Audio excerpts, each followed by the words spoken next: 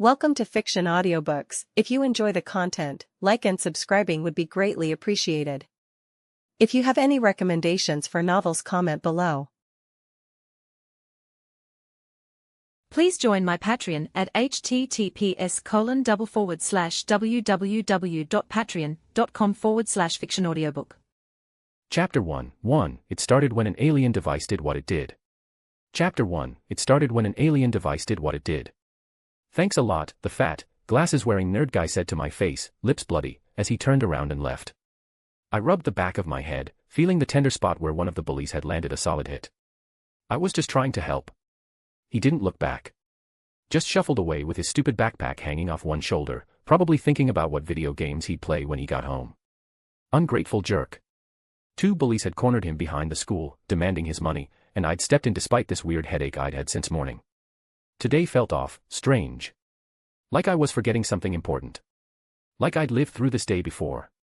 Like déjà vu. I must be tripping. Still, I didn't regret helping him. Maybe all those heroes around the world were getting to me through their speech, the Fantastic Four making headlines with their space adventures, Spider-Man swinging around New York stopping muggers, and recently Tony Stark with that iron suit of his. But was it wrong to want to stand up for someone who couldn't stand up for themselves? Hey, at least I'd saved the kid's summer vacation money. Even if he'd been ready to hand it over just to avoid a beating, I didn't see it that way. In my book, I'd done a hero's work. Beep.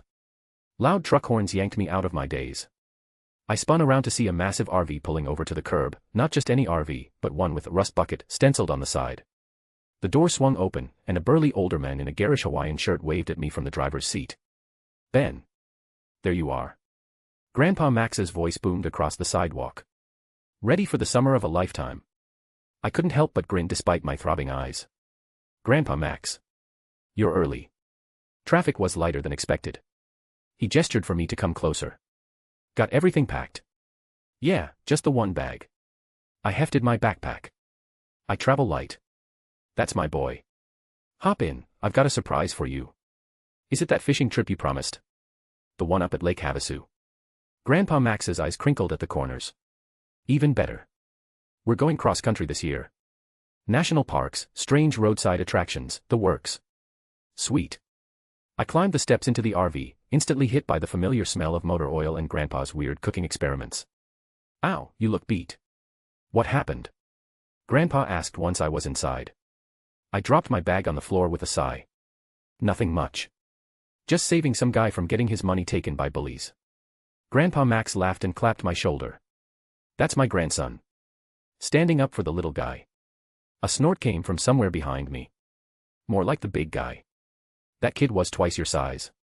I froze. That voice. That smug, know-it-all voice that haunted family reunions and holiday dinners. Turning slowly toward the back of the RV, I spotted her, orange hair tied back, arms crossed, and that look on her face like she'd just caught me stealing the last cookie. What the fuck are you doing here, nerd? The words tumbled out before I could stop them.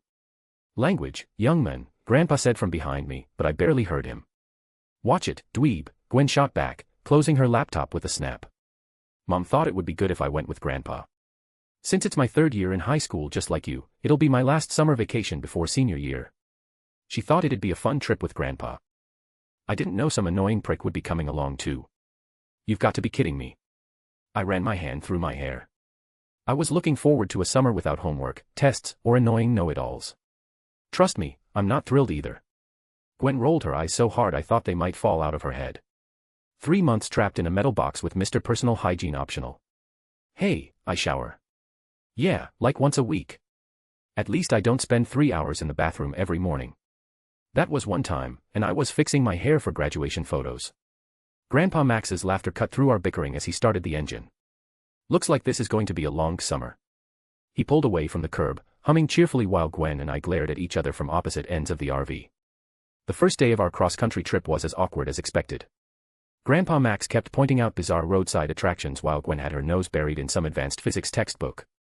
I mostly stared out the window, imagining I was literally anywhere else. After driving for hours through increasingly rural areas, we finally stopped at some campground buried in the woods. I escaped the confines of the rust bucket the moment Grandpa parked. Freedom at last. I like the smell of this forest much better than the polluted New York City. Now I sat on a weathered wooden bench near our campsite, hunched over my phone. The fan-made Spider-Man mobile game I downloaded last week was surprisingly addictive. The graphics weren't half bad, and web-slinging through a pixelated New York beat listening to Gwen's keyboard clacking any day. Take that, Rhino, I muttered, tapping furiously as my Spider-Man character delivered a perfect combo. I wondered if the real Spider-Man knew about this game. Could superheroes sue for using their likeness? Probably not when half of them wore masks. If this was an Iron Man game instead, things would have been entirely different, I bet. About 20 feet away, Gwen had claimed an entire picnic table as her personal office. She'd put on those nerdy glasses she only wore when doing serious computer work. The tinny sound of a woman's voice drifted over from her laptop speakers. And then the molecular structure just completely reconfigured itself. Sue Storm, Invisible Woman, had a voice I'd recognize anywhere as it was carried out of Gwen's laptop. Ugh, there I was, trying to develop a more flexible polymer for Reed's latest project, and somehow ended up with this amazing skin cream instead. It's so embarrassing. I mean, I'm supposed to be working on interdimensional physics, not beauty products. But here we are. I snorted as the woman continued her awkward infomercial. But the cellular regeneration properties are actually quite remarkable, not that I'm suggesting anyone needs skin repair, of course. Oh God, I'm terrible at this. Can we start over? Reed, is this thing still recording? Susan dear, it's live. Oh. Gwen leaned closer to her screen, completely absorbed. Probably taking notes like the proper little nerd she was. The Rust Bucket's door swung open with a creak, and Grandpa Max emerged holding a giant bag of marshmallows aloft like a trophy. Who's ready for an old-fashioned campfire? He announced cheerfully. The fire pit's all set up. Come on, let your grandpa tell you some stories from the good old days. Stop watching those screens. Back in my days.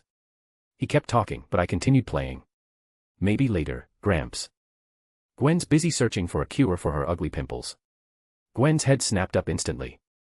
I heard that, jerk. She slammed her laptop shut. At least I'm doing something productive instead of wasting my brain cells on dumb games. Though I guess you don't have many to spare. Oh yeah. At least I don't need the Fantastic Four's beauty tips to get a date. I shot back. I heard you still don't have a boyfriend yet. Ha, loser. You're acting like you're different. At least I'm single because I'm busy with my studies. You saw me read that physics book even during vacation. What about you? Prick, she said, and I fell silent. Grandpa Max sighed. I thought you two might have outgrown this by now. You're not 10-year-olds anymore, you know. You guys are 8 years too old for this.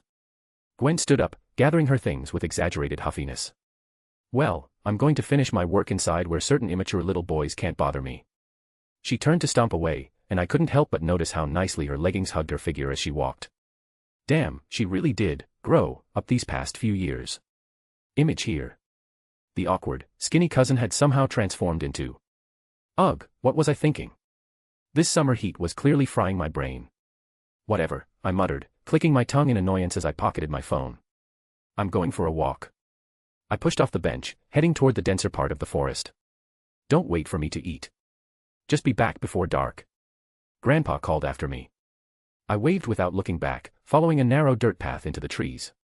Clearly, there was something weird today, so I needed a breath of fresh air. The déjà vu, the weird thought toward Gwen, hopefully all of it will be over soon. That was the plan, anyway. But the deeper I went, the more this weird sensation of déjà vu intensified. It was like walking through a dream I'd forgotten until now. The feeling had been haunting me all day, but here, it worsened. Surrounded by towering pines and the earthy smell of the forest floor, it hit me like a physical wave. Just what was up with this day? I kept walking, pushing aside low-hanging branches until I found myself in a small clearing. The evening sky stretched overhead, stars bright since the daylight had faded. How long have I been walking for? Something bright caught my eye, a streak of light cutting across the dark blue. A shooting star, moving faster and brighter than any I'd ever seen. Oh, a shooting star. I whispered, feeling a childish urge to make a wish. Why not? No one was around to mock me. I closed my eyes. I wish I get superpower. The words died in my throat as the light suddenly changed direction. My eyes snapped open. The star was no longer arcing gracefully across the sky, it was coming straight at me. Shit. I turned and ran, branches whipping against my face as I tried to escape whatever cosmic missile had targeted me. The forest lit up around me, shadows stretching wildly as the light grew brighter. Boom. The impact knocked me off my feet. I tumbled forward, barely missing being crushed as something crashed into the spot where I'd been standing seconds ago. Dust and debris filled the air, making me cough and squint through watering eyes. When the initial cloud settled, I cautiously approached the small crater that had formed. Heat radiated from the depression in the ground, but curiosity pulled me forward anyway. Even now, the sense of déjà vu tingled. Peering down from the edge of the crater, I spotted something that definitely wasn't a regular meteorite. It was metallic, perfectly round, and gleaming despite the dirt and smoke surrounding it. Could it be Iron Man's helmet or something? My heart raced as I scrambled down into the crater. Finding a piece of Stark tech would be the coolest thing ever. But as I reached for the object, it suddenly hissed and split open like some sci-fi egg. Inside wasn't a helmet, it was a watch. A strange, bulky hand watch unlike anything I'd ever seen, with an odd hourglass symbol on its face. The weird déjà vu feeling exploded into full-blown recognition right then, though I couldn't place why. Something about this watch seemed impossibly familiar. I took a quick step back. Probably should get Grandpa here. Before I could turn to leave, the watch sprang to life. It jumped from its container as if it were alive, flying toward me like it had a mind of its own. I yelped and raised my left arm defensively. The device latched onto my wrist with a metallic snap. "Get off!" I shouted, tugging at it frantically, but it was sealed tight. After a moment of panic, I realized it wasn't hurting me. In fact, it felt almost right. I climbed out of the crater first, heart pounding as I examined my new accessory. The watch was surprisingly lightweight despite its bulky appearance. When I poked at its face, it suddenly raised up like a platform, displaying a shadowy figure silhouette. "What the fuck?" I whispered, turning my wrist to see it better. I really hoped this thing wouldn't explode or inject me with alien poison or something. Curiosity won out over caution. I pressed down on the raised face. The watch erupted in a brilliant green light, engulfing me completely. In that blinding flash, my Benjamin Tennyson's consciousness winked out. Ben 10. Ben 10 Alien Force. Ben 10 Ultimate Alien, Ben 10 Omniverse, and that one thing we don't talk about. I've watched them all. I was also familiar with Marvel comics and movies. Memories of watching all those shows hummed, including memories of a life I'd lead vivid and clear. All that returned to me in an instant as the transformation took place. It wasn't the soul of someone taking over, as I'd read in some novels, it was more like the awakening of a past life. For some reason, the Omnitrix transformation was the catalyst that properly awakened these memories. But I've always had them. Looking back, I recognized strange things sometimes that didn't make sense, but now I was really here. I felt whole. I didn't know how, I didn't know why, but after passing away in my last life, I'd been reborn in this weird amalgamation world with my memories waiting to be unsealed. It was awesome. Wait, I paused. My happiness of regaining my sense of self didn't last long. Because when I opened my eyes again, the world had gone ablaze. Holy shit. I stumbled backward, nearly tripping over a burning log. The forest around me crackled with flames that seemed to have erupted from nowhere. Except they hadn't come from nowhere, they'd come from me. Looking down at my body, I saw nothing but living fire where my skin should have been. My hands were molten rock crisscrossed with glowing orange fissures. Heat blast. I transformed into freaking heat blast. This was both awesome and terrible. Awesome because, well, Ben 10, Omnitrix, superpowers. Terrible because I was standing in the middle of a very dry forest that was now catching fire faster than I could process. Crap, crap, crap. I spun around, watching helplessly as the flames leapt from tree to tree. At this rate, the entire forest would be ash in minutes. People could get hurt. The campground wasn't far. Gwen and Grandpa Max were. Wait. I had fire powers. Surely I could control this. I raised my hand toward the nearest burning tree, willing the flames to die down, to return to me, to do anything besides spread. Nothing happened except a fresh burst of fire shot from my palm, igniting another section of underbrush. Uh-oh. What in the actual fuck? I whipped around to see Gwen standing at the edge of the clearing, fire extinguisher clutched in her white-knuckled hands. Her eyes were wide as dinner plates, fixed not on the forest fire but on me, the walking inferno where her cousin should have been. Oh. I said lamely, giving an awkward little wave that sent a few sparks flying. Gwen pointed the fire extinguisher directly at me. Don't come any closer. Gwen, it's me, I said, rubbing the back of my head. The sensation was weird, like scratching rocks together. It's a little complicated, but this meteorite fell from the sky, but turns out it's not a meteorite but this weird hand watch, and boom, suddenly I am this creature thing. Sure thing, monster. She didn't hesitate, blasting me with a face full of white chemical foam. I coughed and sputtered, waving my arms in front of my face. The extinguisher spray tickled my throat in the worst way possible. You annoying nerd, stop this. I growled, flicking my finger in frustration. A tiny spark flew from my hand and, to my horror, landed directly on her shoe, which immediately caught fire. Eek! Gwen screamed, aiming the extinguisher downward and dousing her foot in foam. The flame went out with a pathetic sizzle. I couldn't help it and burst out laughing. It was very funny seeing her panic. She looked up at me with a murderous glare. You're the worst cousin ever. So you believe it's me? I asked hopefully. What's going on here? Just when things were getting heated, no pun intended. Grandpa Max rushed into the clearing. He froze, eyes widening as they landed on my flaming body, then narrowing as they focused on the hourglass symbol in the center of my chest. What in the... Grandpa, it's Ben. Gwen shouted, pointing at me like I was some zoo exhibit.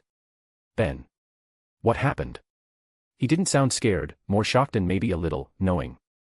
Well, of course, he recognized the symbol. I don't know. This meteorite fell in. Hello. Can't you put this fire out first? We're all gonna die otherwise.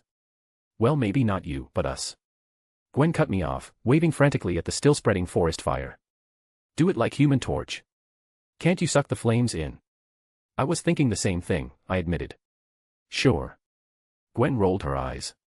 And you didn't already do it because... Shut up, I snapped, turning to face the flames. I had no clue how to control these powers, but with my newly unlocked memories of the show, I had some theoretical knowledge at least. I just needed to trust my instincts. I raised my palm toward the wall of fire, took a deep breath, and concentrated. For a moment, nothing happened. Then, as if responding to some unspoken command, the flames began to bend toward me. They streamed through the air like fiery rivers, flowing into my outstretched hand, being absorbed into my molten body. Oh. I blinked in surprise as the last embers disappeared into my chest. It worked. Gwen's voice held a mix of relief and amazement. I couldn't help but grin. The sensation of absorbing the fire was incredible, like drinking cold water when you didn't realize how thirsty you were. I felt energized, powerful. I'd just used alien powers that I'd only seen on TV before. This summer vacation, it was turning out to be the best thing ever. Master 4th Walnote, out with another story. I have good hopes for this, and think you'll enjoy the story. Don't mind sharing any idea you want to see in the future chapters, be it character interactions, messing with canon events, girls, among other stuff. Another chapter comes in a few hours, so please leave some comments for algorithm boost. Chapter 2, he's got superpowers, he's no ordinary kid. Chapter 2, he's got superpowers, he's no ordinary kid. The forest night air had a crisp, smoky scent as we gathered around the campfire Grandpa Max had built. I sat cross-legged near the flames, still as heat blast as I played with the fire in front of me. So that's everything, I finished, watching Grandpa's face for his reaction. This watch just latched onto my wrist, and now I can turn into whatever that fire guy was. I'd spent the last 15 minutes explaining every detail, the meteor, the watch jumping onto my wrist, the transformation. The whole time, Grandpa had listened with this weird, intense focus, like he was cataloging every word. I see, a watch from space that turns you into aliens. Grandpa Max rubbed his chin thoughtfully, turning a marshmallow over the fire. Alien. Gwen raised an eyebrow, her cheek stuffed with marshmallows.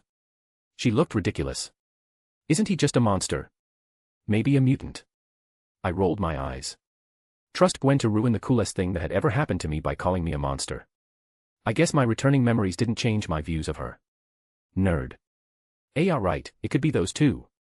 I backpedaled, though I knew better with my restored memories. I just assumed alien since they seemed to come from space, haha.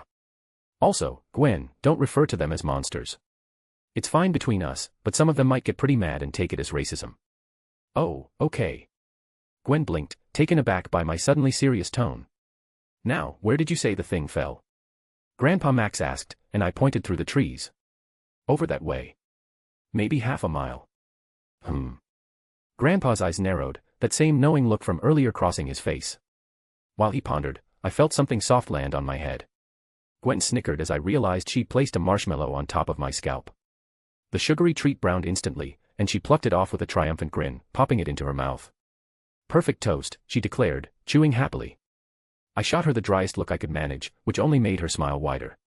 Annoying as ever. By the way, Ben, are you stuck like this forever? Gwen asked suddenly, reaching for another marshmallow. You should come to my house and sit in the fireplace during winter. I'll pay you. Piss off, I muttered, though the question had been nagging at me too. I don't know if I'll be like this forever or not. It's a transformation, so I probably can return. I don't know. Human Torch. Like the thing more like. He can never return to his human form, you know. Gwen smiled sweetly, her eyes gleaming with mischief. Aren't you also encased by rock? He too. Maybe you're stuck forever. I opened my mouth to retort, but before I could get the words out, something strange happened. The hourglass symbol on my chest began to beep, flashing red instead of its usual green. Ah, guys. I stared down at it. I think it's... A blinding flash of red light cut me off. I felt a bizarre tingling sensation, like my body was being rapidly disassembled and reassembled. When the light faded, I was sitting in exactly the same spot, except now I was just regular Ben again. I flexed my fingers, relieved to see normal human skin instead of molten rock. See? I exclaimed triumphantly. Gwen sighed dramatically. Amen. I liked you better like that. Of course you did, I grumbled. Grandpa Max laughed, stood up, and brushed his pants off. All right, then, kids. Since Ben looks safe, I'll go check out where the meteorite fell. He fixed me with a stern look. Ben, stop playing with the machine before I return. It's dangerous. I yanked my hand away from the watch, which I'd already been poking at. Ah, sure. Grandpa gave me one last suspicious glance before disappearing into the trees, the flashlight beam bouncing through the darkness. The moment he was gone, I turned my attention back to the watch, my Omnitrix. I couldn't believe I had the actual, honest-to-God Omnitrix on my wrist. Hey, give me some marshmallows too, I said, eyeing the bag beside Gwen. She pulled out the last one, making a show of dangling it before slowly placing it in her mouth. Oops, the last one's gone. I'll burn your hair. Oh, you wouldn't dare, Mr. Tennyson. She narrowed her eyes, but there was a hint of genuine concern there. I'm growing it. I'll be really mad if you ruin it. I couldn't help but laugh, turning back to my watch and pretending to activate it. Gwen yelped and scrambled backward, nearly tumbling off the log she was sitting on. The look of panic on her face sent me into hysterics, and I pointed at her as I doubled over. This is not funny, she hissed, straightening her shirt. I swear, I'll get back at you for this. Sure you will, nerd, I replied, standing up and stretching. The night was still young, and I had freaking superpowers now. No way was I just sitting around. Now, wanna go check the area around? What? Grandpa said dash. No. Fine, I'll do it myself. I fiddled with the watch, figuring out how to use it intentionally this time. When I twisted the dial, the face popped up, displaying a holographic silhouette. I cycled through a few alien forms until I spotted one I recognized immediately, a hulking figure with multiple arms. Perfect, I grinned, slamming my palm down on the dial without hesitation. The transformation was instantaneous yet somehow stretched across what felt like minutes. My skin turned red as my muscles expanded, and my bones elongated and multiplied. I felt my shoulders split, and a second pair of arms grew beneath my first. My entire body surged upward, expanding to nearly 9 feet tall. Thick red skin replaced my clothes as the Omnitrix symbol materialized on my chest. When it was over, I towered over Gwen, flexing all 4 of my massive arms. 4 arms. It'd be an insult to the universe if I didn't respect the classic shouts. Image here.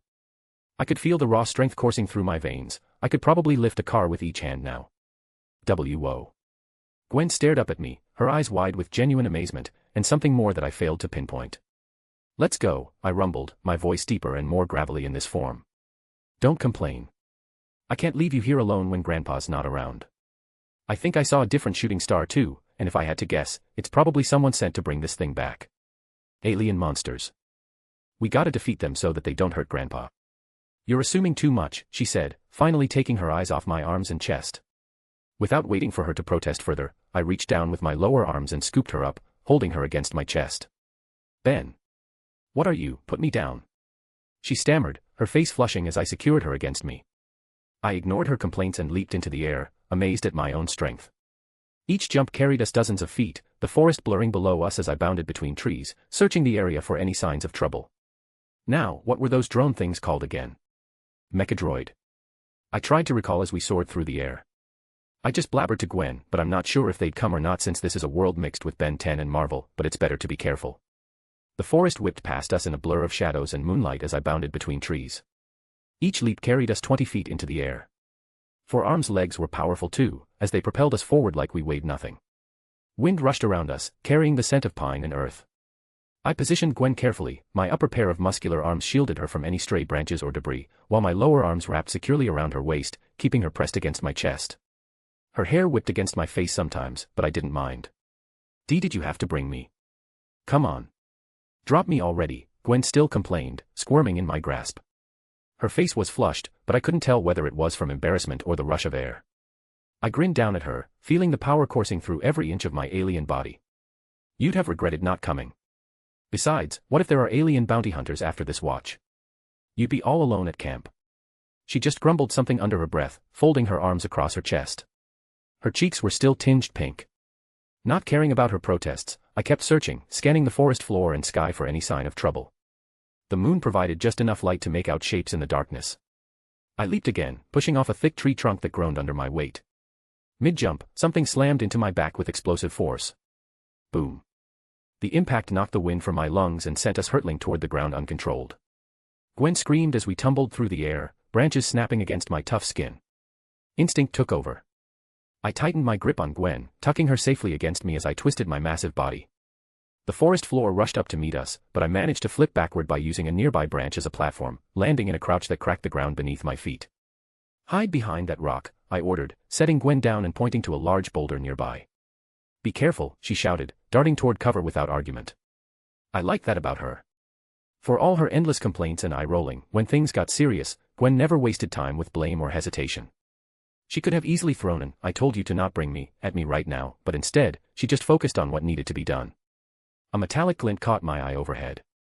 I looked up to find a sleek, spherical drone hovering about 30 feet up, its head glowing bright crimson. The light intensified, and I barely rolled aside as a laser blast scorched the ground where I'd stood seconds before. So you want to play? I growled, flexing all four arms. Let's play. The drone fired again, but this time, I was ready. Four arms had serious speed for someone so bulky, and I dodged easily. Instead, the beam hit a tree and set it ablaze. Using the momentum of my dodge, I pushed off the ground with enough force to send me soaring straight toward the drone. It tried to fire a third time, but I was already on it. My upper hands grabbed its metallic body while my lower pair gripped its weapon arm. With a satisfying roar, I tore the limbs clean off and then crushed the main unit between my palms. I landed on the forest floor with the broken pieces scattering around me. But it wasn't over. Movement flashed in my peripheral vision. A second drone burst from the trees to my right, already charging its weapon. I leaped onto a thick branch, feeling it bend under my weight, then launched myself toward the new threat. The drone fired, but it was too late. I clasped all four hands together and slammed them down onto it like a volleyball spike. The machine crumpled with a pathetic electronic squeal and smashed flat against the ground. I dropped down beside my handiwork, brushing debris from my shoulders and whistling with satisfaction. Now that's what I call. The Omnitrix symbol on my chest suddenly started beeping rapidly and flashing red. A familiar tingling sensation washed over me as the red light enveloped my body. In seconds, I'd shrunk back to normal size, my extra arms disappeared, and my strength faded. Well, it's fine since the trouble's gone, I said, examining my human hands. From the show, I remembered that there had only been 2 drones in this initial encounter. Ben, behind you. Gwen's panicked voice made my blood freeze. I whipped around to see a third drone hovering just feet away, its weapon port already glowing with deadly energy. My eyes widened in shock as I glanced down at my Omnitrix, still red and recharging. There was no time to run, nowhere to dodge. In that split second of paralyzing fear, a blur of orange hair streaked past me. Gwen rushed forward, wielding what looked like a thick branch she'd found. With a fierce yell that would have made any warrior proud, she swung her makeshift bat directly at the drone's sensor array. Crack! The impact knocked the drone sideways, its laser firing harmlessly into the trees. Before it could recover, Gwen struck again, smashing its main processor unit. The machine sparked, twitched, and dropped lifelessly to the ground. Ha! No one's hurting my cousin, she declared, planting her foot triumphantly on the destroyed drone. She rested the branch across her shoulder, giving me the smuggest grin I'd ever seen. Damn. Well, you were right. I would have regretted not coming, she smirked, tossing her hair back. I guess this is why you brought me, Ben, damsel in distress Tennyson. You wanted someone reliable to save you, is that it? You're welcome. I just stared at her, mouth hanging open, unable to form a response. Chapter 3, with great power. Chapter 3, with great power. You should have remained here like I told you to. Grandpa's voice wasn't exactly a shout, but it carried that special kind of parental disappointment that somehow hit harder than yelling. Grandpa Max paced back and forth in the narrow confines of the rust bucket, his face lined with worry and frustration. Gwen and I sat shoulder to shoulder in the small dining booth, both of us staring at our hands like scolded kindergartners. It could have been dangerous. Especially for Gwen. You become tough aliens that can beat people up, but what about her? Ben, you're an adult now, you need to be more responsible. I kept my head low, genuinely ashamed. The adrenaline from the fight had worn off, leaving me with the sinking realization that I'd put Gwen in real danger. Those drones weren't toys, their lasers could have seriously hurt her. Or worse. I just wanted to check the area, I mumbled, not meeting his eyes. To my surprise, Gwen shifted beside me. It's fine, Grandpa, she said, her voice unexpectedly firm. He protected me. Well, I did too, but that's after the main fight ended. He kept much of his focus on me during the fight. She tucked a strand of orange hair behind her ear before continuing. I never felt in danger. Leaving me here might have been more dangerous, instead. At least, I think so. The drones shot lasers from the sky. If he left me alone, without him to defeat them, I wouldn't even have been able to reach them, and they'd have shot me. I glanced at her, surprised by her defense. Our eyes met briefly, and she gave me a tiny shrug, as if to say, don't get used to it. Grandpa Max blinked, opened his mouth, and closed it again. Then, a slow smile spread across his weathered face. Well, whatever. I'll look over this incident since you two seem to have grown closer thanks to it. I grinned at him. Thanks, Grandpa. And, sorry, I should have listened. I said, feeling a weight lift from my shoulders. I'll be more careful next time. He just patted my shoulder, his expression softening. It's all right. I'm glad you kept your cousin safe. But since things have come to this, and since I know how much you love superheroes. He paused, stroking his chin thoughtfully. How about we start training you? What do you mean? Gwen asked. Well, Ben should use these powers to save people. Since you two were attacked by such drones, there has to be an operator around. We should find it and beat the shit out of it, right? He grinned, and both of us grinned back. The Grandpa Max I knew never swore, but this one just dropped an S-bomb like it was nothing. Well, probably because we were much older. I liked this version of him. So, you're saying he should be a superhero? Gwen asked, looking stupefied. Like Spider-Man or the Fantastic Four. That'd be crazy. Why not? Grandpa shrugged. He's got the tools for it now. Might as well use them for something good. With great power. Please don't finish that sentence, I interrupted him. I couldn't help but wonder when Max would reveal his secret to us. Since Gwen and I were much older than in the original show, we'd notice stuff more quickly. He couldn't keep hiding his past for long. It interested me what his background would be here. Did the plumbers exist in this world? Or was he just part of S.H.I.E.L.D.? Perhaps he worked for S.H.I.E.L.'s sister organization, S.W.O.R.D., which operated in space. I didn't know. Whatever the case, I was pumped. I wasn't the best of people during my previous life, but I never thought of doing anything evil in this new one. I'd have to learn to master these powers anyway to protect myself from Vilgax and others, so why not push it up a gear and be a hero? The power to become a real superhero in a world that already had them filled me with excitement. So. I glanced between Grandpa and Gwen. Let's go find the aliens already. The rust bucket screeched to a halt as Grandpa Max slammed on the brakes. Through the windshield, we could see people running, screaming, away from something massive stirring up dust and debris in the distance. What the hell is that? Gwen pressed her face against the window, her ass wiggling behind, as she squinted at the chaos unfolding about half a block away. Much of my attention was drawn to that fine piece of us rather than the commotion. I had to shake my head fast, reminding myself of the blood between us. I'll go check it out, I said as I was already out the door, my heart hammering against my ribs. The watch on my wrist hummed with energy, fully recharged and ready. Grandpa and Gwen hustled behind me as we sprinted toward the commotion. When we rounded the corner into the town square, I froze. Towering over the fleeing crowd was something straight out of a sci-fi nightmare. It was a massive robot that stood nearly 40 feet tall. Its body was humanoid but with 3 insectoid legs that stabbed into the concrete with each step. Massive claws extended from its arms, glinting in the sunlight as it swiped at anything within reach. Holy fuck, I breathed. Language, Grandpa muttered automatically, though his eyes never left the mechanical monstrosity. That's much bigger than the drones from last night. As we watched, 2 smaller drones emerged from the giant robot's shoulders, immediately zooming off to terrorize people trying to escape. Ben, Grandpa said in a steady but urgent voice. Those civilians need help now. Gwen and I will take care of the smaller problems. I nodded, my fingers already working the Omnitrix dial. The display cycled through alien silhouettes as I turned it, looking for something strong enough to take on that thing. Looking for something perfect for this situation. Got it. I stopped on a familiar crystalline figure. Perfect for both defense and offense. My hand hovered over the watch face. This was my first real superhero moment, I couldn't screw it up. I took a breath, then carefully pressed down on the dial, making sure not to slam it too hard and risk a misfire. Everything went bright. The transformation washed over me in a flash of emerald light. My skin hardened and crystallized, spreading from my arm outward.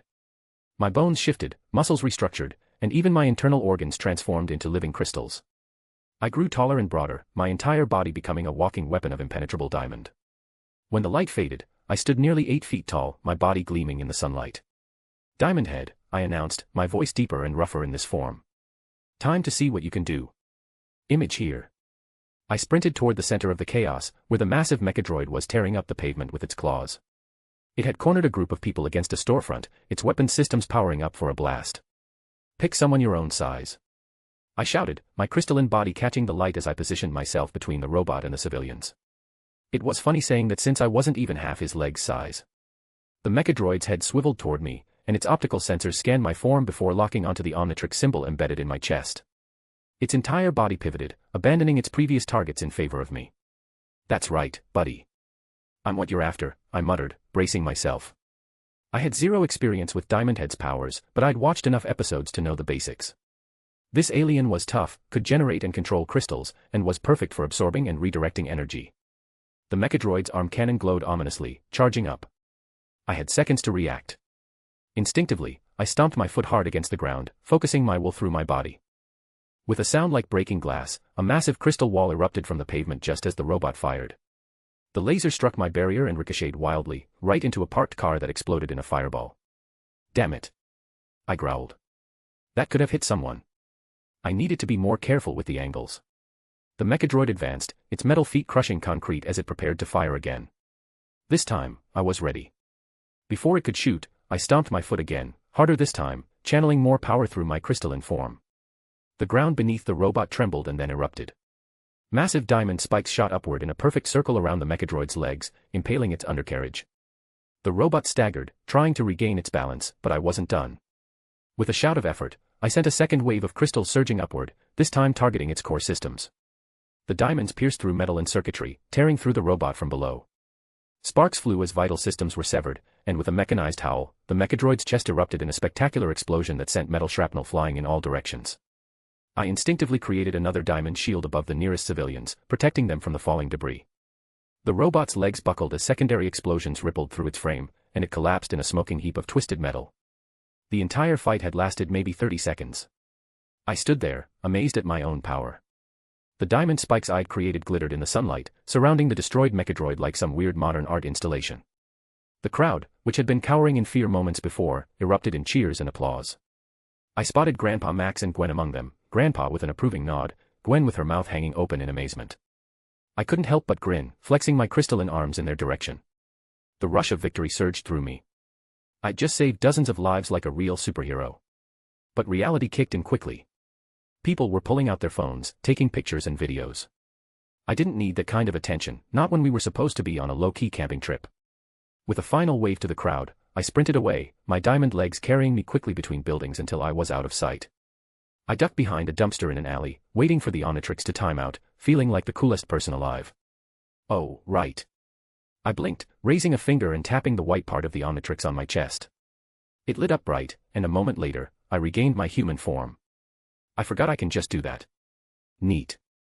Thank you all for the reviews, we managed to cross 10 in less than a day. That's great news, and shows the potential the story has. Certainly motivating. Don't forget to ask me anything you want to know about the story, the directions, the little confusions, as well as ideas you might have that you want to see come true. Ideas are fun, and I love getting ideas from my readers. Add the story to your library, and get ready for a ride. Chapter 4, Mutant Shenanigans. Chapter 4, Mutant Shenanigans. It was strange how quickly the impossible could become normal. I had 2 sets of memories, with each finding it difficult to make sense of the other. I'd gone through the night thanks to pure excitement and adrenaline, but when it ended, as I lay down on the bed trying to sleep, everything felt surreal. On one hand, were my memories from the real Earth. There, just a few days earlier, the concept of aliens and superheroes was something I encountered solely in comic books or films. Now, I was experiencing it for myself, feeling the cold metal watch securely attached to my wrist, transforming into aliens I'd previously only seen on TV. How was I supposed to deal with that? Could I just wake up one morning and accept that mutants, superheroes, aliens, everything was suddenly real? Don't get me wrong, I am excited to receive a second chance at life, but on the other hand, I'd grown up in this amalgamation fantasy-like world from a young age, without ever knowing that in another life, I'd watched shows about it. Unlike most Ice Guy stories I'd read, total acceptance took some time. Not long, but it wasn't immediate. I spent the next 2 days switching between disbelief, excitement, and mild panic. I came to accept the truth then. I died and was reborn in this world, and after receiving the Omnitrix as it was fated, I awakened memories of my previous life. Aliens were real. Marvel heroes were real. Grandpa Max was probably involved with some cool Marvel lore. The Avengers would soon exist, for the X-Men already did. This world, all this. It wasn't just a TV show or comic book anymore.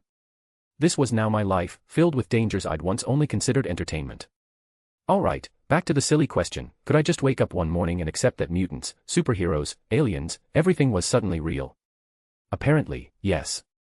It took 2 days of pondering and 3 nights of sleeping on it, but I finally came to the acceptance that this wasn't a weird lucid dream. That I was incredibly happy, excited, and full of anticipation to explore this new world using my powers. On the 4th day, I slowly woke up in the dark, my heart beating calmly as I let out a soft yawn. Yawn. Then my first instinct was to reach for the watch, running my finger over it as it made a weird, mechanical sound. I smiled. Life was looking good. The rust bucket was silent around me. None of the usual road hum or gentle swaying that came with driving. We'd stopped. Blinking the sleep from my eyes, I checked my watch, 6:47 a.m. It's been hours. We'd been driving after my Diamond Head stunt, Grandpa insisting we put serious miles between us and that town. Just in case, he'd said, though his expression had been unreadable. I swung my legs over the side of the bunk and realized Gwen's bed across from mine was empty, covers thrown back. The narrow hallway stretched ahead, dimly lit by a single night light near the bathroom. A low murmur floated from the front of the RV, disappointed to see that something like this is happening under our radar. Grandpa Max's voice was unusually tense. I froze, then carefully crept forward, staying low and avoiding the creaky floorboard near the kitchenette. The dashboard lights cast eerie shadows across Grandpa's face as he sat in the driver's seat, phone pressed to his ear. I slipped behind the curtain separating the cab from the living area, peeking through a thin gap. I didn't know why I was hiding, but I felt like I should. I don't care what protocols say, Molly. Grandpa's tone was sharp and authoritative, nothing like his usual easygoing manner. This is the 3rd incident this month, and this one's the craziest. I think someone related to Vilgax is involved. But that's not what bothers me. Civilians were endangered, do you understand? He fell quiet for a moment, hearing the other side's reply. I hope you guys resolve it quickly. Otherwise, I'll have to reach out to Fury. My eyes narrowed. Fury? As in Nick Fury? Director of S.H.I.E.L.D. Right. Keep me updated. Grandpa ended the call, then sat motionless, staring out the windshield at whatever lay beyond. I backed away silently, my brain spinning. Grandpa knows Nick Fury? It wasn't that surprising, given my theories about him, but I was curious about what their relationship was. The floorboard I'd been so careful to avoid earlier creaked under my weight.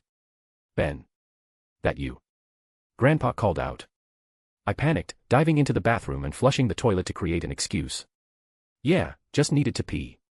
I faked a yawn and called back as casually as possible, emerging with what I hoped was a sleepy expression. Grandpa had moved to the small dining table, holding a steaming mug. Everything about his posture was normal and relaxed, except for the slight tightness around his eyes. Everything okay? I asked, wondering if he'd give anything away. I didn't want to push the information out of him myself. Not yet, anyway. Fine, fine. He smiled, taking a sip from his mug. Just couldn't sleep. Thought I'd make some tea. He was lying through his teeth, and I was fine with that so far. I was old enough to understand that secrecy was beneficial in this line of work. The RV door clicked and swung open. Gwen stepped inside, her face illuminated by her phone screen, hair slightly messy from the night breeze. Where were you? I asked. Outside. Better signal. She looked up, and I was startled by the mixture of excitement and alarm on her face. Guess what, doofus? You're famous. She thrust her phone toward me. A shaky video filled the screen, Diamond Head standing in front of terrified civilians, creating a massive crystal shield against the robot's attack. It was pretty to see that from a third-person point of view.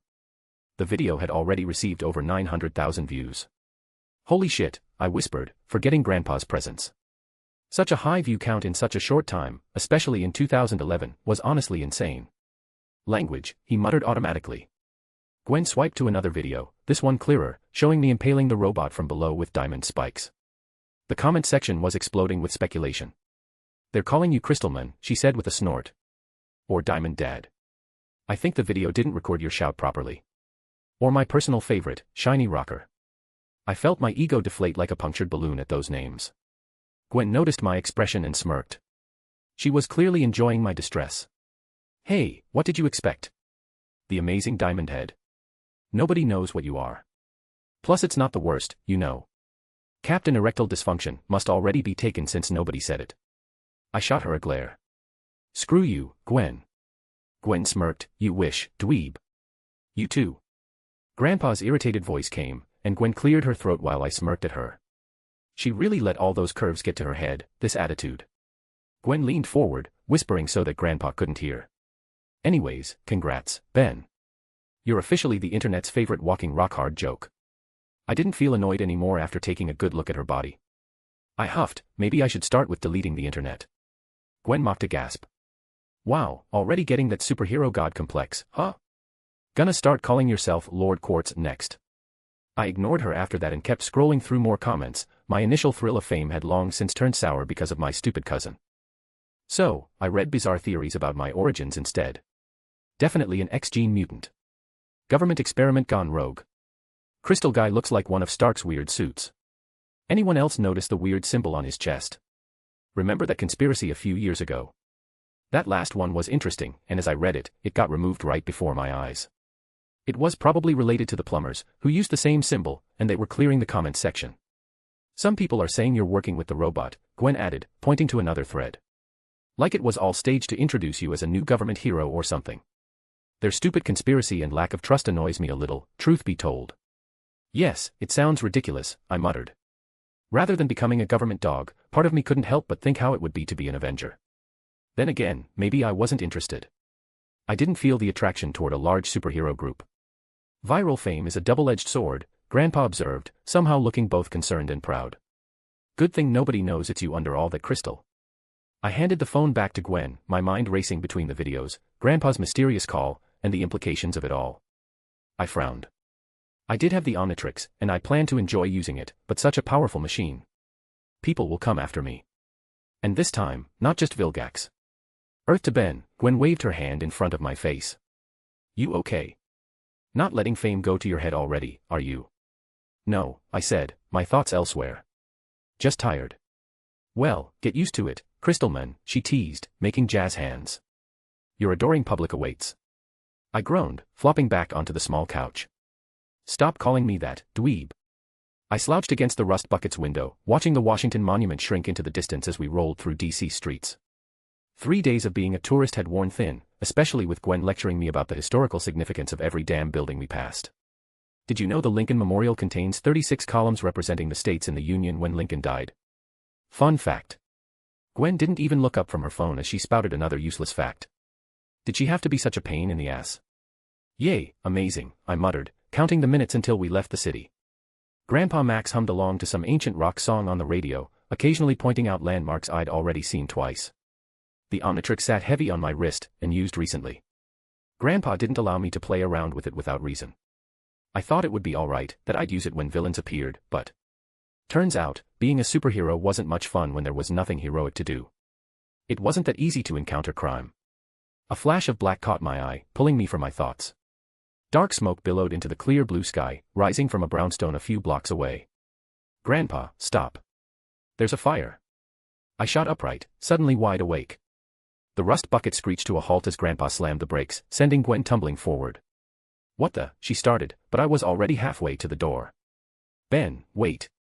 Grandpa called, but I was at the door before he could finish. People stood frozen on the sidewalk, phones raised to record the blaze.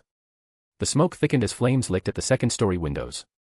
Someone screamed about people being trapped inside. But my fingers found the Omnitrix dial right before I left the RV, twisting it with practiced precision. I didn't slam it down recklessly like the original, I needed a specific alien for this. It's hero time, I muttered, finding Heatblast's silhouette. The familiar green flash enveloped me, and the transformation rippled through my body. Flames surged along my limbs, my human form melting away into glowing volcanic rock. Every cell ignited like tiny suns inside me, filling me with blazing confidence. My skin hardened into molten rock, my insides turned to living magma. Heatblast. Image here. When the light faded, I jumped out of the RV, causing people to gasp and back away from my fiery form. Everyone stay back. I shouted, my voice gravelly and deep. I sprinted toward the burning building, ignoring the screams behind me. The heat from the blaze grew more intense with each step, but to Heatblast, it felt like nothing, like walking through a warm breeze. The front door had collapsed inward, blocked by burning debris. I channeled energy through my palms, manipulating the flames to part like curtains. Stepping inside, I raised my hands and absorbed the worst of the fire around me, feeling it strengthen me with each passing second. Hello. I called out, my voice booming through the crackling house. Anyone here? A faint cry answered from upstairs. I bounded up the burning staircase, which groaned but held under my weight. Following the sound, I kicked open a door to find a woman clutching a boy no older than 6. They cowered in the corner of a bathroom, a wet towel pressed against their faces. It's okay, I said, trying to sound as non-threatening as possible despite literally being made of fire. I'm here to help. As I approached, the woman's eyes widened with terror. Surprisingly, the boy looked more curious than afraid. Are you a superhero? He asked through coughs. Something like that, I replied, gathering them both in my arms. Hold on tight. I was worried that touching me would hurt them, but it didn't when I remained careful to control my body's heat. The ceiling creaked ominously above us. I had seconds before the entire floor collapsed. I shielded them with my body. For a brief moment, as I defended the child and mother, an unexpected wave of pride surged inside me. Protecting lives, it felt good.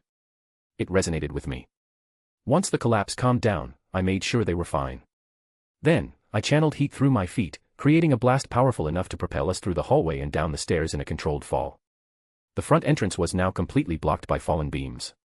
I held the mother and son closer, shielding them with my body as I charged through the wall itself, bursting out onto the street in a shower of brick and embers. A crowd had gathered, along with several fire trucks just arriving. I gently set the family down on the sidewalk as paramedics rushed forward. The little boy stared up at me with wonder. Thank you, Mr. Fireman, he shouted out loud, trembling in fear while tears painted his face. I couldn't help grinning, though I wasn't sure if he could tell with my flaming face. All in a day's work, kid. Gwen pushed through the onlookers, her expression frantic. Be a fireman. Crisis averted, I said proudly, gesturing to the rescued family. No, you idiot. She grabbed my arm, apparently forgetting I was made of living fire. She jerked her hand back with a hiss now that I wasn't controlling my temperature anymore. Ugh. That wasn't the main problem. It's just a distraction, the real criminals are escaping. What? I spun around, scanning the area. The fire was set to cover a bank robbery 3 blocks over. She pointed down the street. They're getting away in a black sedan. The realization struck me like a bucket of water. This was exactly like that episode from the original show, where Heatblast saved people from a burning building while criminals used the distraction to rob a nearby jewelry store. The minuscule details of the show weren't vivid in my head, so I forgot. But would things really proceed like the original? After all, this world is full of superheroes, not just me. Regardless, I wasn't going to put this on someone else. I'm on it, I said, and then ran into a narrow alley between buildings. There weren't many CCTVs, but I still had to be careful. I carefully tapped the Omnitrix symbol on my chest, and in a flash of red light, I reverted to human form. Then I brought my watch to my face again. I quickly cycled through the available aliens and found what I needed. This should be perfect. With another flash of green, my body transformed. My legs thinned and gained powerful calf muscles, my feet morphed into wheel-like structures, and a sleek black and blue exoskeleton covered my body. A visor snapped down over my face, completing the transformation. XLR8. Image here. Time to catch some thieves, I said, my voice hissing slightly through XLR8's mouth. I took off in a blur, the world stretching around me as I accelerated to speeds over 500 miles per hour. Following Gwen's directions, I weaved through traffic, past confused pedestrians who only felt a strange wind as I passed. I found a bank nearby, and from the commotion, I knew it was where the robbery had taken place. I focused on the people's reaction, where they were staring and pointing, and then I took that path. Buildings whipped past in streaks of concrete and glass. Sounds warped strangely, a symphony distorted by my velocity. Everything blurred if I didn't focus. This speed was addictive, intoxicating. I could see myself getting addicted to this. 3 blocks, then 5, then 8, I spotted tire marks indicating a sharp turn. I followed them down a side street, toward the edge of the city. The screeching of my wheels echoed through an empty alleyway as I braked hard. What the hell? A cold sweat ran down my back. The black sedan had been crushed against a brick wall, folded like it was made of paper. 2 bodies were barely out of the window, squashed and twisted at impossible angles. Blood pooled beneath them, their limbs flattened as if a giant had stepped on them. The twisted metal gleamed grotesquely, bones poking out underneath crushed limbs. It couldn't be a simple accident.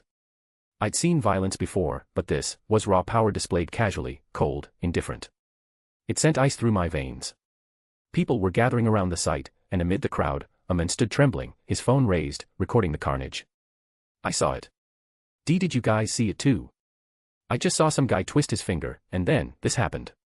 What the hell is going on in this world? When? I demanded, dashing to him in a blue blur. When did this happen? The man jerked backward in surprise. Like everyone around me, he looked at me in shock, stunned by my appearance, but managed to blurt out an answer. Jay, just now. Like a minute ago. Some old dude in a weird helmet, he didn't even touch them. He twisted his finger in demonstration, and the car flattered and slammed against the wall. My blood ran cold. A twist of a finger. Metal manipulation. An old man in a helmet. Magneto, I whispered. Not a low-level criminal or alien bounty hunter, but one of the most dangerous terrorists on the planet. Not good. A human-hating super-terrorist was here in Washington, D.C. Chapter 5, Something Feels Off. Chapter 5, Something Feels Off.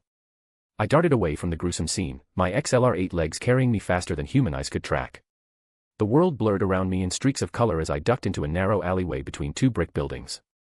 Despite my alien form's enhanced physiology, my heart hammered against my ribs. Magneto. Here. Why? Magneto. Not some low-level thug or alien mercenary. A powerful mutant who could single-handedly take on the X-Men and the Avengers. A man who had leveled entire cities just to make a point. And he was here. In Washington, D.C. Magneto always was up to something big whenever he was in Washington, D.C., so I was worried. This wasn't some petty criminal or alien robot, this was a goddamn Omega-level mutant terrorist with a body count in the thousands. I'd watched movies where he was the bad guy, but watching it happen in real time. In movies, I knew he'd be defeated, but what about real life? This was different.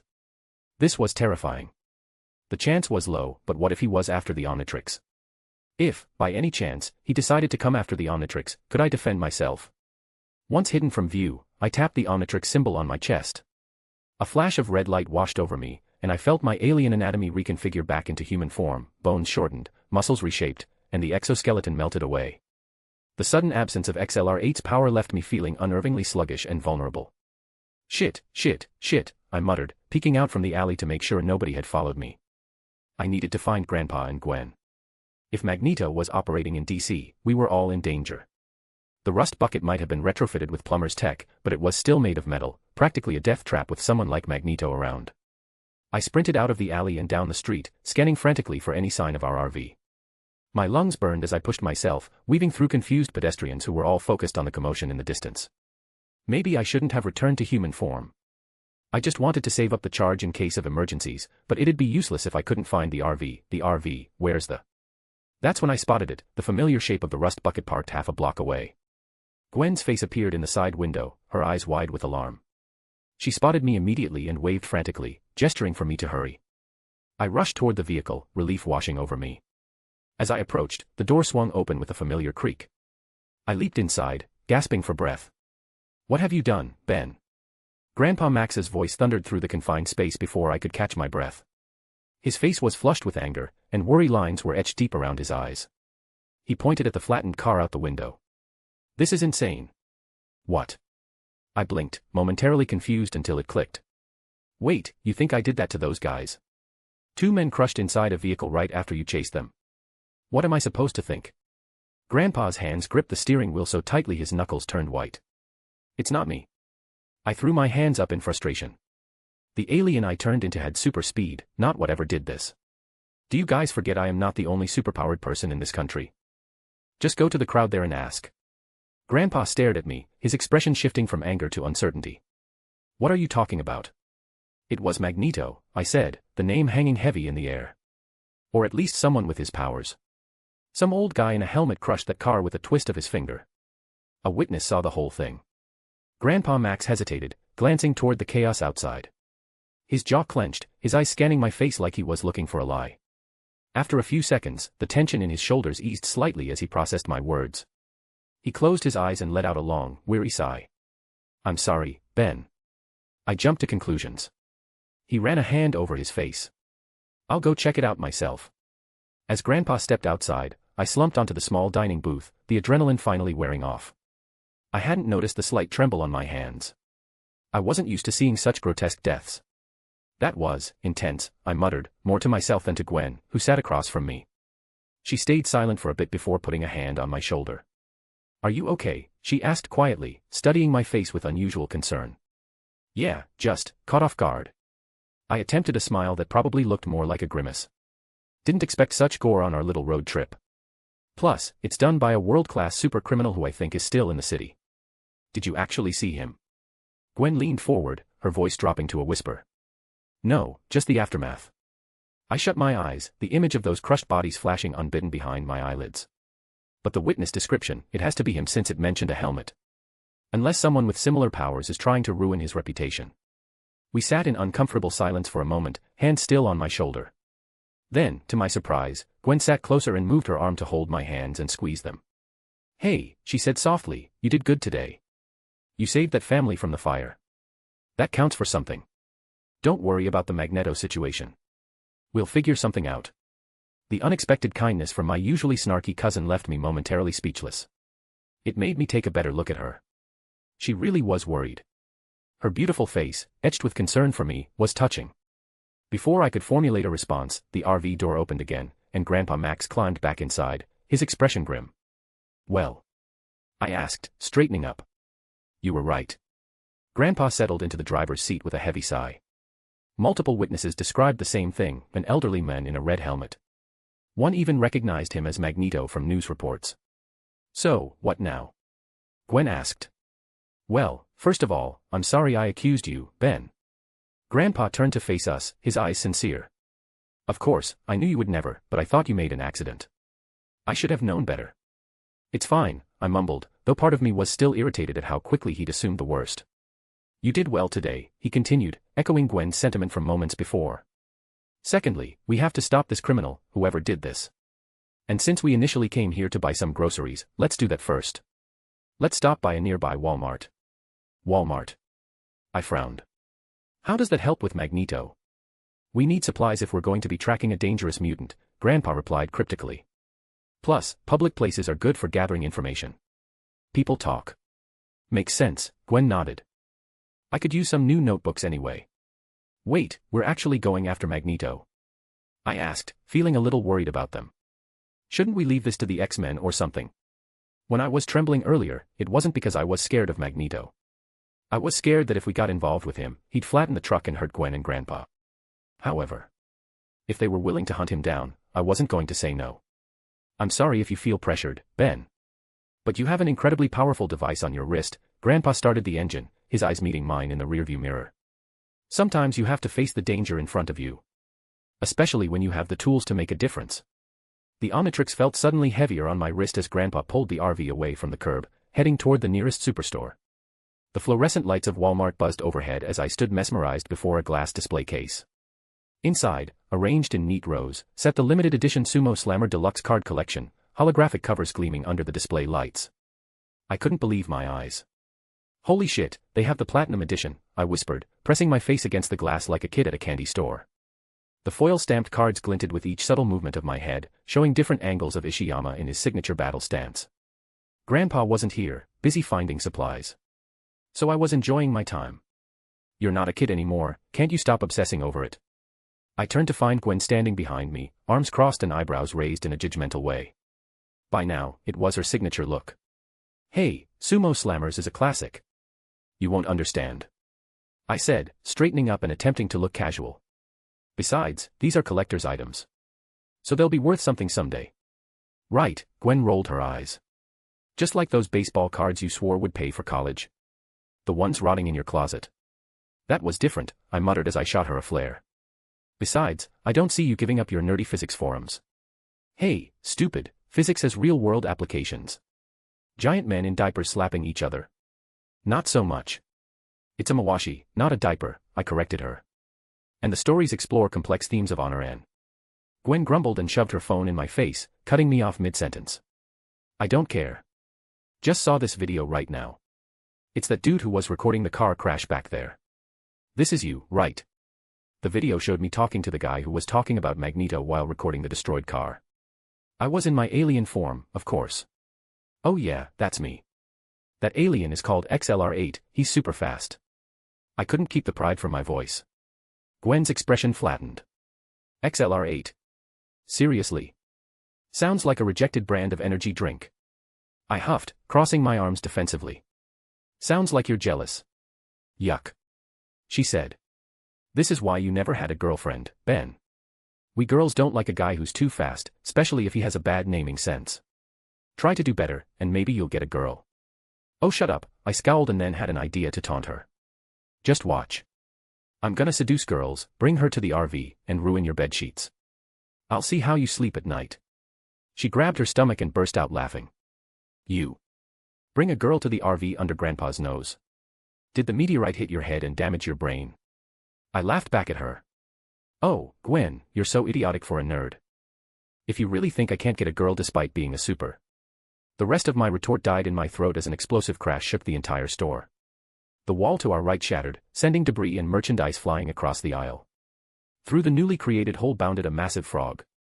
By massive, I meant crazy HIG. It was easily the size of a small car, and it had an old man perched on its back.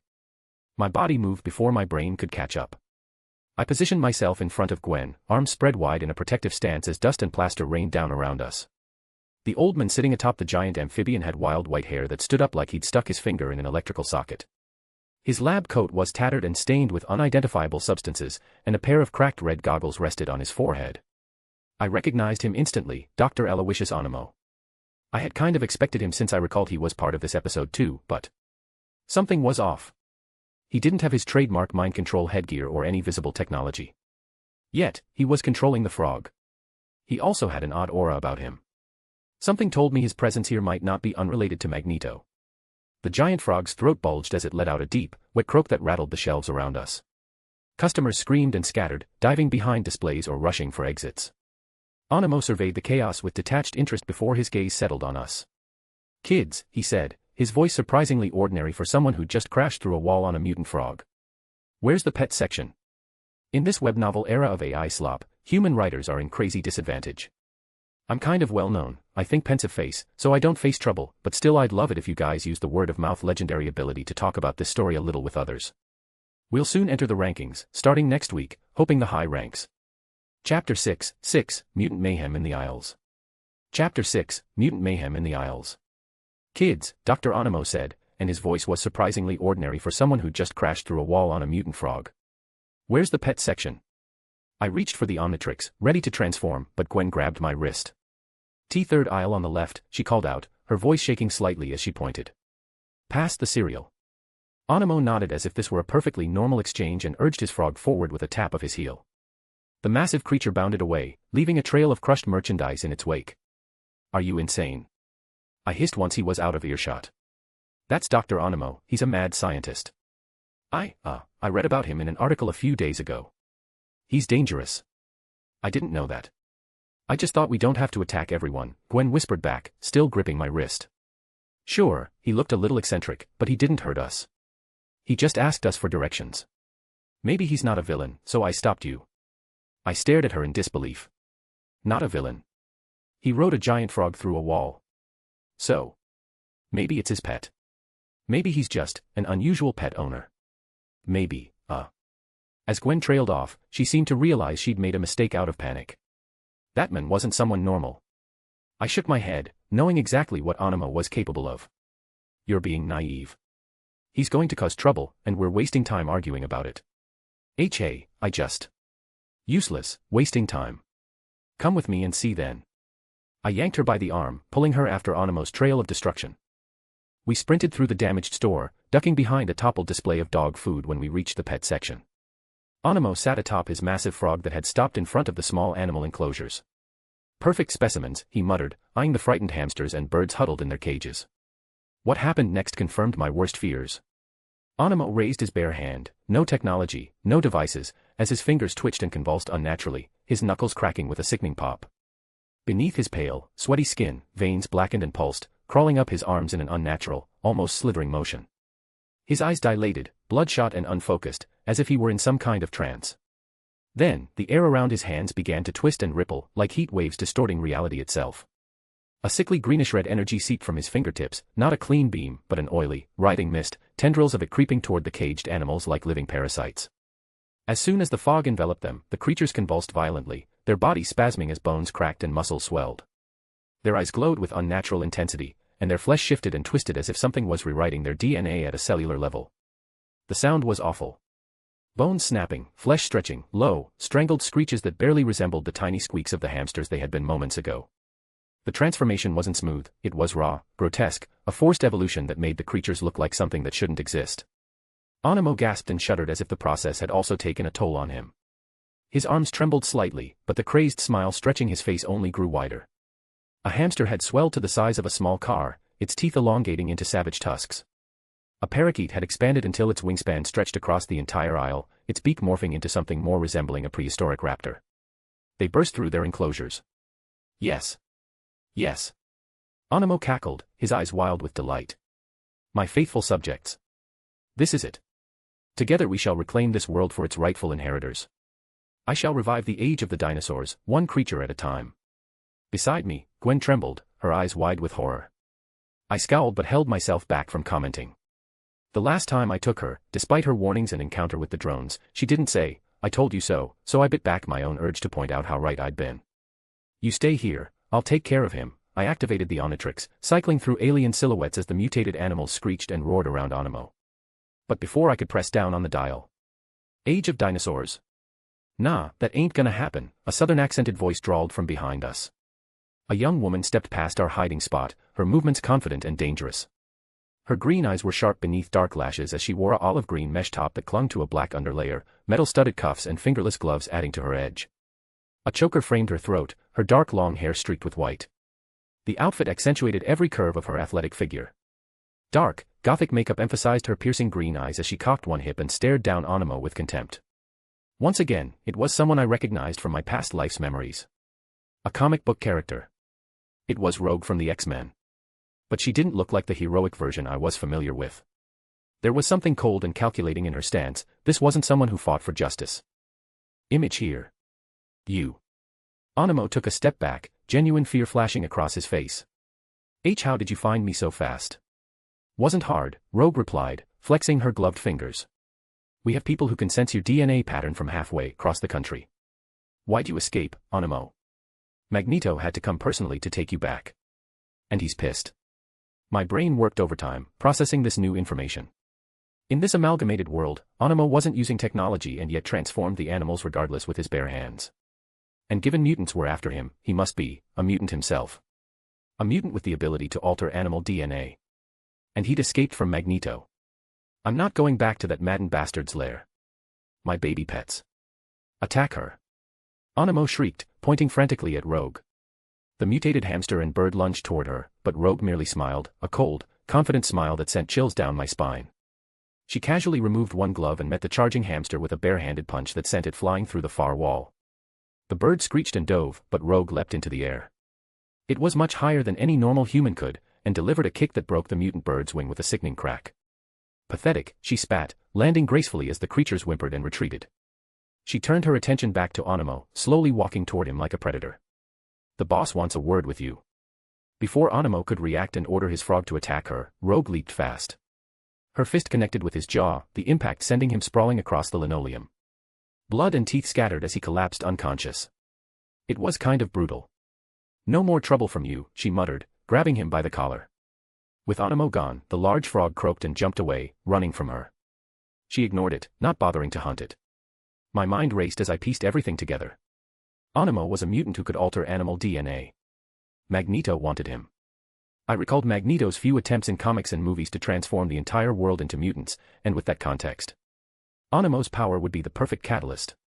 It was eerily similar to what Onimo had attempted in the cartoon, too, creating a new world order of mutated creatures. Only here, he was working for, or running from, Magneto. One thing was obvious. I couldn't let Rogue take him. Gwen, hide. Finding the alien I wanted, I quickly tapped down on the Omnitrix dial. The familiar green light washed over me as my body expanded, muscles growing and multiplying until I stood 9 feet tall, my red skin rippling with power. 4 massive arms flexed at my sides as the transformation completed. 4 arms, I announced, stepping into view. You're not going anywhere. Rogue spun around, her eyes narrowing at the sight of me. She dropped Onimo's unconscious form and shifted into a defensive stance. What the hell are you supposed to be? She demanded, looking me up and down. Another one of Charles's student? Or just some ugly mutant playing hero? I didn't answer. Instead, I let out a cry and charged forward, all 4 arms pulled back for a devastating punch. Rogue stood her ground, meeting my charge head-on. Our fists connected with a shockwave that shattered every piece of glass within 50 feet. The impact sent Rogue flying backward through several shelves, giving me just enough time to grab Onimo's limp body. Gwen. Call Grandpa. We'll take this guy and send him to the police station or something. I shouted, gently placing Onimo on the ground behind me. You stupid beast. Rogue's enraged voice echoed through the destroyed store as she emerged from the rubble, not a scratch on her. She launched herself at me, moving with impossible speed. Her fist connected with my crossed arms, the impact sending me skidding backward despite my massive weight and strength. Pain radiated up my limbs. This wasn't ordinary strength. This Rogue, she must have absorbed the powers of Captain Marvel like in some comics. Damn it. I realized in worry. This could get troublesome. We slammed into each other again, the impact splitting the floor beneath my feet. I staggered back, arms trembling from the force.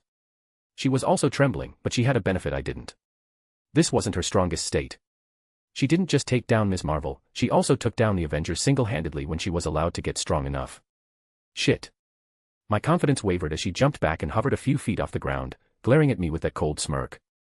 If she truly had Captain Marvel-level powers, I wasn't sure I could win this. This wasn't a street-level opponent, no, she had powers that could level cities. But, it was too late to back off now as she continued hovering several feet off the ground before diving toward me again. I wasn't backing down. 4 arms was one of my strongest aliens, and I'd put that fact to good use. I dug my feet into the floor, cracking the tiles, and pulled back all 4 arms for a counterattack. Let's see what you've got. I roared. Rogue smirked, her hands tightening into fists. More than you can handle, big boy. We collided with the force of a small bomb. The impact created a shockwave that rippled outward, shattering walls, toppling shelves, and blowing out windows. The ceiling buckled, support beams groaning and snapping as the entire structure began to collapse around us.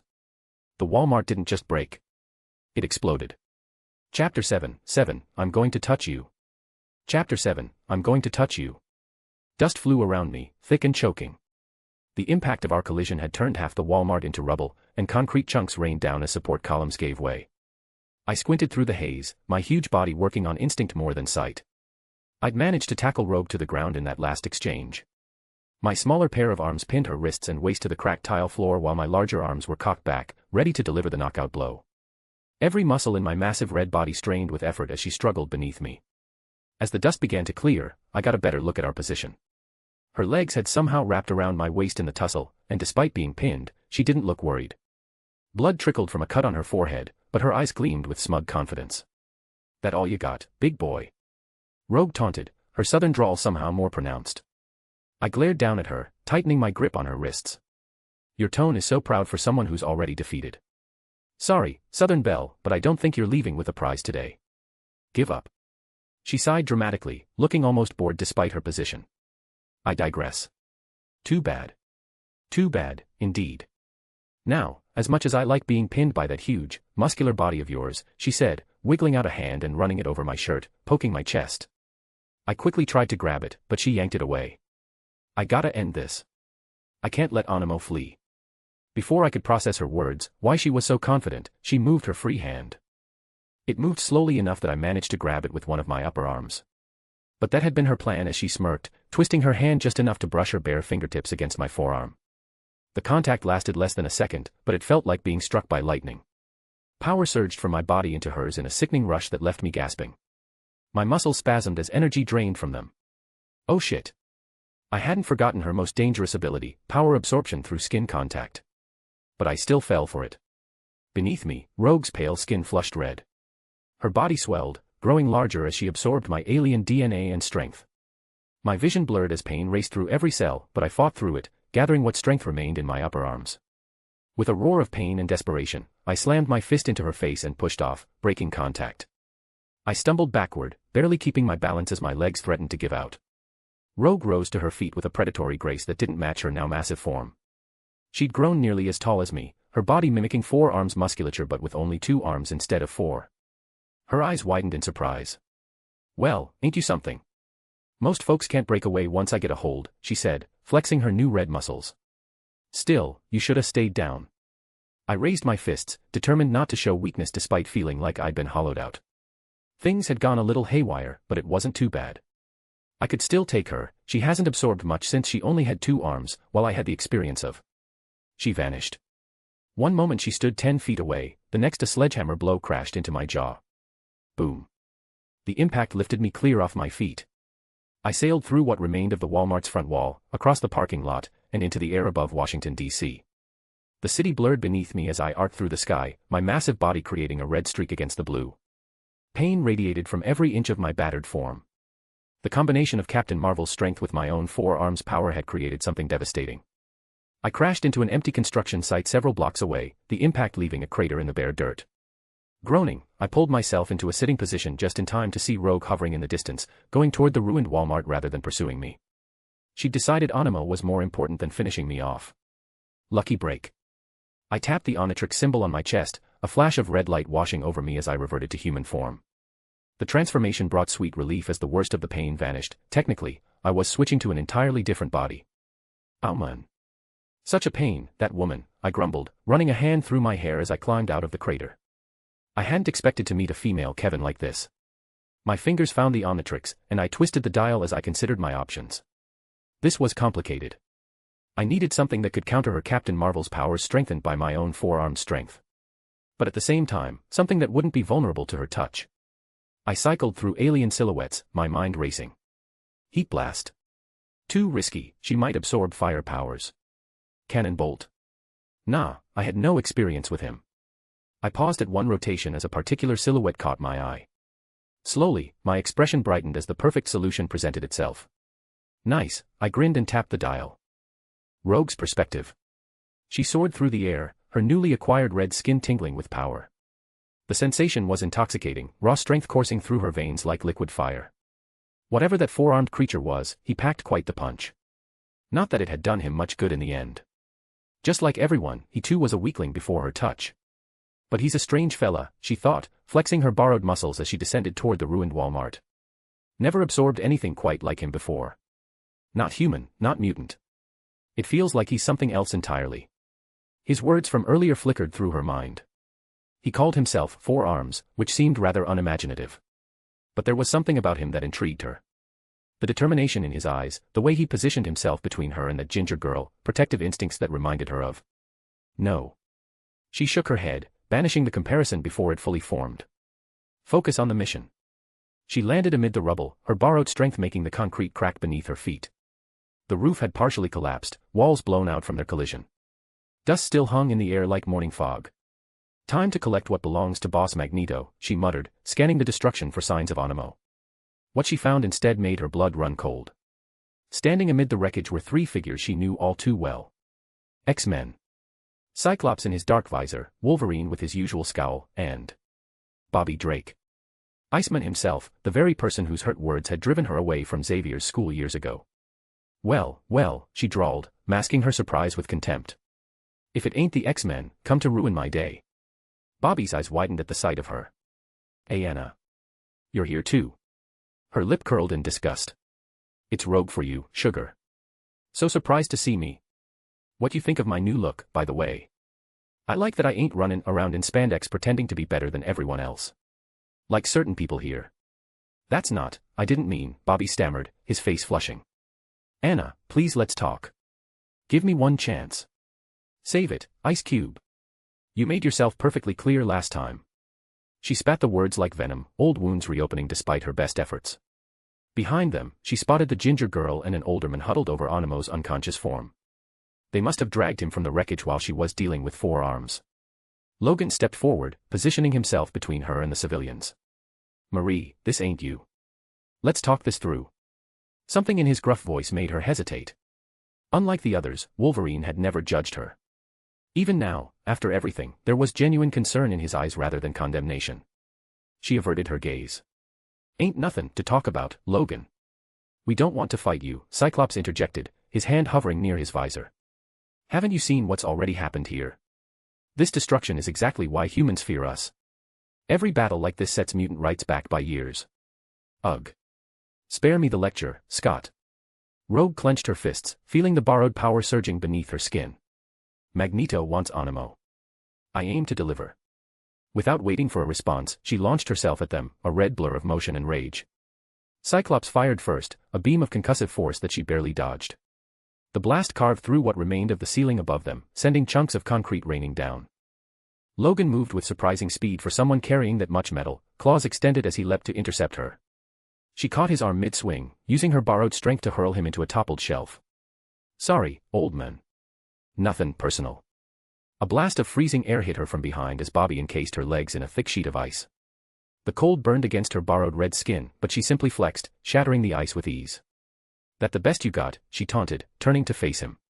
Cyclops fired again, catching her in the shoulder and spinning her around. Logan was back on his feet, claws slicing through the air inches from her face as she ducked under his swing. Fighting 3 X-Men at once was proving challenging even with her enhanced abilities. Each time she pushed past one, another would intercept her. They worked in seamless coordination, keeping her away from Animo with practiced efficiency. But they were holding back, afraid of causing more collateral damage. She had no such reservations. With a roar of frustration, Rogue slammed her fist into the floor, creating a shockwave that knocked all 3 off their feet. The momentary advantage was all she needed. She surged forward, shoving past the older men and grabbing the girl by her shirt, tossing her aside like a rag doll. Sorry, kid. Wrong place, wrong time, she muttered, reaching for Animo's unconscious form. Just as her fingers closed around his lab coat, something strange happened. A cold sensation washed over her body, starting at the back of her neck and flooding through every limb. Her vision blurred, muscles suddenly refusing to obey her commands. What the hell? She tried to turn, to fight whatever was happening, but her body had become a prison, movement slowing to a halt against her will. She felt herself slipping away. Rogue's consciousness faded like water down a drain. The last thing she heard wasn't her own thought, but a triumphant voice echoing inside her mind. Nice, I finally did it. Then darkness claimed her. Getting into Rogue's head had been a nightmare. When I transformed into Ghost Freak, I'd banked on his possession abilities being the perfect counter to her power absorption. After all, she couldn't touch what wasn't solid. But I hadn't counted on her mind being so crowded. It was honestly a lot to take. It was like swimming through a storm-tossed sea of memories and personalities, fragments of everyone she'd ever absorbed swirling in chaotic eddies. Each time I'd get close to taking control, another consciousness would surge forward to block my path. A burly Canadian lumberjack. A frightened teenage boy. A woman with cosmic power. And beneath it all, the scared Mississippi girl trying to hold herself together. This Rogue was a mix between the movies and comic book. In the movie, where Mystique tricked her by using Iceman's face, prompting her to flee, it was Logan who brought her back. This time, that didn't happen. Logan was defeated, and Rogue became an official member of the Brotherhood of Mutants. That was years ago. Only after that did she somehow encounter Captain Marvel to absorb a portion of her power permanently. I pushed harder, choosing to focus on her consciousness specifically, ignoring the others. I'd finally broken through when she was distracted by the X-Men. The borrowed 4 arms power had made her confident, reckless. When she'd reached for Animo, I'd found the crack in her mental defenses I needed and slipped inside. Nice. Now I stood in her body, feeling the strange sensation of being both solid and female. The borrowed red skin from 4 arms was already beginning to fade as her absorption powers wore off. It would still take a few minutes, but she was growing weaker. It was disorienting, inhabiting someone else's form. Her limbs didn't respond quite the way I expected, and her center of gravity was all wrong. Everyone around me had frozen, staring with expressions ranging from confusion to alarm. The X-Men had dropped into defensive stances, clearly expecting some new trick. I grinned at Grandpa Max, who was helping Gwen to her feet. It's me, Grandpa. I took over her body. His eyes widened before narrowing in suspicion. Ben. Yeah. I nodded, still getting used to controlling Rogue's movements. It's an alien called Ghost Freak. I possessed her when she got distracted by these guys. Grandpa's face broke into a relieved smile. Great. Around me, the X-Men exchanged bewildered glances. I wished not to involve myself so openly with them, but it was too late to worry about that. The one with the visor, Cyclops, stepped forward cautiously. What's happening? He demanded. I'm assuming you're not Rogue, who are you? I turned to face them, feeling Rogue's brown and white hair swishing around my shoulders. Weird. Look, it's hard to explain and it'll take too much time. Can you guys just flee with Animo? I'll trust the X-Men to handle this better than the terrorists. Who are you calling terrorist, Anna? A deep, commanding voice cut through the rubble-strewn Walmart. Shit. The air around us seemed to grow heavy, dust and small metal objects rising eerily from the ground. Through the shattered front entrance strode a figure I'd recognize anywhere, tall and imposing in a deep maroon suit, his face partially shadowed by a distinctive helmet. Magneto. He walked with calm authority, each step deliberate and unhurried, as if surveying the destruction with mild disappointment rather than anger. And he wasn't the weak, skinny man from the movies. He was built like a fucking tank, with rippling muscles obvious over his clothes. Behind him stalked a hulking figure with wild blonde hair and feral eyes. That had to be Sabretooth, whose claws gleamed as he flexed his massive hands. And here I thought I wouldn't need to intervene personally, Magneto continued, his voice carrying effortlessly across the ruined space. With a casual gesture, every piece of metal in the vicinity trembled. I see you've made quite the mess, my dear. I swallowed hard, feeling Rogue's throat constrict with nervousness that was entirely my own. This wasn't some random thud, this was Magneto, one of the most dangerous mutants on the planet. And he thought I was Rogue. He stepped forward, metal debris parting before him like water. Sabretooth prowled at his side, sniffing the air and frowning slightly as if sensing something wasn't right. Magneto, Wolverine growled, followed by unsheathing his claws with a metallic snikt. Should have known you'd show your face eventually. Logan, Magneto acknowledged with a nod. A metalman before the master of magnetism. It's wonderful how you never understand the irony of that. Still Charles's loyal attack dog, I see. How disappointing. His cold eyes fixed on me again. Rogue, bring Animo and let's be done with this. I stood frozen in Rogue's body, suddenly very aware that I had no idea how to respond. What would Rogue say? How would she act? If I gave myself away? Uh-oh. Chapter 8, Sneaky Handwork. Chapter 8, Sneaky Handwork.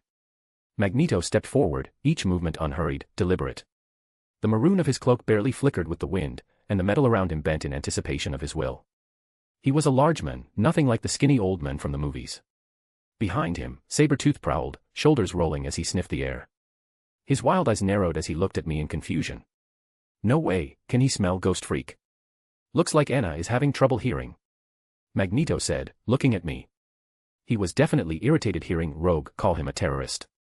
Victor, take care of Logan, he said, and the beast jumped ahead without waiting. Sabretooth launched himself at Wolverine with a feral roar.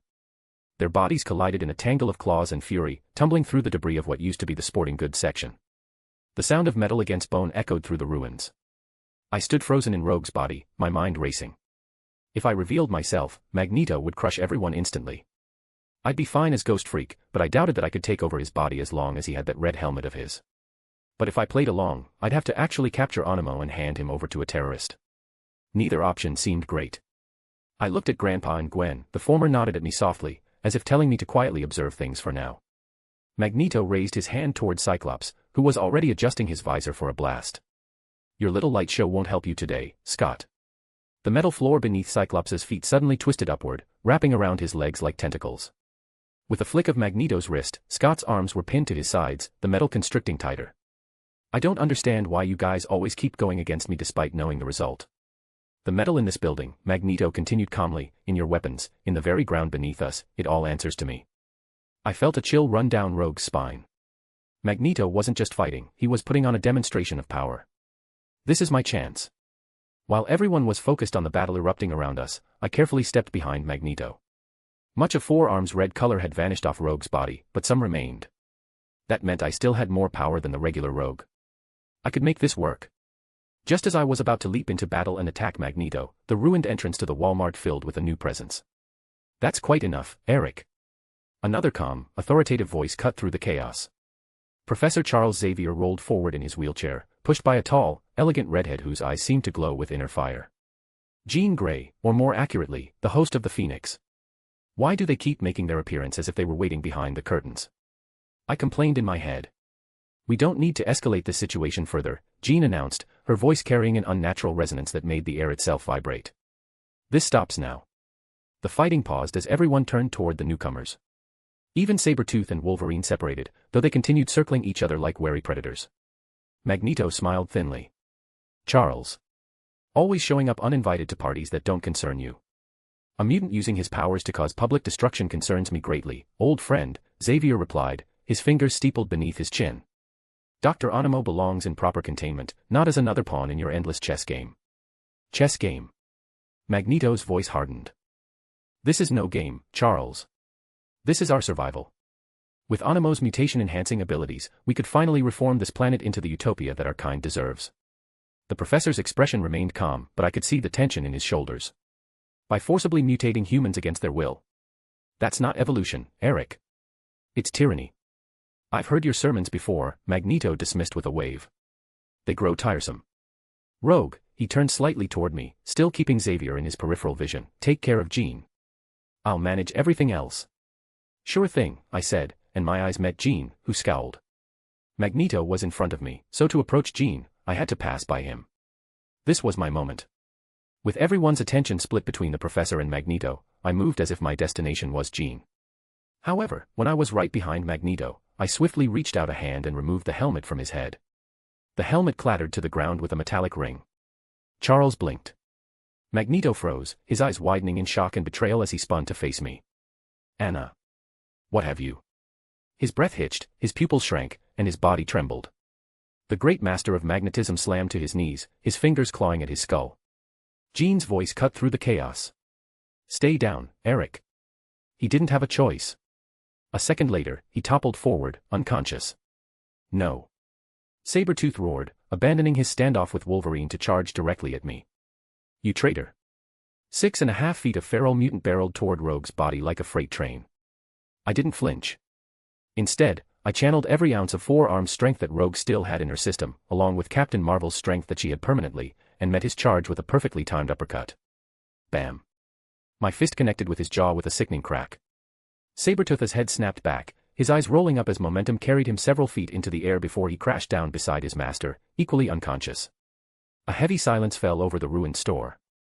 I squared Rogue's shoulders and faced the X-Men defiantly, ready for whatever came next. What's going on, Anna?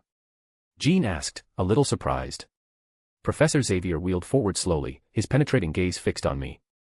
It's not Anna, he said carefully. I don't know who it is, they're blocking my mind reading. Jean blinked and seemed to try something similar, frowning a moment later as she seemed to confirm Xavier's words. I didn't know why that was the case. Was it because there were two minds in this body or because I was Ghost Freak? A moment later, Xavier turned toward Gwen and Grandpa Max, who had remained huddled protectively near each other throughout the confrontation. He realized they must be involved with me since they were still near Animo's body.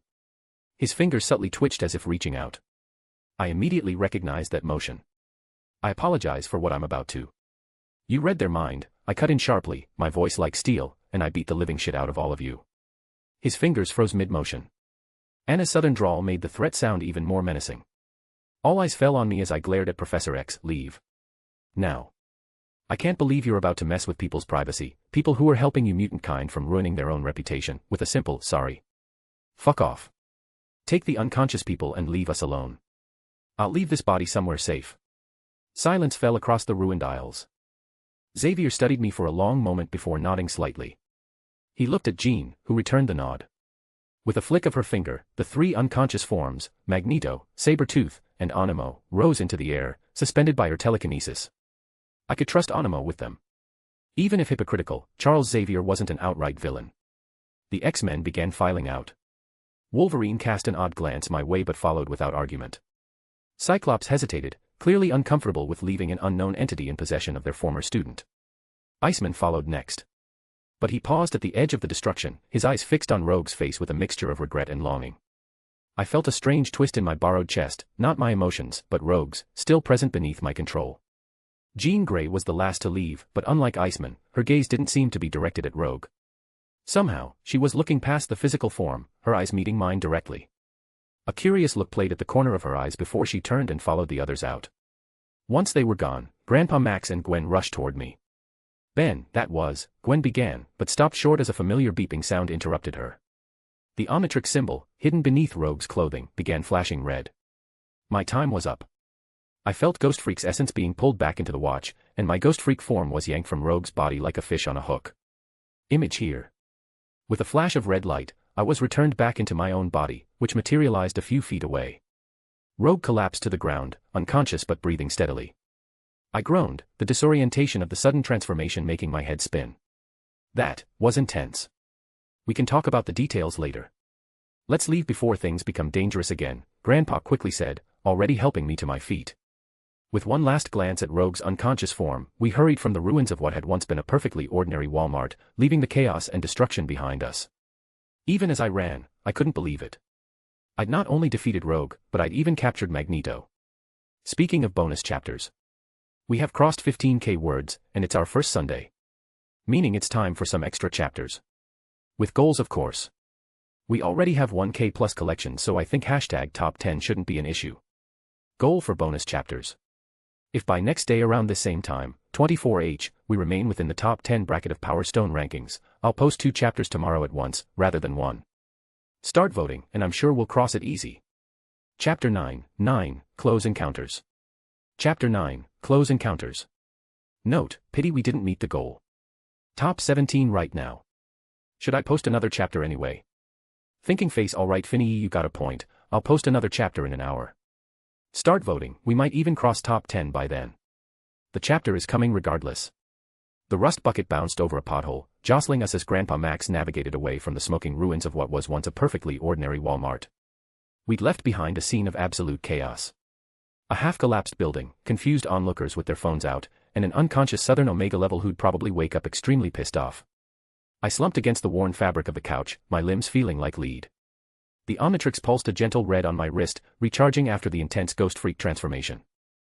Something about possessing another person, feeling their emotions, swimming through their memories, had drained me more than any physical battle could. It'd have been shitty if my charge ran out faster, I considered. I was aware that Ken Tennyson, the future son of Ben 10,000 from the show, had used gray matter to tweak the watch and its limiters, which made me ambitious to do that too sometimes. But that happened in a cartoon, and Ken succeeded because he had to save his father to save the day. That was the plot. Reality might be different. There was a reason Azimuth chose to put the Omnitrix interface on Ben's back during gray matter transformation. It could be quite dangerous if messed with without knowing what I was doing. But I did plan to do it someday, just not yet. I didn't want to take such a big risk when it wasn't as if the Omnitrix was useless without it.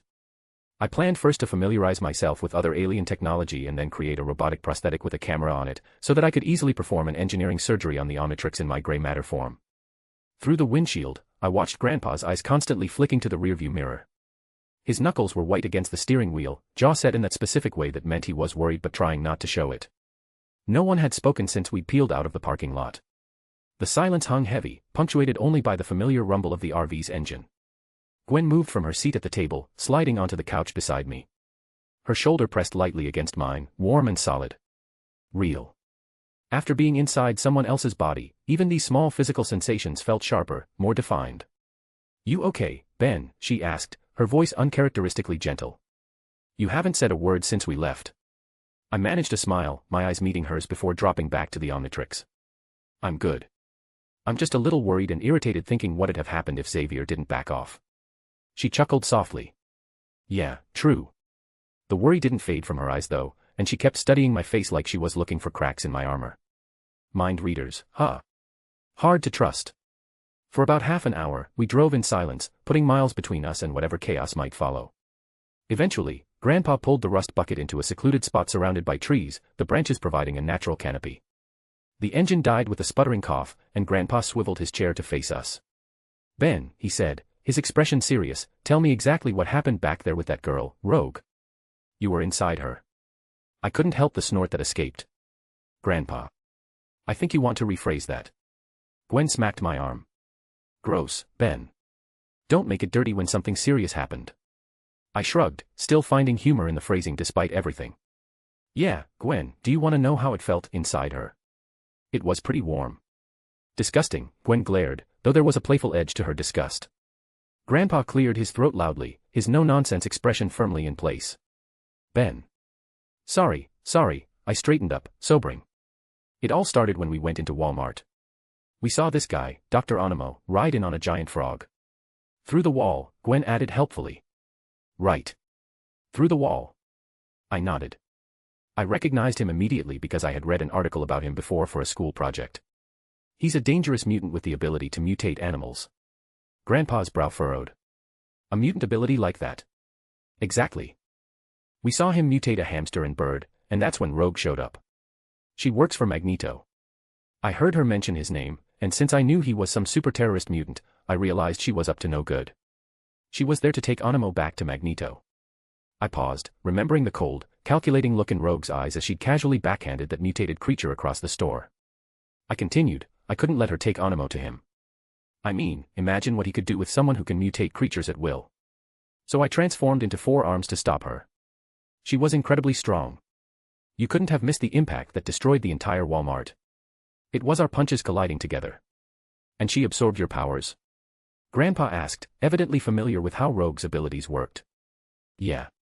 She touched me and suddenly gained some of 4-arm strength. It was not a good feeling, not recommended. She nearly beat me to a pulp. My hand absently traced the phantom pain in my jaw. So I had to get creative. I turned into that new alien, Ghost Freak, and possessed her body when she got distracted by the X-Men. Ghost Freak. I did see you for a brief second when your transformation ended, it did look like a ghost. Gwen said. What was that like? She asked, leaning forward with undisguised curiosity. I shut my eyes, trying to find words for the indescribable sensation. It was kind of chaotic. Like diving into an ocean of emotions and memories that weren't mine. And it wasn't just her in there, I felt fragments of everyone she'd ever absorbed. There was Wolverine, I think, and a scared teenage boy who felt betrayed. And this, cosmic woman with incredible power. Captain Marvel, Grandpa supplied quietly. I of course knew her name but didn't say it intentionally. Somehow, to my lack of surprise, Grandpa was aware of her. I nodded. I think that's what her name was. I don't know, the memories were hazy. And beneath all that chaos was just Rogue. Anna Marie. A scared Mississippi girl who felt betrayed by everyone she'd ever trusted. She had so much anger but also so much pain. I swallowed, feeling uncomfortable at how intimate the knowledge felt. She hates this guy Bobby, Iceman, but there's still something there. And she respects Wolverine, even though they're enemies now. Gwen was listening with rapt attention, her eyes never leaving my face. So, when you possess someone, you experience their feelings. Must have been extreme. I shifted uncomfortably. Yeah, something like that. Like swimming in someone else's emotions. I realized I'd already said that once. Anyways, Ghost Freak is a special alien, I guess. And dangerous, too. I knew what he was, and the danger he posed. If possible, I didn't want to use him again. The memory of Rogue's complicated feelings toward the X-Men lingered like an afterimage. Her bitterness. Her longing. The sense of betrayal that ran bone deep. It felt wrong to have accessed something so private, even if it had been necessary. Anyway, I continued, then you saw everything that happened. We got lucky. Grandpa nodded thoughtfully, processing everything. I need to make a call and check our supplies. The stuff we bought at Walmart is probably buried under rubble by now. Thankfully we didn't have to pay for it, he laughed, but it was obvious he was forcefully trying to lighten the situation. He stood, stretching his back with a series of pops. You two stay put. I'll be back in a bit. He stepped outside, the RV door swinging shut behind him with a metallic clank, leaving Gwen and me alone. Silence fell when Grandpa left. For a moment, we sat in silence, not the comfortable kind people shared on lazy afternoons, but somewhat odd as she refused to move to a different seat. She remained on the couch, her shoulder brushing against mine, staring at the floor. I became acutely aware of the lack of space between us on the narrow couch and the way her knee occasionally brushed against mine. After a long silence, as if she'd been waiting for me to talk, Gwen nudged me gently with her elbow. Seriously, though, you were pretty amazing out there. That Rogue girl was so strong. I was worried. I looked up, meeting her gaze. There was something different in her eyes, a softness, an intensity that surprised me. I couldn't believe Gwen could have such eyes. Really? I smiled, genuinely surprised by the compliment. I thought all you ever did was insult me. She rolled her eyes but didn't move away. If anything, she seemed to lean slightly closer, her voice dropping to something softer. You're a dweeb. But you're still my cousin. I wouldn't forgive myself if you got hurt because I held you back earlier. The sincerity in her tone caught me off guard. We'd been at each other's throats for most of our lives, trading insults like currency. These brief moments of honesty between us were rare, and oddly disarming. I guess I owed Animo a thanks. Wow, Ben Tennyson admitting she cares. I teased gently, pushing her with my shoulder, trying to lighten the sudden intensity. Quick, someone call the media. She punched me lightly in the shoulder but didn't pull away, a flush creeping across her cheeks. The color suited her, bringing out the green in her eyes and the splash of freckles across her nose. Had those always been there? An awkward silence settled between us. I became hyper-aware of every small movement, the way she tucked a strand of hair behind her ear, how she lightly bit her lower lip. Thankfully, the Omnitrix pulsed on my wrist just in time, drawing her attention. She reached out, her fingers hovering over the device before lightly tracing its edge. The touch was curious, almost intimate. Her fingertip slowly followed the curved metal of the faceplate, circling the hourglass symbol. Is this thing sensitive? She asked, her voice barely above a whisper. You know, to touch. I burst out laughing, surprised. You're asking if a machine is sensitive? I asked, wondering if she was aware of how close she was sitting or if she simply thought we were still the same kids who fought over the TV remote. Just answer, she grumbled. Depends who's touching, I added playfully, watching her reaction. She paused, blinking up at me, clearly caught off guard by my response. My previous life's memories were finally helping me take the steering wheel of this inexperienced teenager's actions. I was definitely being more forward than I'd been before. When she didn't answer, I continued. I'd have lent it to you to check for yourself, but you saw how impossible it is to remove. She recovered quickly, leaning in even closer, a sly smile playing on her lips. I was about to say, it's the thought that counts, but... How about you let me make you transform once, instead? As in, I roll the dial and press it. The request surprised me, but I found myself nodding. Sure thing. It seems to have recharged, so go on. Her eyes widened slightly as if she hadn't expected me to agree. Really? You'll let me? Yeah, I extended my arm toward her. Just press the green button and twist the dial until you see the silhouette you want, then press down. Gently. She grinned, taking my wrist in her hands. Her touch was warm and light as she carefully turned the dial, watching the holographic projections of different aliens appear and disappear. I could smell her shampoo from this close, something citrusy and clean. So I just... She murmured, more to herself than to me, fingers working the mechanism with surprising dexterity. She moved across a bunch of aliens. Most of them that I hadn't transformed into yet. Despite that, she stopped at 4 arms, the 4-armed silhouette hovering above the watch face. Her eyes flicked up to mine, seeking confirmation. This one. Your call, I said, curious about her choice. She didn't hesitate. Her finger lowered onto the dial, pressing it down with a satisfying click. A familiar surge of energy washed over me, rearranging and expanding molecules. In an instant, I'd transformed into 4 arms, my massive red body barely fitting into the RV's interior, my head grazing the ceiling. I didn't bother shouting the name this time. Gwen, still seated on the couch, found herself at eye level with my waist.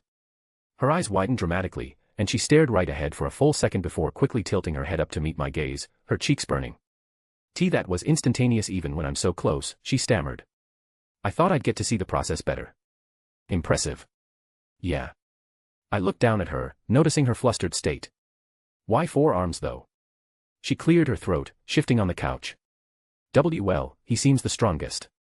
Plus you fought using him the most, so I guess it had an impact on me.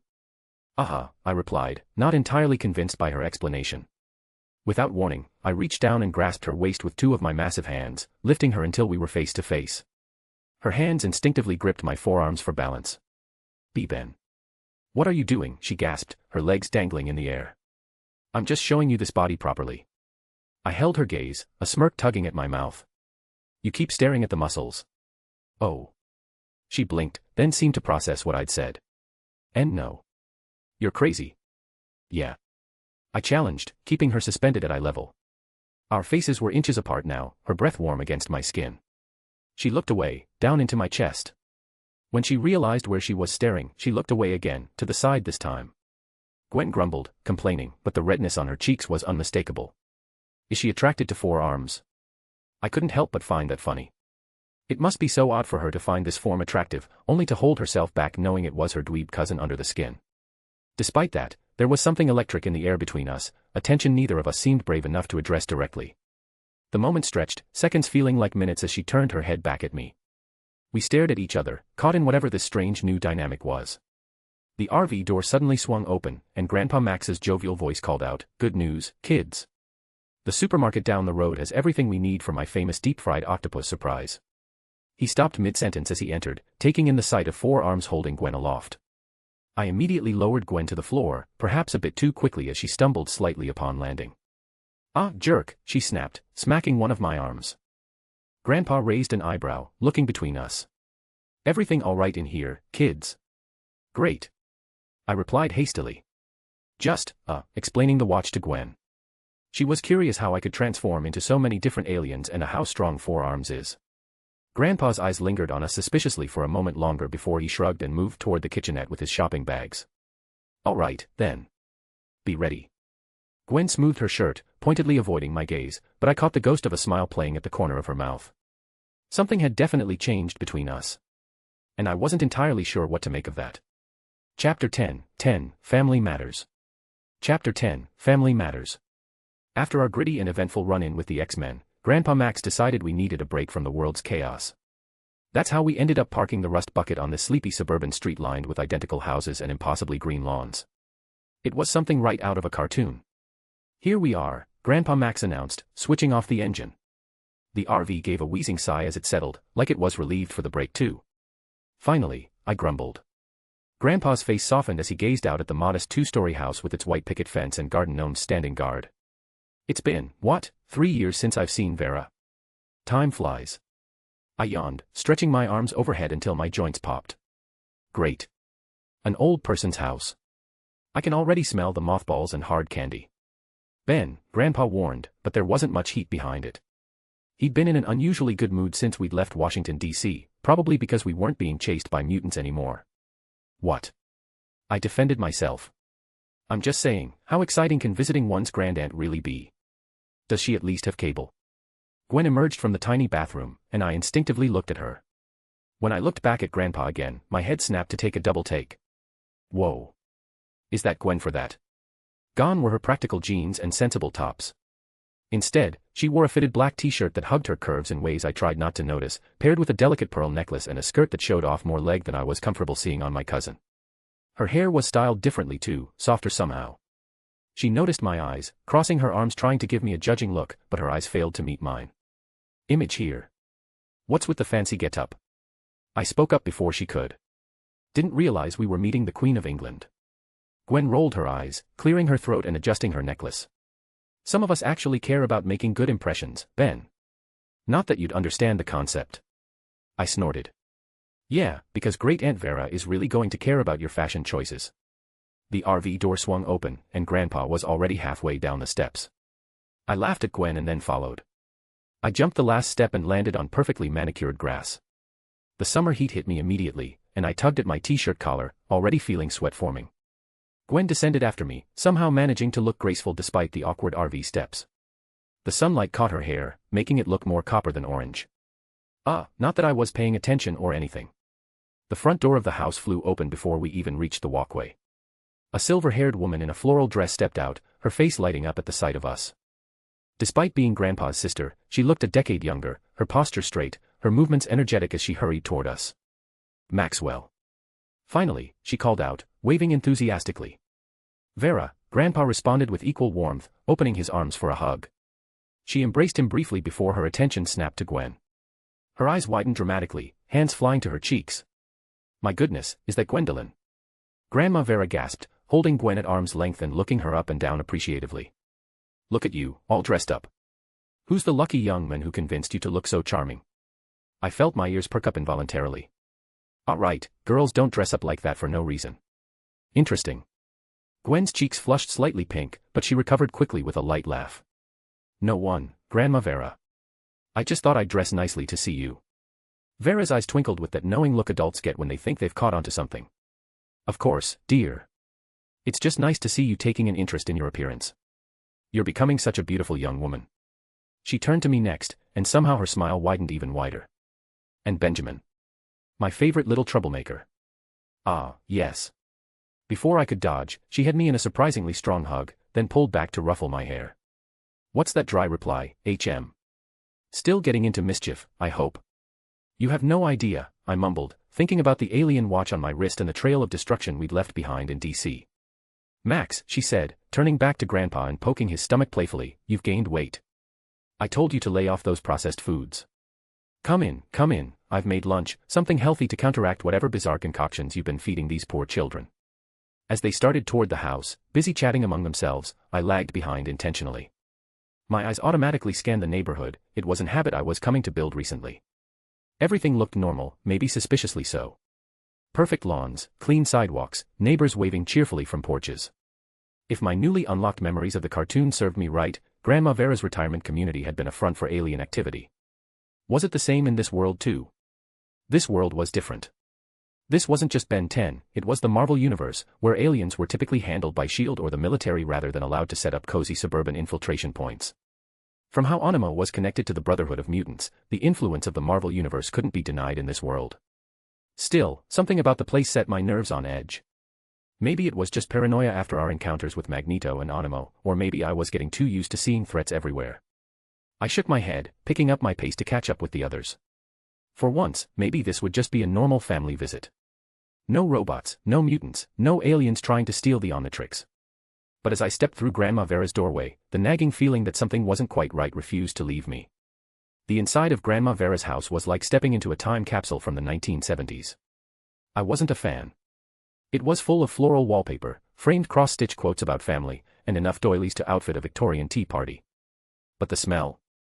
Pure heaven. Roast chicken, buttery mashed potatoes, and something sweet baking in the oven. We gathered around a dining table covered in a crisp white tablecloth as Grandma Vera bustled around, placing steaming dishes in front of us. Here we go, she announced, plopping a mountain of mashed potatoes onto my plate. Growing boys need their strength. And you, she turned to Gwen with a conspiratorial wink, pretty girls need energy to chase bad boys. Gwen nearly choked on her water. Grandma Vera. What? Vera feigned innocence. At your age, I was already breaking hearts left and right. A beautiful young woman like you must have the boys lining up around the block. Grandpa Max chuckled. Leave her alone, Vera. Not everyone is the heartbreaker you were. I nudged Gwen's foot under the table, leaning over to whisper, maybe the old lady's matchmaking instincts aren't totally off. You did seem pretty impressed by certain muscles yesterday. Gwen's face went from pink to crimson in record time. She elbowed me sharply in the ribs, nearly causing me to spill my water. Shut it, she hissed through clenched teeth, her voice barely audible. One more word and I swear I'll reprogram that watch to turn you into a slug permanently. I smirked, enjoying her discomfort way too much. Pretty sure you'd miss the tall, handsome four-armed dude. Her eyes widened in horror as she glanced quickly at our grandparents, who were thankfully engaged in their own conversation. I hate you, she whispered fiercely, but the blush spreading down her neck told a different story. Screw you, Benjamin. Me. Nah, I think you mean F, ah. I tried, but her kick to my shin was too painful. Remember that time in Cairo? Grandpa Max was saying, cutting into his chicken. When those strange lights appeared over the pyramids. Vera chuckled. Those weren't just lights, Max. And you know it. The tourists sure thought they were, Grandpa replied with a wink. I perked up, suddenly paying attention. Cairo. Strange lights. This sounded suspiciously like plumber business. So Grandma Vera knows Grandpa's secret. Well, not that surprising. I considered what adventures they'd experienced before. Or that business in Roswell back in '78. Vera continued, serving herself some green beans. Now that was a close call. Too close, Grandpa agreed, his voice dropping slightly. If we hadn't, he caught himself, glancing at me and Gwen. Well, ancient history now. I exchanged a look with Gwen. She raised an eyebrow, silently acknowledging that we were both thinking the same thing. Grandpa and his sister definitely had some history we weren't privy to. Speaking of strange occurrences, Vera said casually, passing the gravy boat, we've had some odd disturbances in the neighborhood lately. Oh. Grandpa took a bite of mashed potatoes. The Henderson's cat won't go outside anymore, just sits at the window and hisses. And there have been weird noises at night. Like, some mechanical humming. 3 families on Maple Street moved away suddenly last month. No explanation, just gone. Vera shrugged. Probably nothing. Just retirement community gossip. Probably, Grandpa agreed, but his eyes narrowed slightly. I sat up straighter, my fork pausing halfway to my mouth. Mechanical humming. Sudden disappearances. That didn't sound like nothing to me. I knew what happened in the original TV show, so I couldn't just ignore this. That sounded like the beginning of every alien invasion movie ever made. But, it doesn't seem like Vera is an alien. The people outside also seemed normal. Is it somewhat different than the situation in the cartoon? I wondered. Gwen kicked me under the table. When I looked over, she was giving me that look. The one that said, I know exactly what you're thinking, and no, we're not going to investigate suspicious neighborhood activities. I grinned back at her, which only made her roll her eyes. Ben, would you like more chicken? Vera asked, already moving to serve me another piece. Sure. Thanks. I turned my attention back to my plate, but my mind was racing. Something weird was definitely going on in this picture-perfect neighborhood. Then the conversation drifted to more mundane topics, Gwen college plans, my lack thereof, and Grandpa's stories about our road trip, carefully edited to remove any mention of alien transformations or battles with supervillains. Tens of minutes later, as we finished up with slices of homemade apple pie, Vera clasped her hands together. Yes. You two should take some time to relax after your meal. I've got the basement filled with old family photos and memorabilia. Might be fun to look through. She wagged a finger playfully. Just don't cause any trouble down there. We would never, I said with my most innocent smile. She replied, clearly not buying it. Max, I've got something to show you in the attic. Frank dropped off some of Father's old things. Lead the way, Grandpa said, rising from his chair. As they disappeared up the stairs, their voices fading, Gwen immediately leaned across the table. Excuse me, mister. What's that look about? She demanded in a hushed tone. I glanced around the empty dining room before meeting her gaze. I have a feeling something's not right here. Hello. Last time I checked, you don't have premonition abilities, she scoffed. I feel like you're just looking for trouble. This is a away from trouble trip, you know. I shrugged, pushing back from the table.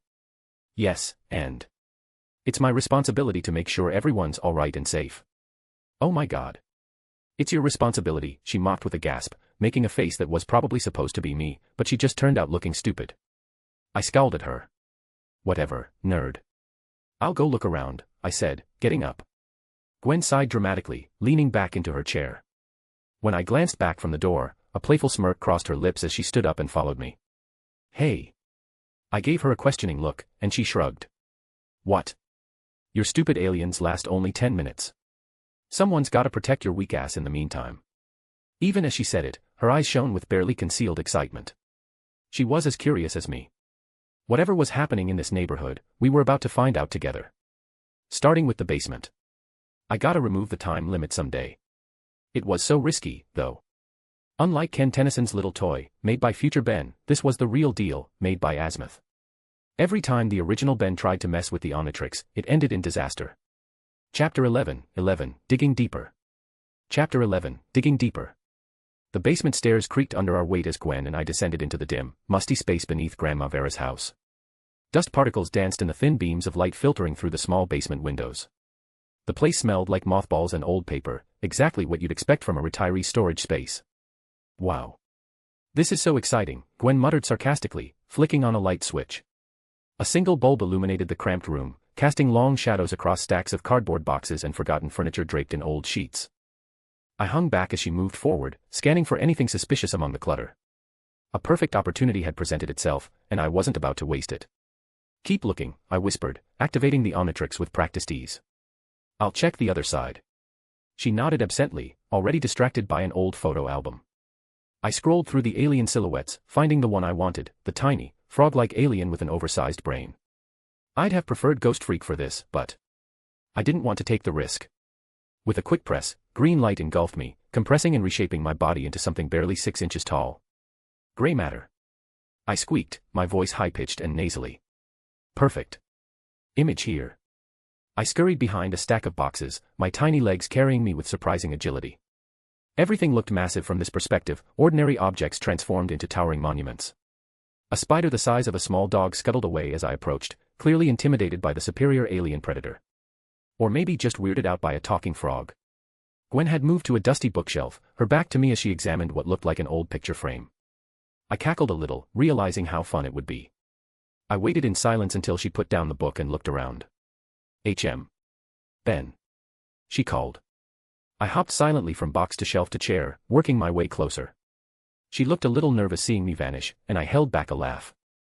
My enhanced gray matter intelligence calculated the perfect trajectory as I prepared to launch myself. This is going to be good, I whispered to myself, suppressing a giggle that would have given me away. With a powerful leap, I sailed through the air and landed directly on her shoulder. I pressed my tiny face close to her ear and let out the spookiest whisper I could muster. Boo. Gwen didn't even flinch.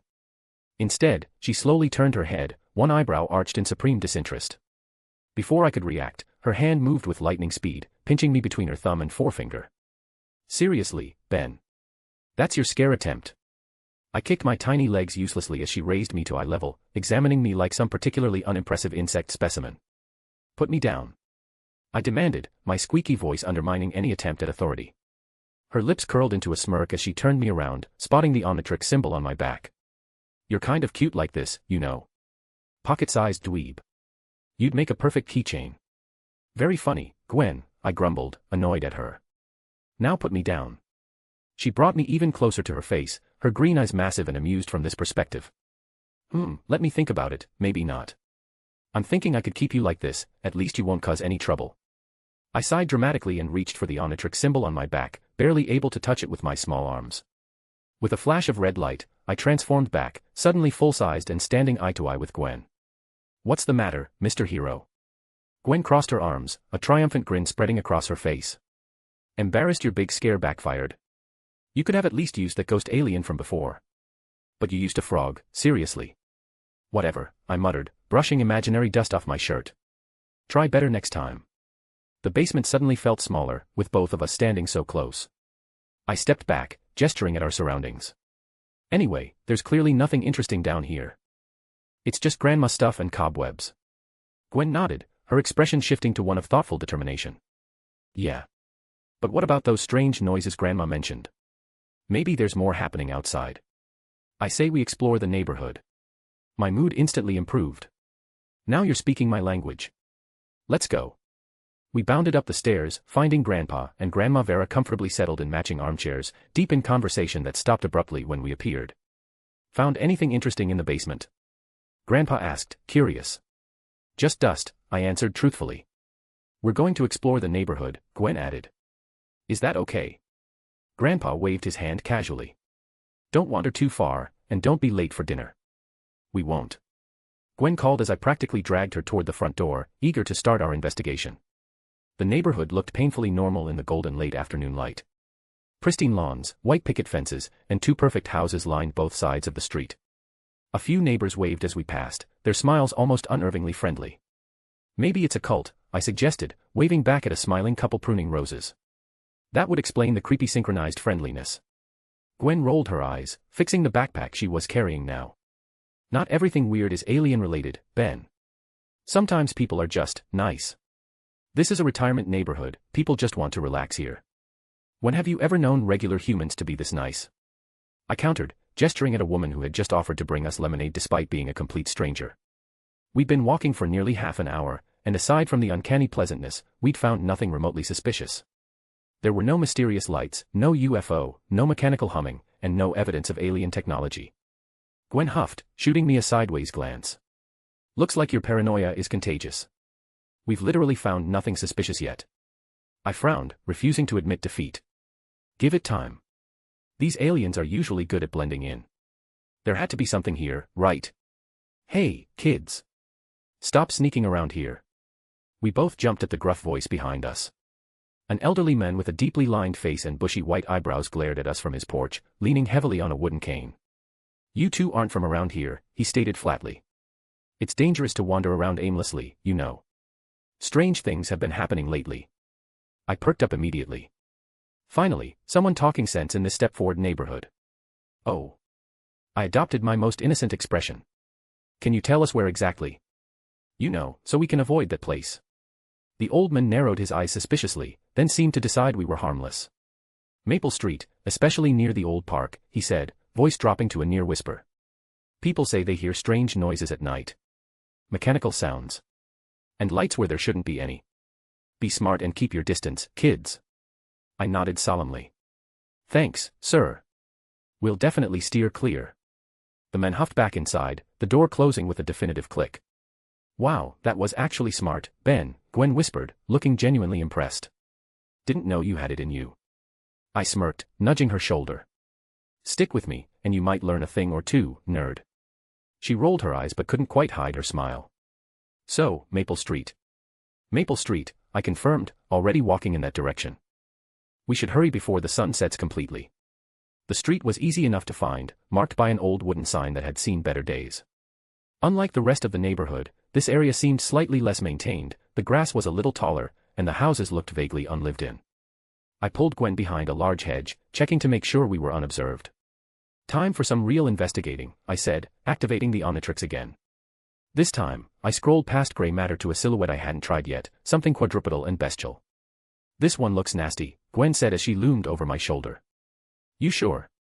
Yep, I answered, pressing down on the dial. The familiar green light enveloped me, and I felt my body shift dramatically. My spine elongated and curved, and my arms and legs thickened with muscle. Coarse orange fur sprouted all over my skin, and my face stretched into a powerful muzzle filled with sharp teeth. I'd have shouted "Wild Mutt" if I could still speak. Image here.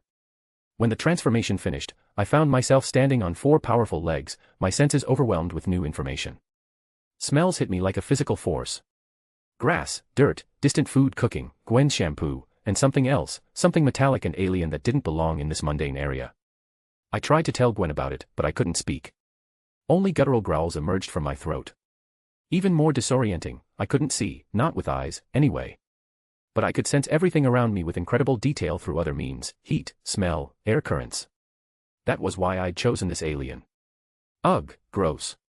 Ben, you look like a mutated dog. Gwen's voice rang out, sharp with disgust but tinged with fascination. I growled in response, pawing at my face where I should have been. The lack of sight didn't bother me as much as I'd expected, my other senses more than compensated, building a complete picture of my surroundings.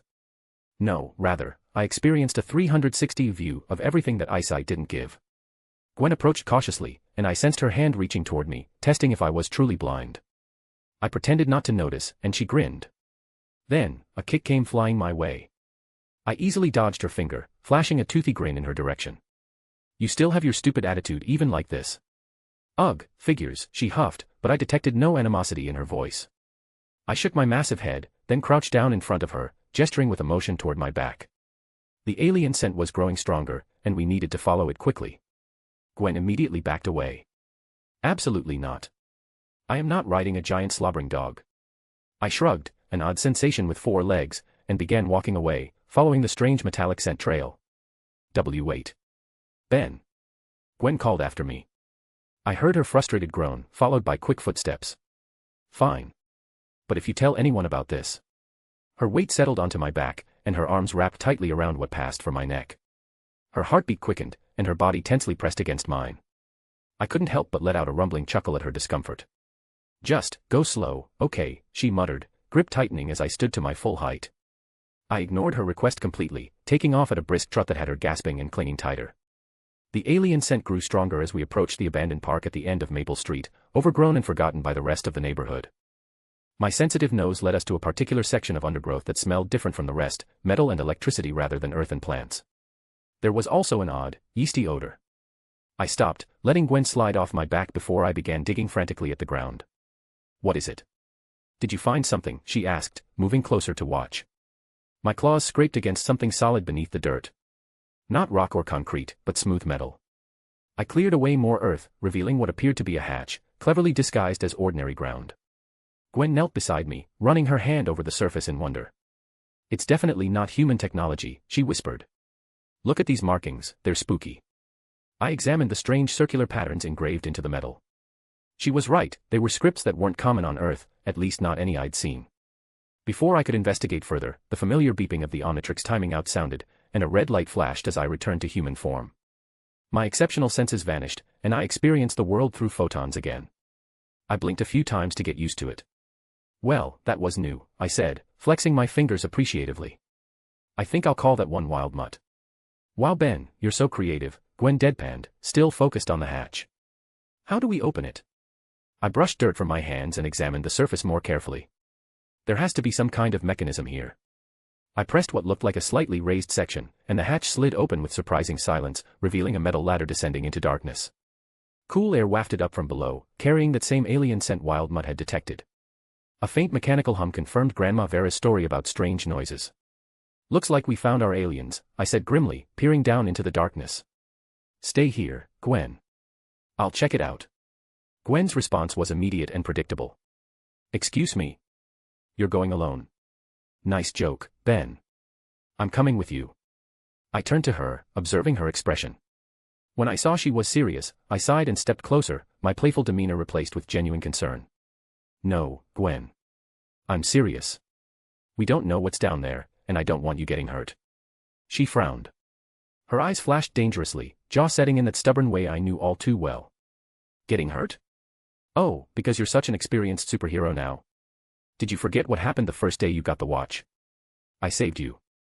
I was inexperienced then, I shrugged. Don't be ridiculous, Ben.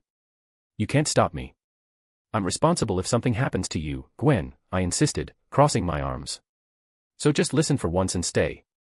Gwen laughed, the sound full of gloom. She wasn't annoyed or angry. It made me realize she must feel envious, jealous and sad, that it was me who found the watch and not her. Responsible. Since when did you become my keeper, Benjamin? Don't flatter yourself. Gwen. She stepped closer, jabbing a finger into my chest. Last time I checked, I'm older than you. So I'm the one who's responsible here, and I don't trust your 10-minute trick to keep you safe. I don't have any time limit, Ben. Do you have any idea how many martial arts I know? It irritates me that you're looking down at me like I'm some damsel in distress. I'm not. You're the one who's useless without a magic watch. We glared at each other, neither willing to back down. The alien humming seemed to grow louder in the silence between us. While Benjamin Tennyson was stubborn as a rock, his cousin was no different. It could go for hours, and neither of us would back off. Finally, I sighed, realizing I didn't want this standoff to last forever. Fine. How about we make a bet? I proposed. She raised an eyebrow, intrigued despite herself. Oh. If there's a situation inside where you're put in a life-threatening situation and I have to save you, you owe me a wish, I said, eyes looking deep into hers as I let her imagination run wild about what I might ask for. Fine, she agreed after a moment's hesitation.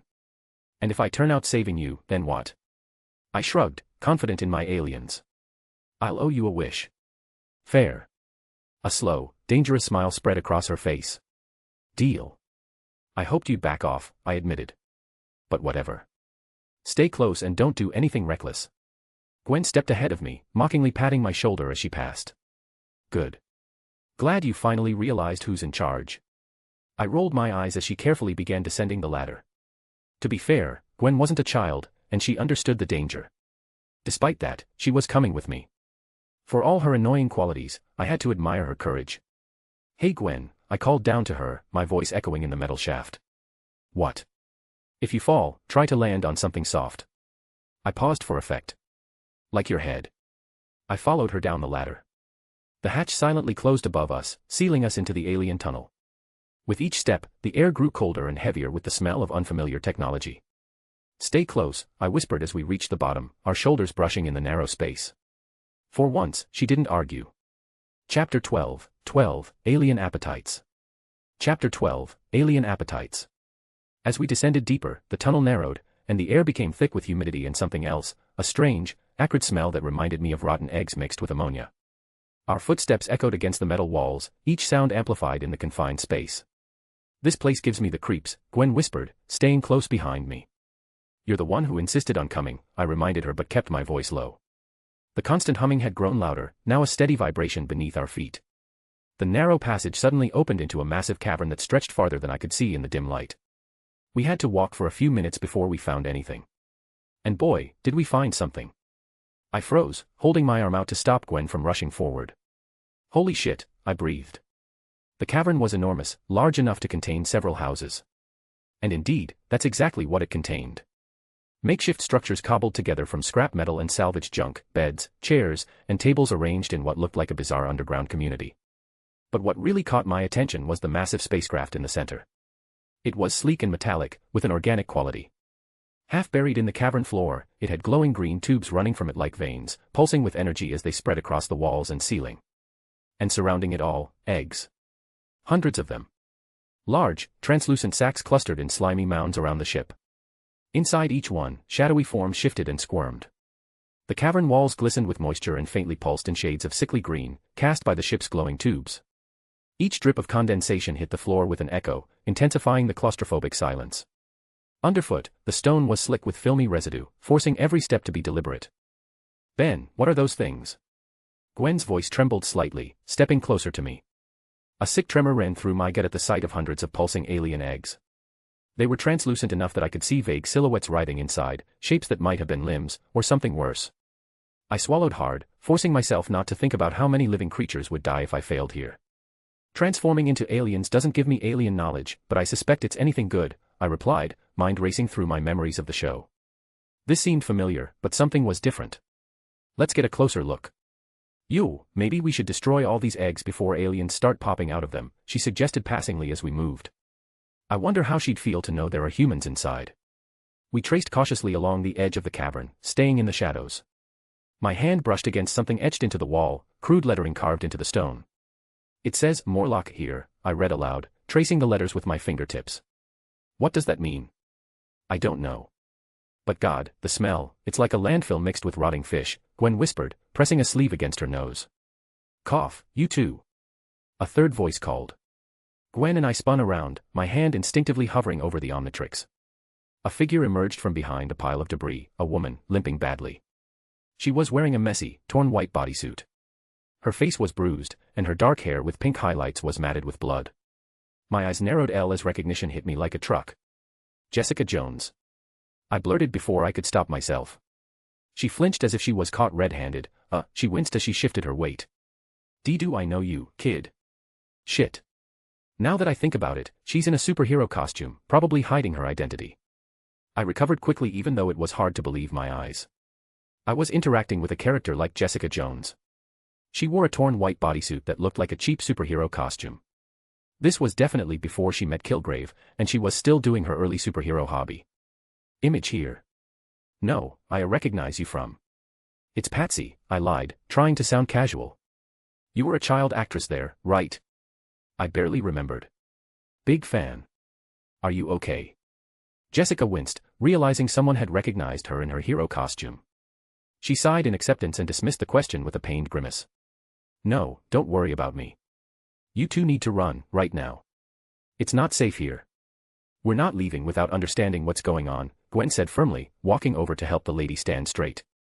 You look like you're in trouble, just what's going on? Jessica cursed under her breath, eyes darting toward the eggs. She clutched her side, blood staining her torn bodysuit. Each ragged breath made her wince, but she forced herself upright, refusing Gwen's attempt to support her. I'm fine, she insisted, though her voice cracked with pain. Ugh, you guys should really leave. Jessica sank against a jagged rock, gasping for breath. Her white bodysuit was stained a dark, rusty red where a deep cut bled sluggishly along her ribs. Jessica.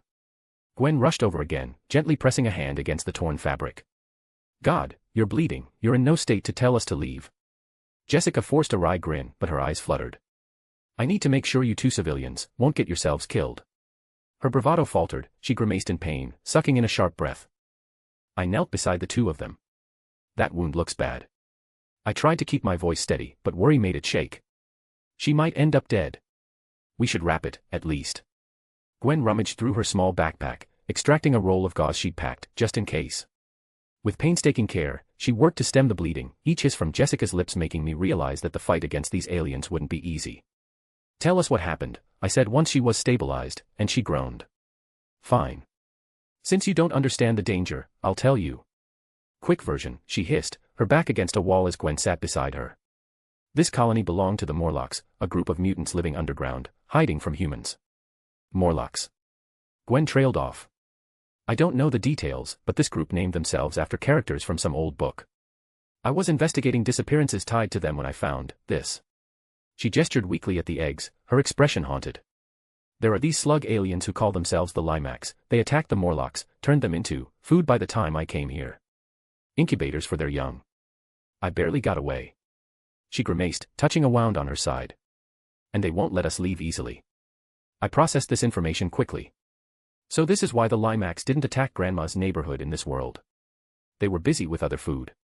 They seemed to be the same Limax from the original show, yes, but intersecting with the Marvel Universe's Morlocks. This amalgamation world kept surprising me. Gwen, I whispered urgently, I know we had an agreement, but take Jessica and get out of here.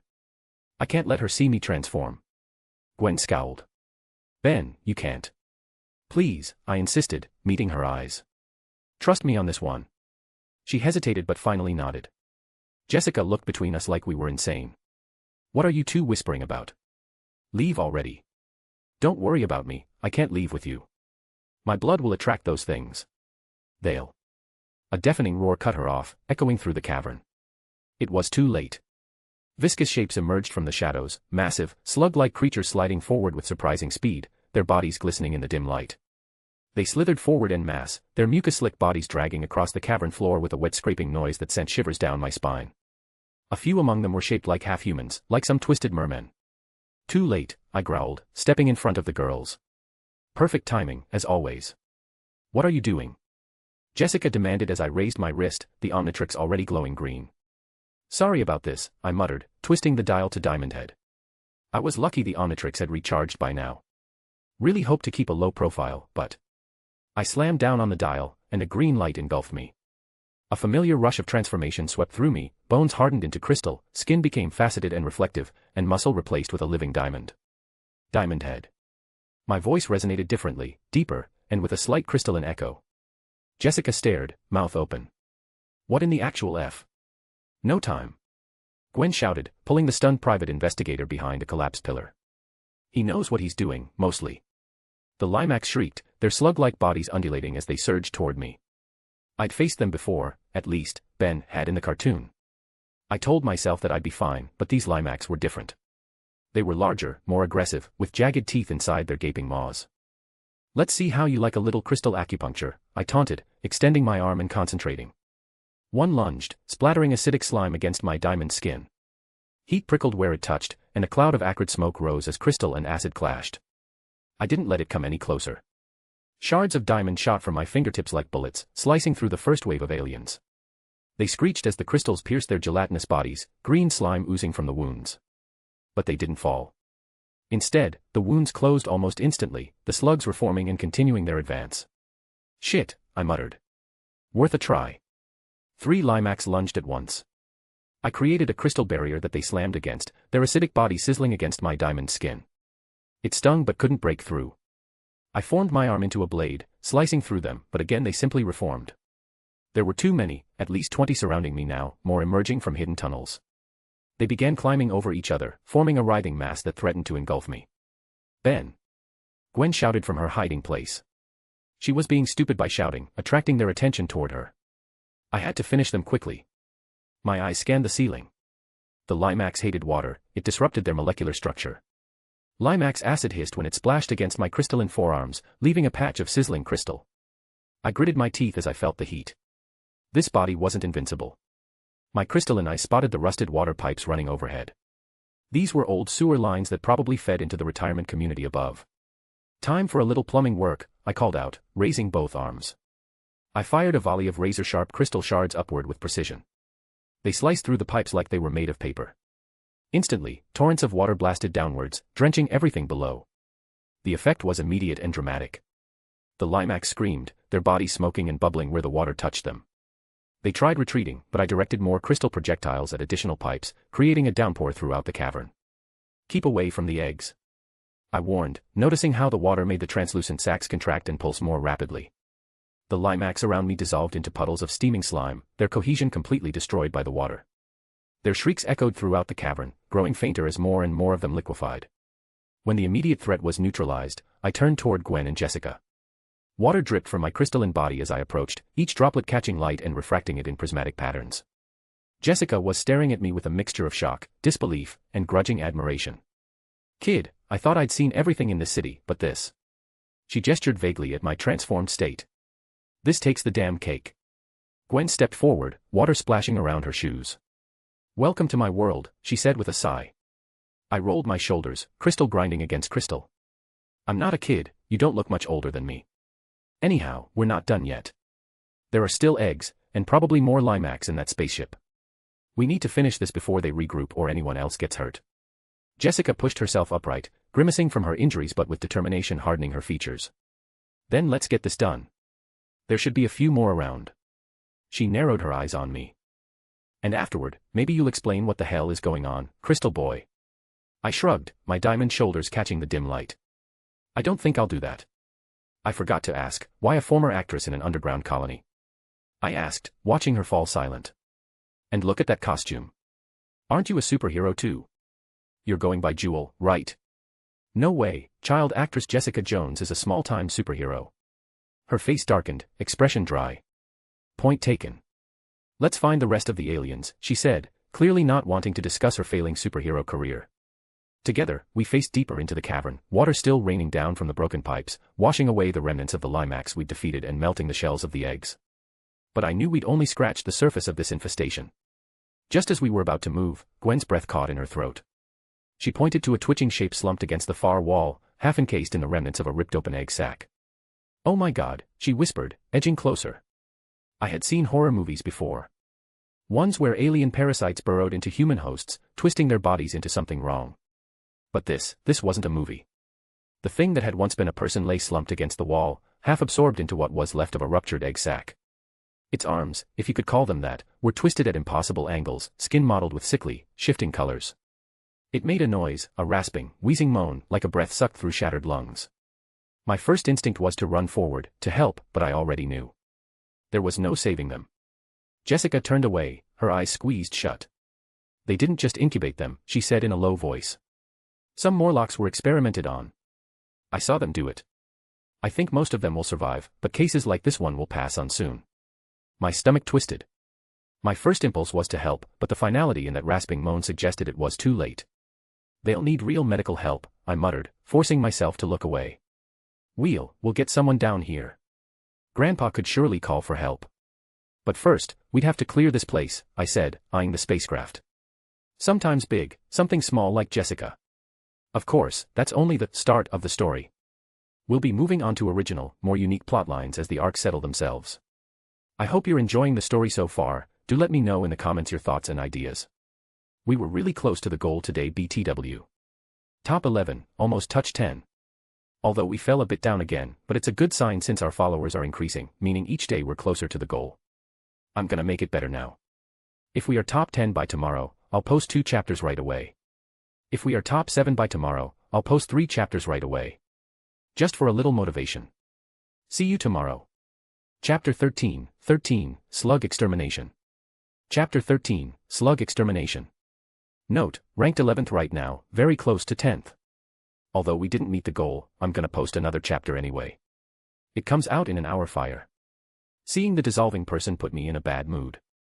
I wanted to destroy all those slug bastards for good, so I turned toward the spacecraft and took a step forward. Wait. Gwen held up her hand, stopping me. For a moment I thought she was too scared to continue, but her eyes narrowed with the calculating look I knew all too well. It wasn't a look of being a nuisance, she had an idea. You got anything? I think it'd be stupid to head into their spaceship. They'd have more control there, and we'd lose our water advantage, she made a good point. A month ago, she'd have freaked at the mere sight of such alien slime. Now, Gwen forced down her revulsion and tried to focus on the bigger picture. If we fight them in there, it's over, she said, her voice steady despite her clammy palms. I paused, considering her words. She was right. Inside that ship, we'd be fighting the Limax on their terms. You're right, I admitted, studying our surroundings.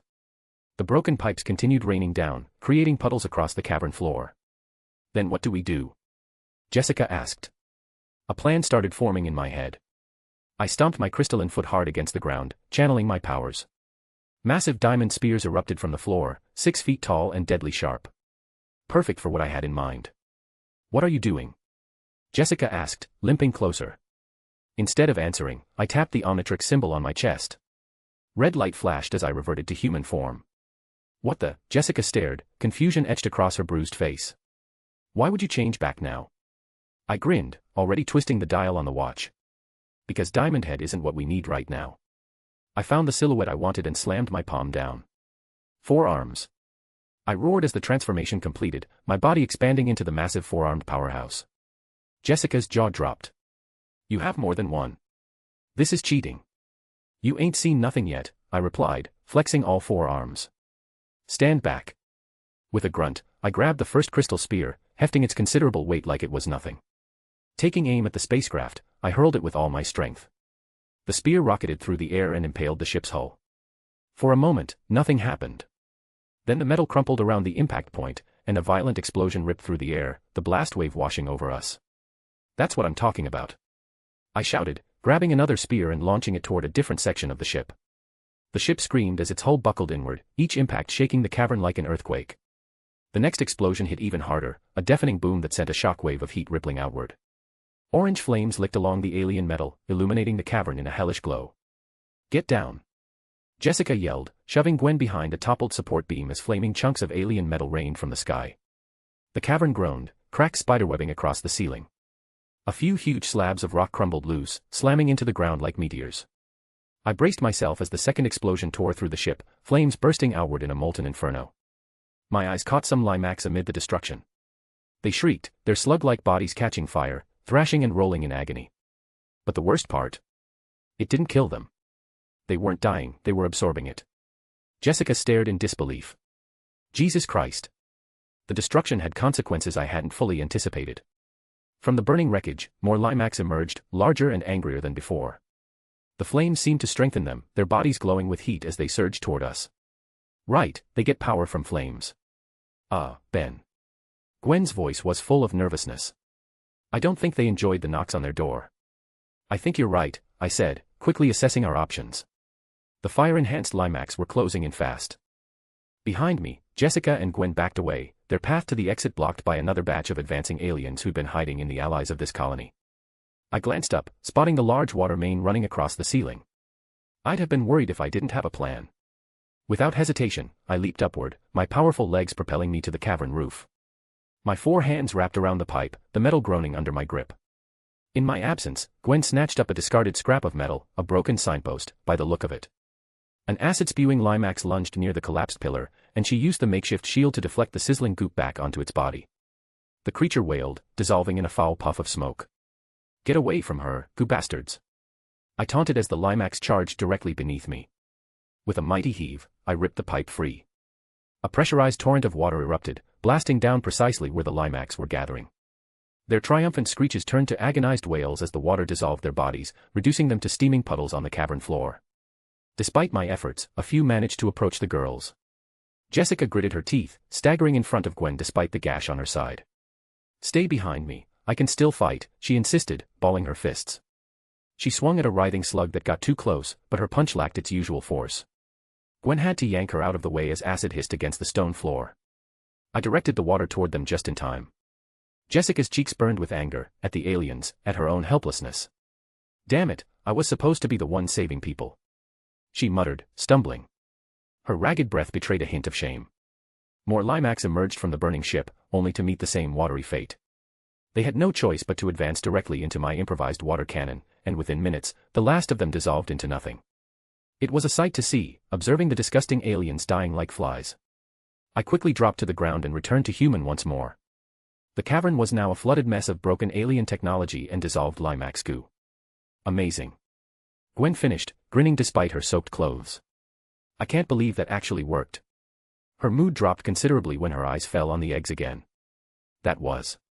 Jessica began, at a loss for words. "Wait, weren't you the guy who clashed with super-terrorist Magneto's group in D.C? I saw a video." I dusted off my hands, trying to look nonchalant even though my heart was still racing. "All in a day's work." "But wait." I frowned, remembering something as I scanned the cavern. "We might not be done yet." "What do you mean?" Gwen asked, her celebration cut short. "These Limax, they're tricky. There might be stragglers." I twisted the Omnitrix dial again. "I need to make sure."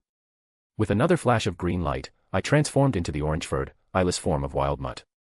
My enhanced senses immediately picked up scents that human noses could never detect. I prowled around the perimeter of the cavern, sniffing the air and ground.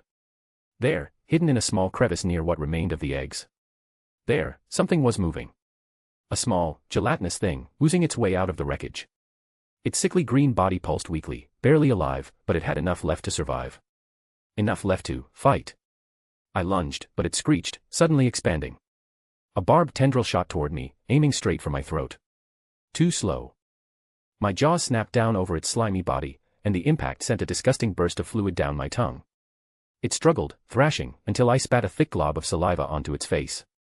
The moment the spit hit, it hissed, its body melting into a puddle of boiling sludge.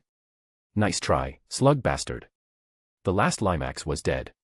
I trotted back to Gwen and Jessica, the Omnitrix timing out this time with a flash of red. Human again, I wiped the sweat from my forehead and exhaled deeply. Now, the cavern was a swamp of steaming alien viscera. Acrid smoke from burst pipes and half-fried spaceship wiring stung my nostrils, making my eyes water. My hands were trembling a little as they felt sticky as if coated with that clinging, oily residue of alien gore. As the last of the Limax sizzled into nothing, we all stood still, listening to our own ragged breathing bounce off the cavern's dripping walls. My arms shook from the fading adrenaline, and Gwen's eyes glistened with a mix of horror and relief. Jessica pressed a hand to her side, wincing but not complaining. For a long moment, nobody spoke, the distant hum of the broken pipes the only sound. Then I finally said, we did it. It felt half like a question, half like a statement. Gwen clutched her soaked sleeves, taking in the carnage around us. A month ago, could she have dreamed of wading through half-dissolved aliens, helping patch up a superhero investigating mutant undergrounds? Oh, yeah. I'm okay, she murmured to herself, and I didn't point out how her knees were trembling. She inhaled sharply, steeled her nerves, and looked at me. Ben, you good? No, ew. I was covered in slime, but they seemed to have lost their acidic property. Let's get out of here first. What about the eggs? Jessica asked. Gwen took that question and rushed toward the dissolving eggs. We followed and spotted a thin figure crawling out of a collapsed hovel. The so-called Morlock, who was just a regular human with mutant powers scorned by society for it, had wide eyes that were glassy with shock. His skin was riddled with small burns and slime. The Morlock's eyes flickered, clouded with shock. He rasped, help. Gwen knelt, gently laying a hand on their shoulder. A wave of pity washed over her. We'll get you medical help, she promised, voice shaking. Just hang in there. I swallowed a rush of worry. They were still alive. This is good. We can still help them. The ones who'd survive would wake up on their own, from the looks of it. Quick, let's return to the surface and call for medical help. True. Jessica said, a little dazed. I looked at her dazed expression. Jessica Jones, the gloomy depressed victim of Kilgrave. That was her identity in the comics and her own TV show, but in this world, that tragedy didn't happen yet. She was a lot more cheerful, clumsy, and fun to interact with. She also had a heroic spirit in her that would one day be snuffed out if things developed like the canon universe. I had to make sure that never happens. Chapter 14, Aftermath and Attractions. Chapter 14, Aftermath and Attractions. The morning sun beat down on the quiet suburban street, now transformed into a media circus. Yellow tape fluttered in the breeze around the hidden entrance to the Limax cavern, and news vans clogged the normally pristine road of Grandma Vera's retirement community. I leaned against the rust bucket, sipping a cherry smoothie and watching the show unfold. The smoothie shop nearby had been worth the detour with XLR8, cold and sweet, exactly what I needed after our underground adventure. Jessica stood in the center of a media frenzy, looking distinctly uncomfortable in her full superhero getup. She'd patched together her torn costume with surprising skill, adding a sleek eye mask that effectively concealed her identity. The white and blue bodysuit hugged her figure nicely, I had to admit, but her stiff posture betrayed both her discomfort with the spotlight and the lingering pain from her injuries. So, Jewel, can you tell us exactly what happened down there? A reporter thrust a microphone toward Jessica's face, her sharp eyes hungry for details. Jessica shifted her weight, wincing slightly as she disturbed what I knew was a particularly nasty gash on her side. I was investigating the disappearances in this area when I discovered an odd presence underground. They were a group of slug-like entities. Were they aliens or mutants? I have no idea.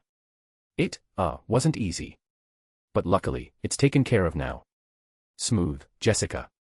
Very superhero-like. I hid my laugh behind another sip of smoothie. She was actually doing pretty well for someone who clearly hated being the center of attention. I thought being a child actress would help, but the car accident seemed to have taken more than just her parents. It took away her self-confidence. Yet she pushed through it now. Seeing her brave the spotlight now, awkward as she was, showed the stark difference between this pre-Kilgrave Jessica and the broken woman she'd become in the original timeline. What about the victims? Another reporter demanded, practically shoving his microphone up her nose.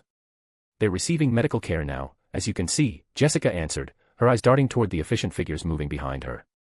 I followed her gaze to the plumbers, not that any of the reporters knew who they were dealing with. The agents moved with practiced precision in their high-tech bodysuits, dark gray with black accents, and each one bore the distinctive red circular emblem on their chest. They carried equipment I recognized as advanced alien tech disguised as typical medical and cleanup gear. Are you affiliated with this group? Who exactly are these people? A suspicious reporter pointed toward the plumbers. Jessica shook her head. I'm not with them. A local, friend called them. Who is that? I can't reveal that. But as you can see, they're professionals handling the cleanup and medical care. I can't share more than that right now. Jessica handled Grandpa and our involvement here charmingly. You think she'll someday spill the beans? Gwen asked quietly beside me, sipping her mango strawberry smoothie. Her eyes were narrowed as she studied Jessica with the calculating look I'd come to recognize whenever she was trying to solve a puzzle. Nah, I replied, keeping my voice casual even as my mind worked through the implications of everything happening around us. She's got a hero's instincts and honor. She'll keep quiet. Grandpa Max hummed noncommittally beside us.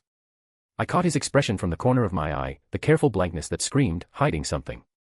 He'd been unusually quiet since we reported the situation to him and he called in his old workplace after our slug extermination. Something you want to share, Grandpa? I raised an eyebrow, challenging him directly. He offered that frustratingly enigmatic smile I was starting to get tired of. All in good time, he replied, taking another sip of his smoothie. He never drank smoothie, so he must be feeling a particular way to be doing that. Yeah, sure. Let's see how long you'll keep playing mysterious, Grandpa. Not like I don't already know most of your secrets anyway. Before I could press further, movement caught my eye. One of the plumbers was walking toward us, not just any plumber either. This one had subtle silver accents on his uniform that suggested rank. His face was set in that practiced neutral expression that screamed, government agent, but there was something respectful in his eyes when they landed on Grandpa Maxwell. Sir, the plumber greeted, his voice pitched low to avoid being heard. We didn't expect to receive such a report from you here. Command is asking questions. I slowly slipped my smoothie while enjoying Gwen's confused expression. The casual way he addressed Grandpa was odd, and Gwen wasn't someone who'd miss that. In the original cartoon, Max had been a highly respected plumber, practically a legend. A magister. Seemed like this universe wasn't so different after all. Tell them everything is fine, this incident was a coincidental encounter when I was visiting my sister, Grandpa replied with the easy authority of someone used to giving orders. The plumber nodded once, his eyes flickering briefly to my wrist before looking away. I tensed. He definitely noticed the watch, but did he know what it was? Or was it the watch's symbol that piqued his interest? Understood. I'm glad to see you healthy. His professional facade dropped for a moment as he showed a warm smile. He turned and strode away, his movements precise and efficient. I shot Grandpa a look that clearly said, "You're busted." Gwen was less subtle. "Grandpa." She started, her voice sharp with curiosity and a hint of accusation. What was that about? Grandpa Max sighed deeply, watching the retreating plumber. Not here. I'll explain everything on our way back. Too many eyes and ears here. Gwen and I exchanged a glance that communicated volumes. The game of secrets Grandpa had been playing, the rules were about to change. Hours later, the media circus had mostly dispersed. The reporters had gotten their story, brave superhero Jewel discovers and defeats alien infestation, mysterious government agency handles cleanup, and packed up their equipment. Grandpa had disappeared shortly after his conversation with the plumber, supposedly to help coordinate with his old colleagues and check on Grandma Vera. Gwen and I loitered outside the rust bucket, watching the last of the news vans pull away. I was itching to transform and blow off some steam after the intense day, but getting caught on camera as another alien would definitely complicate things. Although I doubted they'd get to advertise the alien part in this report. Plumbers, S.H.I.E.L.D., SWORD, or whatever secret agencies there were, would definitely control the narrative into a more mundane version. Movement caught my eye, and I spotted Jessica walking toward us. She'd finished her interviews and looked both drained and relieved to be done with them. She'd kept her costume on but removed the mask, clearly past caring about hiding her identity from us. You too, she called, approaching with a weary but genuine smile. She rubbed the back of her neck awkwardly. Thank you, for earlier. Seriously. I'm still bummed that I'm taking your credit, though. I'm not sure I deserve the spotlight for your work. I shrugged, letting a mischievous grin spread across my face. Trust me, you need any additional fame you can get. I don't since I'm not ready for fame yet. Jessica scowled playfully and lightly smacked my arm. Hey, that's rude. I definitely can earn my own fame, thank you very much. You just didn't get to see my extraordinary prowess because of my injury. I laughed, enjoying the spark of energy between us. With my memories of both lives, I recognized the chemistry when I felt it. I leaned slightly toward her, adding a teasing edge to my voice. Come on, Jewel, you know I didn't mean it that way, I said. Even if I did, think of it as practice for when you hit the big leagues. Big heroes are so arrogant. Look at Tony Stark. Thankfully you're such a kind girl, I don't think you'll become that way. She arched an eyebrow, clearly enjoying the banter. Careful there, hero boy. Flattery will get you nowhere. Who says I'm trying to flatter you? I shot back smoothly, stepping just a bit closer. Maybe I'm just stating facts. Jessica's eyes glinted with appreciation for the comeback. From my peripheral vision, I noticed Gwen's growing discomfort with our exchange. She cleared her throat pointedly. Jessica, weren't you calling him kid just earlier? Gwen interjected, her voice tinged with something I couldn't quite place. Jessica turned to Gwen with a casual shrug, her lips curving into a sly smile. You need to see it from my perspective, Gwen. It's not my fault he doesn't look his age. She said and eyed my admittedly less than impressive height. My eye twitched slightly at the jab. Height had always been a sore spot for me. I'm 18 and still got 3 more years to grow. Did you know men grow till 21? I stated firmly. Jessica chuckled softly, her voice dropping to a teasing, warm tone. Of course. You will definitely grow. Well, hopefully. She feigned a pitiful look. Jessica, you shouldn't judge a gun by its size, I shot back, although I wasn't bothered by her words. I meant it when I said I'd grow more. In my memories, I recalled that the cartoon Ben had always been on the shorter side, even at 16, he wasn't taller than Gwen. But Ben 10,000 had grown to tower over even Grandpa Max, who was well over 6 feet. My growth spurt was just delayed, that's all. Jessica's eyes glittered before a slow smile spread across her lips. She folded her arms challengingly. Oh, big talk from someone who barely reaches my chin. You sure you're packing enough firepower? Want to find out? I challenged, my grin turning sharper. The words hung in the air between us, charged with an unmistakable invitation. Jessica paused, a slight flush coloring her cheeks. The air between us thickened noticeably, electric with possibility. Gwen exhaled loudly, rolling her eyes in exasperation. God, seriously? I'm gonna, excuse me from this conversation. She walked off quickly, shaking her head as I laughed quietly, watching her leave. Poor Gwen. I turned back to find Jessica's expression softened into amusement as she studied me, curiosity now clearly outweighing her earlier skepticism. All right, hotshot, Jessica finally murmured, her voice playful yet undeniably daring. Prove it. My grin widened as I gently but confidently took her hand, tugging her toward the rust bucket. Gladly. Rated 18. My heart raced as we slipped inside the RV, Jessica closing the door behind us with a gentle click. The interior was cozy and familiar, the gentle ambient hum creating a surprisingly intimate atmosphere. I turned to find her already leaning toward me, her eyes dark with anticipation. Jessica pressed me against the kitchenette counter, her lips crashing into mine with a hunger that sent sparks through every nerve. My fingers tangled in her hair as our tongues danced, her breath hitching when I nipped her lower lip. She tasted like coffee and adrenaline, a mix I never knew could be so intoxicating. I hadn't expected the day to go this great. Her hand slipped behind my head, pulling me closer. A soft gasp escaped her as the movement aggravated her still sensitive wounds. I pulled back slightly, unable to suppress the teasing mischief in my eyes. Crazy how you can't hold yourself back even with injuries, I murmured, my lips brushing against hers teasingly. Then again, it's me, so I understand. Jessica narrowed her eyes. Shut up, you silly brat, she breathed, pulling me back into another kiss. This time there was nothing restrained about it. The kiss grew heated, passionate, our bodies pressing close as the moment consumed us. My hands carefully explored her sides, mindful of her injuries yet bold in their exploration. Her fingers threaded through my hair, pulling softly, our breaths quickening as they mingled between us. I marveled at how naturally this came, despite the surreal circumstances. Here I was, Ben Tennyson with the Omnitrix, making out with Jessica Jones in her superhero costume. My dual memories gave me a strange advantage, the confidence of someone who had lived before, combined with the unrestrained Tennyson charisma. Her lips were soft yet demanding against mine, her body warm and responsive. For a moment, all thoughts of aliens, plumbers, and secret identities dissolved into the background, replaced by the simple, intoxicating reality of her touch. Jessica's gentle sigh melted into the moment as she pressed closer. Oh, Ben, maybe you weren't lying, she moaned as my hands played her body. Her hand moved at the nape of my neck, sending a pleasurable shiver down my spine. There was something exhilarating about this moment, two people with extraordinary abilities finding a moment of normal human connection. As her other hand trailed down my chest, I couldn't help but wonder how many more surprises this new world had in store for me. Jessica's sensual touches pulled me out of these stupid thoughts. Her hands slid under my shirt, nails scraping lightly over my abs as she pushed the fabric upward. I broke the kiss just long enough to yank it over my head, her hungry gaze raking over my chest before dragging me back to her mouth. She was a hungry woman. The metallic zipper of her costume sang as I tugged it down her spine, revealing a black sports bra clinging to sweat-slick skin.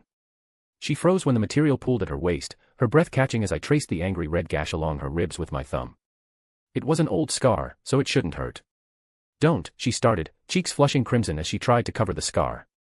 I caught her wrist, pressing a kiss to her palm. Every mark's a story, I murmured against her skin, trailing my lips down her neck to the puckered scar tissue. Proof you're out there fighting when others hide. Why were you shy over it? Her breath shuddered as my tongue flicked over the wound, hips arching involuntarily against mine. Well, you're beautiful. Fuck, Ben, she gasped as I mixed the compliment with teasing touches, fingers tightening in my hair as I peeled her leggings down muscular thighs. The sports bra followed, revealing full breasts tipped with dusky peaks that hardened instantly in the RV's cool air. Hey, don't stare like that, she said, but I couldn't help it. She was an artwork of a woman. Such a beautiful body. She had curves at just the right place, lovely flesh begging to be kissed, while the small and big scars painted her body like natural tattoos. My mouth watered, she was all toned curves and battle-tested strength, skin glowing like polished amber in the sunset streaming through the blinds. Her hand flew to cover herself as her face reddened, but I caught it, pinning it gently above her head. Let me look at you, I said, dragging my teeth along her collarbone. Christ, you're unreal. Superheroine bodies was the shit. My free hand palmed her breast, thumb circling her nipple until she whimpered. Like fucking marble come to life. Talk less, do more. Jessica was a shy mess even as she demanded, back arching as I sucked a peek into my mouth. Her fingers scrabbled at my belt, popping the buckle open with practiced efficiency. I groaned against her skin when her hand slipped into my boxers, calloused fingers wrapping around me with just the right pressure. Oh. Cocky little shit's actually packing heat. She laughed, surprised and happy at my size. I smirked against her sternum, nibbling a trail downward. Told you not to judge, my words dissolved into a hiss as she stroked me firmly, yanking me toward her. Fuck, Jess. Less talking, she repeated, pushing me onto the narrow bench seat. Her teeth sank into my shoulder as she straddled me, rolling her hips in a slow grind that had us both panting. Come on hero boy, earn that ego. Show me it's not just big. I flipped us before she could blink, caging her between my arms. Her laugh turned to a gasp as I sheathed myself in one brutal thrust, her nails carving crescent moons into my shoulders. Holy fuck. Ben. Her legs locked around my waist, heels digging into my hip as I set a relentless pace. Every snap of my hips punched a new sound from her lips, whimpers, curses, my name like a prayer when I hit that sweet spot deep inside. Look at you, I laughed, thumb circling her clit as her back arched off the vinyl. Taking me like you were made for it. Where's the teasing now? Her only response was a shattered moan. Her body clamped down as she came with a cry that rattled the spice rack. I drank it in, the flutter of her walls, the way her breasts heaved, the dazed wonder in her eyes as she blinked up at me. Her eyes were watery, hazy in pleasure. Did you really come so early? I asked, flipping her onto hands and knees with a smack to her as that echoed through the RV, so much talk earlier, Jessica, for a premature ejaculator. She glanced back with a wild look on her face, sweat-damp hair sticking to her face. Keep that up and I'll, go dies. Her threat dissolved into incoherence as I drove into her from behind, fingers bruising her hips. The bench squeaked a frantic rhythm against the floorboards, her choked pleas for more, harder, there, fueling every thrust. When her third climax ripped through her, I caught her against my chest, rolling onto my back with her still impaled. She rode me with shaky urgency, her moans climbing higher with every bounce. Ben, I can't. Let go, I demanded, squeezing her breasts as she trembled. Her convulsions tipped me over the edge, my own release hitting like a supernova as she collapsed onto my heaving chest. Cum burst inside her like an exploding volcano. Jessica huffed, panting as she tried her best to regain her composure. I laughed, prompting her to nuzzle my throat with a breathy hum, her other hand tracing the Omnitrix symbol with sticky fingers. Gotta admit, she panted, this hero thing has perks. If only because I got to have this day with you. Is that so? I grinned, flipping her onto the floor cushions with a yelp. My cock was already hard again, pressing against her stomach. Round two's free if you. Her legs hooked around my waist before I could finish. Shut up and fuck me again. She demanded, and I provided. Chapter 15, Numbers and Secrets. Chapter 15, Numbers and Secrets. The late afternoon sun cast shadows across the pavement as I stepped out of the rust bucket, Jessica following close behind. A pleasant soreness lingered in my muscles, a reminder of our passionate encounter as I turned to her. Jessica fussed with her costume, straightening wrinkles and adjusting the blue and white bodysuit where it had twisted out of place. I couldn't help but smirk as I watched her, feeling a rush of male pride. Allow me, I murmured, reaching over to fix a twisted strap near her shoulder. My fingers brushed against her skin, and I felt her shiver slightly at the contact. Jessica's lips curved into a small smile. Thanks. Wouldn't want to look like I just, well, you know. Had the time of your life? I supplied helpfully, earning a playful swat on my arm. Don't get too arrogant, she laughed, but her eyes told a different story, one of shared secrets and newfound intimacy. The sound of throat clearing shattered our moment. We turned to find Gwen standing with her arms folded across her chest, one eyebrow arched so high it nearly disappeared into her hairline. Her green eyes darted between us, reading the situation with uncomfortable accuracy. Have you two been in the RV all this time? I've been looking for you all over the place, Gwen remarked dryly. Jessica's cheeks flushed a delightful shade of pink, and I couldn't suppress a laugh. Gwen narrowed her eyes. What were you guys doing? I rubbed the back of my neck, not bothering to hide my satisfaction. Nothing. Sorry, we got a little distracted. I shot Jessica a sideways glance that made her bite her lip to stifle a laugh. Gwen's expression said she wasn't buying it for a second. Right. Nothing. The awkward tension hung in the air for a moment before I decided to move things along. I pulled my phone from my pocket and turned to Jessica with a grin. So, hero girl, we're trading contacts now, right? Can't have you getting into trouble without backup. My tone was casual, but there was genuine interest behind the playfulness. I wasn't planning to date her, I didn't want to date anybody yet. But something about Jessica intrigued me beyond just physical attraction, a kindred spirit in this strange superhero business. And even if she wasn't my girlfriend, I wanted to make sure she'd never fall to Kilgrave's hands. That'd piss me off. Jessica's eyes sparkled with amusement. Pretty cocky, assuming I'll need your help again. You just found me on a bad day. She pulled out her own phone, though, already opening her contacts. We both know you enjoyed my backup skills, I countered smoothly, maintaining eye contact as she took my phone. The double entendre hung between us, and I watched her struggle to maintain her composure. You're not subtle at all, are you? She muttered, her fingers dancing across my screen as she entered her number. When she handed it back, I noticed she'd saved herself simply as Jewel Gemstone with a winking emoji. I added my contact to her phone, brushing my fingers against hers. Jessica rolled her eyes at my obvious move but couldn't hide the pleased smile tugging at her lips. After saving my number, she glanced up with a mischievous grin. Well, if you get into trouble, don't hesitate either, big hero. The emphasis wasn't lost on me, and I felt a rush of heat in my pants at the memory of her earlier surprise. She added, I don't usually do rescues outside Manhattan, though. Today was just a coincidence, came here for a uni project. My mind raced with the new information. Manhattan, now that I thought about it, that was her base of operations in the TV show. I shrugged nonchalantly, trying not to seem too eager. Lucky you, then. I attend school pretty near Manhattan, it shouldn't be too far, I'm just on summer vacation here. Call me when you have any troubles. The change in her expression was immediate and gratifying. Her eyes widened slightly, and a genuine smile broke across her face. Really? You should have opened with that. I could read the thoughts behind her eyes, she'd been expecting this to be a one-time thing, the magical vacation fling that never translated to real life. Finding out we'd be in the same area changed everything. Figured saving lives was a better way to a lady's heart, I replied with a warm smile. But I'm serious, text me an SOS when you're in danger, I'll be there. I have some transformations that are really fast. And I meant it. I wanted to prevent her bad future. Other than that, the opportunity to see her again was also very appealing. Gwen cleared her throat again, this time more dramatically. Vacation just started, lover boy. You won't get to meet up in a good few months. Her tone was light, but there was something else there I couldn't quite identify. Jessica and I both laughed, slightly embarrassed at being called out. She's right. But months go by fast, Jessica said, her eyes meeting mine with promise.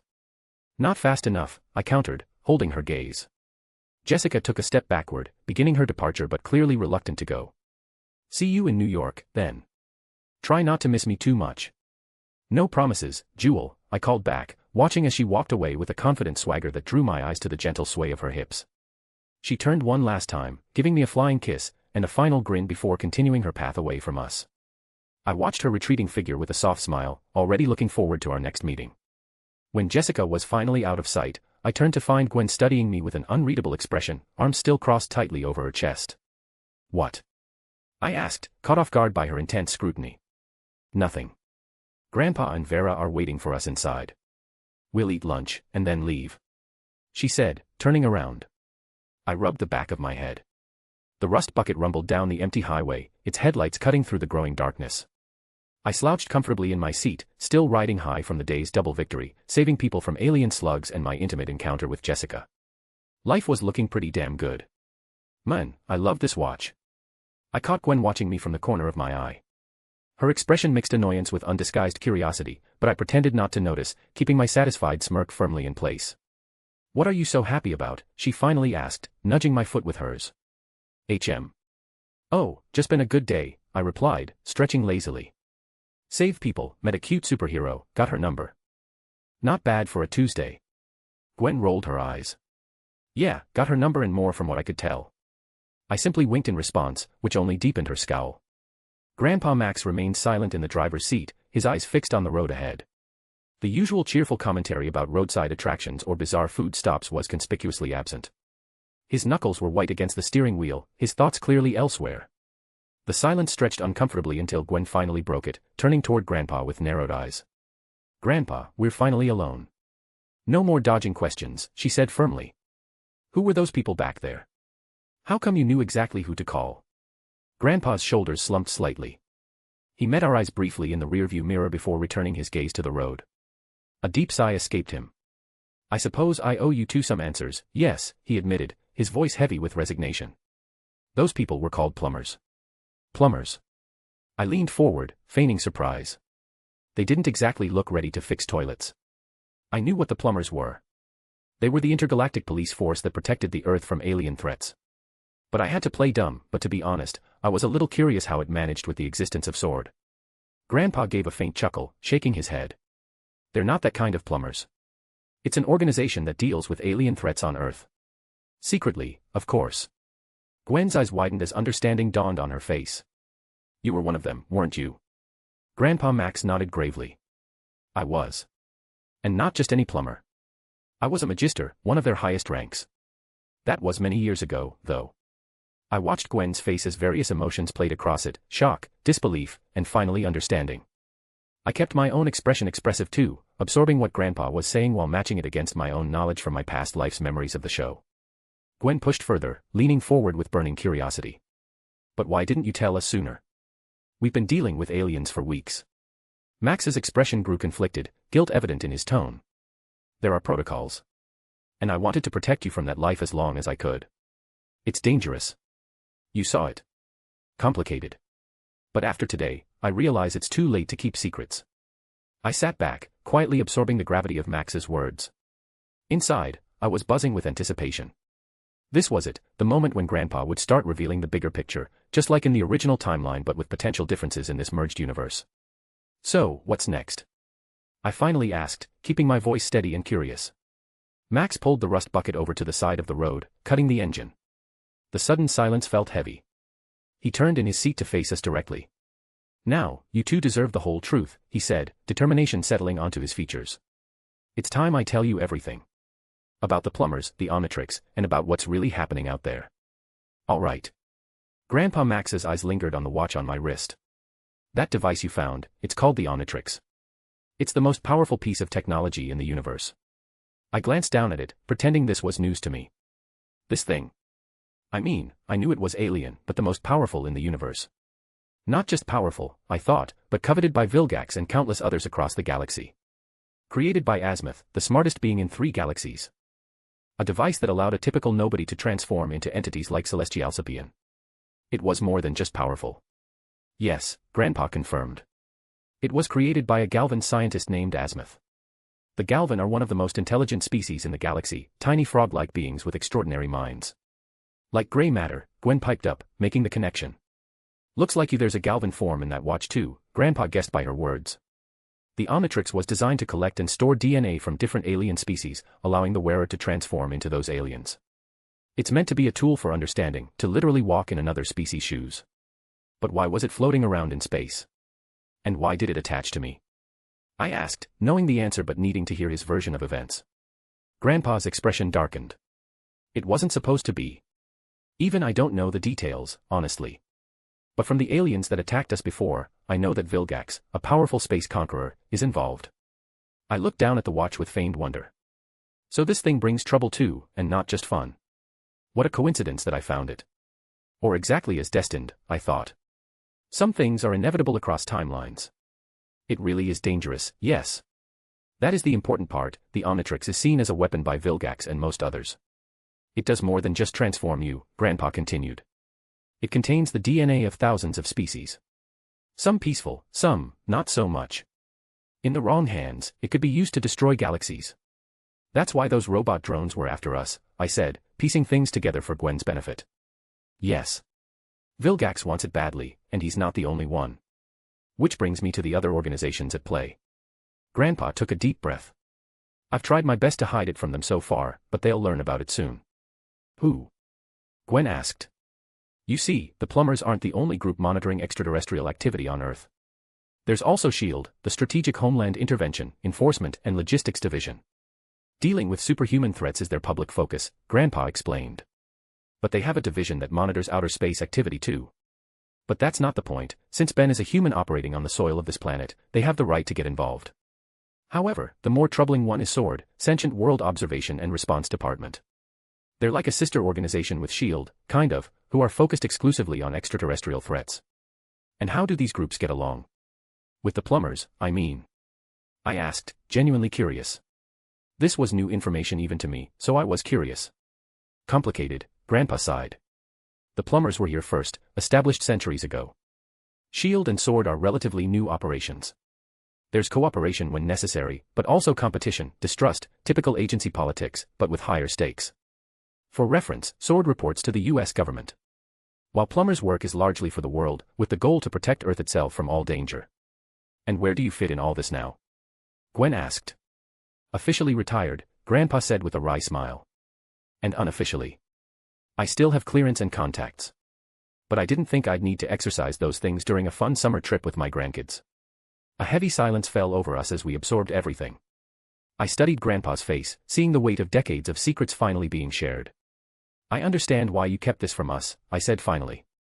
Secret organizations, alien invasions, it's a lot. I don't blame you for keeping it hidden. Gwen nodded in agreement. I wish you'd told us sooner, but I get it. You wanted to protect us. Grandpa's relief was visible, his shoulders relaxing slightly. I did. But it seems the universe had other plans when that watch found you, Ben. Yeah. So what now? I asked, my mind already racing with possibilities. Now we adapt, Grandpa replied, a hint of the old twinkle returning to his eyes. You've been given a huge responsibility, Ben. And I'll help you both navigate this new reality. But at the same time. Yes. His eyes went serious. I don't want my grandson to be in danger. Be it Vilgax, SHIELD, or SWORD, they'd want your Omnitrix. But it's impossible to safely remove, from what I know. So, they'll try to forcefully get it, harming you or killing you in the process. If that doesn't work, best case scenario, they'll try to bring you into their ranks. I don't want either of that. You're my grandson, and I want to make sure you're safe to make your own decision, Ben. And I can promise you, I'll make sure of that. It was strange.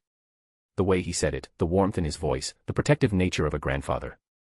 His voice was loud and warm, and I believed every word he said. Grandpa Max was a great guardian. I smiled, I won't disappoint you, then. He laughed softly, breaking some of the tension. I know you won't. It annoys me a little that you two went to investigate that alien cave on your own, but I think you're starting to get a hang of the watch, so it's okay. You two have taken this remarkably well. Most kids would be freaking out learning their summer vacation is actually part of an intergalactic situation. I shrugged. After what we've already seen. Aliens, robots, slug monsters. I'm way past freaking out. Besides, Gwen added with a small smile, it's kind of cool having a badass grandpa with a secret alien fighting past. He laughed, turning around as the RV began to move again. He turned on the music, and Gwen and I exchanged a smile. The situation was resolved, and we were continuing our journey officially now. Oh right, by the way, Max suddenly said, almost too casually, not bothering to turn around, both of you are quarter alien. The rust bucket fell dead silent. Chapter 16, Fortune's Charm. Chapter 16, Fortune's Charm. The rust bucket hummed along the last sun-drenched highway, its tires eating up mile after mile of Louisiana asphalt. I was sprawled across the bench seat, one leg propped against the wall, pretending to read a sumo slammer's comic. Why was I pretending to do that? Because my eyes were secretly observing Gwen instead. Something had changed since the Jessica situation, and after Grandpa dropped that bombshell about us being part alien. Well, several things had changed, but Gwen's reaction worried me most. The constant bickering that defined our relationship had faded into an uneasy quiet. That wasn't the only thing. She'd become withdrawn and introspective, qualities I'd never associated with my normally loud and outspoken cousin. I tried mentioning the bet we made before entering the Limax cavern, and Gwen didn't even bother to play along. She really wasn't like herself lately. Sunlight filtered through the half-open blinds, catching in her hair as she lounged on her bunk. The copper strands glowed like embers where the light touched them. She'd been reading the same page of her book for almost 20 minutes now, her teeth biting her bottom lip in that way they always did when something troubled her. One other thing she didn't bother focusing on lately was her appearance. Her short hair was pulled back in a small, messy ponytail instead of the carefully styled look she usually maintained. Especially when compared to the work she got done when we visited Grandma Vera. The oversized purple sweatshirt she wore slipped off one shoulder, revealing a pale strip of skin and the strap of a black tank top beneath. It was strange seeing her so undone. Not that it looked bad. Actually, the casual look suited her just fine. She somehow managed to look attractive even now. A bit too much. What the hell am I thinking? I mentally slapped myself, uncomfortable with the direction my thoughts had taken. It's Gwen, for fuck's sake. My phone vibrated against my stomach, providing a welcome distraction. Jewel's name flashed on the screen alongside a message that made me smile. Jewel, this is crazy. I didn't even get to reply as a paragraph filled my screen. Jewel, I took down a supervillain solo just now, Benny. Well, supervillain might be an exaggeration. More like a dude with electric gloves robbing an electronics store. Still counts though, right? Jewel, although I did miss my alien backup. A laugh escaped my lips, thumbs already tapping out a response. Electric glove guy definitely counts. Is he called Shocker, by any chance? He's kind of dangerous. Congrats on the win. Though if I'd been there, I would have wrapped it up in 30 seconds flat. Just saying. Her reply came instantly. Jewel, 30 seconds. I guess that explains a lot about your performance in other areas too, mister. Excuse me. I couldn't help but say out loud, quickly typing back. Hey, Lil Missy. Did someone wipe your memories? I recall things a little differently. Hey, dweeb, could you stop texting your girlfriend and pay attention? We're almost at our destination. Gwen's voice cut through my thoughts, sharper than it had been in days. I didn't bother looking up from my phone, continuing the light-hearted argument. She was cute, even though she was older than me. She's not my girlfriend. Gwen made a noise somewhere between a scoff and a snort. Right. That's why you're giggling like a middle schooler with his first crush. I don't giggle, I protested, and finally glanced up to find her watching me with a strange expression, something between irritation and something else I couldn't quite place. Was that jealousy? No way, that'd be crazy. Yep, that'd be impossible. I dismissed the thought as the rust bucket slowed to a stop. It's probably just envy. That I have a girl to talk to like this, while she doesn't have a man. That made more sense, honestly. Even if she looked at forearms a particular way, that was just because of the muscles. Whatever, Gwen hopped off her bunk in one fluid motion, slinging her backpack over her shoulder. The movement made her sweatshirt slip further, exposing her collarbone and cleavage, before she absently tugged it back into place. We're here. Grandpa Max announced cheerfully from the driver's seat. And trust me, kids, this place is special. We filed out of the RV, squinting against the bright New Orleans sunshine.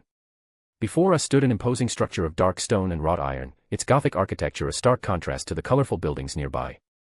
An ornate sign proclaimed, New Orleans Museum of Witchcraft and Occult Arts. A witch museum?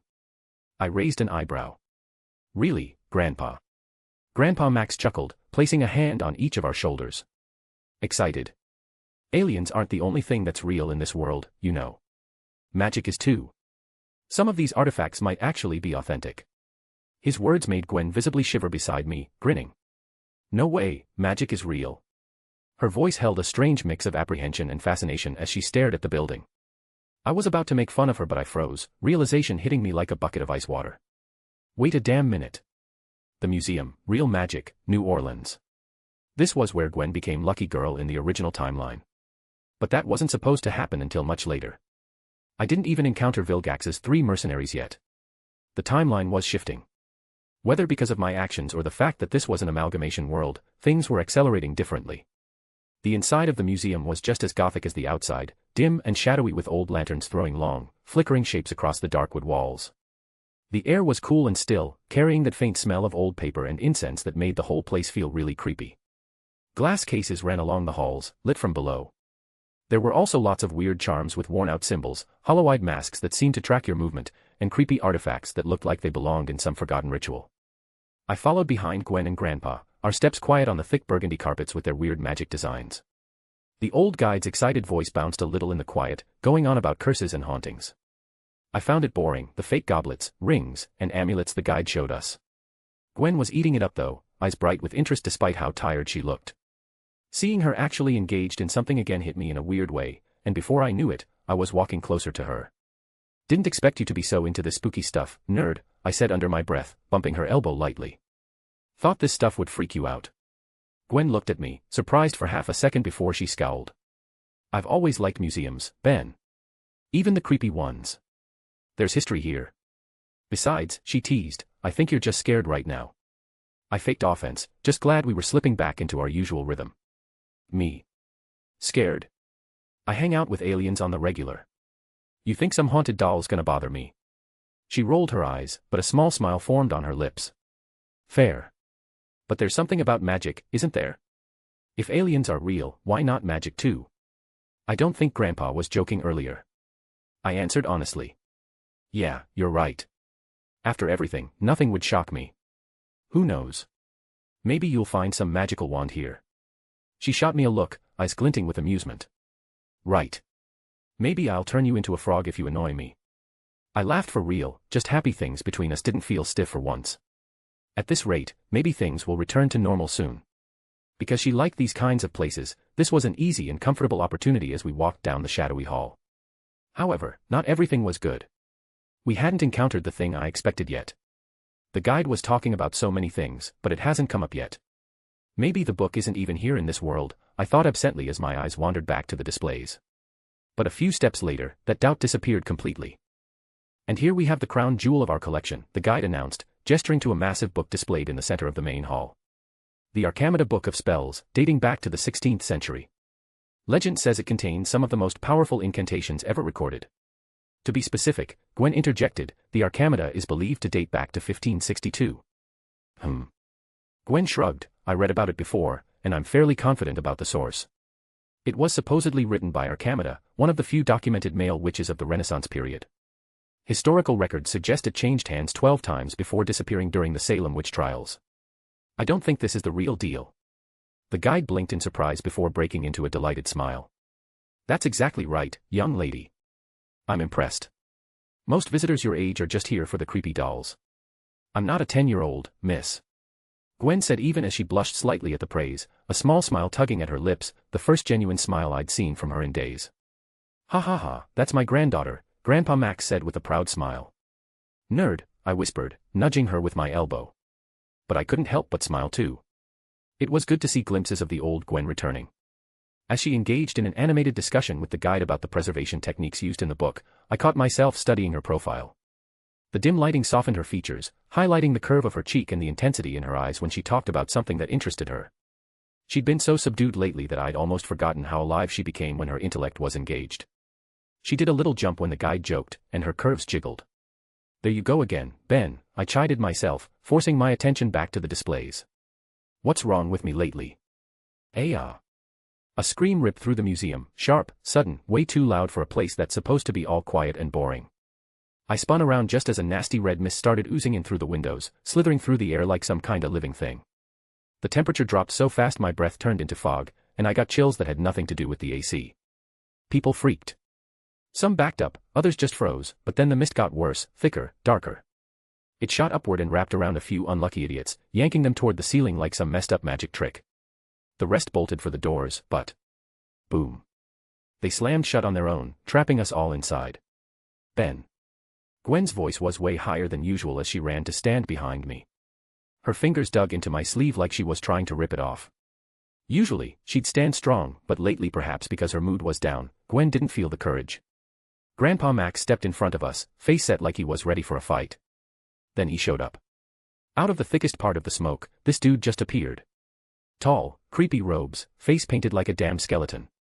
The lantern light made his skull face look even weirder, and the way he walked, every step sounded way too loud, like the room itself was scared of him. Around his neck, 5 weird charms glowed, pulsing along with the bird-headed staff in his hand. It was Hex, the magician. Mortals. Hex's voice was deep, the kind that makes your bones vibrate. The whole room went dead silent. His eyes, hollow, hungry, scanned the crowd before locking onto the big fancy book in the center of the exhibit. The Arcamida Book of Spells. His fingers twitched around the staff. I apologize for interrupting your visit. But I've searched centuries for this power. Today, it finally becomes mine. He thrust his staff forward, and a wave of force exploded outward, shattering the thick glass case surrounding the book. Shards flew everywhere, glittering like deadly rain, forcing Grandpa to shield the elderly guide with his body while I instinctively tackled Gwen, pulling her down beneath me as fragments slashed harmlessly above us. My heart thundered in my chest as I felt Gwen trembling beneath me. She gulped her saliva, staring up at me. "Stay down," I whispered urgently before rolling off her and rising swiftly, already twisting the Omnitrix dial on my wrist. "Ben, careful." Grandpa shouted, fear and urgency thickening his voice. "I've got it," I replied with determination. "It's hero time." I pushed my palm down on the watch face, feeling the familiar rush of transformation. My muscles stretched and reconfigured, my skin hardening into blue and black scales as my vision sharpened dramatically. "XLR8." I shouted, grabbing Gwen and blurring away to safety. I dropped her to her feet, and looked at the fearful crowd. "Everyone stay calm," I called out, my voice altered by my alien form. "I've got this." I didn't waste a second. With XLR8's incredible speed, I became a blur once again, racing around the room to catch visitors as Hex's concentration wavered and they began falling from the ceiling. One by one, I deposited them safely outside the museum before zooming back for more. "An interesting creature," Hex observed, his hollow eyes tracking my movements. "But no match for my magic." "We'll see about that." "Metacarpos expedite." Hex shouted, his palm glowing with energy as he fired a barrage of flaming projectiles in my direction. I dodged them effortlessly, weaving between the blasts with milliseconds to spare. "Too slow, Skullface. Maybe try bowling instead." "You got the right head for it." Somehow, my childish taunt hit its mark. Hex's eyes narrowed in rage as he raised his staff again. "Birdie Mordonata." A wave of telekinetic force ripped through the room, shattering display cases and sending artifacts flying like shrapnel. I tucked into a roll, avoiding the worst of it, then sprinted straight toward him. He barely had time to raise a force field before I changed tactics, running circles around him so fast I created a vortex. The air pressure dropped dramatically as I spun faster, cutting off his oxygen and disrupting his concentration.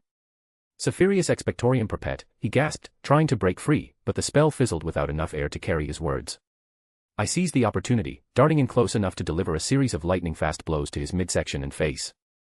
It was as if I was playing a drum. Each hit landed with precision, the combined force sending him crashing into the far wall. His staff clattered to the ground and he slumped, falling to the floor. Hex was unconscious. Just like that, I'd won the battle. It helped that I knew about his power set from the cartoon, otherwise it'd have been a lot more difficult of a battle. "Ben." Grandpa called, but I didn't turn to look at him. The main part begins only now.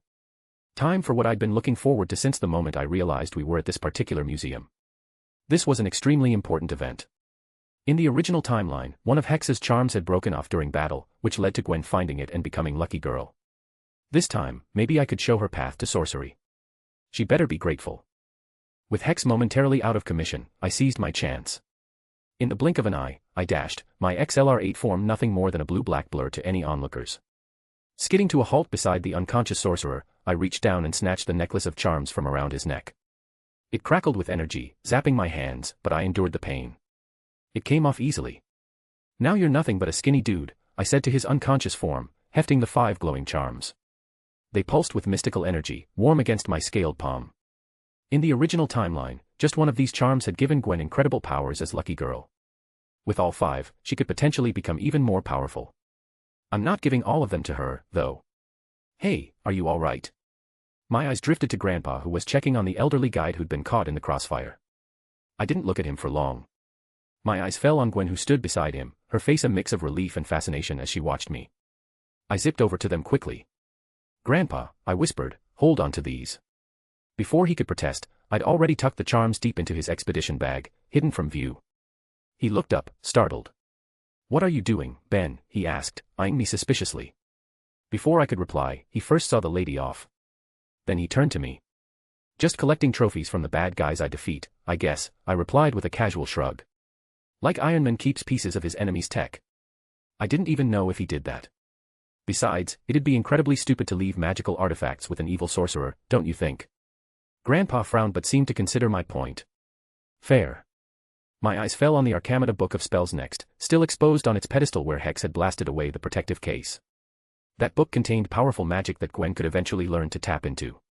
Grandpa, that sorcerer was specifically after this book, I said, gesturing toward it. We should probably secure it too. Grandpa Max's expression hardened immediately. Absolutely not, Ben, he said, his voice firm and disappointed. We just saved the museum, we're not stealing from it. I'll just warn the guards about it. I wasn't quite pleased with that. Sometimes Grandpa's moral compass is too rigid. That book is dangerous in the wrong hands, and useful in the right ones. I sighed but nodded, though internally I was already grumbling over the problems this would cause in the future. Fine, Grandpa, I conceded, raising my clawed hands in surrender. Just saying, magic books and evil sorcerers seem like a bad combo. He'll be jailed, don't worry, he said as he crossed his arms. We couldn't chat any longer. Security guards and what looked like local police were finally pouring into the room. Grandpa Max straightened up, adjusting his Hawaiian shirt. Time to go, guys, he murmured. Ben, change back somewhere private if you can. Too late, Grandpa, I replied, noticing too many eyes on us. Let's just give an interview instead. As a crowd gathered around us, cheering for me, treating me like a hero, I caught a glimpse of Gwen. She stared thoughtfully at Grandpa's bag. If only she had any idea how excessively those things would change her life. Chapter 17, Magical Decisions. Chapter 17, Magical Decisions. Note, dang we got the goal. Here's the 2 chapters. The rust bucket rumbled along the highway, leaving New Orleans and its magical mysteries behind. Grandpa Max hummed along to an old rock tune on the radio, the rhythm seemingly guiding his casual steering as we put distance between ourselves and the museum incident. I sat at the small table, the 5 magical charms spread out before me like exotic treasures. Each one pulsed with a faint glow, their strange symbols and markings catching the last rays of sunlight filtering through the RV windows. They were beautiful in a weird, mystical way, ancient-looking medallions with symbols that seemed to shift if you stared too long. From the corner of my eye, I could see Gwen watching her phone. Thank you everyone. The voice of XLR8 came out from her phone. It must be a video of the short interview I gave to the people before fleeing the scene. She put the phone down, and didn't say a thing as she pretended to not look at me. She'd been stealing glances since we'd left the museum, her posture stiff and her expression a mix of annoyance and barely concealed curiosity. Every time I moved a charm, her eyes followed my fingers with an intensity that made me want to laugh. See something you like, dweeb? I finally asked, not looking up from the charms. She immediately averted her gaze, focusing on her book with exaggerated interest. No. Just wondering how a fool like you got so lucky. A hero watch and everything. Sounds like someone's jealous. I said as I arranged the charms in a circle, enjoying the way they clinked together. Shouldn't you be grateful? Don't you remember how you were practically glued to me back at the museum? Her head snapped up, eyes narrowed. What are you talking about? I grinned, unable to resist the opportunity to tease her.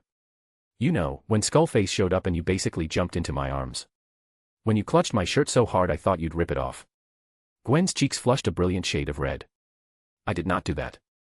She slapped the table. Oh, you totally did, I pressed, enjoying her reaction far too much. You were all Ben, save me, and hiding behind me like I was your knight in shining armor. That's not what happened. She slammed her book shut, indignation burning in her eyes. I was assessing the situation and strategically positioning myself. Grandpa. Is that what we're calling it now? I laughed, leaning back. Strategically positioning yourself while I save you. Grandpa chuckled from the driver's seat. All right, Ben, that's enough. Leave your cousin alone. Fine, I conceded, though I couldn't wipe the smirk off my face. Gwen huffed, her face still flushed as she crossed her arms tightly over her chest. She sat with her knees pressed together, eyes fixed stubbornly on the window, but I could tell she was still watching the charms from her peripheral vision. I decided to take things up a notch. Time to pretend I was researching these charms while actually talking about my meta-knowledge. I twisted the dial on the Omnitrix, finding the silhouette I wanted. What are you doing now? Gwen sighed, exasperation clear in her voice. Getting a professional opinion, I replied smugly, slapping down on the watch face. The familiar green light engulfed me as my body compressed, skin turning gray, head expanding to accommodate my enhanced brain. When the transformation finished, I stood 6 inches tall on the table, my Galvan form perfect for the analysis I was about to perform. Gray matter. I announced in my high-pitched voice, adjusting to the new perspective. The charms, which had fit comfortably in my human palm, now looked like massive ancient tablets surrounding me. Ben, is that really necessary? Grandpa called from the front. Absolutely, I replied, walking around the first charm and pretending to study its markings. These are complex magical artifacts. We need to understand what we're dealing with. I hopped onto the first charm, tracing the engraved symbol with my tiny finger. Fascinating. This one appears to be tied to luck manipulation. It probably allows the user to influence probability fields around them, essentially creating good luck for themselves and potentially bad luck for others. Gwen's attention was fully captured now. She leaned ahead, previous embarrassment forgotten, eyes wide with wonder. Really? It can do that? I nodded, moving to the next charm. And this one, interesting. This charm seems designed for telekinesis. Mental manipulation of physical objects. Telekinesis. Gwen echoed, practically bouncing in her seat now. Like moving things with your mind. Precisely. You saw how he lifted people to the ceiling, no? I confirmed, hopping to the third charm. This one's for electricity manipulation, this one controls fire, and this final one appears to, I'm not sure. I didn't remember this one. Since Hex hadn't seemed to use it during the fight, I couldn't tell what it was meant for. Gwen will figure it out in the future, I guess. I noted. It was right to take them away from the criminal, Ben. Grandpa glanced back at us in the rearview mirror, his expression a mix of amusement and concern. They all sound powerful. And dangerous in the wrong hands. For sure. We need to keep them safe, I said, tapping my oversized head like some sage. These aren't toys. They're ancient magical artifacts with enormous potential. I pressed the Omnitrix symbol on my back, and with another flash of light, returned to my human form. The charms that had seemed massive moments ago were once again small trinkets in my hands.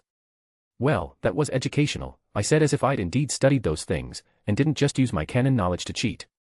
I couldn't help noticing how Gwen was practically vibrating with interest now, her eyes fixed on the charms with unconcealed longing. I hummed thoughtfully, enjoying her obvious desire.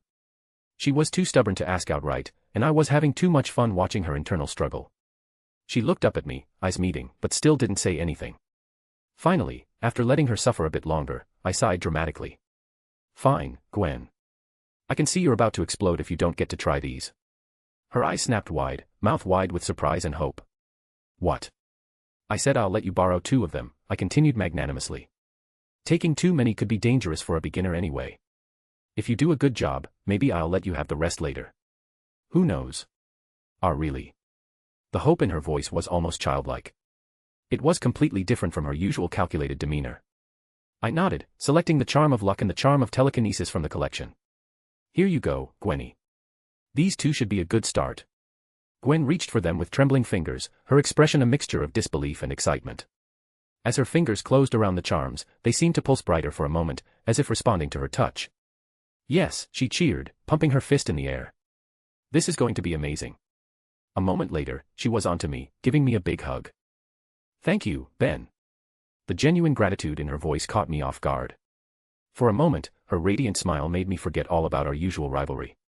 I couldn't help but smile back, my arms wrapping around her, holding her waist. Just don't blow up the RV, I said, trying to maintain my casual attitude. And remember, they're just on loan. I wanted to play around with the rest of the charms myself first. I had the Omnitrix, but that only lasted for 10 minutes now. So I'd love something to protect my human form from harm. For now, the 2 would help her greatly. Maybe in the future when I unlock Master Control, I'd give all of these to her. These charms were supposed to belong to Gwen, as her future Ben 10K variant was seen wearing them. I was just helping things along, guiding events back to their proper course. As Gwen examined her new treasures with reverence and fascination, I caught Grandpa's eyes in the rearview mirror. His expression was warm, and he gave me a nod of acknowledgement. I smiled and leaned back in my seat, closing my eyes for a nap. Play with these charms until I get Master Control. By the time this day ended, that dream didn't quite seem feasible anymore. The harsh desert sun beat down on my back as I watched Gwen attempt to activate her charms for the 20th time. Ugh, damn it. We'd been out here for hours, and my earlier generous impulse to share the magical artifacts was looking more and more like a strategic error. Grandpa Max had driven us to this remote stretch of Nevada desert specifically for power training, as he called it. He'd spent all morning setting up an impressive obstacle course, old tires suspended from makeshift poles, targets painted on rocks, and various junk pieces salvaged from the last town we passed through. The point, he'd explained while hammering the final stake into the hard ground, is to learn control, not just power. Both of you have abilities now, so I thought of it. You need to master them. Now he stood off to the side, clipboard in hand, looking like some retired drill sergeant as he squinted against the sun. Sweat darkened his Hawaiian shirt, Alright, Ben, you're up first, he called, checking his stopwatch. Let's see what you can do on the course. Use your head, who's the best alien for this? I couldn't help but grin. This was my moment to show off. Watch and learn, dweeb, I whispered to Gwen as I twisted the Omnitrix dial. She rolled her eyes, fingers absently tracing the luck charm hanging from a makeshift necklace. Try not to faceplant this time. I gently pressed my palm down on the watch face. The familiar green light engulfed me, and I felt my body harden and crystallize into the hulking form of Diamond Head. Diamond Head. I shouted, flexing my crystalline arms. Time to shine. Literally. I'd given Gwen 2 charms, but it'd be annoying if she got too smug using them. So I gotta remind her of the difference between our powers. It's show-off time. Chapter 18, Magical Limitations. Chapter 18, Magical Limitations. Used tires hung from improvised poles, targets drawn on stones, and assorted scrap materials cluttered my vision as I rolled my shoulders. Clock's running, Ben. Grandpa called. I charged into the course, immediately launching crystal shards at the first line of targets. They shattered satisfyingly, pieces flying in all directions. Too easy, Grandpa. I called back, hearing Gwen's annoyed huff behind me. This is child's play. I leapt over a low barrier, firing projectiles rapidly from both hands. The targets exploded one after another. This was exactly my kind of test, straightforward, power-based, perfect for showing off. Ben, watch out. Grandpa shouted suddenly. Huh. I turned just as a massive tire swung toward me from the side, an obstacle I'd completely missed while focusing on the targets ahead. It slammed into my midsection, knocking me off balance. Whoa. I stumbled backward, arms pinwheeling. It didn't hurt, but it did something much worse. Crystal shards fired involuntarily from my hands in all directions. Gwen shrieked and ducked as several razor-sharp projectiles flew over her head. Watch it, you idiot. There was a distinct puncturing sound, followed by a hiss. I froze, turning to see one of my stray shards had pierced the rust bucket's undercarriage. Dark fluid dripped onto the sand beneath it. Ah, crap, I muttered as the Omnitrix began beeping its timeout warning. Congratulations, Grandpa said, his voice dripping with sarcasm. You just took out our fuel line. You score AF. A flash of green light later, I was back to human form, standing awkwardly amid the chaos I'd created. Sorry, Grandpa. I can fix it with this new alien. That's not the point, Ben. He pinched the bridge of his nose. You're overconfident in your transformations. Raw power without strategy or awareness is dangerous. You were so focused on hitting the targets in front of you that you completely missed the side obstacles. I hit most of the targets, I mumbled defensively. And nearly impaled your cousin and destroyed our transportation in the process, he countered. In a real fight, that kind of tunnel vision gets people hurt. If there were civilians around, rather than just Gwen and me, what if one of your sharp spikes went through someone's head? You're not a villain who just cares about winning, are you? I rubbed the back of my head, a little embarrassed. Gwen stepped forward, the charms glinting in the sunlight. She wore black leggings that hugged her legs tightly and a loose purple tank top that exposed her shoulders. A thin sheen of sweat made her skin glow.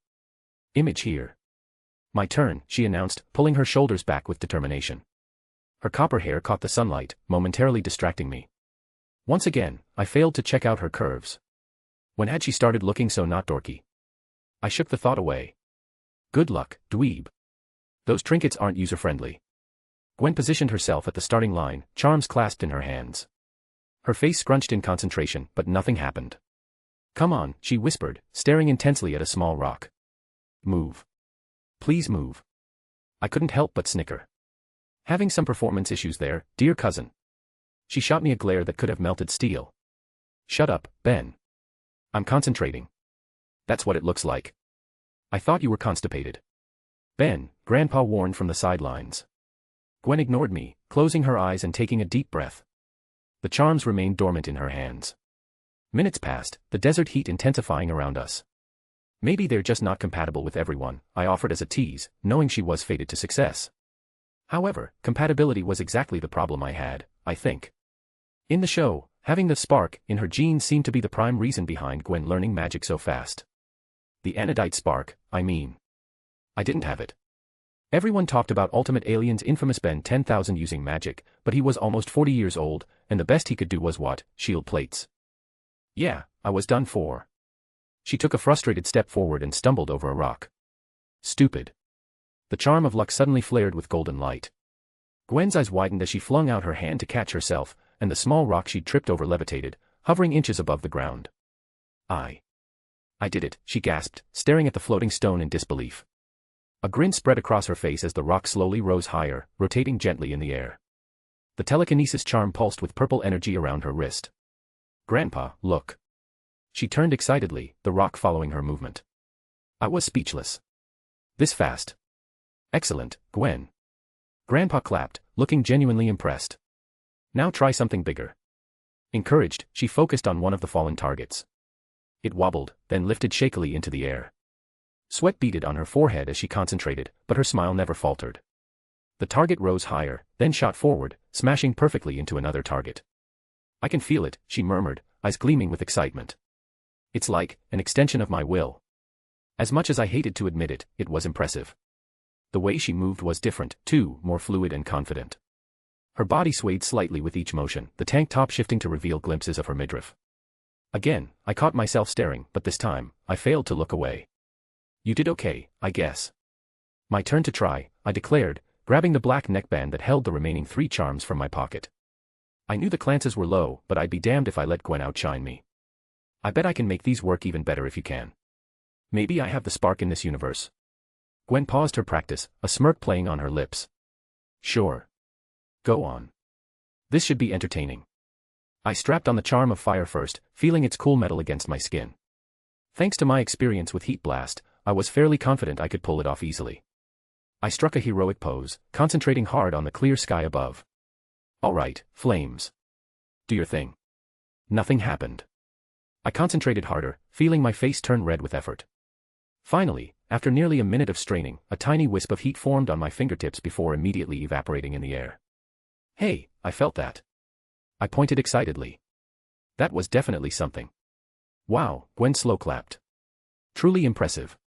The flame gods tremble before you." "Guess this one's a bust," I muttered, switching it for the charm of electricity. Electricity seems more my style anyway. I focused on creating a spark in my palm, visualizing the heat and energy. This time, not even a tiny spark flickered, no matter how many minutes passed. "If by something you mean pathetic, then yes," Gwen laughed, casually levitating 3 rocks in a circle with her magic.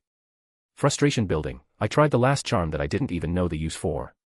I concentrated on it, but once again, there were no results at all. "Ugh, come on," I muttered, yanking the charms off and tossing them into my pockets. "This magic crap makes no damn sense." Grandpa Max approached, placing a hand on my shoulder. "Language, Ben. And I don't think they're broken. Different people have natural affinities for different types of power. You excel with the Omnitrix because it transforms your physical form. Gwen seems to have a natural connection to magical energies." "That's right, Ben," Gwen chimed in with a grin, barely containing her glee. "Some of us have actual talent beyond pushing a button on a watch. But thank you for this." She didn't keep up her teasing for too long. She hopped over, and brought me to an even tighter hug. I decided to forgive her teasing since she was being a good cousin. "You're welcome," I said as I gently pushed her back. "I mean, magic is stupid anyway. Some weird nerdy stuff. Who needs sparkly rocks when I can turn into aliens that can vaporize mountains?" She giggled, yes, of course. Then, to my surprise, she kissed me on the cheek. "Thank you, again." She rushed to the practice range again. I, while blinking and touching my cheek, watched as she moved on to manipulating multiple objects at once, her movements becoming more graceful with each attempt. The charms glowed brighter around her wrists, responding to her growing confidence. Her eyes suddenly fixed on the diamond shards scattered around from my earlier mishap. "I wonder," she murmured, extending her hands toward them. The shards trembled, then rose into the air, first 1, then 5, then dozens. They hovered around her in a glittering cloud, responding to the slight movements of her fingers. The sunlight caught them, creating prismatic reflections that danced across her face and body. With a fluid gesture, she sent them flying toward the targets I'd missed. Each shard hit dead center with perfect precision. "Whoa," I whispered despite myself. She wasn't done. A small blue shard swirled into a complex pattern, then flew toward the rust bucket. With incredible delicacy, she guided the diamond fragments to seal the punctured fuel line, creating a crystalline patch that stopped the leak. "How's that for problem solving?" she called to Grandpa, a triumphant smile lighting up her face. Grandpa nodded appreciatively. "That impressive.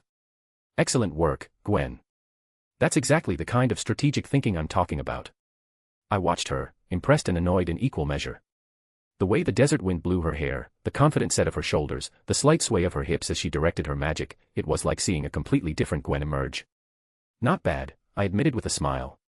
For beginner's luck, anyway. I was certain the charm of luck helped a lot more than it showed, but my annoyance was slowly fading. Magic wasn't my stuff, anyway. Gwen turned to me, the charm still glowing around her wrists. Maybe next time you should think before you smash. Oh, I will, I said, staring into her eyes. Just don't get too cocky, cuz I've still got 9 other aliens up my sleeve. And I've barely scratched the surface of what these charms can do, she countered. With 4 arms, I could destroy you in less than a second, I said. She had no idea. Yeah, I'd like to see you try, she replied, sticking out her tongue. Like that, our familiar bickering resumed, but something had shifted between us. It had barely been 2 weeks since this vacation started. We were no longer just Ben and Gwen, we were 2 powered individuals with different strengths and abilities. The dynamic had changed, and so had my views on this girl. As we walked back to the rust bucket, I glanced at the charms glowing against Gwen's skin. The original thought echoed in my mind. Play with these charms until I get master control. No, it'd be a waste to keep them to myself rather than giving them to Gwen. Chapter 19, Ghost Town Encounter. Chapter 19, Ghost Town Encounter. Note, we met the goal once again, we're on a roll. Here's your 2 chapters. Enjoy. The rust bucket rolled into Rodney, Mississippi just as the afternoon sun cast long shadows across the abandoned buildings. Weathered wooden structures lined what once must have been a bustling main street, their paint peeled by decades of desert winds. Tumbleweeds skittered across the dusty road, completing the perfect ghost town aesthetic. Well, here we are. Grandpa Max announced, pulling the RV to a stop in front of what used to be a general store. Rodney. Population, 0. Creepy, I muttered, peering through the window at the forgotten mining town. Despite the eeriness, something about abandoned places always fascinated me. The stories they might tell, the secrets they might hold. Gwen pressed her face against the glass beside me. I read about this place. Silver mine dried up in the 1950s, and everyone just packed up and left. Supposedly some buildings still have furniture and stuff exactly where people abandoned them. Nerd, I said with a roll of my eyes, earning an elbow to my ribs. Children, behave, Grandpa Max said, opening the driver's side door. I need to properly repair that fuel line Gwen patched up. That crystal bandage is holding for now, but we need something more permanent before we hit the road again. He climbed out and circled to the back of the RV, pulling out his toolbox. You 2 can explore if you want, but stay together. This place is old, and some of these buildings might not be structurally sound. Yes. I pumped my fist in the air. Ghost Town adventure. And no aliens unless absolutely necessary, Grandpa added, giving me a pointed look. We don't need any more property damage, even if this place is abandoned. I raised my hands defensively. What? When have I ever been reckless with my transformations? Gwen snorted. Should I make you a list alphabetically or chronologically? Very funny, I muttered, already heading for the door. Come on, dweeb. Let's check this place out.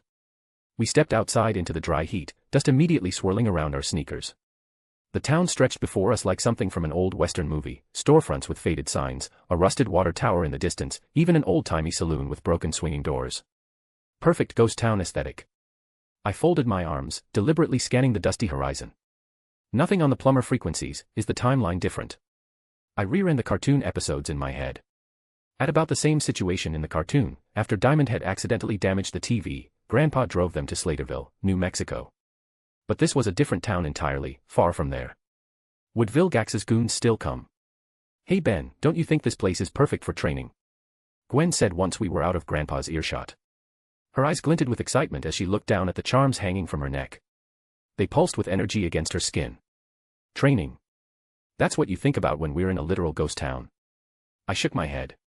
No sense of adventure.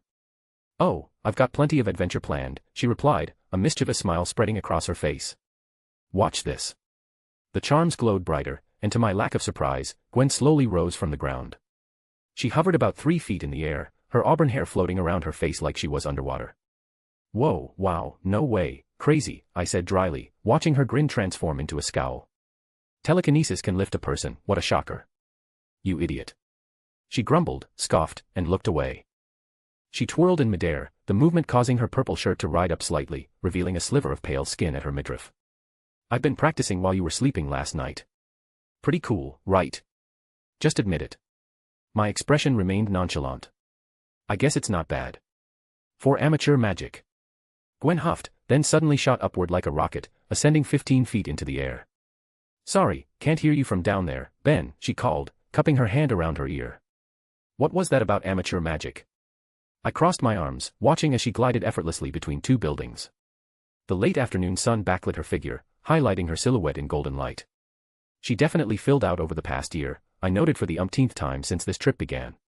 The way her body curved in all the right places was becoming increasingly difficult to ignore. If there was a hell for cousins with wandering eyes, I had a front row ticket. Showing off now, huh? I called up, masking my distraction. Let's see how smug you are when you're racing a bug that can break the sound barrier. Oh. She floated down closer, hovering just above my head. Is that a challenge, Tennyson? Do you even have a flying alien? I hesitated one heartbeat, long enough to picture Krob or 6-6 dropping out of the sky. Would they come even though this was an entirely different town? We'd skipped out on the Kraken episode, and given this was a mixed world, who knows what else would be skipped? I relaxed a little. If I let myself be paranoid, I won't be able to sleep in the super fucked Marvel universe. Calm down. Grandpa's outer perimeter scanner is live, Omnitrix still green, I reassured myself. Then the old competitive itch won. You're on, bug boy. I was already twisting the dial on the Omnitrix. I scrolled through the silhouettes until I found the one I wanted. The familiar green light engulfed me as my body transformed. My skin hardened into a yellowish-green exoskeleton, 4 insect wings sprouted from my back, and my head morphed into an alien dragonfly-like shape with 4 eye stalks and a sharp tail. Stinkfly. I shouted, feeling the strange new body respond to my commands. The wings buzzed to life, lifting me off the ground with surprising ease. Stinkfly's wings weren't built for elegance, but in a ghost town like this, the open air and wide corners gave me the edge. Gwen's telekinesis might give her smooth turns, but I had raw speed and combat reflexes. Let's go. Ugh. Gwen pinched her nose, backing away through the air. You smell like week old garbage marinated in sewage. All part of my natural charm, I replied, buzzing around her in circles. Race you to the edge of town? Or are you scared your little magic tricks can't keep up? Gwen narrowed her eyes, competitive fire burning in them. You're on, bug boy. 3, 2, 1. She shot off before finishing the countdown, zipping between buildings with surprising agility. Cheater. I called after her, wings beating furiously as I pursued. This new alien's flight was intuitive, I didn't have to think about how to maneuver, my body just responded naturally. The 4 independently moving eye stalks gave me incredible peripheral vision, allowing me to track Gwen while simultaneously watching for obstacles.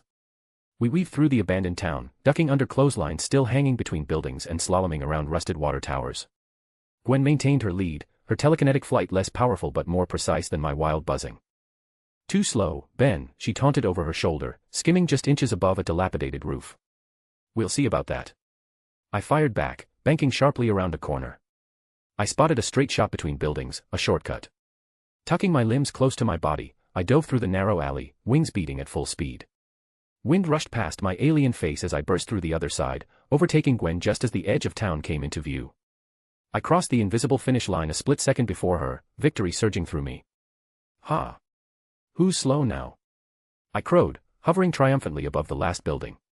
Gwen floated to a stop beside me, panting slightly from the exertion of maintaining her magical flight. You got lucky. These charms are still new to me. Excuses, I taunted, circling around her. Face it, Gwen. Even with magic powers, you can't beat the master of. I didn't finish my sentence because suddenly, my entire body was frozen in midair. A purple glow surrounded my insectoid form as Gwen held one hand outstretched toward me, eyes narrowed in concentration. What was that? She asked sweetly, wiggling her fingers. My body jerked up and down like a puppet on strings. Hey! No fair. I protested as she spun me in circles. Put me down. Magic's not looking so amateur now, is it? She flicked her wrist, sending me tumbling backward through the air before catching me again with her telekinesis. That telekinetic strength, she's getting better. Way better than she should be in just a few days. Are the charms accelerating her growth? Whatever it was, I felt relieved seeing her getting strong. She could protect herself now. Still, isn't she having too much fun? I had to retaliate somehow.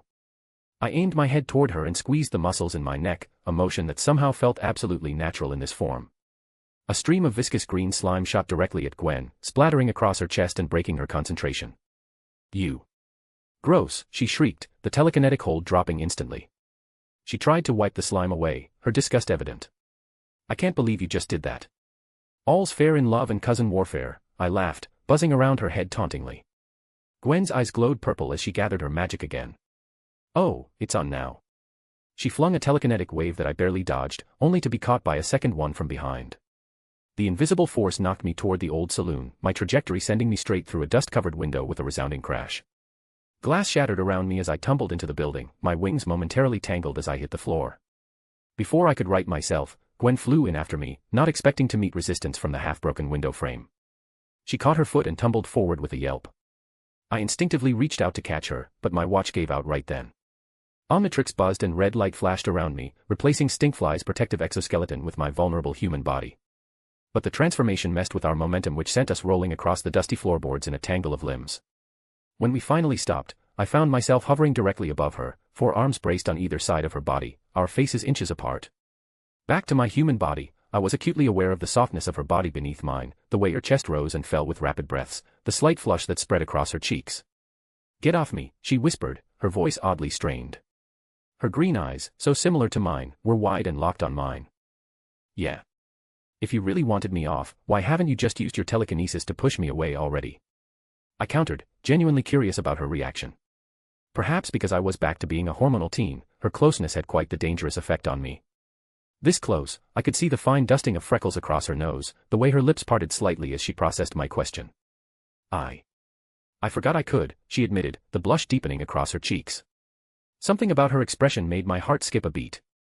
The flush of her cheeks, the slight dilation of her pupils, the way she seemed frozen beneath me, it wasn't just embarrassment. It was something else entirely. "You forgot," I repeated slowly, a teasing smile forming on my face. The great Gwen Tennyson, who never forgets anything, suddenly can't remember her own powers that she was using seconds ago. Interesting. "Shut up," she muttered, avoiding my gaze. "It happens when I'm distracted." Distracted by what exactly? I pressed, enjoying her discomfort perhaps a bit too much. By my dashing good looks. My charming personality. My natural alien musk. Before she could respond, a deafening crash shook the building. Like always, good things didn't last for long. The far wall of the saloon exploded inward, showering us with splinters and debris. I instinctively shielded Gwen with my body as dust filled the air. A massive figure emerged through the rubble, metallic, gleaming, and decidedly not human. It resembled a robotic crab with a humanoid torso, its right arm ending in a massive orange pincer. Yellow eyes glowed from within its helmet-like head. "Target located," it announced in a mechanical voice that sent chills down my spine. "The Omnitrix has been found." The name Krob flashed through my memories. This was one of Vilgax's bounty hunters in the original timeline. So much for peace and quiet, I cursed myself. Should have listened to the paranoia.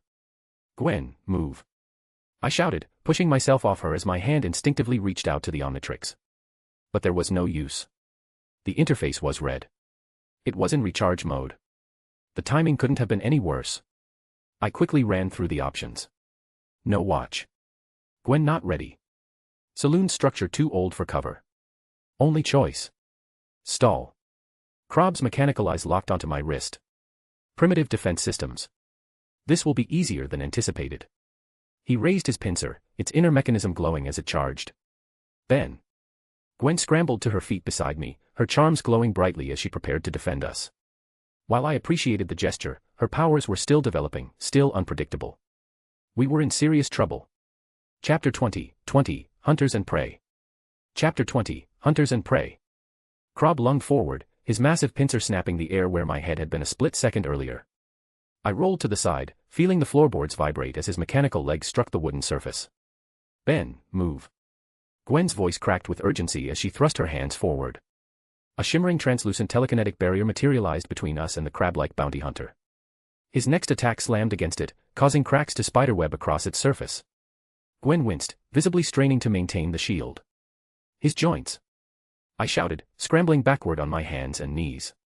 "Aim for the connection points between the armor plates." The red light on the Omnitrix continued to pulse mockingly. "Come on, watch. I'd love a faster recharge." Gwen nodded, beads of sweat forming on her forehead as she concentrated. With her free hand, she gestured toward a pile of broken furniture. 3 splintered chair legs rose into the air and shot toward Krob like javelins.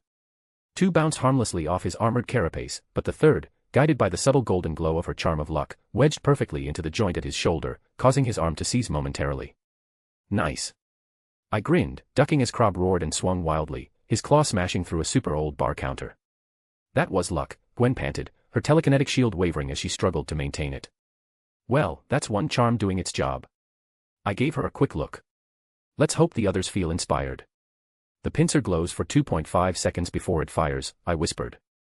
Next time, aim during that gap. I'll draw him out.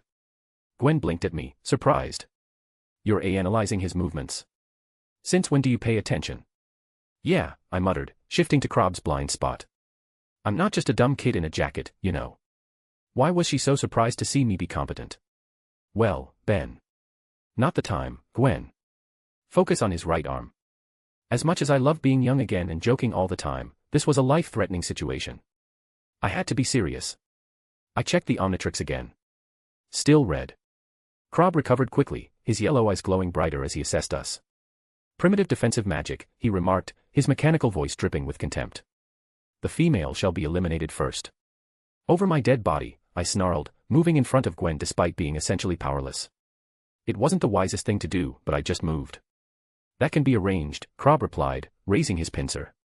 The tip began to glow with concentrated energy, and I knew Gwen's shield wouldn't hold against a direct hit. Her face was pale with exertion, her arms trembling as she poured every ounce of her developing powers into the barrier. Ben, she whispered, her voice barely audible, if he breaks through. He won't, I assured her, though I had no idea how to back that up. Krob's pincer charged to full capacity, humming with deadly energy. Submit the Omnitrix, and your deaths will be quick. How about option C, you crawl back to whatever space rock you came from? I said, not because it was funny but because I needed to buy time. I'm giving you a chance. The bounty hunter's mechanical laughter echoed through the dilapidated saloon. Your species' humor escapes me. He fired. The energy blast slammed into Gwen's shield like a freight train. I heard her cry out as the purple barrier shattered like glass, the magical fragments dissolving into the dusty air. The impact knocked her backward, and she collapsed against the wall, dazed but conscious. Her charm still glowed, but dimmer than before. Gwen.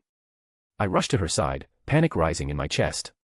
I'm fine, she muttered, though she was clearly not. Just, need a second. I frowned and looked up. I watched the angle of his leg servos. Left side moved first. His arm took half a second longer to reset after each shot. Weaknesses. Exploitable. But we didn't have a second to try any of that. Krob advanced, his pincer already recharging for another blast. This one wouldn't miss. Your efforts were admirable but futile, he stated coldly. The Omnitrix belongs to my employer now. Not today, crab cake. Because just as Krob raised his weapon for the killing blow, the Omnitrix emitted its ready chime and flashed brilliant green.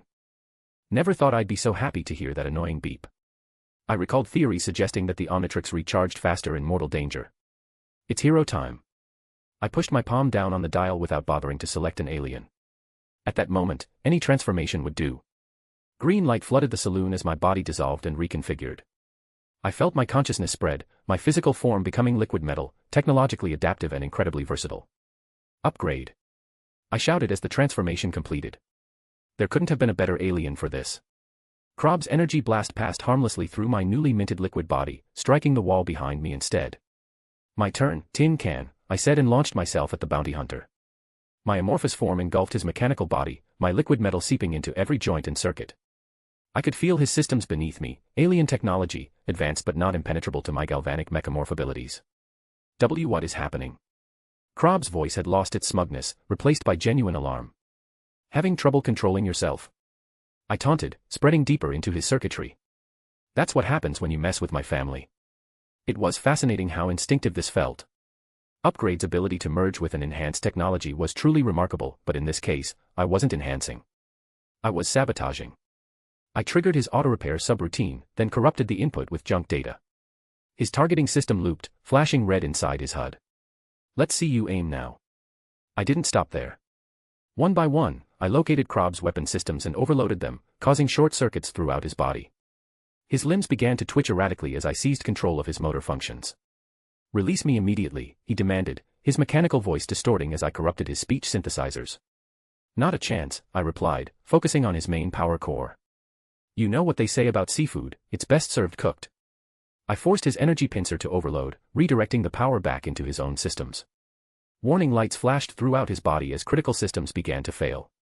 Self-destruct imminent, I announced in my best robot voice. Have a nice day.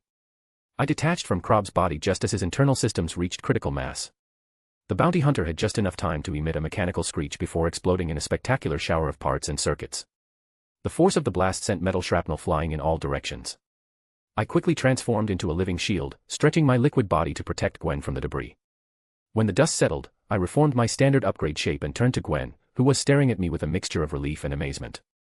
That was actually impressive, she admitted, struggling to her feet. The Omnitrix symbol on my chest began to flash red. Perfect timing as always. A few seconds later, I reverted to human form in a flash of red light, stumbling slightly as my body readjusted to its original shape. Nice stalling, I managed between heavy breaths, offering her a tired smile.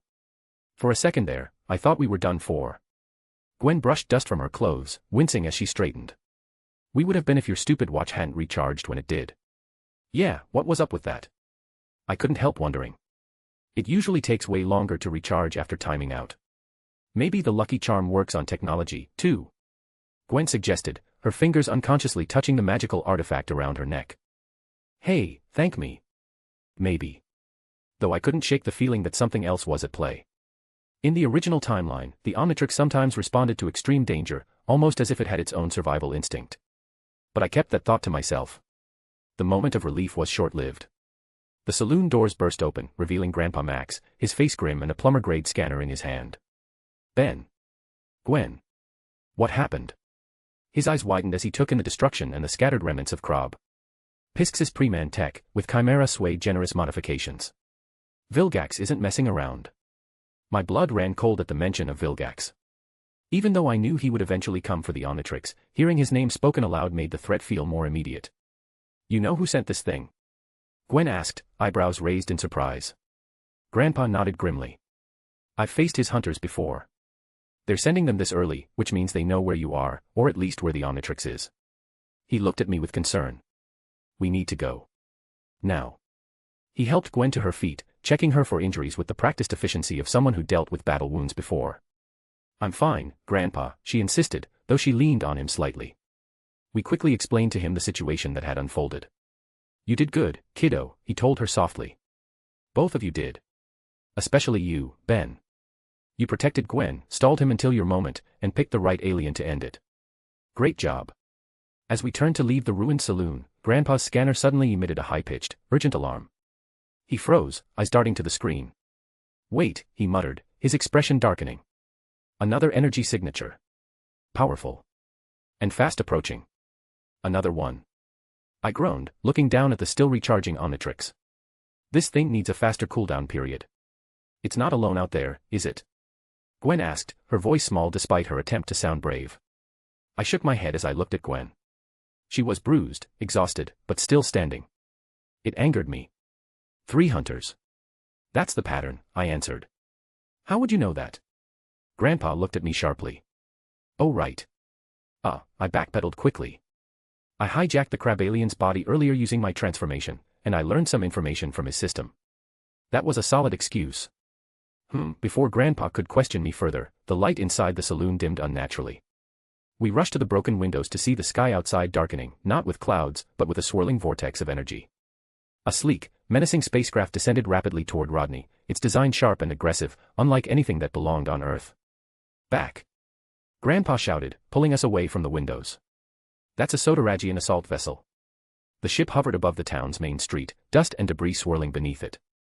A hatch opened in its underbelly, and a figure dropped to the ground with predatory grace. Even from a distance, I recognized the purple-armored form of 6-6, the second of Vilgax's bounty hunters. His helmet concealed his face, but the array of weapons mounted on his armor gleamed menacingly in the fading light. I didn't say anything. I kept thinking about Gwen slamming into that wall. If I'd been just a second faster, maybe she wouldn't have had to take that hit. Now, there was another enemy here to try to kill us once again. Without warning, he raised his arm and fired a barrage of energy bullets toward the saloon. Get down! I shouted, tackling Gwen to the floor as energy blasts tore through what remained of the building's facade.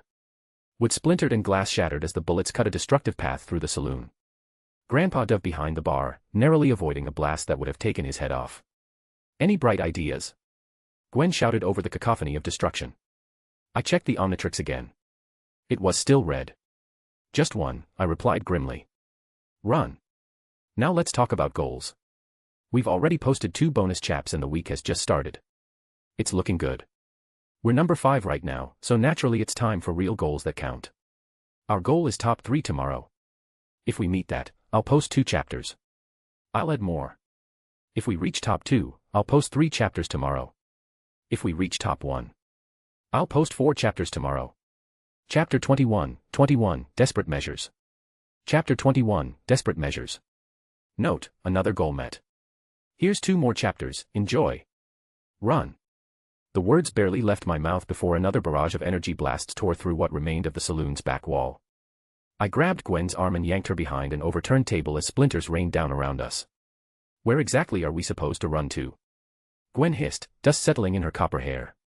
In case you haven't noticed, we're pretty much surrounded. She had a point. 6-6 hovered outside the front entrance, his armor bristling with enough firepower to level the entire ghost town.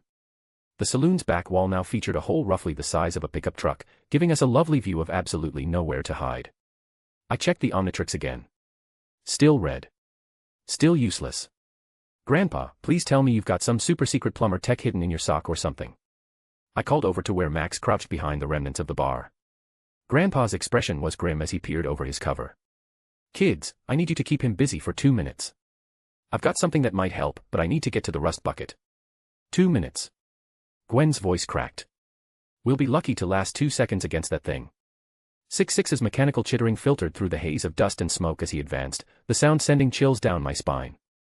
Even knowing what to expect from the cartoon didn't prepare me for how utterly terrifying he was in person, a 7-foot-tall walking arsenal with mandibles that could probably crush steel.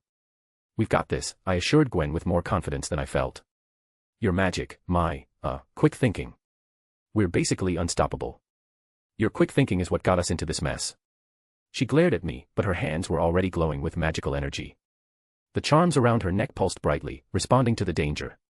Grandpa Max crept toward the back exit. On my signal, create a distraction. Then get to cover and stay there. Don't try to be heroes. Too late for that, I muttered, positioning myself beside Gwen. Grandpa counted down with his fingers. 3, 2, 1. Now. Gwen thrust, nice outfit. What, was the purple Power Ranger costume shop all out of your size? His masked face turned toward me, sensors glowing an eerie red. Maybe not the best time to antagonize the alien death machine, dweeb. Gwen suggested through gritted teeth, struggling to maintain a telekinetic shield as 6-6 fired a series of razor-sharp discs in our direction. One sliced through her barrier, narrowly missing my ear before embedding itself in the wall behind us. Noted. I ducked lower, pulling Gwen down with me as more projectiles whistled overhead. This was no joke, we could lose our lives here. Any chance those charms can conjure up a tank or something? I'm open to suggestions. She fired back, sweat beading on her forehead as she reinforced the shield. This thing's way stronger than Krob. That's because 6-6 is a professional bounty hunter, not just some hired gun, I thought, though I kept that knowledge to myself. He's supposed to be the second toughest of the 3 hunters. The telekinetic shield flickered as 6-6 switched tactics, deploying some kind of sonic weapon that made the air vibrate painfully around us. Gwen cried out, her concentration breaking. Blood trickled from her nose. Gwen. I lunged forward, catching her as she swayed. I'm okay, she whispered, though she clearly wasn't. Just dizzy. 6-6 advanced through the ruined entrance, his armored boots crushing debris underfoot. Various weapons extended from his suit, all trained on us. He chittered something in his alien language, and kindly translated a moment later when he realized we couldn't understand him. Game over, kids. Come on, Grandpa, where are you? I positioned myself between 6-6 and Gwen, my useless Omnitrix still stubbornly red. 6-6 pointed his weapons at Gwen. Damn it. You want this watch? I called, trying to distract him by raising my wrist. You'll have to take it from me, bug face. 6-6 responded by deploying what looked like a miniature cannon from his shoulder. It hummed as it charged, the barrel glowing with deadly energy. I stared at the light, feeling my throat go dry. That looks deadly. I might really die from that. Fuck, not exactly how I pictured my summer vacation going. Just as 6-6 prepared to fire, a brilliant blue beam cut through the saloon wall, striking him squarely in the back. The impact sent him crashing forward, his armor smoking from a direct hit. I whipped around to see Grandpa Max standing in the back entrance, wielding what could only be described as a massive alien rifle. It hummed with energy as he expertly adjusted some setting on its side. Gone was the affable, easygoing grandfather. In his place stood a hardened warrior, his stance and expression those of someone who'd faced much worse than 6-6. "Get away from my grandkids," he growled, firing again. The second shot caught 6-6 in his leg joint, causing his armor to spark and stutter. He spun toward this new threat, chittering furiously. "Grandpa!" Gwen and I exclaimed in unison, our jaws practically hitting the floor. "Stay down," he ordered, rolling to a new position as 6-6 returned fire. The exchange of energy blasts lit up the dim saloon like some deadly light show. "Where the hell did he get that?" Gwen whispered, her eyes wide with awe. "Hidden compartment in the rust bucket, I'm guessing," I replied. Grandpa Max's secret past, his extensive knowledge of alien technology, his combat training, he'd informed us about some of it. But seeing it firsthand was something else entirely. Max fired a third shot, this one striking 6-6's helmet and cracking it. The bounty hunter staggered back, momentarily stunned. Exposed circuitry sparked beneath his damaged armor. "Whoa," I breathed. Remind me never to raid Grandpa's cookie jar without permission. The excitement was short-lived. 6-6 recovered quickly, analyzing the situation with cold efficiency. Annoying old human. With frightening speed, he deployed multiple weapons simultaneously, blasters, discs, and something that looked disturbingly like a miniature missile launcher. "Grandpa, look out!" Gwen screamed. Max dove behind a support beam as the saloon erupted in chaos. Energy blasts tore through wood and plaster, missiles demolished what remained of the bar, and the air filled with deadly projectiles. The building wouldn't hold much longer under this assault. Parts of the ceiling began to collapse, forcing us to scramble for new cover. "Omnitrix, seriously, now would be a really good time," I muttered desperately, glaring at the device. As if answering my plea, the faceplate finally shifted from red to green with its characteristic activation beep. About damn time. I didn't waste a second. Hero time. I quickly pushed a finger down on the dial, the interface already on an alien. Green light flooded the crumbling saloon as my body dissolved and reconfigured into the liquid metal form of upgrade. Perfect. Upgrade. I shouted, launching myself toward 6-6 before he could target Grandpa again. My amorphous form wrapped around the bounty hunter like a living shadow. He thrashed wildly, attempting to dislodge me, but I had already begun merging with his battle suit. My consciousness spread through his systems, accessing circuitry, weapons platforms, and mobility enhancements. "Surprise, asshole," I said, my voice echoing from 6-6's own helmet speakers. 2 for 2 on the body snatching today. 6-6 chittered frantically as I seized control of his suit's functions one by one. Unlike Krob, whose technology had been relatively straightforward, 6-6's armor was a sophisticated work of alien engineering, multiple redundant systems, fail-safes, and countermeasures against tampering. But he hadn't counted on facing a galvanic mechamorph. "Let's see what buttons I shouldn't press," I said cheerfully, accessing his weapon systems and overriding safety protocols. Oops, my bad. His missile launchers misfired, sending projectiles harmlessly into the sky. His jetpack sputtered and died. His communication array shorted out in a shower of sparks. "System corruption at 80%, I announced. "And climbing. Any last words?" "No." "That's cool." I saved his life support systems for last, shutting them down just long enough to render him unconscious before reactivating them. No sense in killing the guy, he was just doing his job, after all. Mercenary or not, he technically wasn't even a villain in the original timeline, just a hired gun. As 6-6 slumped to the ground, I detached from his armor and reformed into Upgrade's standard shape. The Omnitrix symbol on my chest remained green, indicating I still had a few minutes before transforming back. "Is everyone okay?" I called, scanning the ruined saloon for Gwen and Grandpa. Gwen emerged from behind a fallen beam, dust coating her clothes and hair. Despite the ordeal, she managed a shaky thumbs up. "That was, actually kind of awesome," she admitted. Grandpa Max approached cautiously, his weapon still trained on 6-6's motionless form. "Good work, Ben." "Is he?" "Just unconscious," I assured him. Another reason I didn't go for the kill. Figured keeping him alive might be useful. You know, for questioning, or whatever. Max nodded approvingly, lowering his rifle slightly. Smart thinking. "So," I gestured to the massive alien weapon in his hands, "you told us about your ex-job, but were you planning on telling us about your secret armory anytime soon? Or was that going to be a surprise birthday present?" Before Grandpa could answer, a cool voice interrupted from behind us. I thought the Omnitrix fell to someone who could only hide behind ladies and the elderly, but it seems I was wrong. We spun around to find a tall, crystalline figure hovering at the edge of the saloon's ruined wall. He stood on what looked like a high-tech surfboard, his body composed entirely of diamond-like material that caught the fading sunlight. His face was impassive, unreadable. Tetrax Shard, I thought, recognizing the Petrosapian bounty hunter instantly. The third hunter, and secretly, the good guy. Diamond Head. Who the hell are you supposed to be? I demanded, playing dumb. I'm running out of bounty hunters to beat up today. Though internally, I calculated the threat level. Tetrax was supposed to be an ally in the original timeline, but this was a merged universe. Things didn't always follow the script I remembered. Tetrax regarded me with what might have been amusement, though his crystalline features made it hard to tell.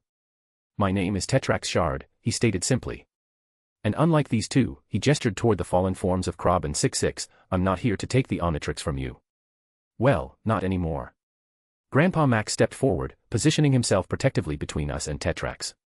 Then why are you here? He asked, his weapon still ready. I came to observe, Tetrax replied. His gaze fixed on me. The Omnitrix is the most powerful device in the galaxy. I wanted to see if its current wielder was worthy of its power. And I prompted, crossing my upgrade arms. Do I pass your little test? You show some potential. He jumped off his hoverboard, landing with surprising grace for someone made of living crystal. You defeated 2 experienced bounty hunters with minimal experience. Impressive. And were also kind enough not to murder mindlessly. What can I say? I'm a natural. I shrugged. Gwen stepped up beside me, her charms glowing defensively. So you're not working for this Vilgax person? Tetrax's posture stiffened at the name. He did hire me, but no, I don't work for him. In fact, I'm actively working against him. Vilgax must never obtain the Omnitrix. On that, we agree, Grandpa Max said, though he didn't lower his weapon. But that doesn't explain why you're here now. You should leave. Tetrax studied us for a moment longer, then reached behind his back. Grandpa tensed, but Tetrax simply produced a sleek, compact device that expanded into a duplicate of his hoverboard. Consider it a gift, he said, sliding it toward me. You'll need the mobility in the days to come. Vilgax won't stop sending hunters. I picked up the hoverboard cautiously. It was surprisingly lightweight, its surface smooth and cool beneath my upgrade fingers. Part of me was thrilled, this was the iconic hoverboard from the show, a cool piece of tech. Another part remained suspicious. Thanks. I think, I said. But what's the catch? This thing got tracking devices. Self-destruct mechanisms. Mind control chips. Tetrax's crystalline lips twitched in what might have been a smile. Smart boy. No catch. Use your Galvan DNA to check it later on. Consider it an investment for the future. Yeah, right. Even in the original timeline, he was here on an agenda. This thing's definitely got some kind of tracker or monitoring device built in. I'll be going now, Tetrax said, his hoverboard lowering just enough for him to pick up the unconscious 66. Really? Gwen asked. Well, good luck then. I'm glad we didn't have to fight a Diamond Head. Tetrax tapped a device on his wrist. A swirling portal of energy appeared behind him. We'll meet again, Ben Tennyson, he said, stepping backward into the portal. Sooner than you think. With that, he vanished with 66, the portal collapsing in on itself with a soft whoosh. A heavy silence fell over the ruined saloon as we processed what had just happened. 2 unconscious bounty hunters, a mysterious alien ally, a sweet new hoverboard, and Grandpa's secret weaponry, all in the span of about 15 minutes. The Omnitrix flashed red, and I returned to human. So, I said finally, breaking the silence, what's for dinner tonight? I was getting a bit too used to these incidents. Chapter 22, Familiar Shadows. Chapter 22, Familiar Shadows. Note, why the timer didn't work, this was supposed to come out 32 minutes ago. My life has changed a great lot compared to before. A few weeks ago, who could have thought I'd be encountering space bounty hunters gunning for my head? Yet, despite all the shocking incidents I was experiencing on a daily basis, our summer vacation had to continue. The Rust Bucket's tires hummed against the asphalt as we cruised down Interstate 81. 3 days had passed since then, and my body still ached in places I didn't know could ache. The hoverboard Tetrax had gifted me sat on the table, partially disassembled under my curious fingers. Only the news anchor's voice broke my concentration. Continuing our coverage of the incident at Culver University in Virginia, the news announced. The military maintains that the event was a training exercise gone wrong, but eyewitness accounts describe what they're calling a green behemoth engaged in battle with armed forces. My head snapped up so fast I nearly gave myself whiplash. Holy shit. My eyes narrowed at the screen. It's him. The Hulk. Grainy cell phone footage played across the screen. It showed a massive green figure leaping between buildings, military vehicles flipped like toys, and General Ross's forces firing what looked like sonic cannons. I'd recognize that particular disaster anywhere. Bruce Banner's transformation at Culver University, one of the early Hulk incidents from the MCU. From the looks of it, the Green Titan looked like his counterpart from the very first MCU movie. See kids, the government and media lies to you all the time. That's no training exercise, Grandpa Max muttered from the driver's seat as he eyed the screen. Those energy signatures reminds me of gamma radiation experiments from my plumber days. I kept my expression in check, showing some basic interest that'd be expected from Ben Tennyson, pretending this was all new information. Gamma radiation. Dweeb, what does that mean? You're not serious, are you, Ben? Gwen replied from the couch where she'd been practicing with her telekinesis charm. A pencil hovered shakily above her open notebook as she looked at me in disbelief. You're going to be a senior soon. How do you not know what gamma radiation is? All right, don't fight. Well, Ben, if I have to explain in simple terms, it's just a dangerous type of energy that can kill people. Grandpa replied grimly. But it's also very unpredictable. I think what we see in the news is an experiment of unpredictability. The military has no business deploying that kind of technology in a civilian area.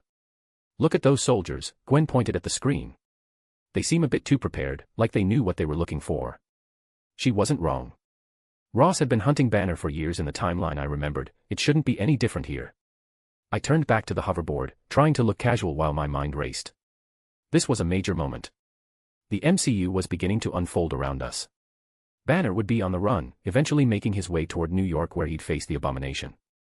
That battle would level Harlem if it went the same way as in the films. Could I even make a difference there? If I recall correctly, dozens of people died there, caught in the battle. Including civilians who were just going by their lives. The Omnitrix felt suddenly heavy on my wrist. I'd mentioned this before, but I was far from a heroic figure in my previous life. But now, with the right alien, maybe I could help contain the Hulk's rampage or evacuate civilians before the worst happened. What reason did I have not to help people? When I knew people would die there, and when I knew I could stop that just by being present there, why shouldn't I? Ben, what are you doing to that thing? Grandpa's voice pulled me from my thoughts. I breathed out. I just had to convince Grandpa. But I wasn't sure if he'd allow me to mess into this. This was a military situation, after all, not somewhere a vigilante should be. I had to think of something. Ben. Having already made the decision, I gestured to the hoverboard's exposed circuitry to answer Grandpa. Just checking for tracking devices or other surprises.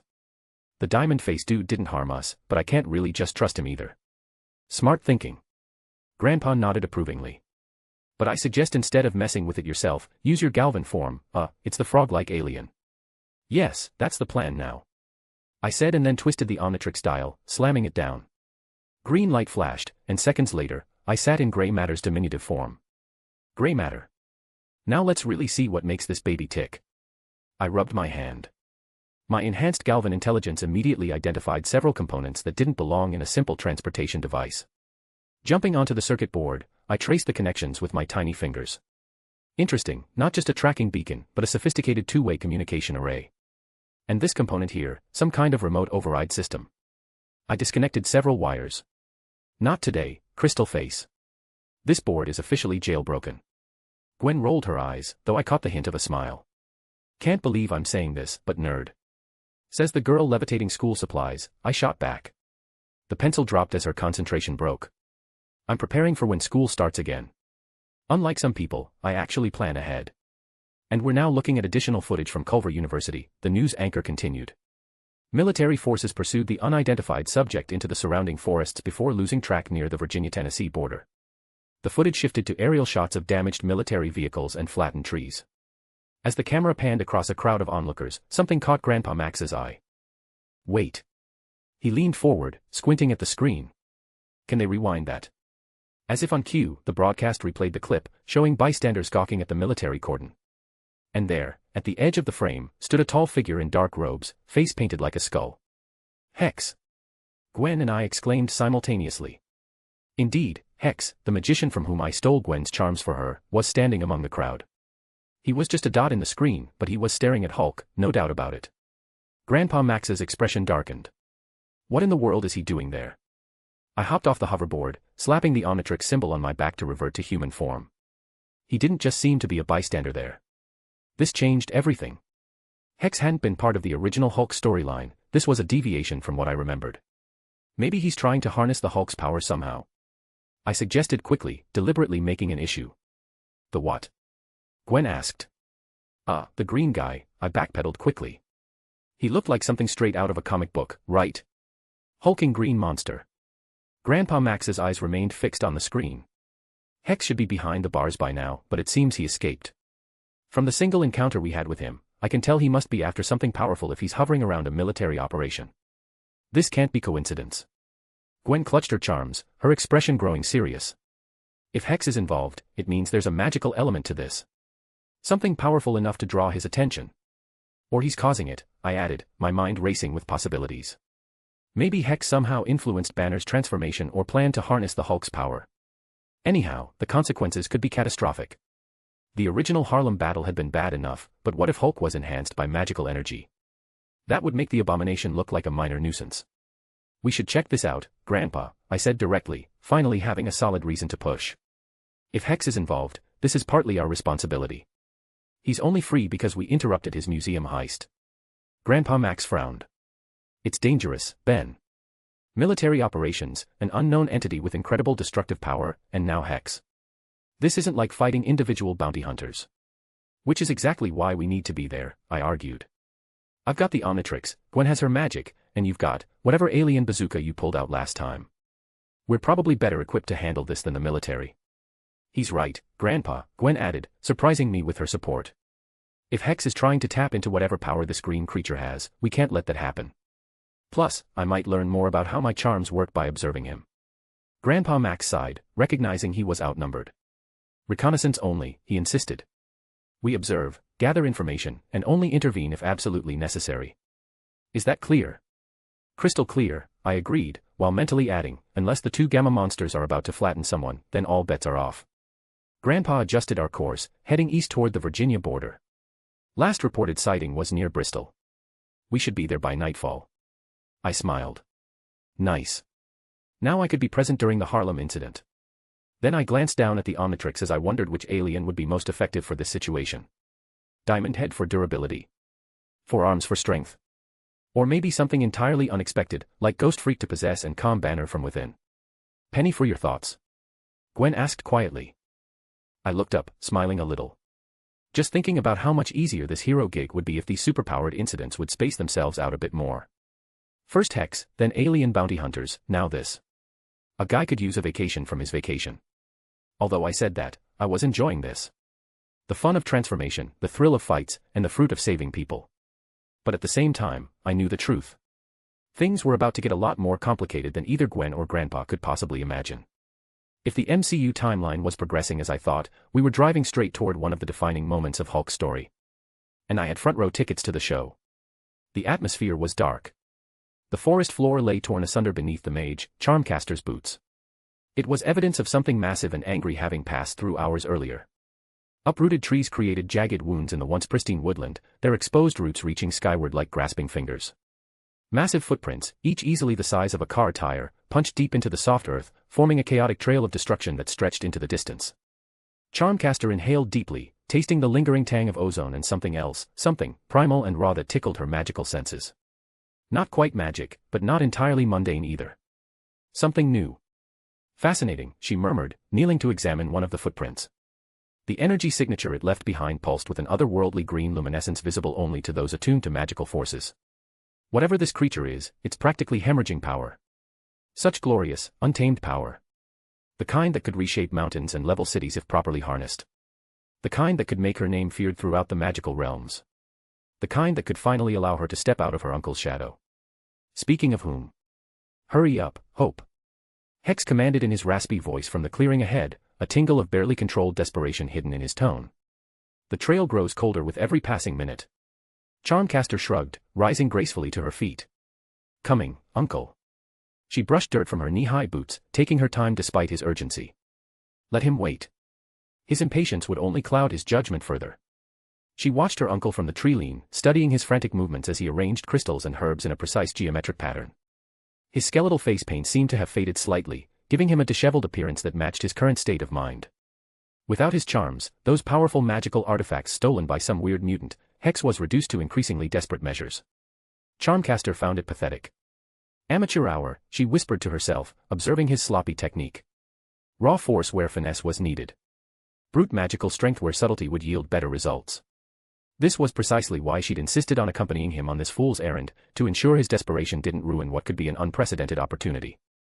After all, one didn't encounter a being of such pure primal energy every day. Charmcaster entered the clearing, her charm bag swinging gently at her hip. "Uncle, the energy signature is strongest here," she announced, interrupting Hex's muttering. The creature passed through approximately 3 hours ago, heading northeast. Hex barely acknowledged her, continuing to place smoking herbs and crushed gems at cardinal points around the ritual circle. "The Gamma Locust Stone will reveal more than mere direction," he said, his voice reverent despite his frenzied state.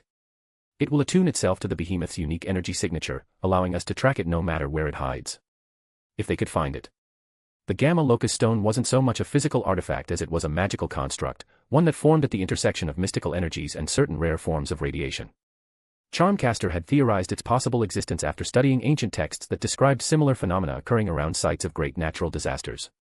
This green behemoth the humans were so frantically pursuing was no natural disaster, but the energy it left in its wake, that was something else entirely. Something that might be capable of catalyzing the stone's formation. "You know this won't restore your abilities," she reminded him, removing several items from her charm bag, a vial of quicksilver, 3 crystallized salamander eyes, and a small pouch of powdered meteorite. "Even if we succeed, you'll still lack your original artifacts." Hex didn't show a reaction. "I am well aware of my current limitations, such is why I brought you here," he said. "But this creature's power, if properly channeled." His eyes glazed slightly, lost in visions of what such energy might accomplish. Charmcaster concealed a smile. Her uncle saw only the immediate gain. A magical battery, a source of raw power to replace what he'd lost. He lacked vision. What she envisioned was so much more ambitious. With the energy signature of this creature properly mapped and understood, she could potentially create a spell matrix that would allow her to tap directly into the source of its power. Not merely borrowing or stealing its strength, but replicating the transformation itself, controlled, directed, and enhanced by her magical expertise. She would become unstoppable. "Come here, girl. The ritual components are prepared," Hex announced, interrupting her thoughts. "We begin now." Charmcaster took her position opposite her uncle, raising her hands to mirror his. The magical circle between them began to glow with a sickly purple light, tendrils of energy weaving through the air like living smoke. "Revelatio Energium Gamma," Hex intoned, his voice deepening with power. "Manifestus Locus Petra." Charmcaster joined her voice with his, adding her own precise modulations that shaped and directed the raw magical force her uncle summoned. This was her true talent, a talent that was far more impressive than her uncle's. The delicate manipulation of magical energies, turning crude power into precise spellcraft. "Through chaos and order, through power unbound," she chanted, watching as the quicksilver began to rise from its vial, forming a perfect sphere that hovered at the center of their ritual. "Reveal the bridge between worlds, the stone that binds the unnatural force to natural law." The air around them grew heavy with potential, sparks of green electricity crackling between the ritual components. The crushed gems glowed with internal fire, melting into luminous pools that began to flow inward toward the hovering quicksilver sphere. She noticed Hex's labored breathing, his concentration faltering as he poured more and more of his diminished reserves into the work. Without his charms to focus and amplify his abilities, he was burning through his personal energy at an alarming rate. Oh well. Charmcaster subtly adjusted her own contributions, compensating for her uncle's weaknesses without making it obvious she was carrying the bulk of the ritual. His pride would never accept the truth that without her, he would fail entirely. The quicksilver sphere began to pulse, its surface rippling as it absorbed the melted gemstones and the crushed meteorite dust that now swirled around it. Green and purple energies twisted together, fighting for dominance before gradually merging into a unified whole. "It's forming, how incredible!" Hex whispered, while temporarily replacing desperation in his voice. "The Gamma Locust Stone manifests." With a final surge of power and a sound like distant thunder, the sphere collapsed inward, compressing into a translucent crystalline structure that pulsed with an internal green light. The exact sickly hue Charmcaster had observed in the creature's footprints. The stone hovered between them, no larger than a golf ball but radiating power that made her magical senses sing. This was no ordinary magical artifact. This was something new, something born from the collision of mystical arts and scientific aberration. As the ritual energy settled, the stone rotated slowly, then abruptly jerked to point northeast, the direction the creature had been heading. Pulses of light flowed through it, quickening as if responding to a distant heartbeat. "It works!" Hex exclaimed, reaching for the stone with trembling fingers. "The behemoth cannot hide from us now." Charmcaster allowed herself a small, satisfied smile as she watched her uncle cradle the Gamma Locust Stone. He saw only the next step, tracking the creature. She saw so much more. This was merely the beginning. With this stone, she could study the creature's unique energy signature in detail, mapping its properties and understanding its nature. Once understood, such power could be replicated, enhanced, and controlled. Perhaps she'd even let her uncle enjoy a small taste of that power. After all, family was family. But the true potential of this discovery would be hers alone to exploit. The green glow of the stone illuminated Hex's skull-painted features, casting eerie shadows across the clearing as he clutched it possessively. Soon, he whispered to the stone. Soon we will have enough power to reclaim what was taken from us, and more besides. Charmcaster said nothing, just inwardly completed the thought. Soon I will have power beyond anything you ever wielded, dear uncle, even with all your precious charms. Image here. If we reach top 2, I'll post 2 chapters tomorrow. If we reach top 1, I'll post 3 chapters tomorrow. Chapter 23, Converging Paths. Chapter 23, Converging Paths. The hoverboard buzzed beneath my feet, its metallic sheen cutting through the cool morning air like a knife through butter. Wind whipped past my face as I banked into a steep turn, scanning the forested landscape below for any sign of our targets. This is Tennyson, checking Sector 4, I said into the communicator Grandpa had insisted I wear. Still nothing but trees, and hey, guess what? More trees. Keep looking, Ben, Grandpa Max's voice crackled through the earpiece. Hex couldn't have gotten far. His energy signature is still fresh according to Gwen. I rolled my eyes. Roger that. One evil skull-faced sorcerer, coming right up. 3 hours of aerial reconnaissance had yielded exactly 0 results. The debugged, hoverboard Tetrax had given me performed flawlessly, banking, accelerating, and stopping on a dime with just the slightest shift in body weight. Under different circumstances, I'd be having the time of my life, but not today. Today we were hunting a sorcerer who was hunting a gamma monster who was being hunted by the military. My life is officially insane, I announced a few weeks too late, executing another wide turn. The rural Virginia countryside stretched out beneath me, all rolling hills and dense forests occasionally broken by small towns and winding roads. Perfect hiding spots for fugitive scientists turned monsters, and apparently, power-hungry magicians. After another fruitless sweep, I brought the hoverboard to a hover, floating 100 feet above a clearing. This wasn't working. I needed better eyes, a better nose, something that could actually track. Time for an upgrade, I decided, setting the hoverboard to auto-follow mode. The Omnitrix interface glowed green as I cycled through my alien options. This should do the trick. I slapped down the dial, feeling the familiar rush of transformation. My body stretched and morphed, bones liquefying and reforming into an exoskeleton as 4 wings sprouted from my back. My vision split into 4 separate perspectives as my head reconfigured into Stinkfly's multi-eyed form. Stinkfly. I announced to no one in particular, my wings buzzing to life. The hoverboard dutifully followed as I dipped and weaved through the air, my enhanced senses scanning the forest below. Stinkfly's compound eyes picked up details my human form could never catch. I saw disturbed branches, subtle patterns in the underbrush, and even the thermal signatures of animals scurrying through the trees. But of magic users or green rage monsters. Not today. This is ridiculous, I whined, my voice higher-pitched in this alien form. I'm literally tracking a pair of magicians who are tracking a scientific aberration. What's next? Vampires hunting werewolves. I caught myself.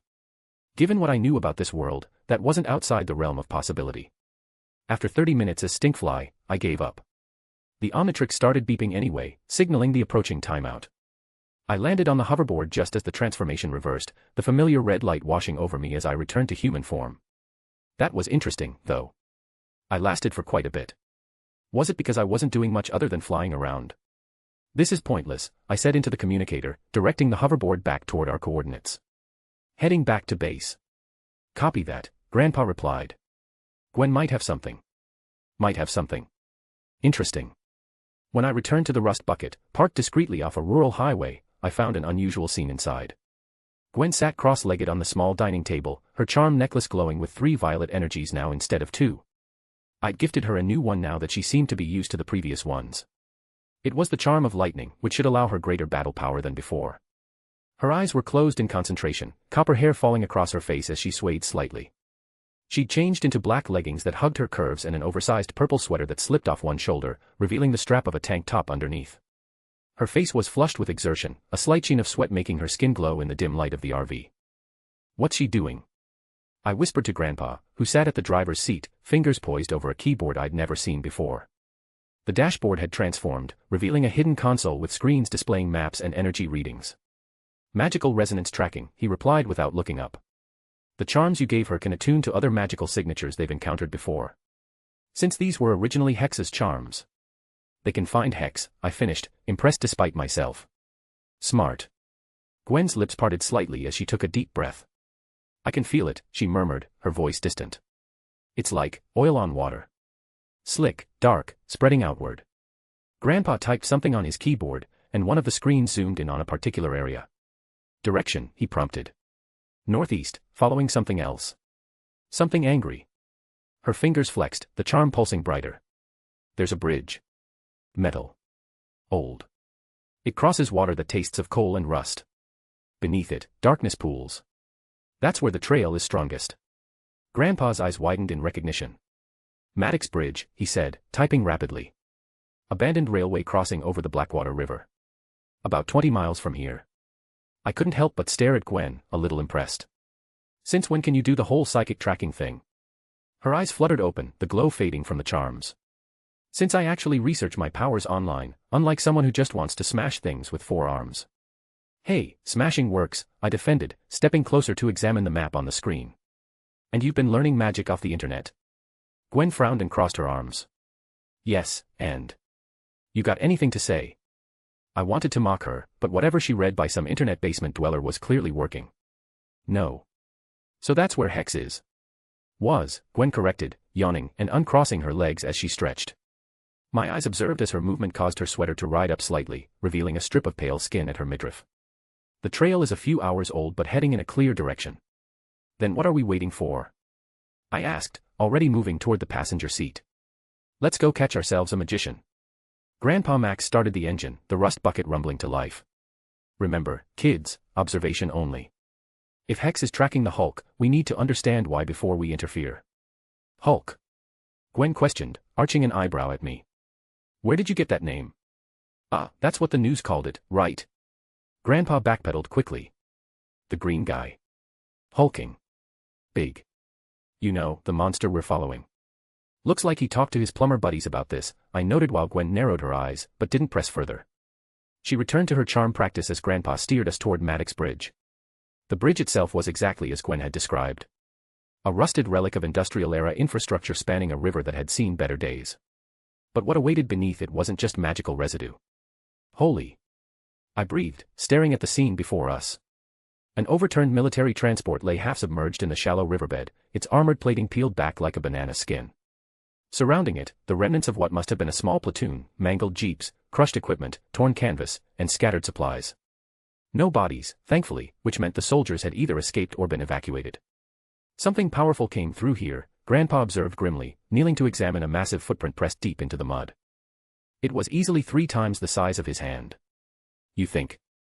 I muttered, unable to keep the sarcasm from my voice. What gave it away? The truck folded like origami or the 5-foot-wide footprints. Gwen wandered toward the bridge supports, her charms glowing faintly. Hex was here, she confirmed, tracing her fingers over strange symbols etched into the rust. He performed some kind of ritual. Something to track the creature. I approached, studying the symbols over her shoulder. They resembled nothing I'd seen before, not in this life or my previous one. Why would he want to track the Hulk? What could he possibly want with a gamma-irradiated scientist? Scientist?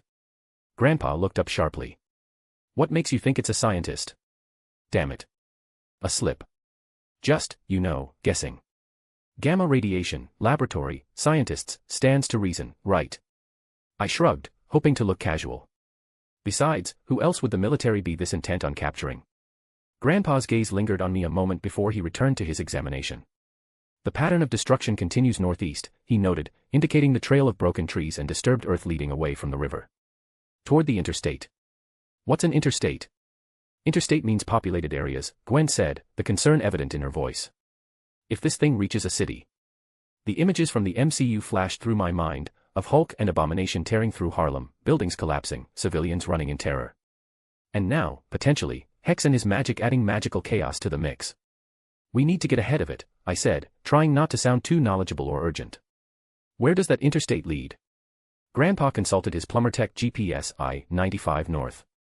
Washington, D.C., Baltimore, Philadelphia, eventually New York. New York, I echoed, already knowing that. Lot of people in New York. Lot of heroes too, Gwen pointed out. The Fantastic Four, Spider-Man, Iron Man if the rumors are true.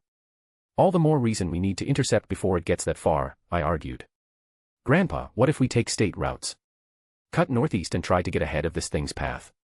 Grandpa Mac studied me for a long moment, his expression unreadable. Finally, he nodded. Good thinking, Ben. We'll try to intercept rather than follow. Maybe we can figure out what Hex is planning before this situation escalates further. As we climbed back into the rust bucket, I cast one last look at the demolished military convoy. The damage was extensive, far worse than I'd expected. If the Hulk were already this powerful, the Harlem incident would be catastrophic. Sometimes the hardest part of being a hero is knowing the disasters you can't prevent, I thought, buckling my seatbelt as Grandpa pulled away from the bridge. Hey, dweeb, Gwen said quietly beside me, her expression serious. You're being weird. Weirder than normal. What do you mean? She leaned closer, lowering her voice so Grandpa couldn't hear. You're too worried. That's not normal. You know something. I met her gaze, those familiar green eyes so similar to my own that somehow saw right through me. I know we're chasing forces way beyond our usual pay grade, I replied carefully. And I know that when powers like these collide, innocent people get caught in the middle. And I know we're the only ones who can stop it. Not the New York heroes, but just ourselves. The universe doesn't give you power without expecting you to use it. As the rust bucket accelerated toward the highway, I realized we were driving straight into the storm of the century. At the eye of the storm. If we reach top 2, I'll post 3 chapters tomorrow. If we reach top 1, I'll post 4 chapters tomorrow. Tomorrow is the last update of the week, with Saturday as break, so be sure to vote for bonus. Chapter 24, Gamma Magic. Chapter 24, Gamma Magic. Dawn crept through the forest in golden shafts, painting the secluded clearing in warm hues that belied the chaos of the previous night. Beneath a natural rock overhang, 2 figures lay curled together in exhausted sleep. Bruce Banner's face was peaceful in unconsciousness, showing none of the torment that plagued his waking hours. His arm was draped protectively around Betty Ross, who pressed close to his warmth despite the summer heat. Her clothes were torn and dirty from their flight through the wilderness, but she remained unharmed. The Hulk's protective instincts had guided them here after his latest rampage. The peace didn't last. It shattered like glass. Dark tendrils erupted from the tree-line, writhing through the air with odd, serpentine grace. Bruce's eyes snapped open just as the magical bonds wrapped around his wrists and ankles, yanking him upright against the rock face. What the? His words cut off as more tendrils coiled around his throat. Betty jolted awake, scrambling backward as additional restraints seized her limbs. Bruce. From the shadows stepped 2 figures that belonged in nightmares rather than dawnlight. To Bruce, they were strangers, but to them, Bruce was their treasure chest. Hex's skeletal face paint gleamed wetly in the morning sun, his gaunt frame draped in tattered robes that dragged against the forest floor. Beside him, Charmcaster walked with the grace of a predator, her violet eyes assessing their captives with clinical detachment. Dr. Robert Bruce Banner, Hex said, his voice carrying a weird, dark feeling. Your reputation precedes you. Bruce's pulse quickened, and with it came the familiar heat building in his chest. He tried to hold it back. Green flickered behind his brown eyes as he strained against the magical bonds. Let her go. Your quarrel is with me. Please, Betty gasped, struggling against her own restraints. We haven't done anything wrong.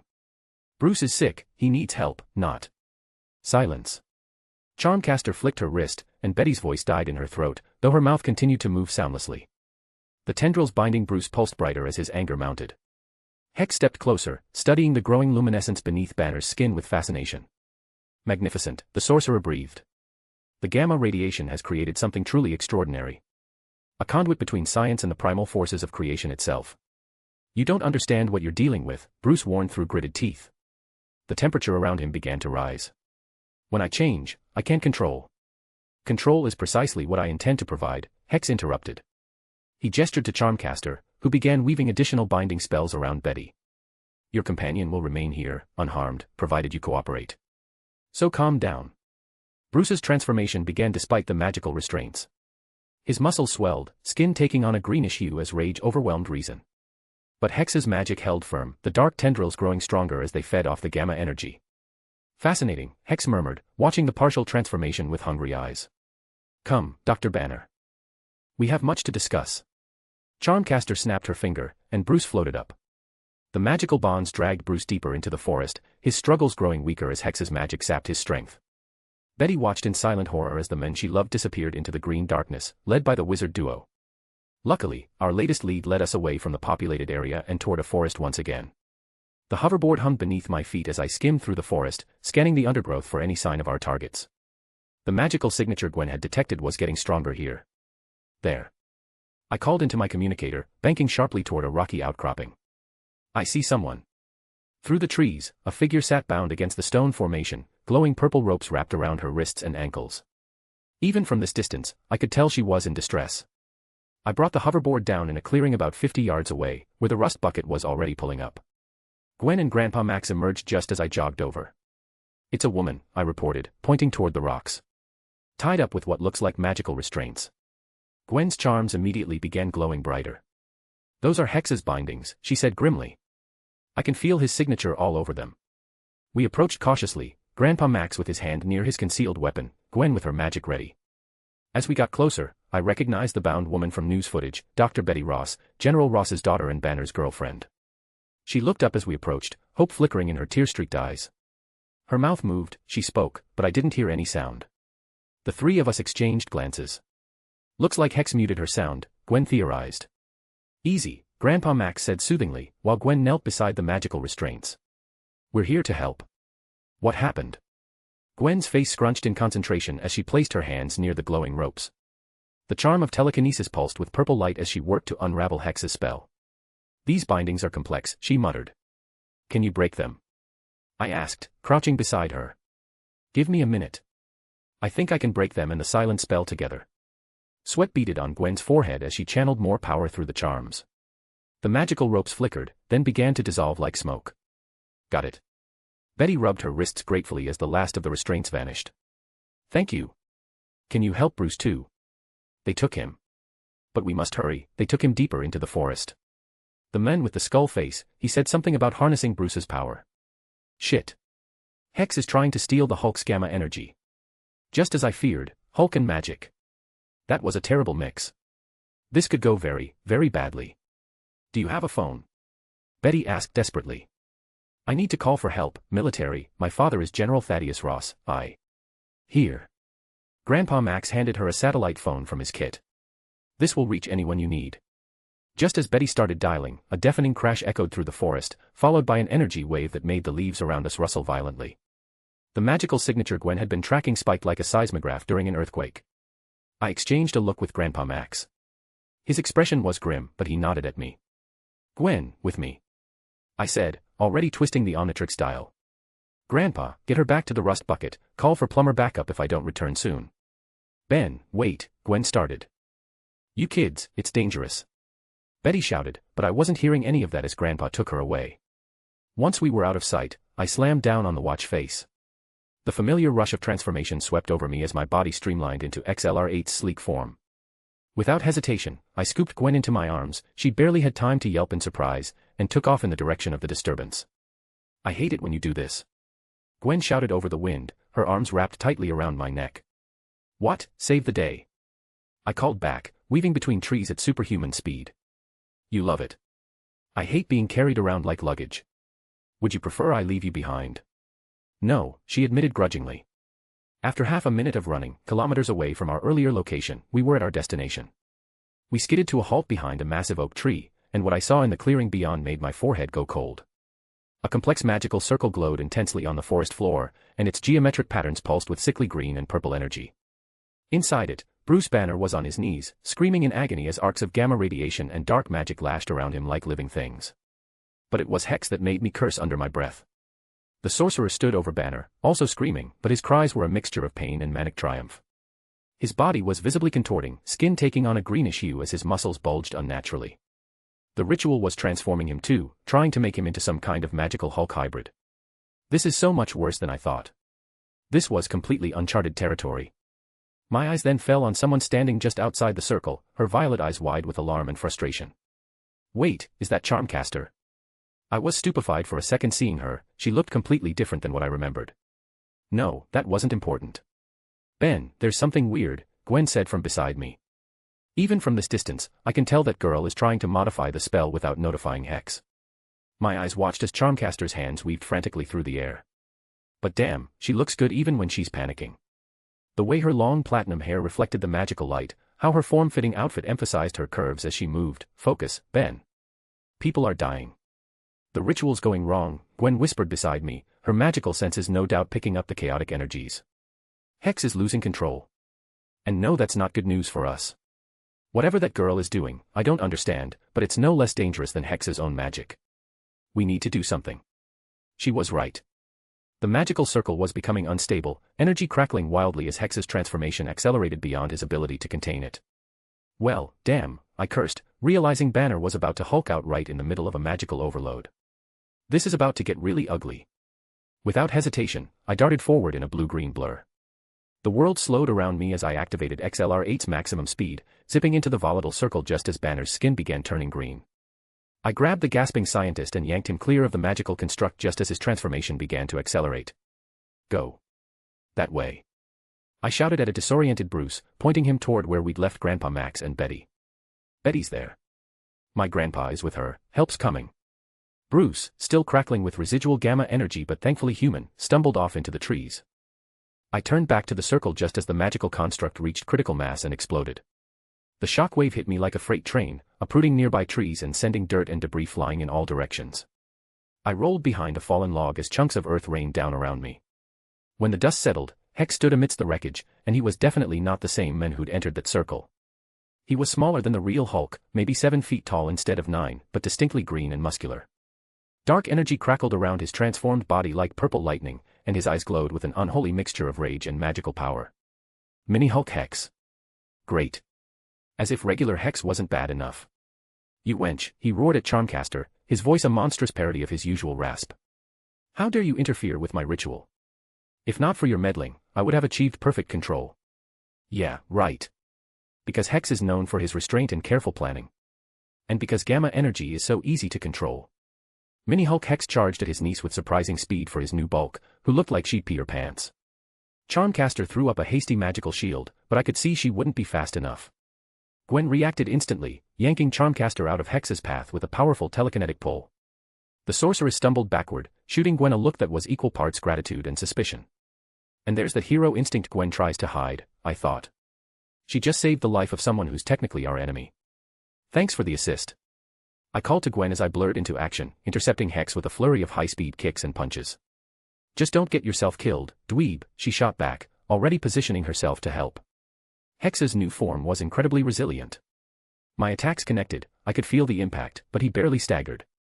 Instead, he roared in recognition. The blue pest from the museum.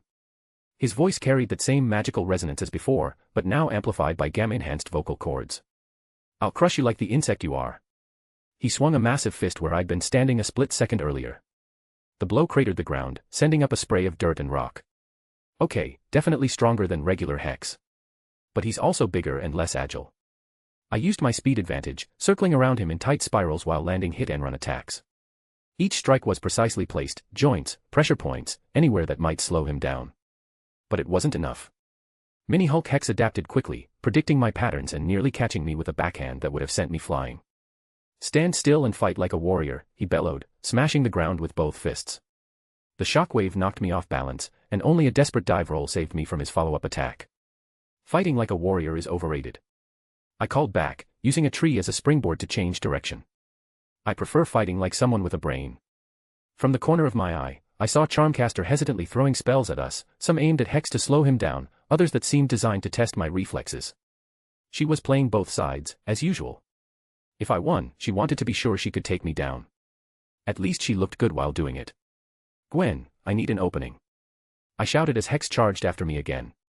Working on it, she replied, her charms blazing with power. Just as Hex raised his fists for another ground pound, Gwen's telekinesis caught his feet, tripping him forward. He stumbled, arms windmilling for balance. Perfect. I used my speed to slip past his grasping hands, and delivered a rapid-fire series of strikes to the base of his skull, a pressure point that worked on most humanoid species. I didn't stop, I continued hitting until I knew it was enough. Mini-Hulk Hex's eyes rolled back, making him groan, and he collapsed like a felled tree. The green energy around him dimmed but didn't disappear entirely. I stood panting over his unconscious form, the Omnitrix starting to beep its timeout warning. Is he? Gwen asked, approaching cautiously. Just unconscious, I confirmed, though I kept my distance. The transformation isn't complete. He's stuck somewhere between human and Hulk. You are the group who stole the charms of Bezel. Charmcaster stepped forward, her expression unreadable as she studied us. Then her eyes fell on Hex. Impressive. Most people would have killed him.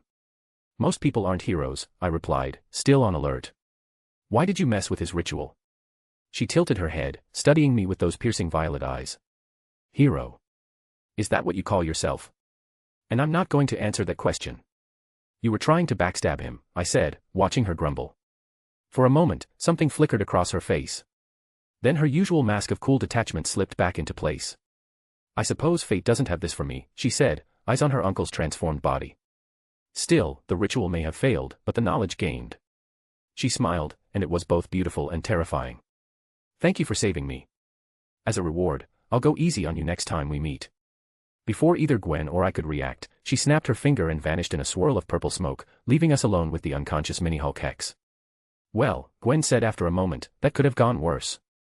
I looked around at the destroyed clearing, the unconscious magical Hulk hybrid, and the lingering traces of Charmcaster's presence. Yeah, I agreed. But somehow, I don't think we've seen the last of this mess. Of course we hadn't. This wasn't even the fateful event for Hulk, that'd be in Harlem. Next time, I must choose my alien more carefully. Chapter 25, Aftermath and Agendas. Chapter 25, Aftermath and Agendas. My legs felt like jelly as we trudged back through the forest, the Omnitrix's red interface mocking me with its recharge cycle. Behind us, Gwen floated the unconscious mini-Hulk Hex between the trees, her face scrunched in concentration. The purple glow from her charms cast eerie shadows across her features, highlighting the sheen of sweat on her forehead. Little help here, she grunted, maneuvering Hex's bulky green form around a particularly thick oak. This magical steroid freak weighs a ton. Help. Nah, you're a strong woman, you're doing great, I said, trying not to stare at how her tank top clung to her curves, damp with exertion. The way she bit her lower lip when concentrating was. You're gone crazy, Tennyson. Oh, thanks for the moral support, dweeb. Really helpful. She shot me a glare that could have melted steel. Maybe if someone hadn't let their watch time out. Hey, I saved the day. Again. I protested, stepping over a fallen log. You're welcome, by the way. Saved the day. As if you did it on your own. Of course, mostly. Plus isn't it your fault? You turned a regular villain into a magical Hulk, I accused her. It's not my fault you were so late in finding Hex's location. If you were faster, Mr. Magical Hulk wouldn't have happened. Mini Magical Hulk, she corrected. There's a difference. Oh, excuse me. That makes it so much better. As we emerged into the clearing where the rust bucket waited, all conversation inside the RV died. Through the windshield, I could see Grandpa Max's eyes widen, Betty's hand fly to her mouth, and Bruce Banner's face go pale. So he found the RV without any trouble. What in the name of? Grandpa started, rushing out to meet us. Bruce followed, his movements cautious. His eyes locked onto Hex's transformed state with a mixture of horror and recognition. Did he become Hulk? Not exactly, I said quickly, helping Gwen lower Hex to the ground. This is what happens when magic and gamma radiation have a really bad first date. Gwen says he'll return to normal soon, it's not a lasting effect. Bruce knelt beside Hex, studying the transformation with scientific curiosity battling obvious revulsion. The cellular structure appears stable, but the magical energy is creating interference patterns with the gamma signature. Magic. Magic is real. How fascinating. Yeah, fascinating, I muttered. If only you knew what's waiting for you in Harlem, document. The abomination's going to make this look like a science fair project. What happened out there? Betty asked, her voice shaky as she gripped Bruce's shoulder. Gwen and I exchanged glances. How much to tell? How much to leave out? Hex tried to steal Dr. Banner's power through some kind of magical ritual, Gwen explained, absently rubbing her temples. We interrupted it, but not before he'd already partially transformed himself. There was another magic user, I added carefully. A woman. She seemed to be working with Hex, but betrayed him in the end. I trailed off, remembering those violet eyes and that dangerous smile. No need to complicate things with Charmcaster's ambiguous role. Bruce stood slowly, his expression grave. He and Betty shared one of those looks, the kind that said entire conversations without words. The weight of their gaze was heavy enough to affect us as well. We need to leave, Bruce said quietly. Now. Bruce, Betty started, but he shook his head. Your father won't stop, Betty. Not after what happened at the university. He won't help me. I need to help myself, otherwise this illness will kill me. And now with this. He gestured at Hex's unconscious form. They'll think I'm spreading it somehow. Creating more monsters. My chest tightened. I knew what was coming, the desperate flight, the growing desperation, the inevitable confrontation. Could I warn them?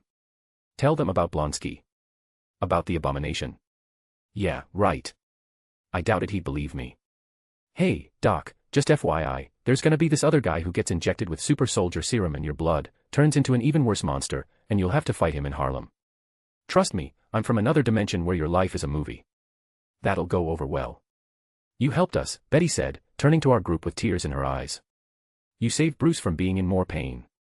We can't thank you enough. But we're leaving you with this mess, Bruce added, guilt evident in his voice. I'm sorry. Don't be, Grandpa Max said firmly.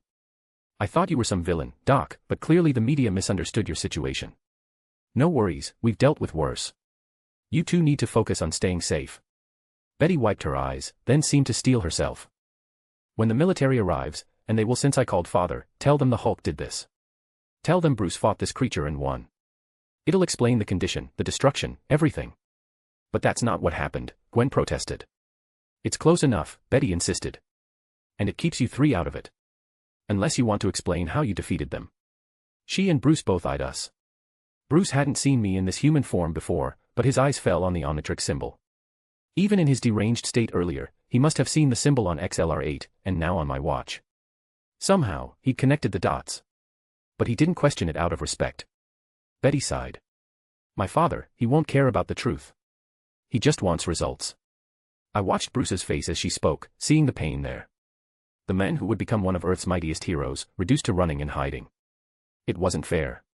But then again, when has life ever been fair in the Marvel Universe? We'll handle it, I assured them.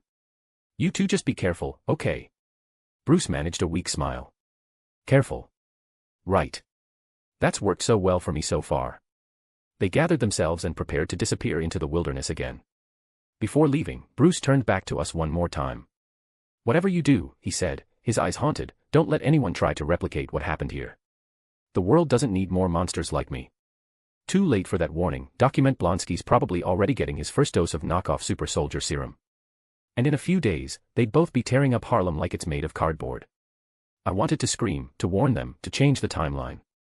But all I could do was nod and watch as they vanished into the tree line, two souls against the world. The best I could do was be present during the event. Well, Gwen said after a long moment, still maintaining her telekinetic hold on Hex, that was depressing. Yeah, I agreed, staring at the spot where they'd disappeared. Real mood killer. The rumble of military vehicles announced their arrival long before we saw them.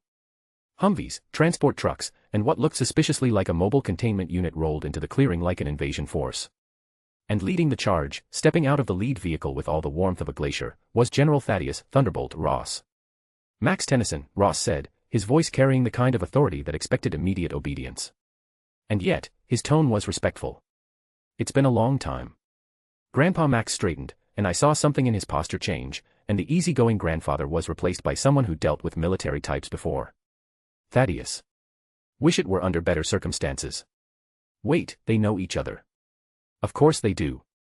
In a universe where aliens, mutants, and magic all exist, everyone in the high ranks of secret-keeping business probably crosses paths eventually. Ross's eyes swept over our group, lingering on me and Gwen before settling on Hexa's unconscious form. His expression tightened. My daughter called me, where is she, and what am I looking at here? The result of a confrontation between your target and this individual, Max said smoothly, slipping into what I recognized as his official report voice. We arrived during the conflict. Your daughter thought things would escalate to a danger for Dr. Bruce Banner, and decided to call you for help. Ultimately, Dr. Bruce in his so-called Hulk form defeated this fake one and then fled with your daughter again. I'm sorry, I didn't have the capability of stopping him. I see. It's understandable, don't be sorry. Even with all my military tanks, I couldn't stop him myself, and you're just here hanging out with your grandkids, it's natural. Ross sighed. Did you see how this person managed to transform himself? I'm not sure, Max replied without missing a beat. But your daughter did provide a brief account after she called you. Said the green behemoth Hulk, as your men call it, fell into some magical trap set by this man here. I'm unsure how much of that is true. I had to admire Grandpa's poker face. Much of it wasn't technically a lie. Just, creatively edited for clarity. While Ross and Grandpa did their verbal dance, I caught Gwen's eye on Hex. When I followed it, I nearly flinched. There was a grimoire in Hexa's inner robes, barely visible. I hadn't noticed it before, and it seemed Gwen hadn't either, otherwise, we'd have taken it before the military arrived. Gwen and my eyes met. She seemed to be asking permission, asking my support, and I knew exactly for what. I made a subtle nod. She swallowed. As soldiers moved in to secure the unconscious sorcerer, her telekinesis slowly made the smallest adjustment, just enough to let a certain leather-bound book slip free from his robes and slide behind a conveniently placed rock. Nobody noticed, only she and I, as she successfully stole the grimoire. The Arcamata Book of Spells. It's that I'm sure of it. Looks like Hex returned to the museum to steal it in the end. But sorry, buddy, Gwen's gonna make much better use of this than you ever did. Strange energy readings, one of Ross's technicians reported, waving some kind of scanner over Hex. Gamma radiation mixed with something else. Something we can't identify. Magic, I said helpfully. Everyone turned to stare at me. What? Look at the guy. Skull face paint, weird robes, probably shouts Latin during fights. Classic wizard stuff. Plus, you heard what Miss Betty said. Magic. Ross looked like he'd bitten into something sour. Magic. Of course. As if my job wasn't complicated enough. The general ordered his men to load Hex into the containment unit, and I noticed how carefully they handled him. Whatever Ross thought about magic, he wasn't taking chances. We'll be increasing our presence in this region, Ross informed us as his men worked. I suggest you take your vacation elsewhere. Things are likely to get dangerous. Actually, Grandpa said, we were planning to head back anyway. Maybe swing up through Pennsylvania, avoid the whole mess. My heart dropped. No, no, no. We needed to be in New York. The Harlem incident was days away, and people would die if I weren't there to help. I needed to be there, I must. I needed an excuse, any excuse, actually, Grandpa, I blurted out, I kind of have a date. Dead silence. Even the soldiers paused in their work. A date, Grandpa repeated flatly. Not in this forest, don't worry, but in the city. In New York, I added, trying to sound casual. With Jessica. You remember Jessica, right? Jewel. The superhero who helped us before. We've been texting, and I promised I'd meet up with her in a few days. Gwen made a disgusted noise. Ugh, seriously, she whispered so that only I could hear. We just dealt with magical hulks and alien bounty hunters, and you're worried about your love life. Sounds like you're jealous, Gwen, I shot her a look. It's okay, you'll find yourself a boyfriend someday. Look, it's too late. I already promised her. Heroes don't break promises, right? Oh, now you're worried about being heroic. Gwen crossed her arms, and I definitely didn't notice how the motion emphasized her. Stop it, brain. Where was this concern when you were showing off with the hoverboard? That's different. How is that different? Because it just is. Grandpa Max held up a hand, stopping our bickering. He studied me with those sharp eyes that seemed to see right through people. For a moment, I wondered if he suspected there was more to my request than teenage hormones. New York's going to be crawling with military after this, he said slowly. It's not safe. When is it ever safe? I countered and lowered my voice greatly. Besides, we've got the Omnitrix, Gwen's got her magic, and you've got your secret alien arsenal. We'll be fine for a couple of days. Please, Grandpa. I tried not to sound too desperate. Just 2 days. 3 tops. Then we can go wherever you want. Canada. Mexico. The moon. Whatever. Ross cleared his throat. If you're done with your family meeting, we'll be departing. Max, good to see you again. Try to keep your grandkids out of trouble. I always do, Grandpa replied, though his tone suggested he knew exactly how impossible that task was. We watched the military convoy disappear down the forest road, taking the unconscious Hex with them. Once they were gone, Gwen immediately retrieved the hidden spellbook, cradling it like a treasure. This is incredible, she breathed, flipping through pages covered in arcane symbols. The magical theory alone is decades ahead of anything I could have done by myself. Great, more homework for the nerd, I teased, though I was genuinely happy for her. That book would help her become the powerful sorceress I knew she could be. Better than chasing superhero girlfriends across the country, she shot back, but there was less heat in it than usual. Grandpa Max sighed the sigh of a man who'd long ago accepted his lot in life. Fine. 3 days in New York. But we stay out of trouble, understood? Absolutely, I agreed quickly. Sorry, Grandpa. Trouble's kind of unavoidable when you know the Hulk and Abomination are about to turn Harlem into a wrestling ring. As we piled back into the rust bucket, I caught Gwen watching me with a curious expression. What? I asked. Nothing, she said, turning back to her new spellbook. Just wondering what's really going on in that thick head of yours. If only you knew, cousin. If only you knew. The engine roared to life, and we headed north toward New York City. Toward Jessica. Toward destiny. Toward a battle that would reshape the Marvel Universe's perception of the Hulk. I just hoped I'd figure out how to make a difference before it was too late. Chapter 26, Respite and Rude Awakenings. Chapter 26, Respite and Rude Awakenings. The abandoned warehouse reeked of rust and old motor oil, but Charmcaster barely noticed. She'd warded the place with enough protective spells to keep out anything short of a missile bombardment, and right now, she needed the solitude. Purple energy crackled between her fingers as she paced the concrete floor, her heels clicking sharply with each step.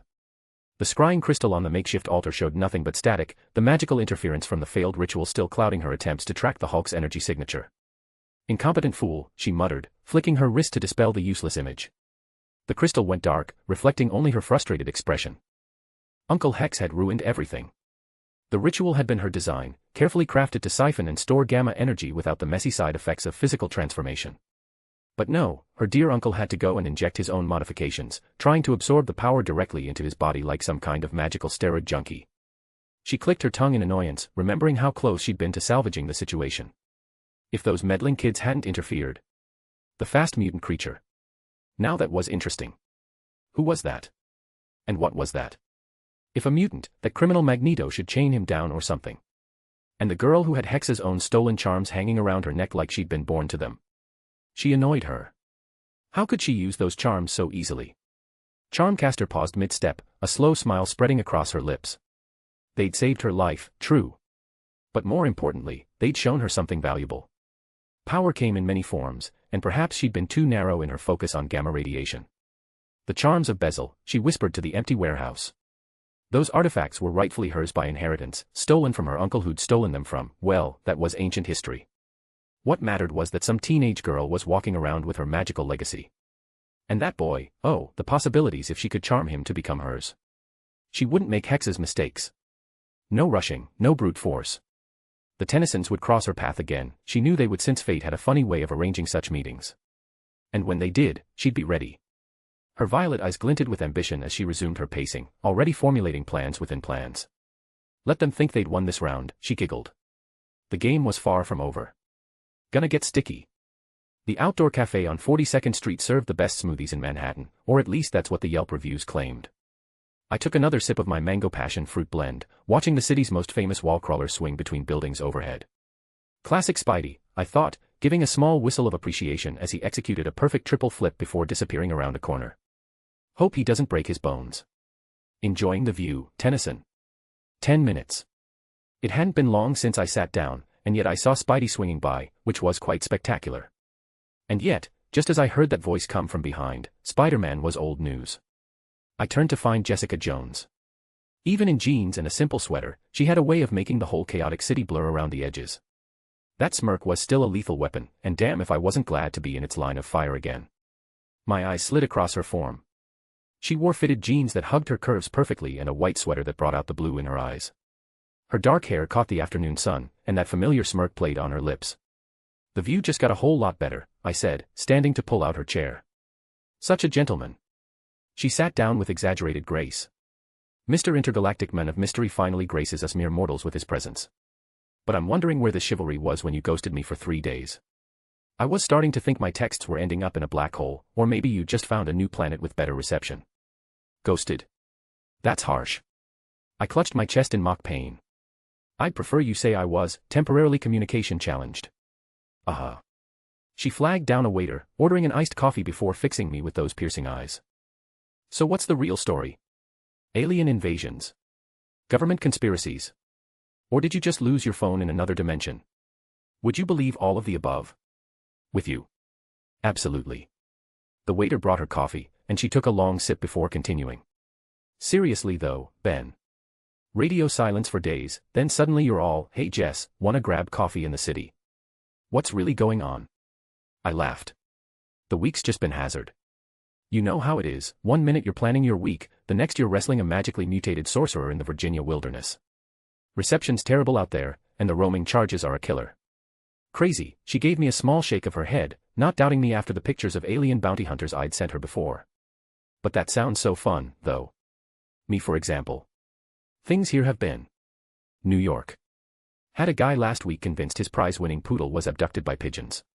Turns out, the poodle just really liked the hot dog vendor 3 blocks over. I chuckled. Sounds about right. My summer's been a bit less domestic. More explosions, fewer poodles. She giggled at that. Hey, I won't complain if I were you, with your set of powers. That aside, why the sudden meetup? Don't tell me, you felt you should make up to me for ignoring me, and call for a coffee date. Aw, that's so sweet of you. Or maybe, you have an ulterior motive. She gave me a mischievous look. I leaned back, matching her energy. What, a guy can't want to see his favorite superhero without an ulterior motive? Your favorite? She raised an eyebrow. What about Spider-Man? You were practically drooling when he swung by. Fine, superheroine. Besides, Spider-Man doesn't look nearly as good in jeans. She laughed, a simple sound that made something warm bloom in my chest. I watched her smile at me. Smooth talker. But you're deflecting. Her laugh was easy, genuine, and for a few precious seconds, I almost forgot why I was really here. Almost forgot the shadow of a green monster looming over the city. Grandpa and Gwen were easing around nearby, but I told Gwen that things might go haywire. She was nice enough not to ask too many questions sometimes. So, I wasn't worried about them. And Jessica made me forget about the rest of my worries, too. It was nice, too nice. The kind of calm that always came before the mother of all storms. Me. Never. I took another sip of my smoothie. Maybe I just missed you.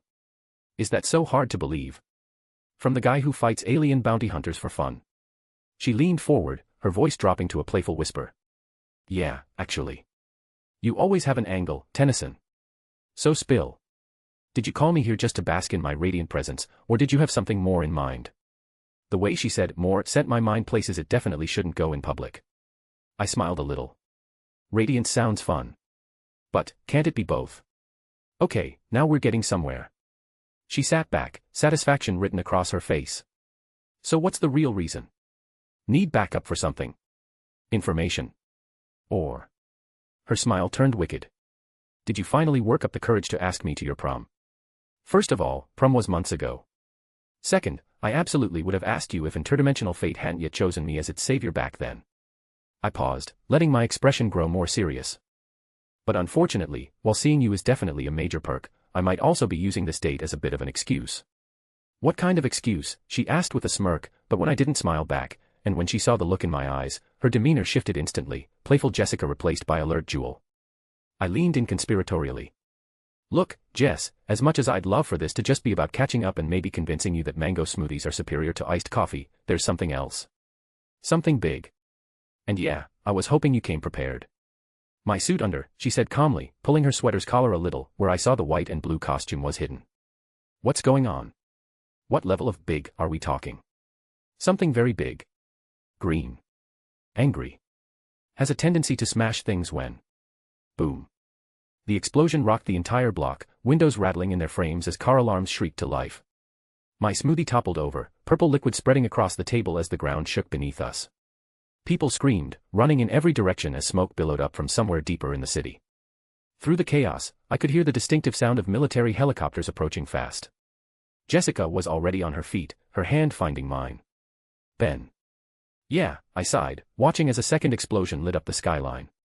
The mood had suddenly gone dark, serious. And there's my roll call. The Harlem incident had begun, right on schedule. Chapter 27, When Titans Clash. Chapter 27, When Titans Clash. The heart of Harlem had become ground zero for a nightmare made flesh. Two massive figures, each easily 9 feet of raw muscle and pure fury, traded blows that shattered concrete like brittle glass. The Hulk's fist connected with Abomination's jaw, and the impact caused a shockwave that blew out every window in a 3-block radius. Glass rained down like deadly confetti, sparkling in the evening lights. Abomination recovered with inhuman speed, and his bony protrusions gleamed as he drove an elbow into Hulk's ribs. The green Goliath stumbled backward, his massive feet leaving craters in the asphalt. Cars parked along the street crumpled under his weight like aluminum cans. Arg. Hulk smash ugly monster. The roar echoed off building facades, like cosmic rage given voice.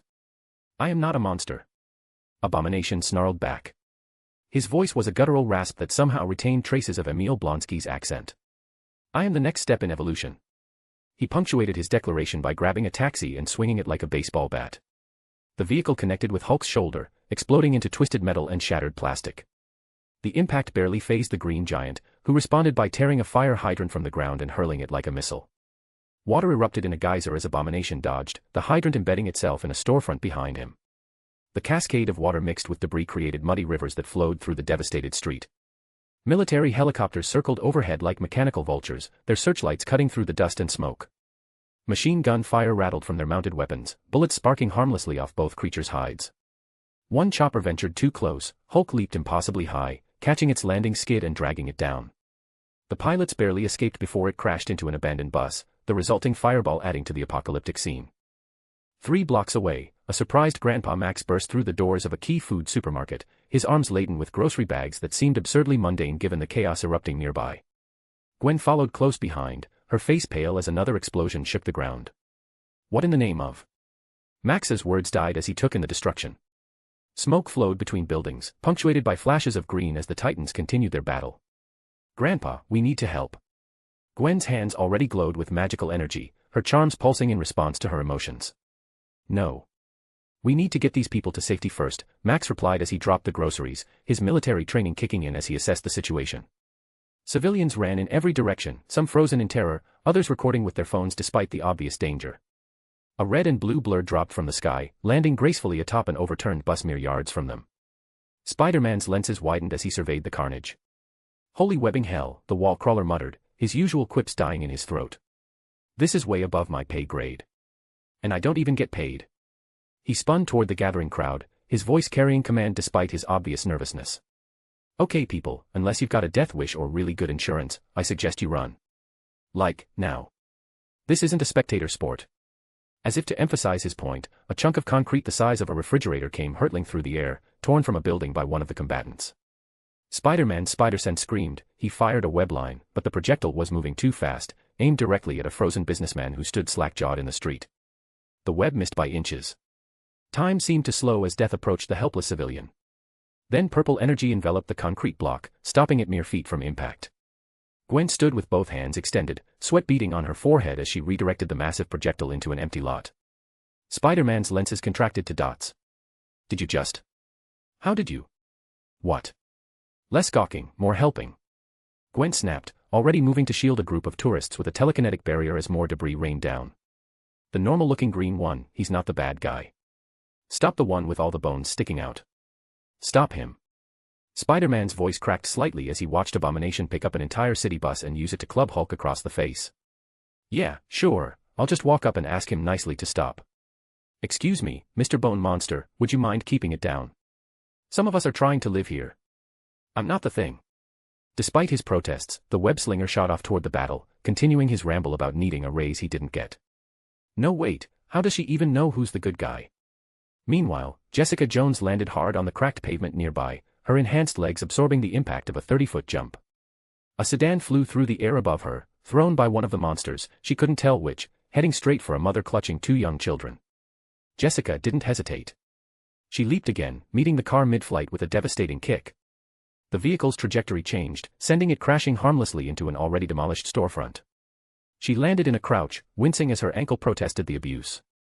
Nice save, Jewel. Ben called out as he sprinted past. Clear the civilians, I'm going in. Going in. Jessica's eyes widened. Ben, wait, I think they're too strong. But he was already activating the Omnitrix, the familiar green glow washing over him as he slammed down the dial. His form expanded rapidly, muscles bulging as his skin turned crimson. A second pair of arms burst from his sides as he grew to match the monster's height. 4 arms. The battle cry announced his transformation to the world. The ground shook with each impact as Hulk and Abomination circled each other like prehistoric predators. Buildings bore the scars of their conflict, walls caved in, windows blown out, entire floors exposed to the open air. Hulk's chest heaved with exertion, his healing factor working overtime to repair the damage from Abomination's bone spurs. Green blood, if it could be called that, dripped from numerous cuts, sizzling where it hit the pavement. Abomination looked no better, one eye swollen shut and several of his protruding bones cracked or broken.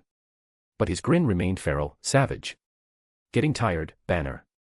The great Hulk brought low by a real soldier. Hulk. Strongest. There is. Each word came with labored breath, but the fury behind them remained undimmed. They charged simultaneously, fists cocked back for what would surely be a collision of catastrophic proportions. The very air seemed to compress between them as they closed the distance. When those fists met, the shockwave would level buildings, shatter every piece of glass for miles, maybe even. A red figure dropped from the sky like a meteor. 4 arms landed in a perfect 3-point stance between the titans, his 2 upper arms shooting out to catch their fists before they could connect. The impact still sent a shockwave rippling outward, but contained, controlled. The pavement beneath 4 arms cracked in a spider web pattern, but held. For a moment, perfect silence reigned. Then chaos erupted anew. What? Abomination roared, trying to wrench his fist free. Another freak. Hulk's reaction was more direct. He swung with his free hand, aiming to crush this new interloper. 4 arms ducked under the haymaker, using his lower arms to sweep Hulk's legs while his upper arms maintained their grip on both monsters' fists. The Hulk toppled backward, more from surprise than the actual force of the sweep. 4 arms released both fists and backflipped away as Abomination tried to grab him. "Okay, big guys," 4 arms said, his voice carrying Ben's characteristic cockiness despite the situation. "How about we talk this out like civilized, giant, monster, people?" "I never realized how large 4 arms actually is in the cartoon," Ben thought as he observed his peers. The response was predictable. Both Hulk and Abomination attacked him simultaneously. 4 arms found himself playing defense against 2 of the physically strongest beings on Earth. He ducked under Hulk's wild swing, blocked Abomination's knee strike with crossed arms, then had to leap straight up to avoid being caught between them as they rushed each other again. Or not. Talking rarely works anyway. From the sidelines, Spider-Man watched in stunned amazement. Is that guy seriously going toe-to-toe with both of them? Where do I sign up for whatever vitamins he's taking? "That's 4 arms, Jessica said, landing beside him after depositing another group of civilians at a safe distance. She looked shocked that her situationship was this strong, but didn't let that distract her. "He's got this thing about playing hero. You know, the red 4-armed guy." "Wait, and who are you?" Wait, no way, is everyone in New York secretly superpowered except me?" Gwen arrived, floating on a disk of invisible telekinetic energy with several injured civilians. Less chatting, more evacuating. And Ben better know what he's doing. Back in the fight, 4 arms had managed to separate himself from Hulk for a brief moment, focusing on Abomination. The bone-covered monster was skilled, trained, but 4 arms had something he didn't: experience in fighting as a large monster, and the instincts of a battle-hungry Tetramand. In the movie, Hulk wins by strangling him with chains, Ben thought as he parried a series of brutal strikes. But that was after way more collateral damage. Time to speed things up. He caught Abomination's next punch with his upper right hand, used his upper left to strike the monster's elbow joint, then brought both lower fists up in a devastating uppercut that sent Abomination flying. Hulk's fight. The Green Goliath roared, charging at 4 arms from behind. Well shit, this is becoming a 2v1. Ben didn't like that. He was certain the 2 would kill him if it kept going like this. 4 arms spun, catching Hulk's fist again, but this time he didn't try to stop it, he redirected it, using Hulk's own momentum to send him crashing into Abomination just as the latter was getting up. "Listen, Big Green." 4 arms shouted as the 2 monsters untangled themselves. "I'm trying to help you. The ugly one with the bones, he's the bad guy. I'm on your side." Hulk paused, his primitive mind processing this information. His head tilted slightly, like a confused dog. "Ugly one." He looked at Abomination, then back at 4 arms. "Redman, help Hulk." "Yes." "Redman, help Hulk smash Bone Man." "You stupid bastards," Abomination's protest was cut short as Hulk's massive fist connected with his jaw, sending him spinning. Hulk and Redman smashed together. 4 arms grinned. "Now you're talking my language." What followed was less a fight and more a brutal dismantling. Abomination, for all his strength and training, couldn't handle both opponents at once. 4 arms held him in place with all 4 arms while Hulk delivered haymaker after haymaker. When Abomination tried to use his bone spurs, 4 arms would shift his grip, leaving the monster open for another devastating hit. "This isn't possible." Abomination snarled through broken teeth. "I am the ultimate warrior. I am." "Really annoying," 4 arms finished, releasing his hold just as Hulk grabbed Abomination by the leg. The green giant spun like an Olympic hammer thrower, building momentum before releasing Abomination into the side of an already damaged building. The structure groaned but held as Abomination slid down its face, leaving a trail of green blood. He tried to stand, stumbled, and 4 arms leaped ahead to slam his fist on the top of his head. Abomination's eyes spun, and he collapsed face first onto the rubble-strewn street. For a moment, Hulk and 4 arms stood side by side, both breathing heavily. Then Hulk turned, his eyes narrowing as he focused on his temporary ally. "Redman strong," Hulk growled, his fists clenching. "But Hulk strongest." Forearms raised all four hands in a placating gesture. No argument here, big guy. You're definitely the strongest. We not enemies, okay. They stared at each other, tension building. The watching crowd held its breath. Even Spider-Man had stopped making jokes. Then Hulk snorted, turned, and leaped away in a single bound that carried him over the surrounding buildings and out of sight. Forearms stood alone in the devastated street, surrounded by destruction but having prevented so much more. And that, he said to no one in particular, is how you minimize collateral damage in a superhero fight. You did great. Spider-Man waved at him. Thanks man, Forearms gave him 4 thumbs up. He looked down at the unconscious Abomination, then at the assembled crowd of civilians, heroes, and one very worried-looking grandfather. The Omnitrix symbol on his chest began flashing red. He blinked and turned around, leaping away from the hundreds of eyes as soon as he could. Even so, a slow smile spread across his face. He'd done it. The Harlem incident couldn't be stopped, but the death toll, the destruction, he'd managed to contain it. No collapsed buildings, no massive casualties. In the distance, sirens wailed as emergency services finally dared to approach. The battle was over, but Ben knew this was just the beginning. The world had seen the Omnitrix in action on a massive scale. There would be consequences. But it was all right, for he'd saved lives. This had been a great hero time. And that was enough. Chapter 28, Aftermath and Attraction. Chapter 28, Aftermath and Attraction. The red light faded from my body as I landed on a fire escape 3 blocks from ground zero, the familiar weight of my human form settling back into place. My legs shook slightly, whether from exhaustion or adrenaline, I couldn't tell. Probably both. That was an intense fight, after all.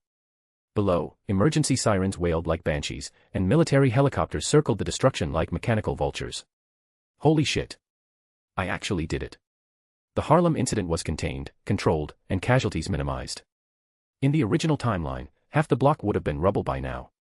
Instead, most buildings still stood, battered but intact. Sure, there'd be insurance claims and therapy sessions, but people were going home tonight instead of to morgues. That had to count for something.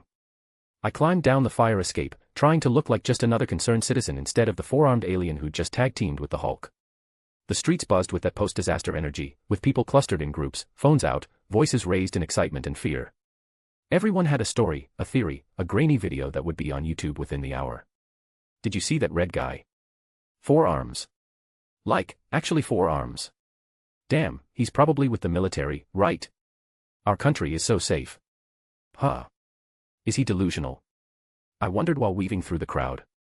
I needed to find the others. Jessica first.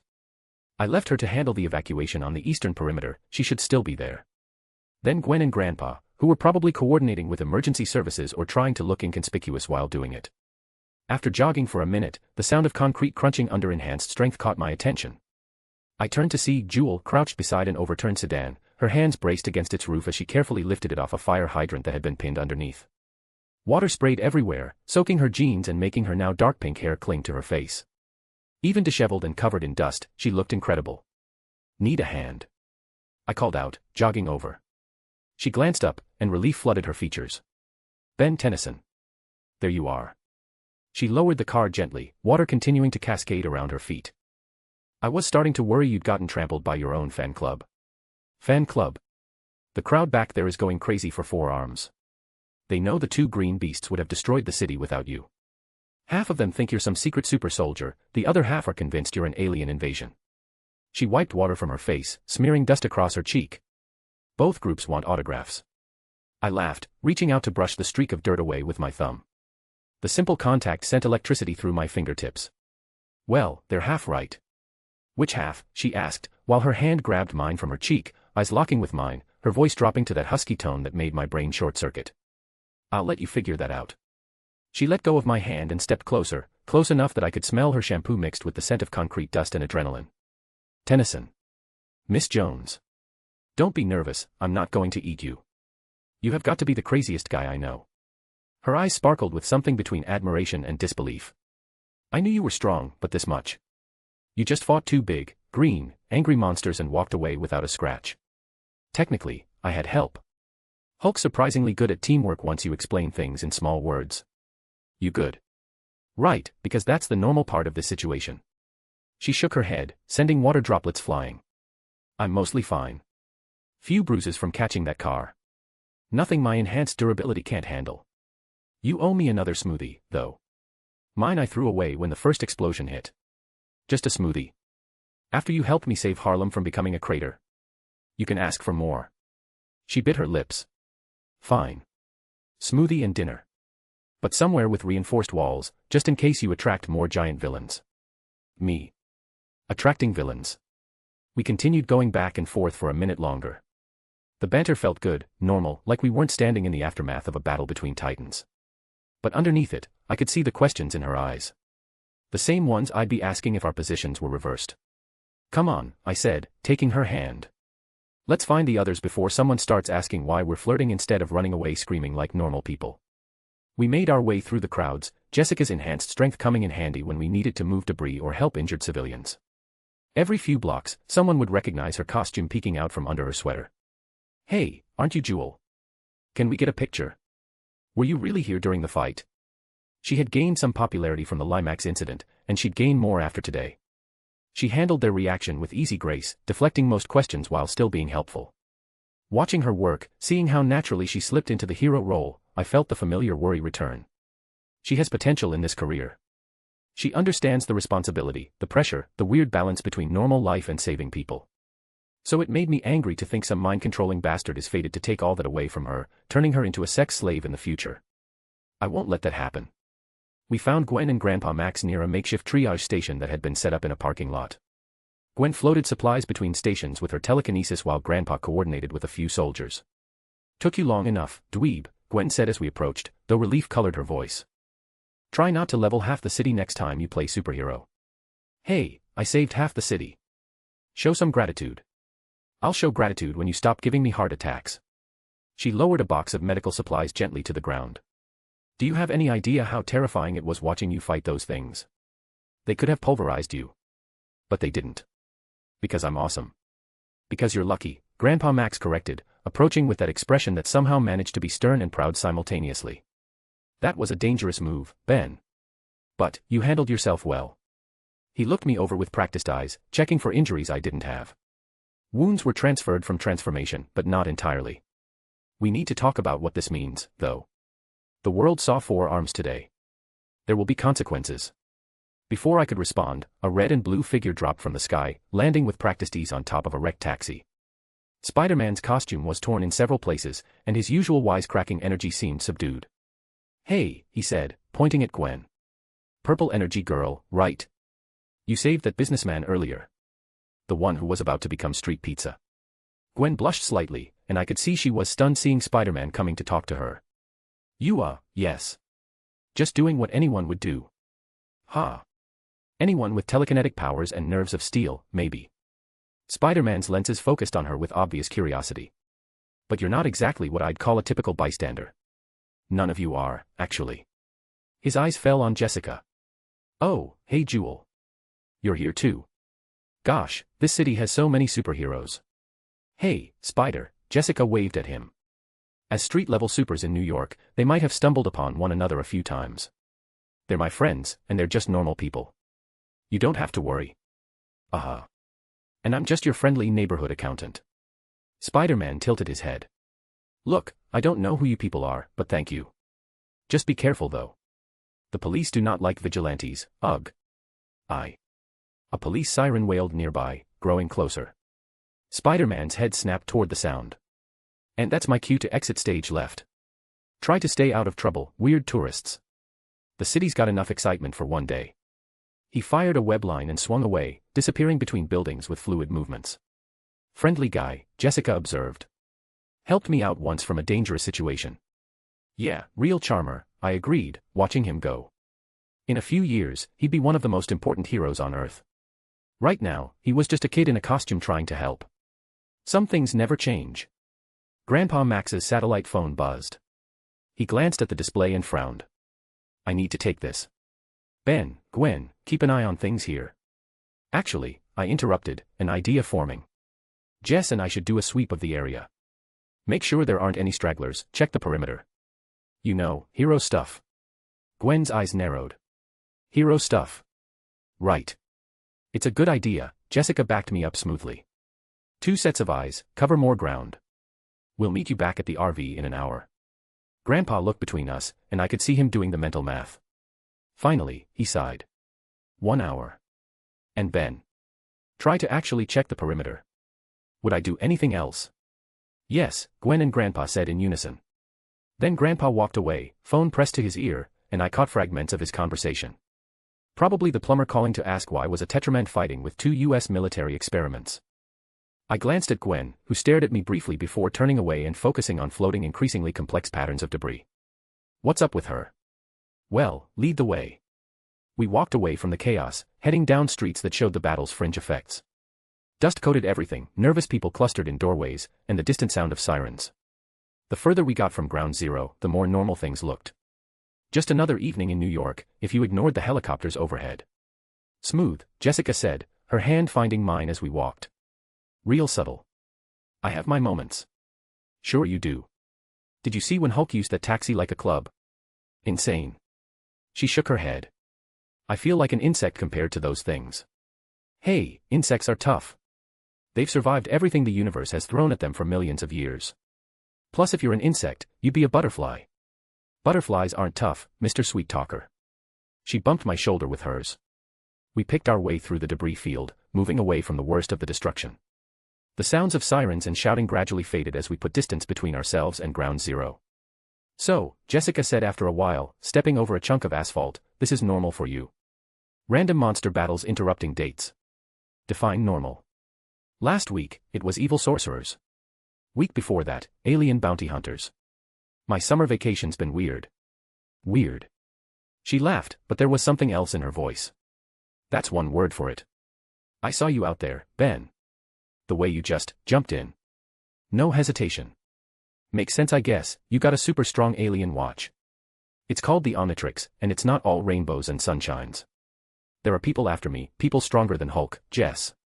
Galactic conquerors who'd do anything to get this watch for themselves, I said, my tone serious. It was good to let her know the dangers now that we were growing closer. With the powers I have right now, I might not be able to stop all of them. It was alien bounty hunters last time, next it might be the said conqueror himself. She studied my face, and I could see her trying to understand if I was telling the truth. Finally, she nodded. Fair. Guess all good things come with a catch. Makes your courage to jump in there more admirable. Someone had to. No, someone didn't. She stopped walking, turning to face me. Most people would have run. Hell, most people with powers would have run. Those things were operating on a completely different level. I thought about how to respond. The truth was, I was brave because I knew just how strong 4 arms was. I'd also known what was coming. I'd seen this play out before, in another life, on a screen. But I couldn't tell her that. I couldn't just watch people die, I said finally, which was true. Not when I had the power to make a difference. She studied me for a long moment. God, you're serious about this hero thing, aren't you? It's not just about having cool powers or getting glory. I raised an eyebrow. Lady, you're lecturing me as if you've been in this line for a few decades or something. I should be lecturing you to quit instead. I don't want my woman to always be in danger. Your woman. The glory's a nice bonus, I ignored her question and admitted, trying to lighten the mood. Did you see that uppercut I landed on Abomination? Pretty sure that's going viral. There he is. She smiled. For a second there, I thought you'd been replaced by someone responsible. We continued walking, the conversation flowing naturally despite the surreal circumstances. She told me about her perspective during the fight, the fear, the adrenaline, the moment she'd realized just how outclassed she was. I felt like an ant trying to stop elephants, she admitted. My strength, my durability, they're nothing compared to that level of power. You saved lives, I pointed out. That mother and her kids would be paced if you hadn't intercepted that car. Yeah, but... She trailed off, kicking a piece of rubble. I don't know, Ben. Seeing you transform, seeing what you could do, it puts things in perspective. I'm playing in the minor leagues while you're ready for the cosmic all-stars. I stopped walking, catching her arm gently. Hey. Don't do that. Don't diminish what you did today. Powers aren't everything. You chose to help when you could have run. That's what makes you a hero. She looked up at me, something shifting in her expression. When did you get so wise? Must be all those hits to the head. Eventually, something got knocked into place. She giggled, but it didn't last long. Ben. Her voice turned serious. What happens now? Everyone saw 4 arms. That kind of exposure, it'll change your things. I'd been trying not to think about it. In the original timeline, Ben had the benefit of relative anonymity for quite a while. Plus, Grandpa definitely notified and took care of the plumbers before they even noticed the Omnitrix. But this world had more than just the plumbers, and I'd just gone full superhero in front of hundreds of witnesses, news cameras, and who knew how many government satellites. I don't know, I admitted. Grandpa's worried. He keeps talking about investigations and consequences. S.H.I.E.L.D's probably already pulling footage, trying to figure out what I am. S.H.I.E.L.D. is a shadow government agency. Are you scared? Was I? The rational part of me knew I should be terrified. S.H.I.E.L.D., S.W.O.R.D., maybe even Hydra would be interested in the Omnitrix now. But another part, the part that had just gone toe-to-toe with two gamma monsters, the part that knew the limitless potential of this device, felt oddly calm. A little, I said. But it felt right, you know. Using the watch to actually help people instead of just fighting random threats. Maybe going public isn't the worst thing. Famous last words. But she was smiling. So what, you're going to be New York's newest superhero? Get a sponsorship deal, maybe your own action figure. 4Arms action figure would be pretty cool, I mused. Kung fu grip on all four hands. She laughed, and the sound did things to my chest. But no, not yet. I think I can work around the shadow government agencies for as long as necessary before ultimately one day my identity is leaked somehow.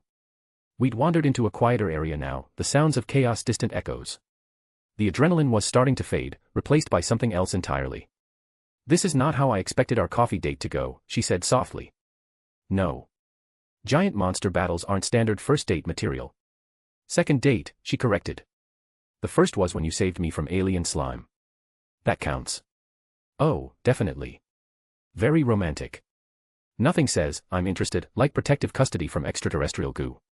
We were standing closer now, the space between us charged with unspoken tension. Her eyes met mine, and I could see my own desire reflected there. So what's the protocol for post-monster battle dates? I asked, my voice rougher than intended. Skip straight to the third date activities. Depends. She moved even closer, her hand finding my chest.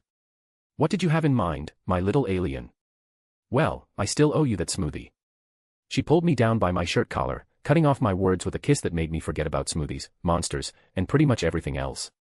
When we finally broke apart, both breathing hard, she gave me the dangerous smile. Smoothies can wait. Her voice was low, full of promise. Want to go to my place? My brain short-circuited for a moment. You live alone. I live with my sister, but she'll definitely understand. She made me my suit, and chose my name. Jessica's fingers traced patterns on my chest. So that's a yes. Hard to refuse an offer like that. I activated the Omnitrix, quickly selecting XLR8. The transformation washed over me in a flash of green, and before she could blink, I'd scooped her into my arms. Ben. She yelped, then laughed as I took off at super speed. This must be the fast alien you mentioned last time. Be but a little warning next time. Where's the fun in that? I called back over the rush of wind. As I raced through the city streets, Jessica in my arms and the chaos of Harlem behind us, I couldn't help but think about how surreal my life had become. In one afternoon, I'd fought alongside the Hulk, prevented a catastrophe, and now I was heading to a beautiful superheroine's apartment. Best summer vacation ever. The world might know about 4Arms now. S.H.I.E.L.D. might be hunting for me. The future might be uncertain and dangerous. But right now, with Jessica's laughter in my ears and the city blurring past, I couldn't bring myself to care. Whatever came next, I'd face it when it arrived. After all, that's what heroes do. Chapter 29, After the Storm. Chapter 29, After the Storm. The world snapped back into focus as XLR8 skidded to a halt in the hallway outside Jessica's apartment. The blue-green blur of superspeed travel dissolved, leaving Jessica's stomach somewhere 3 blocks behind. Her enhanced durability meant she could handle the G-forces better than most, but damn if it didn't still make her head spin. Smooth landing, she managed, steadying herself against the wall. The faded wallpaper was rough under her palm, grounding her in reality after the insanity of the past hour. I aim to please. Ben's voice carried that cocky edge that should have been annoying but somehow wasn't. Not when he was looking at her like that, like she was the only thing in the universe worth focusing on. The hallway was dim since the sun was already down, lit only by a flickering fluorescent light that cast strange shadows across his alien features. Even as XLR8, she could see the intensity in those green eyes. The same look he'd had when he'd thrown himself between 2 rage monsters without hesitation. God, this guy's either the bravest person I've ever met or the stupidest. Maybe both. The Omnitrix flashed, and suddenly Ben stood before her in human form. It was a flash of green this time instead of red, and it was startlingly bright in the dim space, making her blink. When her vision cleared, she took in the sight of him. Dust-covered, clothes torn in places, hair sticking up at odd angles. He looked like he'd been through hell. He looked perfect. "So," he said, that crooked smile making her pulse race, "you sure your sister won't mind me crashing in the middle of the night for a simple homemade smoothie?" Ben. Jessica grabbed his shirt and pulled him down, cutting off whatever joke he was about to make. The kiss was fierce, desperate, tasting of concrete dust and adrenaline. His hands found her waist, pulling her against him like he needed to confirm she was real, solid, alive. When they broke apart, both breathing hard, she could feel the heat radiating between them. Every nerve ending felt electrified, hypersensitive. The battle high mixed with something else, something that had been building since their last encounter. "Smoothies can definitely wait," she breathed against his lips. Her hand fumbled for the doorbell, missing twice before finding it. The familiar chime echoed through the apartment, and Jessica tried to compose herself. Tried to look like she hadn't just been making out with an alien transforming superhero in the hallway like some teenager. The door swung open to reveal Trish, her blonde hair swaying to the side, immaculate as always in designer jeans and a silk blouse that probably cost more than Jessica's entire wardrobe. "Jess, oh my God, I saw the news. There were monsters and you." Her adoptive sister's mouth hung open, stopping herself from questioning about the news reports from Harlem, the words dying on her lips as she took in the scene before her. Trish's eyes widened as they landed on Ben. "Oh. Oh, you're not alone. Here we go. Trish, this is Ben. Ben, my sister Trish." Jessica tried for casual, but her voice came out rougher than intended. "The one who gave you your costume," Ben said smoothly, extending a hand. "Nice to meet you. Jessica's told me a lot about you." Trish shook his hand automatically, but Jessica could see the gears turning behind those calculating eyes. Her sister took in their disheveled appearance, the way they stood too close together, the charged atmosphere between them. "Well," Trish said, a teasing smile starting to form, "this is new. Are Jessica actually bringing home a guy who isn't bleeding out or needing witness protection? Should I check him for handcuffs? Make sure he's not a case file." "Very funny," Jessica muttered, but Ben laughed. "No handcuffs, I promise. Though after today, witness protection might not be the worst idea." Trish's smile faltered slightly as she really looked at them. The dust, the torn clothes, the lingering intensity that had nothing to do with normal date activities. Her eyes darted between them, taking in the way Jessica's hand had found Ben's without conscious thought, the way he angled his body slightly in front of hers like he was still protecting her from invisible threats. "You were there," Trish said quietly. "In Harlem. Both of you." "We're fine," Jessica said quickly. "Just need to clean up." She started forward, tugging Ben with her, but Trish didn't move aside immediately. Her sister's expression had shifted from teasing to something more complex. Concern mixed with curiosity mixed with, was that envy? "Jess. We're using my room," Jessica said bluntly, tired of dancing around it. "Probably gonna be loud. Sorry in advance." Trish's mouth fell open. Actually fell open, like something out of a cartoon. Jessica had seen her sister face down aggressive managers and handsy directors without flinching, but apparently, this was what broke her composure. What?" Trish said. Initially, she must have thought this was some guy from her class who was here to study together, but this. Ugh, was it really that surprising to Trish that she brought home a man to spend the night?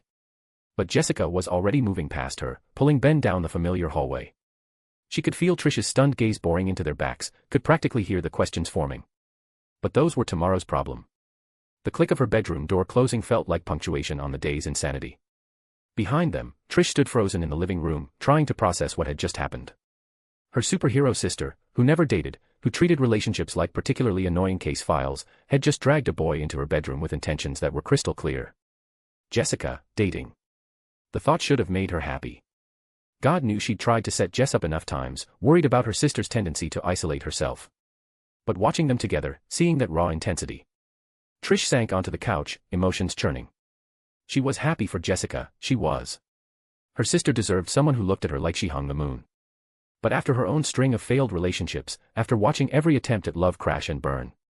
She's beautiful, she has superpowers, and now a stable relationship too. The thought came unbidden, ugly, and petty. Trish hated herself for it immediately. This wasn't a competition. Jessica's happiness didn't diminish her own worth. But logic and emotion rarely aligned, and the little voice of jealousy whispered anyway. The universe really does have favorites.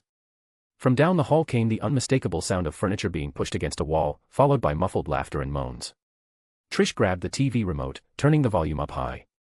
Whatever was happening in that room, Trish Walker, future alias Hellcat, definitely didn't need the play-by-play. The moment the door clicked shut, the last threads of restraint snapped.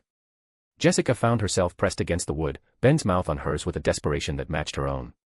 The kiss was nothing like their sweet moment in the hallway. This was raw need, hands grasping, bodies pressing together like they were trying to crawl inside each other's skin. His hands tangled in her hair, and she gasped against his mouth as he tugged gently, angling her head to deepen the kiss. Every nerve felt like a live wire, hypersensitive after the adrenaline of the fight. She could still feel the phantom vibrations of his super-speed run thrumming through her bones. "Let's, bed," she managed between kisses, already working on the buttons of his torn shirt. "Now." They stumbled across the room, a clumsy tangle of limbs and half-removed clothing. Her suit got stuck coming over her head, and they had to pause their frantic kissing to wrestle it free. "For a guy who can turn into a 10-foot alien," she panted, tossing the offending garment aside, "you're struggling with simple clothing." "For hands would be useful right about now," he shot back, finally managing to unhook the spandex with only minimal fumbling. "I'm at a disadvantage here." The banter felt good, familiar. Even as her body burned with want, even as every touch sent sparks through her system, they were still them. Still Jessica and Ben, trading quips like their lives depended on it. "I think I might fall for him, damn it." Her hands found his chest as his shirt finally fell away, and she paused. "Holy shit." "What?" Concern flickered across his features. "You're." She traced the defined muscles with wondering fingers. He'd been kind of fit before, but this was different. Harder. More defined. "Have you been working out?" "You're definitely more muscular than last time." A pleased grin spread across his face. "Yeah, noticed that too. I've been working out lately, but yeah, the muscle gaining speed definitely isn't normal. Think the Omnitrix is doing something to my baseline human form. I'm taller too." She gave him a skeptical look, measuring with her eyes. "I don't believe that part." "It's true. I'm like an inch taller. Maybe two." "Sure you are, stretchy." But her teasing died as his hands found her waist, pulling her against him. The feel of skin on skin made her breath catch. "Ben." His lips found her neck, and coherent thought became significantly harder. She tilted her head, giving him better access as he traced a path from her jaw to her collarbone. His palms slid up to cup her breasts through her bra. Jessica arched into the contact, suddenly impatient with the layers still between them. She yanked her tank top over her head and reached behind to unhook her bra in one fluid motion. Ben's eyes darkened as he took in the sight of her. "You look incredible," he murmured, and the raw honesty in his voice made something flutter in her chest. His hands were everywhere then. They skimmed over her shoulders, down her sides, across the flat plane of her stomach. Each touch left trails of heat in its wake. When his fingers found a small scar on her ribcage, a souvenir from her early days as Jewel, he paused, then bent to press his lips against it. "Aw, I remember you, little buddy," he whispered against her skin. "As delicious as last time." She laughed. "Oh, Ben, stop it." The tenderness of the gesture caught her off guard. Ben seemed to accept her scars as simply part of her, worthy of attention but not defining her. Jessica's hands weren't idle either. She traced the contours of his chest, feeling the steady thump of his heart beneath her palm. The Omnitrix gleamed on his wrist, reminding her of his other life, his other forms. She wondered briefly what it would be like to be with one of his alien forms, then pushed the thought aside immediately. "I'm losing my mind. Stop teasing me already."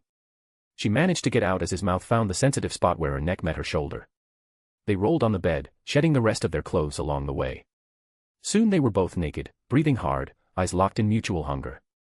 Jessica pulled him down on top of her, reveling in the weight of him, the heat of skin against skin. His hands slid down her body with growing confidence, finding the places that made her gasp and arch.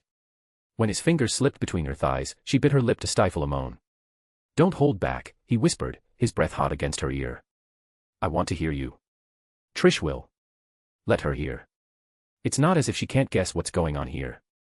His fingers moved in slow, deliberate circles, and Jessica's objection dissolved into a throaty sound of pleasure. "God, you're already so wet," he murmured, his voice rough with desire. "Enough playing," Jessica growled, wrapping her hand around his hard length. "Stop doing that. I need that fat juicy cock inside me. Now." Ben's eyes gleamed with mischievousness at her directness, but he didn't need to be told twice. He positioned himself between her thighs, the head of his cock pressing against her entrance. "Here you go, hungry girl." Their eyes locked as he pushed forward, filling her in one slow, delicious thrust that made them both groan. "Fuck," Jessica breathed, her nails digging into his shoulders. "You feel even bigger than last time." He began to move, setting a rhythm that slammed into her again and again. Each thrust sent waves of pleasure coursing through her body, and she hissed for him to keep going. Jessica wrapped her legs around his waist, moaning softly, changing the angle, taking him deeper. God, Jess, Ben panted, his pace increasing. You feel amazing. The room filled with the sounds of their pleasure, skin against skin, breathless moans, whispered encouragements. Jessica felt herself getting close, that familiar tightening low in her belly. When Ben's hand slipped between them to circle her clit, she nearly came undone. Right there, she gasped, her hips bucking up to meet his thrusts. Don't stop, don't, ong. Her orgasm crashed over her like a tidal wave, intense and all-consuming.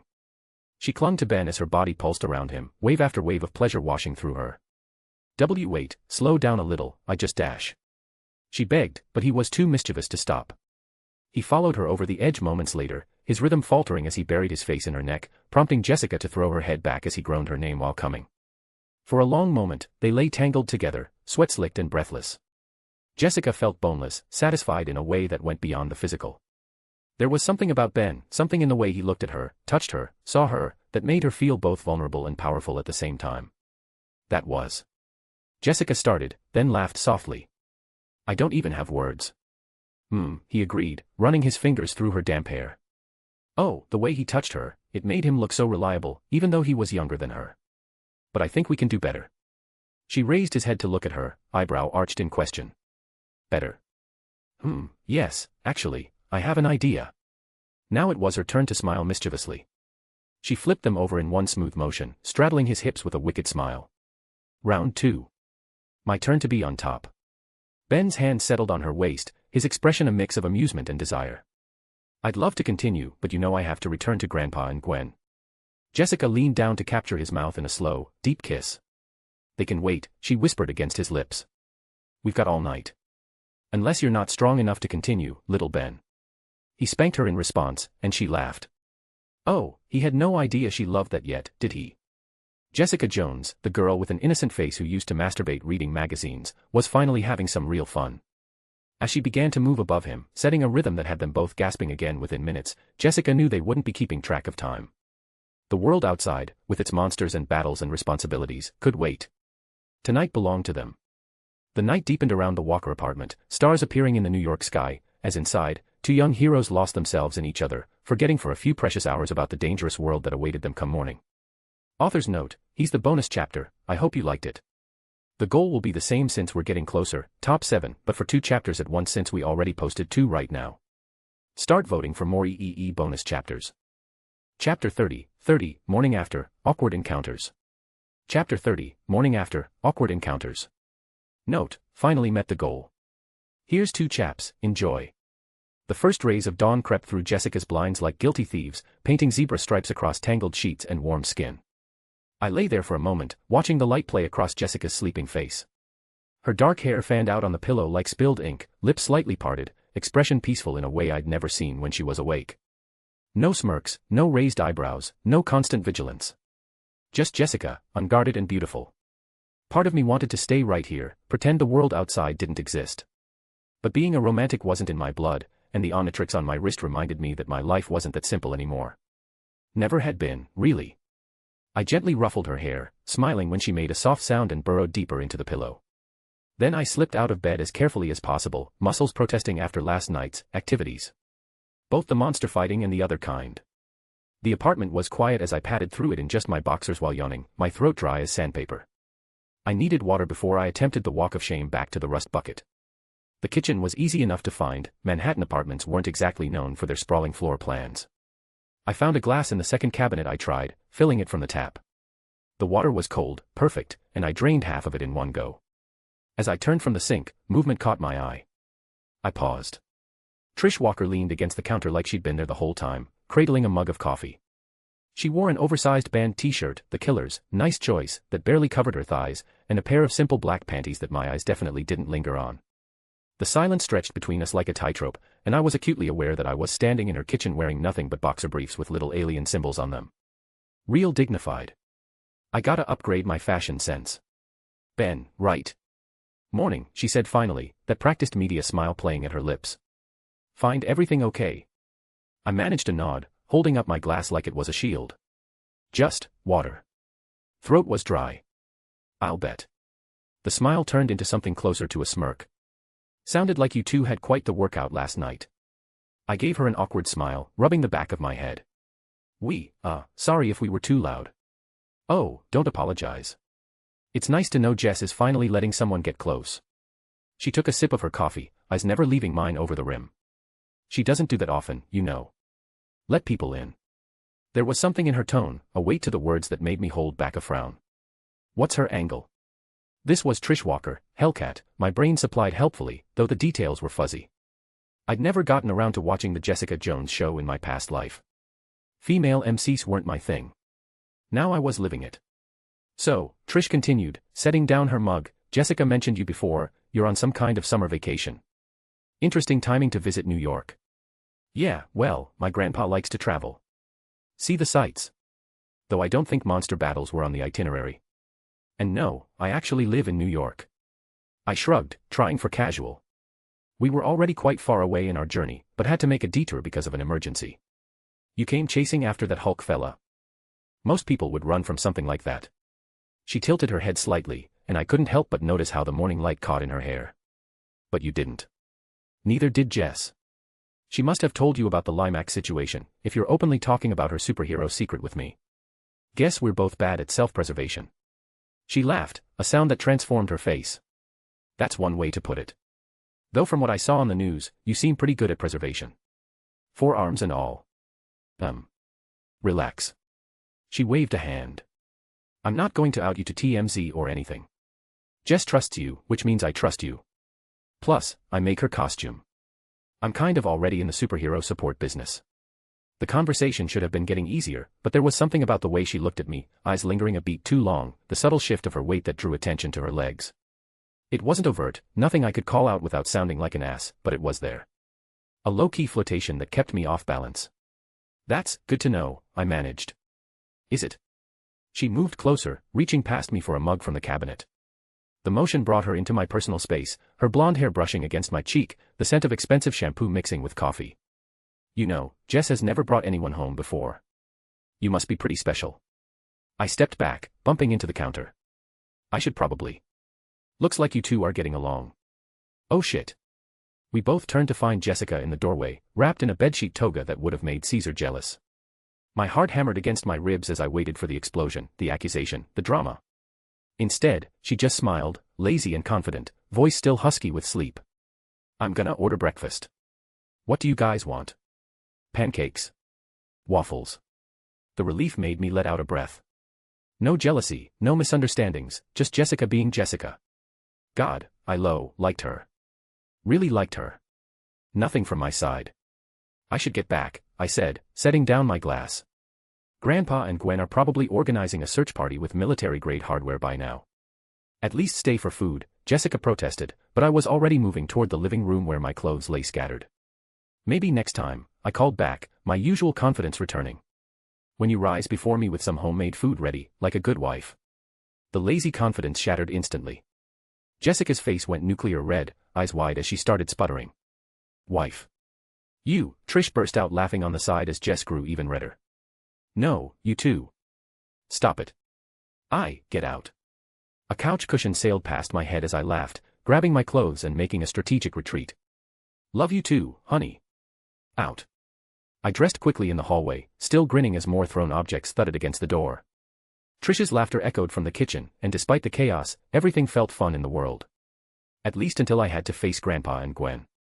The rust bucket sat in a discreet alley exactly where Grandpa's text said it would be, looking as innocuous as a vehicle covered in alien tech could manage. I climbed inside, already rehearsing excuses and explanations. The driver's seat was empty. No Grandpa Max. Just Gwen. She sat at the dinette table, the Arcamida spellbook open before her, but she wasn't reading. Her eyes were fixed on a blank spot on the wall like it held the secrets of the universe. The air felt dense, charged with the kind of tension that preceded either storms or explosions. Hey, I tried, going for casual. Where's Grandpa? Out. Her voice was flat, emotionless in a way that made me wince. Making calls. Probably explaining to his old plumber buddies why his grandson decided to play demolition derby with two angry monsters in the middle of New York. Each word landed like a precisely aimed dart. I sighed, dropping onto the opposite bench. Look, I know you're mad. I'm not mad. She finally turned to look at me, and I wished she hadn't.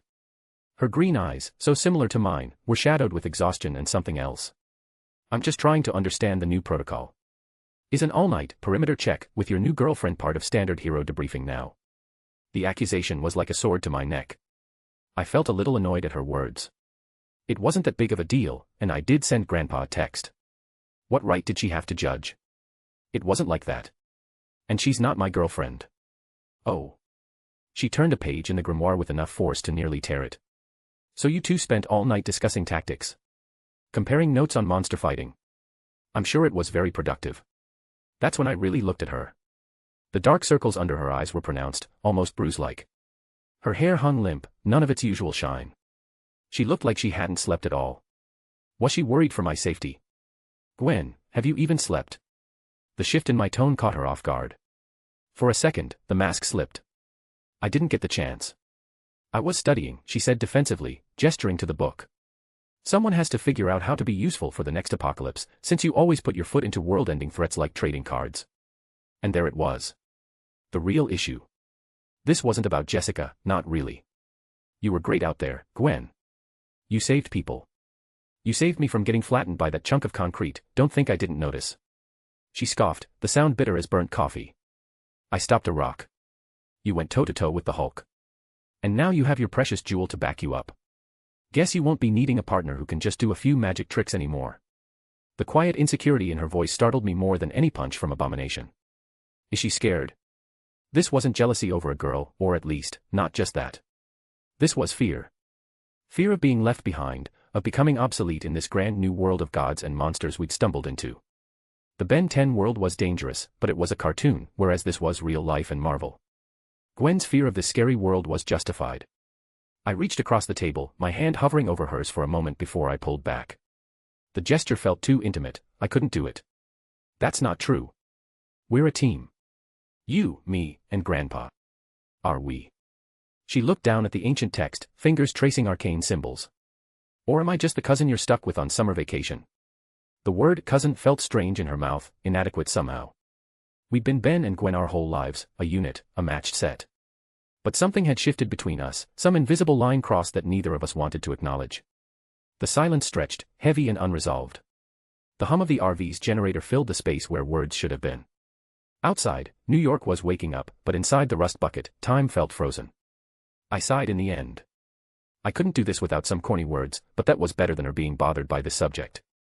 No matter how much we fought, I knew she cared for me, and I did the same. Don't record me saying this, but I need you in this, Gwen, I said finally, the words coming out rougher than intended. Not just your magic. You. Remember how you saved me from that Vilgax drone during the first time I got the Omnitrix? You had no powers, but that didn't stop you. You keep me grounded, and keep me from doing stupid things. Like fighting two gamma monsters. Like fighting them alone. I met her eyes, trying to convey everything I couldn't say. This watch is special, Gwen, very much so, but it might lead me astray. No, precisely because it's special, it will probably lead me down the wrong path in the future. For now, I'm playing hero because it's cool, and I like saving people. Kind of. But what if I get bored with it and choose the easy way out? When I'm out there, when things get crazy, knowing you've got my back, that's what keeps me stable. Gwen looked stunned at my words. Surprised recognition flashed across her face. She looked at the mirror as if to make sure she wasn't hallucinating this out of sleep deprivation. I didn't interrupt her and waited for her to speak. Gwen turned to me, eyes locking with mine as her expression grew more complex. Well, Ben, Ugh, maybe I made a big deal out of nothing, this is awkward. I watched her fight with her embarrassment, finally overcoming it as she took a deep breath. But I'm surprised by your honest words, and But before she could continue, the door opened and Grandpa Max climbed in, looking every one of his 60-plus years. Good that you're back, he said, collapsing into the driver's seat. Gwen grumbled silently, while I laughed. I understood her response without her having to finish her words. We need to leave. Now. What happened?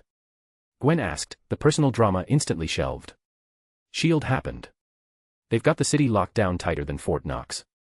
Every exit, every bridge, every tunnel. They're looking for whoever intervened in the Hulk incident. I don't want us to be part of this. He started the engine, checking mirrors with practiced paranoia. Nick Fury himself is heading the operation. My blood sped up. Nick Fury. Director of S.H.I.E.L.D., future assembler of Avengers, and currently the last person I wanted interested in the Omnitrix. Let's go, Grandpa, Gwen and I agreed at the same time. As the rust bucket pulled out of the alley, I caught Gwen's eye. Something flickered in them, and she looked away quickly. And this time it wasn't because she was angry. The easy dynamic we'd had our whole lives had fractured, and I had no idea how to fix it. Hell, I wasn't even sure what was broken. Chapter 31, The Watcher's Judgment, and More Mutant Problems. Chapter 31, The Watcher's Judgment, and More Mutant Problems. The double moons of the mysterious planet Xenon cast odd shadows through the crystalline dome of Azimuth's laboratory. The first thinker of the Galvan hunched over his workbench, his diminutive gray form dwarfed by the intricate machinery surrounding him. With practiced precision, he made one final adjustment to the quantum stabilizer before him. There, Azimuth muttered, setting down his microcalibrator with a satisfied click. The device hummed to life, its core glowing with self-sustaining energy. Finally functioning within acceptable parameters. He leaned back on his hover chair, rubbing his large eyes. This minor invention had taken a mere 3 hours, barely worth noting in his extensive catalogue of achievements, yet by his standards, it was too long. Because his mind remained elsewhere, drawn to the monitor displaying Earth's media coverage.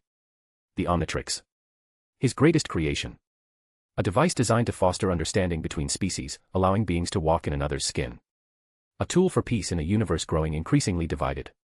And now it was strapped to the wrist of a hormone-addled human teenager. Asperia, Azimuth called, his voice echoing through the laboratory's vast expanse. Yes, First Thinker. The AI's voice responded, flowing like liquid crystal from unseen speakers. Display current Omnitrix telemetry. The main screen shifted, replacing Earth news feeds with a complex array of data streams. Biometric readings, transformation logs, and power levels. All data flowed from a device hundreds of light years away. Azimuth sighed. He didn't like spying on people, but he had no other choice since this might as well concern the future of all existence. This was a troubling situation. He'd intended the Omnitrix for Maxwell Tennyson, a human he'd begrudgingly come to respect during the plumber's distinguished career. Max would have understood the device's true purpose. Instead, Vilgax's attack on Xylene's transport had sent the Omnitrix hurtling toward Earth as an emergency measure, landing where anyone could discover it. By the whims of fate, Maxwell's grandson, Benjamin Tennyson, discovered it. Azimuth didn't believe in fate when he was younger. Now, after knowing entities like the Asgardian existed, a species whose abilities were no less than divine, he wasn't quite sure. As per the request of All-Father Odin, he'd even studied the mechanics of the fated event of Ragnarok and failed to understand why it was impossible to stop. About that recent fight, resume the visual feed from Earth media, he commanded. Of course, First Thinker, Asperia the AI responded from speakers embedded in the laboratory walls. The air shimmered, and suddenly Azimuth was surrounded by a three-dimensional recreation of a devastated street in what the humans called Harlem. His compound eyes narrowed slightly as he watched the replay unfold. Two massive gamma-irradiated creatures, quite primitive by Galvan standards, but devastatingly powerful by human metrics, were tearing through the urban landscape like living earthquakes. Buildings cracked under their fury, vehicles became projectiles, and tiny human forms scattered like insects before a storm. Then came the red blur. Azimuth leaned forward, his scientific curiosity overriding his usual detachment as he watched the Omnitrix bearer transform into a Tetramand. The execution was flawless. Perfect DNA replication, optimal power distribution, even the combat instincts seemed properly integrated. But the tactical application. Remarkable, he murmured, watching as Four Arms positioned himself between the two gamma-raged monsters with calculated precision.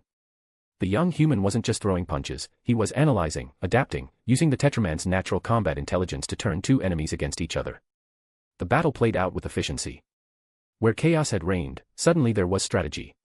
The Omnitrix bearer didn't just fight, he minimized. Every move seemed designed to contain rather than destroy, to redirect rather than amplify the destruction. Azimuth's initial skepticism began to crack. When he'd learned that Maxwell Tennyson hadn't been the one to find the Omnitrix, he'd felt a stab of regret that still lingered. Max was a proven warrior, a seasoned plumber who understood the weight of responsibility. This boy, this child, had seemed like a cosmic accident. Perhaps not entirely accidental, he mused, watching Four Arms coordinate with the primitive green giant to subdue their common enemy. What is the casualty rate in this fight? Azimuth asked, leaning forward. There's a lot of destruction I'm seeing. Casualty rate, 0 fatalities, Asperia responded. 127 injuries reported, 86% classified as minor. Azimuth's brow furrowed. 0. Impossible. Confirmed 0.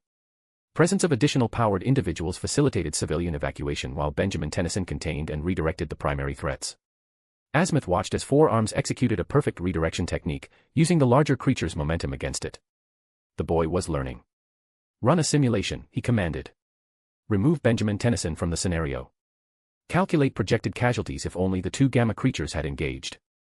What'd have been the casualty then? Asperia's processors hummed. Simulation complete. Projected casualties without Omnitrix bearer intervention, 4,362 fatalities. Confidence level, 93%. Azimuth stared at the frozen image of Four Arms catching two devastating punches simultaneously. Slowly, reluctantly, a small smile formed on his lips. That's not too bad, he murmured. The three-dimensional hologram moved to a monitor instead, and the telemetry scrolling beside the video feed.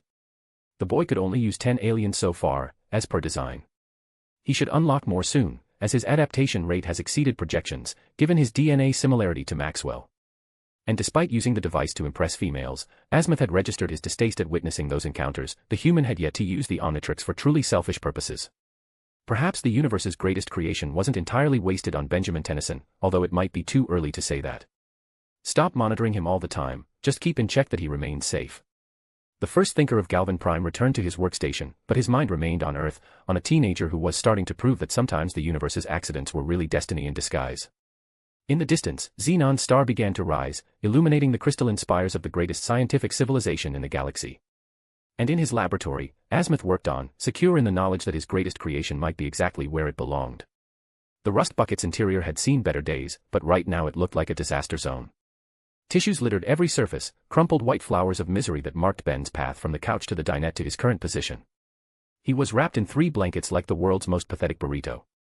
From her spot at the table, Gwen felt an incredible sense of satisfaction, despite the fact that the entire Arcamata spellbook lay open in front of her, its pages scattered by her cousin's latest sneeze that almost sent her bookmark flying across the RV, ACHOO. The gust of wind sent Grandpa Max's scrambled eggs flying off the stove. The elderly man caught the pan with practiced ease, shooting Ben a look that mixed sympathy with exasperation. Maybe you should transform into something that doesn't have a nose, Ben. Gwen suggested sweetly, passing him another box of tissues. She let out a gasp. Oh wait, that would require thinking ahead. Not really your strong suit, especially after exhausting yourself with, what was it again? A perimeter check. Ben glared at her through watery eyes, his voice coming out thick and nasal. I be sick because of dat. No. So Jessica didn't wear you out. She tilted her head, feigning innocence. All that late night hero work must be really demanding. Tell me, does saving the city always involve staying out until dawn? Gwen, Grandpa Max warned, scraping eggs back into the pan. That's enough. But Gwen was on a roll, the lingering hurt from yesterday sharpening her tongue. I'm just saying, maybe if someone hadn't spent all night doing God knows what. I was making sure she was okay. Ben protested, then immediately regretted raising his voice as it triggered a coughing fit. Oh, I'm sure you were very thorough in your inspection. Gwen's smile could have cut glass. Every single inch. Gwed. What? I'm concerned about your health. You're going to be completely useless in a fight now. What if we run into another alien bounty hunter? You'll sneeze on them. Ben's eyes flashed with indignation. He threw off his blankets and stumbled to his feet, swaying slightly. I be useless. Watch this. He raised the Omnitrix, scrolling through the dial with shaky fingers. The holographic display showed Diamond Head's crystalline form. Ben, maybe you should, Grandpa started. Achoo. Ben's finger slipped mid-transformation, the sneeze throwing off his aim. Green light engulfed him, but instead of the sleek crystal warrior he'd intended, something else emerged. The smell hit them first. Gwen's eyes watered as the stench rolled through the RV like a physical presence. It was indescribable, like wet dog mixed with sulfur, rotting garbage, and something uniquely alien that her brain couldn't process. She gagged, immediately throwing up a telekinetic barrier around herself, filtering the air. Where Ben had stood, Wildmutt now crouched on all fours. The orange, eyeless alien's powerful muscles rippled under its fur, but any intimidation factor was completely negated by the thick stream of fluorescent green mucus dripping from its enhanced nasal passages. Oh my god, Gwen wheezed through her magical air filter. That's the worst thing I've ever smelled. And I've been in your room. Wildmutt whined pitifully, pawing at its face with massive claws. The gesture only spread more of the glowing snot across its fur.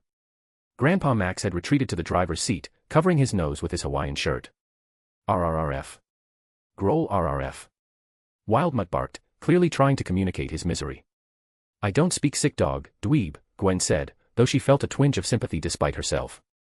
But if you're trying to say, I should have listened to Gwen, then yes, you should have. The alien sneezed again, and this time the force of it shook the entire RV. More fluorescent mucus splattered across the floor, eating through the linoleum like acid. Ben, transform back, Grandpa Max said firmly, his voice muffled by his shirt. I have an idea, I can fix this. Wildmutt fumbled with its large paws, trying to hit the Omnitrix symbol on its shoulder. After several clumsy attempts that left snot trails across its fur, the transformation finally reversed.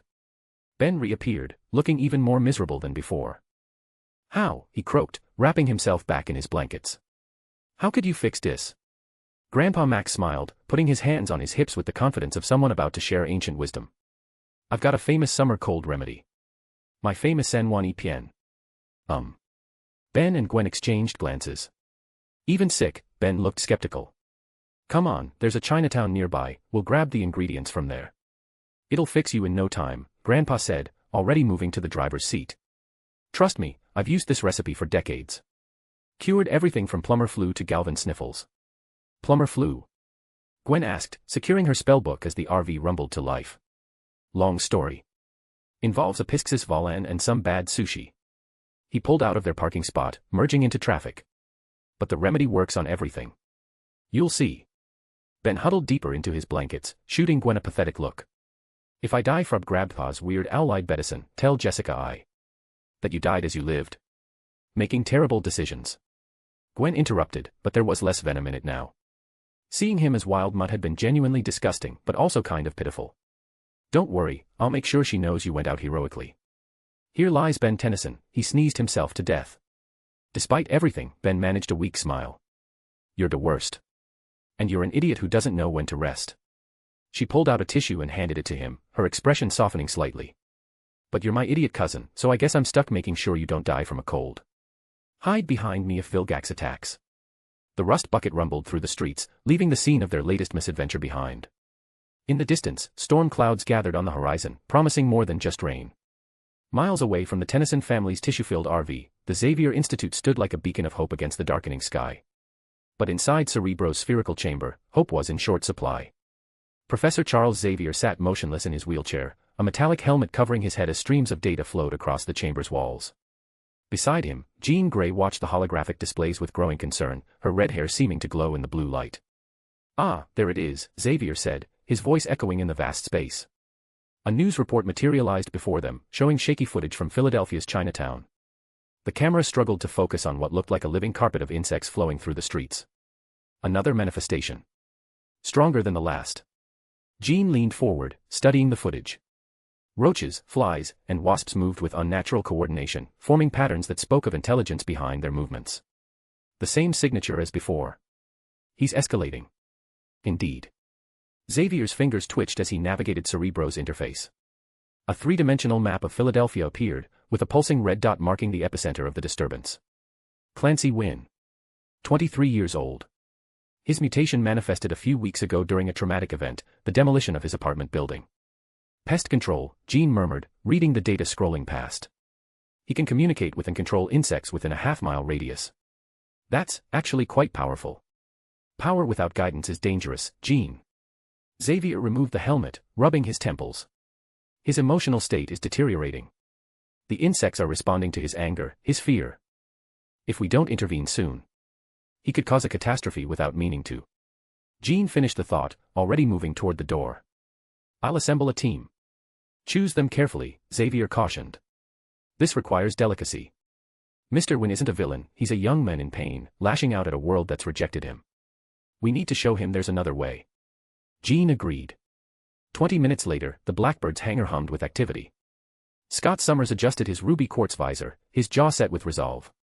Beside him, Kitty Pryde bounced on her heels, her youthful energy barely contained. Pest control, Professor Jean. Kitty wrinkled her nose. Like, actual bugs. That's so gross. It's a legitimate mutation, Kitty, Scott said, though he didn't look thrilled either. And potentially dangerous.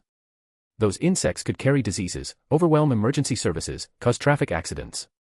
Or he could just be scared, Jean added, joining them in her X-Men uniform. The black leather caught the hangar lights as she moved. Remember, we're not going there to fight. We're going to help. Right. Kitty nodded, trying to look serious. Help the bug guy. Got it. But if he sends roaches at me, I'm phasing through the floor. Scott allowed himself a small smile. Fair enough. But remember your training. This is a rescue mission, not a confrontation. We get in, make contact, and offer him sanctuary. Questions? Just one. Kitty raised her hand like she was still in school. What if he doesn't want to come? Jean and Scott exchanged glances. It was always the hardest question, what to do when someone refused help they desperately needed. We'll cross that bridge when we come to it, Scott said finally. Let's move out. In a darkened warehouse that reeked of rust and abandonment, Rogue wrapped another strip of torn cloth around her forearm. The makeshift bandage joined several others scattered across her pale skin, souvenirs from her latest attempt to prove herself worthy of readmission to groups that kept rejecting her. The old television in the corner flickered with static, its withering speakers crackling as a news report struggled through the interference. Rogue had been ignoring it, focused on her wounds, until certain words cut through her brooding.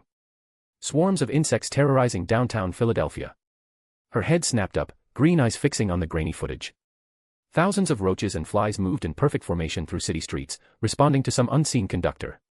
The camera shook as the reporter backed away from a particularly aggressive cluster of wasps. Authorities state this is a natural phenomenon, while netizens believe this is the work of an emerging supervillain. Rogue's lips curved into the first genuine smile she'd worn in weeks. A new mutant. Powerful, uncontrolled, and clearly in need of guidance. The kind of guidance only the Brotherhood could provide. Perfect. She flexed her fingers, testing the fresh bandages. The pain was manageable, nothing compared to the ache of being cast out, abandoned by the new family she'd made. Magneto's words still echoed in her memory, cold and final. Don't dare show your face to me again, traitor. But this could change everything. Rogue stood, ignoring the protest from her bruised ribs. The warehouse around her was littered with evidence of her exile, empty food containers, stolen blankets, the detritus of someone with nowhere else to go. She'd been surviving on scraps and pride for too long. The Brotherhood thought she'd betrayed them during that Walmart incident. They couldn't understand that she'd been possessed, that some weird ghost freak had taken control of her body and used her to capture Magneto. To them, she was a turncoat who'd chosen the X-Men over her real family. But if I bring them this bug boy? This mutant, whoever he was, must be desperate enough to listen to reason now that his issue was being broadcast on live television. She studied the news footage again, committing the details to memory. Philadelphia wasn't far. A few hours' flight if she pushed herself using Captain Marvel's flight power that still flowed through her veins. The Brotherhood needed soldiers. She needed redemption. Bug Boy needed a group to protect him from the police. It was simple mathematics. Rogue gathered her few possessions, shoving them into a battered duffel bag. The warehouse had been home for 3 weeks, but she felt no attachment to it. Home was wherever other mutants accepted her, and right now, that was nowhere. But maybe, if she played this right, she could change that. The television continued its panicked reporting as she headed for the door, but Rogue was already planning her approach. Find the bug mutant. Convince him the X-Men were his enemies. Bring him to Mystique as a peace offering. Simple. Chapter 32, Infested Alliances. Chapter 32, Infested Alliances. Despite my closed nostrils, the smell hit me before we even crossed the city limits. Philadelphia's skyline rose in the distance, but instead of the usual urban haze, the air shimmered with movement. Dark clouds that weren't clouds at all, but living, writhing masses of insects that turned the afternoon sun into a sickly twilight. Holy crap, crazy, I wheezed through my stuffed nose, pressing my face against the rust bucket's window.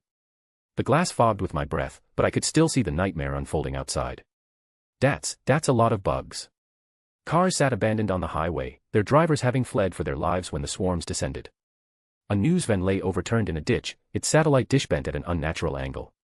Through gaps in the insect clouds, I caught glimpses of people running, hands over their faces, desperate to escape the biblical plague that had descended on their city. Ben Tennyson, sit down this instant. Grandpa Max's voice cut through my observations as he burst through the RV door, arms laden with paper bags that reeked of things I didn't want to identify. He panted for breath, and I noticed his Hawaiian shirt was soaked with sweat, with several dead flies stuck to his head. I got everything, he announced triumphantly, setting the bags on the counter. Fresh ginger, fermented black beans, potacaden root, dried seahorse, and... Dried what? Gwen looked up from her spellbook, nose wrinkling. Grandpa, that's not food, that's maritime grave robbing. It's medicine. He insisted, already pulling out ingredients that looked like they belonged in a witch's cauldron rather than a kitchen. My famous San Juan EPN remedy. Guaranteed to cure any cold, flu, or alien virus you might pick up. I watched in growing horror as he combined the ingredients in a pot, the mixture bubbling and releasing vapors that made my already suffering sinuses want to commit suicide. The color was a disturbing shade of green-brown that reminded me of stinkflies' digestive fluids, and that should have been warning enough. Drink up. Grandpa thrust a steaming mug at me.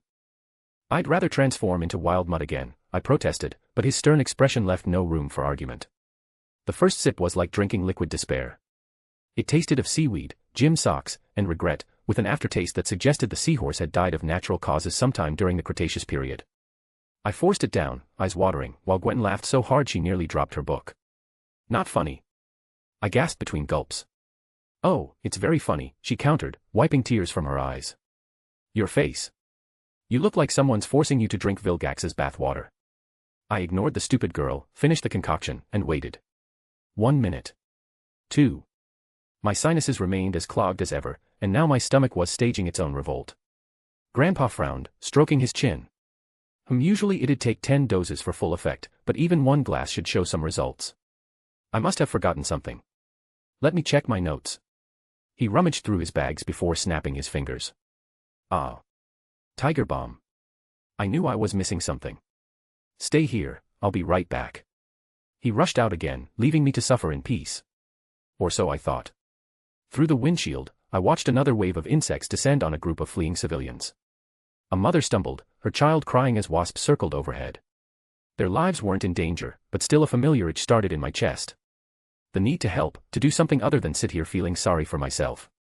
No, Gwen said without looking up from her book. I didn't say anything. You didn't have to. I know that look. She turned a page, fingers tracing arcane symbols. You're thinking about playing hero while you can barely stand without swaying, doofus. People need help, dweeb. I stood, ignoring the way the world tilted slightly. I can't just sit here. You can and you will. She finally looked at me, concern mixing with exasperation in her green eyes. You're sick, Ben. Let someone else handle it for once. But I was already at the door, hand on the Omnitrix. This was Clancy the Bug Man's episode. I remembered it clearly from my past life. The homeless bug lover, driven mad by his mutation, lashing out at a world that feared him. In the show, it had been resolved with minimal casualties. But this wasn't a cartoon anymore. Ben, I'm serious. I stepped outside, the door closing on her protests. The air hit me hard, thick with the drone of millions of wings. Up close, the swarms were even more terrifying. Roaches carpeted the sidewalks, flies formed dense clouds that blocked out streetlights, and I could see wasps building massive nests on traffic signals. My fingers found the Omnitrix dial, scrolling through options. Originally, heat blast solved this problem. Coincidentally, the Ben in the show also caught a cold in this episode, which made heat blast's flames turn into ice. I could just follow that if I wanted, or I could fix this differently. I needed something that could communicate with insects, maybe calm them down. Stinkfly was the obvious choice. Bug-to-bug diplomacy. What are you doing? Gwen's voice behind me, sharp with annoyance and worry.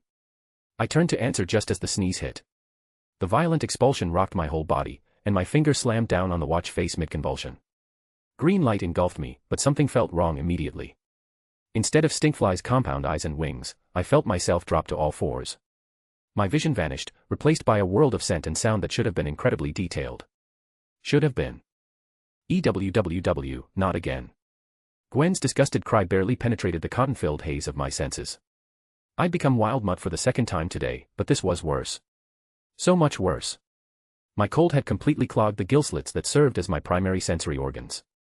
I couldn't smell anything beyond my own fluorescent mucus, couldn't echolocate through the congestion. I was a blind, deaf predator stumbling through a city under siege. I tried to call out, to tell Gwen I was fine, but only managed a pathetic whine that sent more snot flying. My powerful muscles were useless when I couldn't tell where I was going. I crashed into something metal, a car, and heard the alarm start blaring. Then, sudden heat near my feet. Not burning heat, but pressure, force that scorched the concrete where I'd been about to step. I reared back, confused and alarmed. Was that some kind of beam? What? Easy, easy, you're frightened. We're not here to hurt you. The voice came from inside my head, gentle but intrusive. Female, young, trying to project calm like she was dealing with a rabid animal. Which, from her perspective, I probably looked like. But all I could think was, shit, telepath. Someone's in my head. My mind raced despite the cold fog. If she could speak to me, could she read my memories? See my past life? Learn about the Omnitrix. Every instinct screamed danger, and a growl rumbled from my chest before I could stop it. Stand down. A male voice, authoritative and rigid. Jean, is it hostile? I can't tell. Its mind is chaotic, fragmented. The congestion is affecting its thought patterns. More movement around me. I caught vibrations through the ground, multiple people, spreading out in what felt like tactical positions. My hackles rose. A flash of energy in my limited peripheral vision, then Gwen's voice, fierce and protective. Get away from him. That's not a monster, that's my cousin, you idiots. Silence. The kind that suggested weapons being lowered and confused glances being exchanged. Your cousin. A younger female voice, nervous. Is he a mutant? Wait. The authoritative male again. You. I recognize you. You were at the Walmart incident with that creature. The Walmart incident. Of course. Since the name Jean was said, I understand the situation now. My stint as ghost freak possessing rogue had made more waves than I'd thought. Just another complication in an already complicated life. We can explain, Gwen said, and I could hear the forced calm in her voice. But first, stop pointing those, whatever those are, at him. He's sick and confused, not dangerous. A creature that size is always dangerous, the men countered. Jean, can you? I'll try to establish better communication, the telepath, Jean Grey, interrupted. I felt the mental pressure increase, fingers of thought trying to pry deeper into my congested brain. Every instinct screamed to fight, to run, to do something other than stand here and let a stranger rifle through my mind. The Omnitrix symbol on my shoulder pulsed, and suddenly the watch timed out. Red light washed over me as I shrank back to human form, landing on my hands and knees on the rough concrete. The sudden return of vision, even blurry, watery vision, was disorienting. A transformation ability, someone observed. Male, wearing some kind of visor that covered his eyes. Cyclops, my memory supplied. Are you really a mutant? No, I said, wiping snot from my face with as much dignity as I could muster. Cyclops glanced at the redhead beside him. Jean Grey, one of the most powerful telepaths on Earth. She placed fingers to her temple, and I felt that invasive pressure again. That's incredibly rude. I snapped, anger cutting through my illness. Do you just probe everyone's mind without permission? What happened to consent? Basic courtesy. Cyclops scoffed. It's for safety, you won't understand. Besides, what could you be hiding anyway that shouldn't be seen? That itself is suspicious. Your reaction is suspicious. Jean, let's not waste time, probe into his head and see if there's anything suspicious about him. My heart dropped, anger boiling within me. I opened my mouth to shout at him, but it was too late. Jean Grey placed 2 fingers on her temple and fired her mind at me. I expected the worst, but she began to blink rapidly. That's how. What is it? Cyclops asked, turning to her. His body language hardened, he was ready to jump into a fight. Is he a criminal? No, no. Scott, relax. His mind is just weird. It was accessible in that creature form, chaotic but readable. But now. She shook her head. It's like hitting a wall. Complete mental shielding that wasn't there before. What? Even I was surprised. Is she telling the truth? The Omnitrix has detected an anomaly. Telepathic intrusion attempted on the host's base form. Defensive measures activated. Initiating faster recharge mode for emergency response. The voice echoed in my head, mechanical and matter-of-fact but also sounding like my own voice. I was stunned, my eyes flickering around. But judging by the other's lack of reaction, only I could hear it. The Omnitrix's voice. Relief flooded through me. So the watch protected my human mind, but not all alien forms. Some aliens like Ghost Freak are naturally resilient, of course. Good to know, terrifying to learn. I felt myself relax greatly. So I glared at them. Indeed, it was Jean Grey and Scott Summers. There was a third person too, who looked nervous and hesitant, unsure about this whole fiasco. I think that was Kitty Pryde, the phasing girl. That's weird, Scott said, turning to Gwen, who froze in nervousness. Just focus on her, then. It can't be that both of them are. You stupid blind bastard, you try anything on GWN and I'll punch your head in. I pushed myself to my feet, swaying slightly but holding Cyclops' visor-covered gaze. This cocky retard made my blood boil, making me shake in anger which made Kitty step back. You guys are pathetic. So this is the so-called hero team of the mutants. You, watch that mouth. Or else what? My jaws clenched. Who did this fucker think he was? Yeah, what's the difference between you fools and the criminal Magneto if this is how you behave? He tries to force his will on humans, you try to force your way into their minds. Same violation, different methods. Jean flinched like I'd slapped her. Good. Maybe she'd think twice before playing mind reader with strangers. We don't have time for this, arguing with children, Cyclops said after a second, his jaw tightening. There's a mutant in distress causing citywide panic. Since you're not here to help, stay out of our way. Who said I'm not here to help? Oh, yes, I'm sorry, I shot back, my temper flaring despite Grandpa's gentle hand on my shoulder. I didn't realize saving people was an exclusive club. Do I need a leather uniform and a stick up my ass to qualify? Ben, Gwen hissed, gently pulling me by the arm. Listen here, you, Cyclops started, but Jean placed a hand on his arm. Scott, please. We're wasting time. She looked at me, and I saw genuine regret in her eyes. I apologize for the intrusion. It won't happen again. Jean, we don't need to. Yes, we do. Her voice was firm. As professors, we're supposed to behave better than this. We should go. The epicenter is close. They moved past us, a unit of 3 in matching black leather. Cyclops took point, with Jean beside him and Kitty bringing up the rear. Professional, organized, everything we weren't. Leave it, Ben, Gwen said softly, surprising me by wrapping an arm around my shoulders. Our goal is to see the day saved. Doesn't matter if we're the ones saving it or someone else. But I couldn't just take it quietly, not when I knew what was waiting in that building. Clancy, panicked and alone, lashing out at a world that made him feel like a monster. The X-Men would try their recruitment speech, and given Scott's fuckus personality, Clancy would panic, and things would escalate. And damn, I hope they got their ass beat. Chapter 33, would you look at that? Chapter 33, would you look at that? The abandoned apartment building loomed before them like a monument to urban decay. Jean Grey suppressed a shudder as they approached, the psychic emanations from within making her temples throb. Fear, anger, and confusion all broadcasting at volumes that made her earlier intrusion attempt seem like a whisper. Was the boy right? The thought came unbidden, unwelcome. Do I invade minds too easily? Professor Xavier had taught her that her gifts came with responsibility. The power to read thoughts, to know the truth behind every lie, every hidden intention. It was a tool for protection, for understanding. He said it was all right to use it, because that was for the greater good, because she didn't mean any harm. But the disgust in Ben's eyes.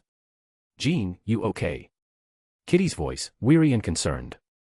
Fine, Jean lied smoothly. Just, the psychic noise is intense. Scott took point as they entered, his hand ready at his visor. The lobby was a nightmare made manifest. Every surface writhed with insect life, roaches carpeting the floors, flies thick enough to obscure the walls, spiders weaving webs between light fixtures. The sound was overwhelming, a constant drone that seemed to burrow into their skulls. Oh gross, oh gross, oh gross, Kitty chanted, phasing slightly so insects passed through her feet. Some attacked them immediately, and Jean had to work her powers. She erected a bubble of psychic shield around her group, keeping the insects away. This mission was looking easy, insects were no danger as long as she kept the shield erect. The harder part would be conversing with the mutant. Well done, Jean. Kitty, stay focused, Scott ordered, though Jean noticed his jaw clenching with disgust. They climbed the stairs carefully, following the psychic trail. The higher they went, the denser the swarms became. By the 3rd floor, they were wading through knee-deep masses of crawling things. The apartment door hung open, revealing a scene from a horror movie. Councilwoman Liang, who Jean recognized from the news, hung suspended against the far wall, wrapped in spider silk so thick only her terrified eyes were visible. Centipedes, each as long as Jean's forearm, crawled across the cocoon in lazy patterns. And there, in the center of it all, stood Clancy. He was younger than Jean expected, even with the messy beard, perhaps in his early 20s. Thin to the point of malnourishment, clothes hanging off his frame like rags. His hands moved in strange patterns, conducting his living orchestra with the desperation of someone who'd found power in powerlessness. Clancy. Scott's voice was calm and diplomatic. Clancy flinched, realizing more people had trespassed his house. My name is Scott Summers. We're here to help.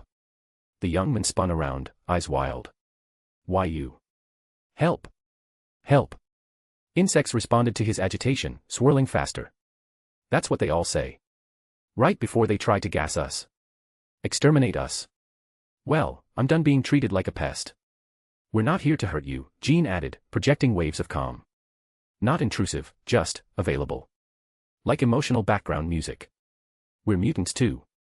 We understand what you're going through. Mutants. Clancy laughed, high and broken. Is that what they're calling me now? Better than freaks, I guess. Or monsters. Or infestations that need to be cleared out. You're not a monster, Kitty said softly. You're just scared. We get it. When my powers first manifested, I fell through my bedroom floor. Scared the hell out of my parents. For a moment, Clancy's expression softened. The swarms slowed their frantic dance. Jean felt hope flutter in her chest. Then Scott had to open his mouth. We want what's best for you, Clancy. The Xavier Institute can help you control your abilities, give you a place where you belong. Isn't that what you want? His tone shifted, becoming more authoritative.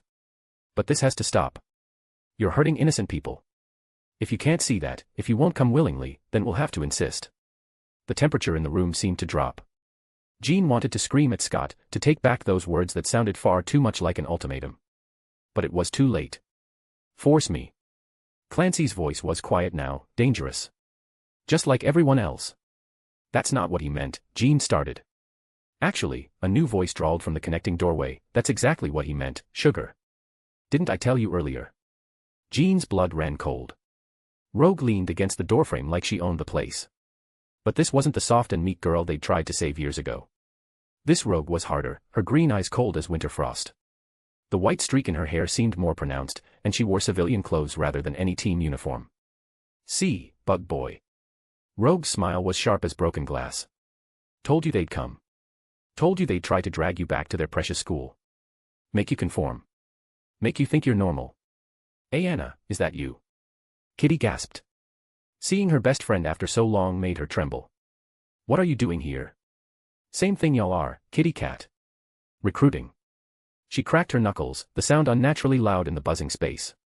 The difference is, I'm honest about it. Much more than these professors you're following. The Brotherhood doesn't pretend we're something we're not. We don't hide.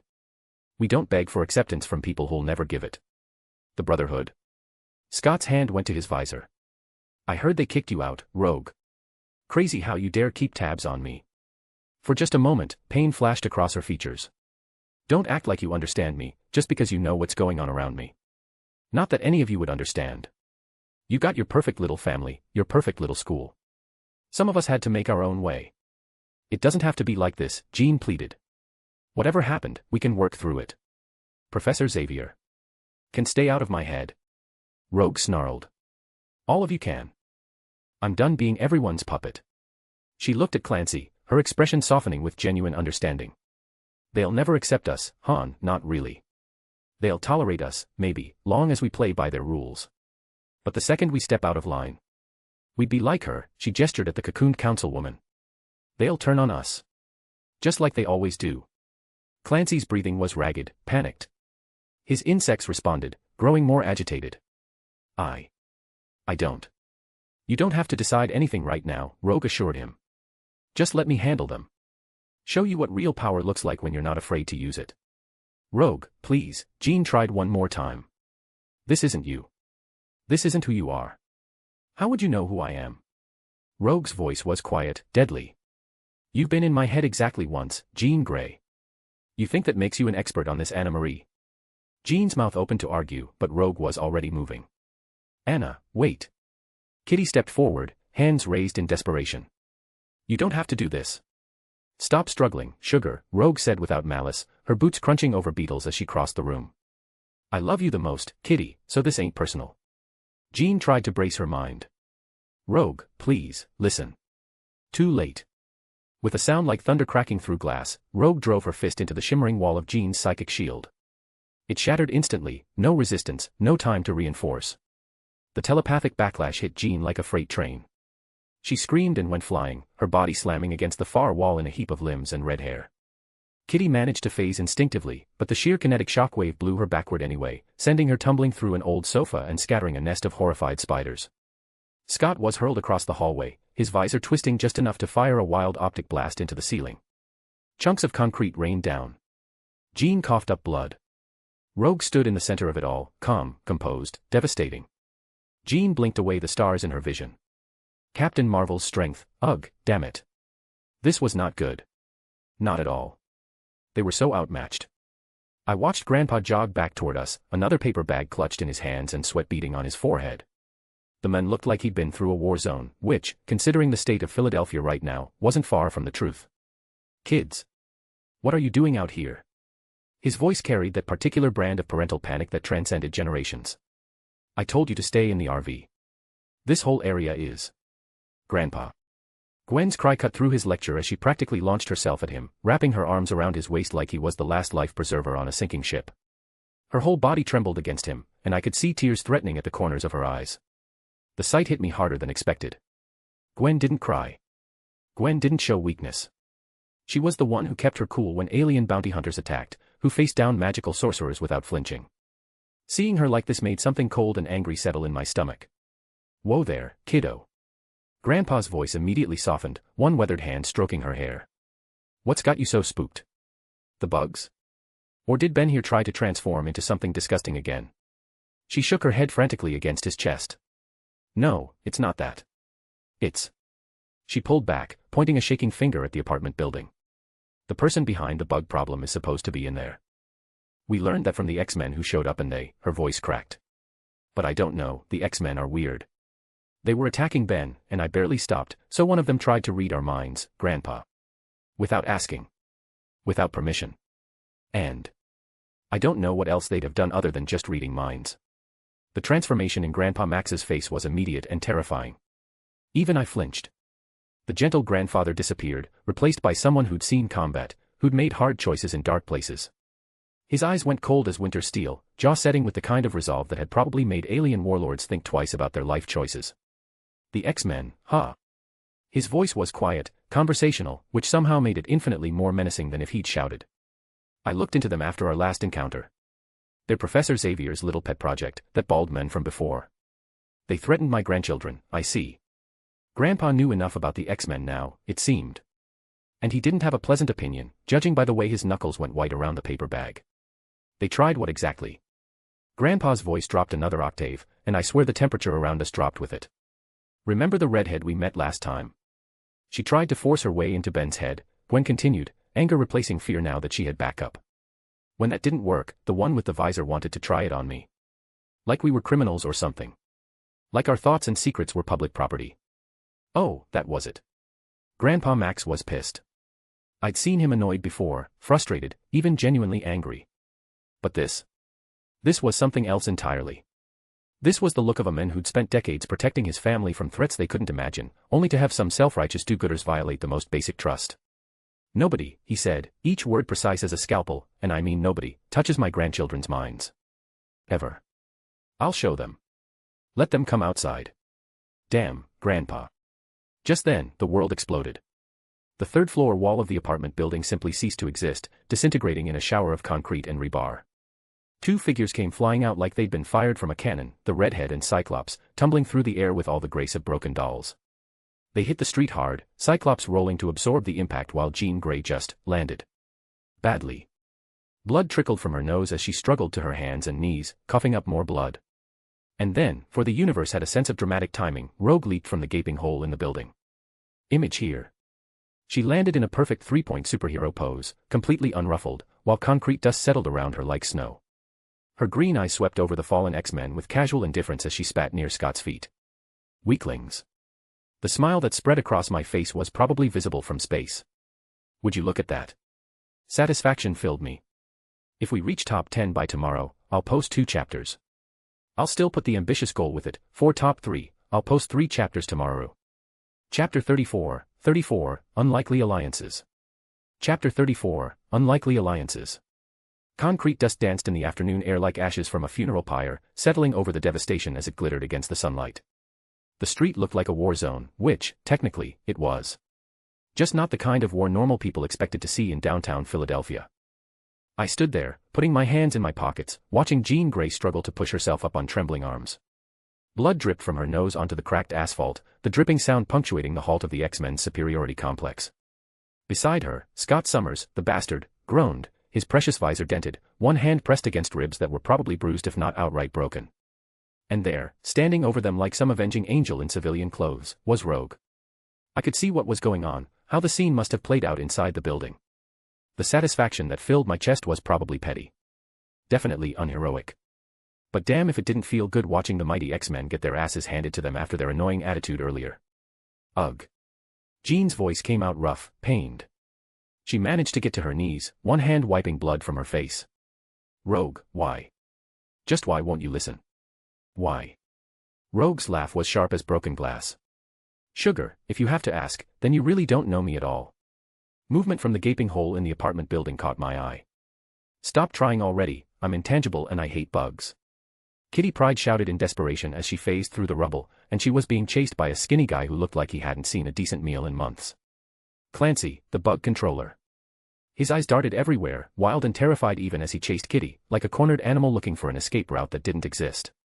Kitty's gaze swept the scene, her fallen teammates, Rogue standing victorious, and us just watching. Her expression shifted from shock to desperation to something that might have been betrayal. You. She pointed at me, voice cracking. You wanted to help earlier. Transform and stop her. She's my friend, but she's acting like a villain. Ah, sweet Kitty, Rogue said from the side, mocking her. I tilted my head, considering. The Omnitrix pulsed on my wrist, ready and waiting. One transformation and I could probably contain the situation. With the right alien, I could end this whole mess in seconds. Instead, I shrugged. Nah, I said, the word casual as a Sunday morning. Not my problem. Kitty's mouth fell open. Even Gwen shot me a surprised look, though she kept quiet. Not your, Kitty sputtered. She's kidnapping him. Is she? I glanced at Rogue, then at Clancy, who was now standing near Rogue like she was his only savior in a world gone mad. Looks to me like she's solving the city's bug problem. Guy leaves, bugs leave. Win-win. You can't be serious. Dead serious. I crossed my arms, meeting her horrified gaze without flinching. Your team tried to mind rape me 10 minutes ago. Why exactly would I help you now? The casual mind rape made everyone flinch. Good. Maybe they'd think twice next time before treating people's thoughts like public property. My voice must have carried further than intended because Rogue's head turned toward me. Those green eyes narrowed, taking in my face, my stance, the way Gwen hovered protectively nearby. Recognition dawned slowly, like sunrise over a battlefield. You. Her gaze dropped to my shirt, just a plain white tee, nothing special. But she wasn't looking at the shirt. She was remembering. That shirt. You're the dude with the 4 arms from Walmart.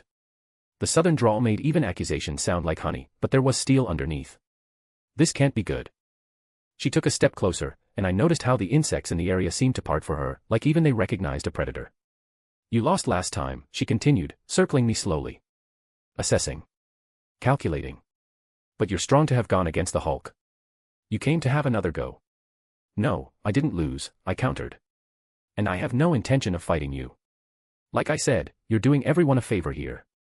Something flickered across her face. Not quite a smile, but close. You're the one who took over my body that day, aren't you? Every muscle in my body tensed. Beside me, Gwen's hand drifted toward her charms. Even Grandpa shifted his weight, ready to intervene if this went south. The memory of being inside Rogue's body, feeling her pain, her anger, her desperate need for acceptance. It all came flooding back. But her voice lacked the anger I expected. If anything, she sounded curious. Magneto kicked me out of the Brotherhood after what you did using my body, and that got me real mad. I wanted to bash your head in when we met again, she said, cracking her knuckles. The sound was unnaturally loud in the tense silence. But, now that I see you, you're kinda chill. I stared at her blankly. I was taken aback for a moment, and then a smirk tugged at my lips. Are you going to ask me out on a date next? The laugh that burst from her was genuine, throaty, and unexpected. It transformed her face, making her look younger, less burdened. For a moment, I caught a glimpse of who Anna Marie might have been in a kinder world. My relationships don't last long, sugar, she said, and there was something almost sad in the warning. From the ground, Jean's voice cut through the moment like a rusty knife. Are you two, flirting? Seriously? Scott added his own pained grunt of agreement. Now. Rogue's expression hardened instantly. Without looking, she kicked out, catching both X-Men on their sides and sending them rolling further down the street. Not hard enough to kill them, but definitely hard enough to break some bones. God, she was strong. If Jean had the Phoenix's powers, she'd win easily, but right now. I could see how she'd defeated these two. Anyway, she said, turning back to me like nothing had happened. You got another witty reply. I was about to do just that when Grandpa decided to intervene. Ben. His voice carried that particular tone that meant, listen carefully because I'm only going to say this once. I'm angry at them too, but she's still one of Magneto's soldiers. Letting her recruit him means we're creating a bigger threat for civilians down the line. Leave it to Grandpa to be the voice of reason when all I wanted was to watch the X-Men suffer a little longer. But he had a point. Magneto and his goons with an army of insect controlling. That was a disaster waiting to happen. But, isn't Magneto in jail? And she said she got kicked out. Gwen argued. Rogue's smirk widened. Oh, didn't you hear? Magneto's already out. Broke out of that fancy plastic prison last week. Government's keeping it quiet, but... you know how it goes, she shrugged. Hard to keep the master of magnetism locked up when the world's full of metal.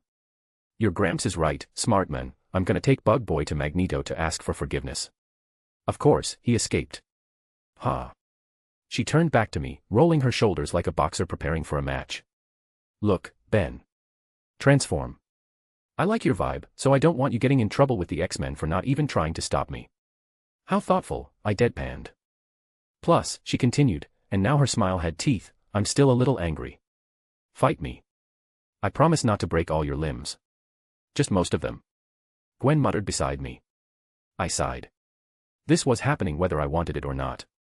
Rogue had that look in her eyes, the one that said she'd make this a fight regardless of my participation. Better to control the terms than get sucker punched while trying to be diplomatic. Fine, I said, already reaching for the Omnitrix. For a split second, I considered Ghost Freak. It would be easy like last time, possess her again, end this quickly. But the hypocrisy of using possession after calling out Jean for mind probing stopped me cold. I wasn't about to become what I criticized. A violent sneeze erupted from me, my cold choosing the worst possible moment to remind me of its existence. But my hand was already in motion, slamming down on the Omnitrix dial with practiced ease. Green light exploded outward, and I felt the familiar rush of transformation. My flesh hardened, crystallized, became living diamond. My perspective shifted as I grew taller, broader, more angular. When the light faded, Diamond Head stood where Ben Tennyson had been. Diamond Head. Now we're talking. Rogue's eyes lit up with genuine excitement. How many of these do you even have? She didn't wait for my reply, she moved first, crossing the distance between us in a blur of motion. Her fist, powered by whatever portion of Ms. Marvel's ability she'd retained, connected with my chest with the force of a freight train. I slid backward, crystal feet carving grooves in the asphalt, but I didn't fall. Didn't even crack. Nice, I said, my voice carrying that weird harmonic quality it had in this form.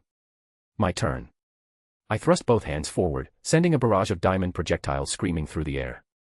Rogue weaved between them with inhuman grace, shattering the ones she couldn't dodge with precise strikes.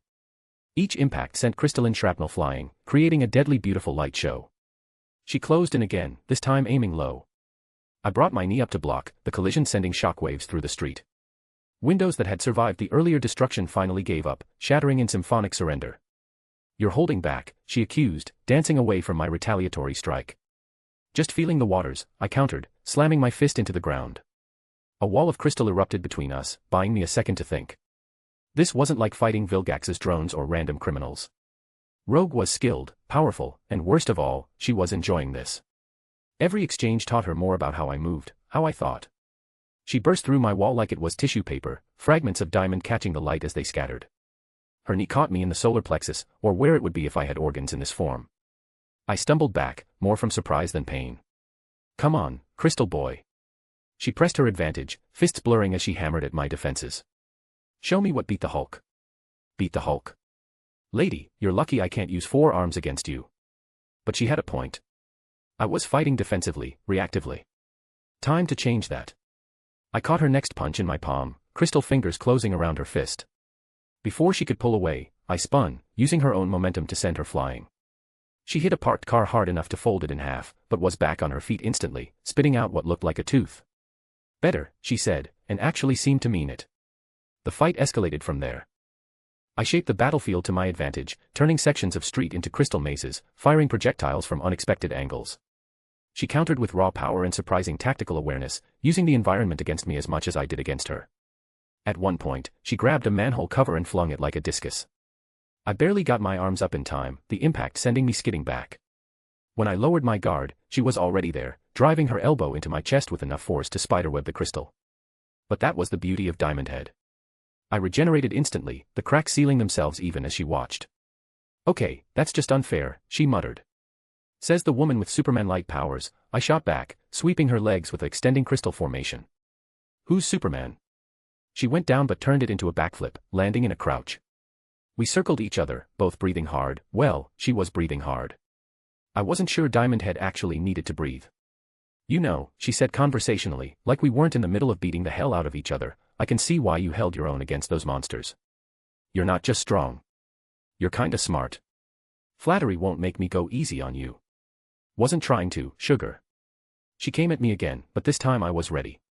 Instead of meeting her charge, I slammed both fists into the pavement. The street erupted, crystal formations bursting upward in a carefully controlled pattern. Layer after layer of dense, heavy diamond rose around her, too fast for even her enhanced reflexes to completely avoid. She did manage to avoid some, punching others to shatter them into pieces, but that just turned them into smaller chunks raining down on her. She didn't see it coming when I raised my arms, and larger chunks rose from the ground and into the air, as Diamond Head could make his creations fly, and I sent them hurling toward her head. Everything crashed into one place, tons and tons of crystal raining like it was the end of the world. The impact caused explosions, and smoke and dust filled the area. When the dust settled, Rogue was trapped in a crystalline prison that would have made Elsa jealous. Multiple layers of interwoven diamond encased her from neck down, leaving only her head exposed. The structure was a work of art, beautiful, intricate, and absolutely inescapable. She tested the bonds once, muscles straining, then relaxed. A grudging smile played at her lips as she spit out what was definitely a tooth this time. Ugh. Why didn't you use this form last time? She asked, a little curious. I leaned in close, dropping my voice to a whisper. The X-Men were still groaning on the ground, Kitty was now trying to talk sense into Clancy, and Grandpa and Gwen were far enough away. This was just between us. Got a bit too excited last time, I admitted. Look, I'll create enough space around your arms so that you can move them to a strong swing. In a second. Act like you broke it on your own, and run. Got it. The smile vanished, replaced by confusion and something that might have been suspicion. What? You hurt me. You sure? Her voice was equally quiet now, searching. I'm a criminal, you know. Magneto's attack dog. The big bad wolf. This was stupid. Heroically stupid. The kind of stupid that got people killed in comic books. But I knew Rogue, not just from the comics, but from the memory of her thoughts, her pain, the betrayal she'd felt. It all came rushing back. Listen. I started, then stopped. How did you tell someone you'd been inside their head without sounding like a creep? I didn't mean to pry, but I saw what they did to you, when I was inside you. Her expression went carefully blank. And they pissed me off earlier, I continued, nodding toward the fallen X-Men. Your crash out is valid. I'm not saying this out of pity. I just don't want them to capture you. For a long moment, Rogue said nothing. Her green eyes searched mine, looking for the lie, the trap, the angle. Southern girls learned early not to trust easy kindness, and mutant Southern girls learned it double. Finally, she spoke. You're either the dumbest hero I've ever met or the smartest. Jury's still out on that one, I admitted. You should be able to move now. She nodded once, almost imperceptibly. Then her entire demeanor changed. The confusion vanished, replaced by raw determination. She let out a roar that would have done the Hulk proud, muscles bulging as she strained against her crystal prison. The diamond shattered outward in a spectacular explosion of force and light. I made sure to stumble back, selling the act as crystalline shrapnel pinged off my body. She surged forward, shoving me with enough force to send me sliding across the street.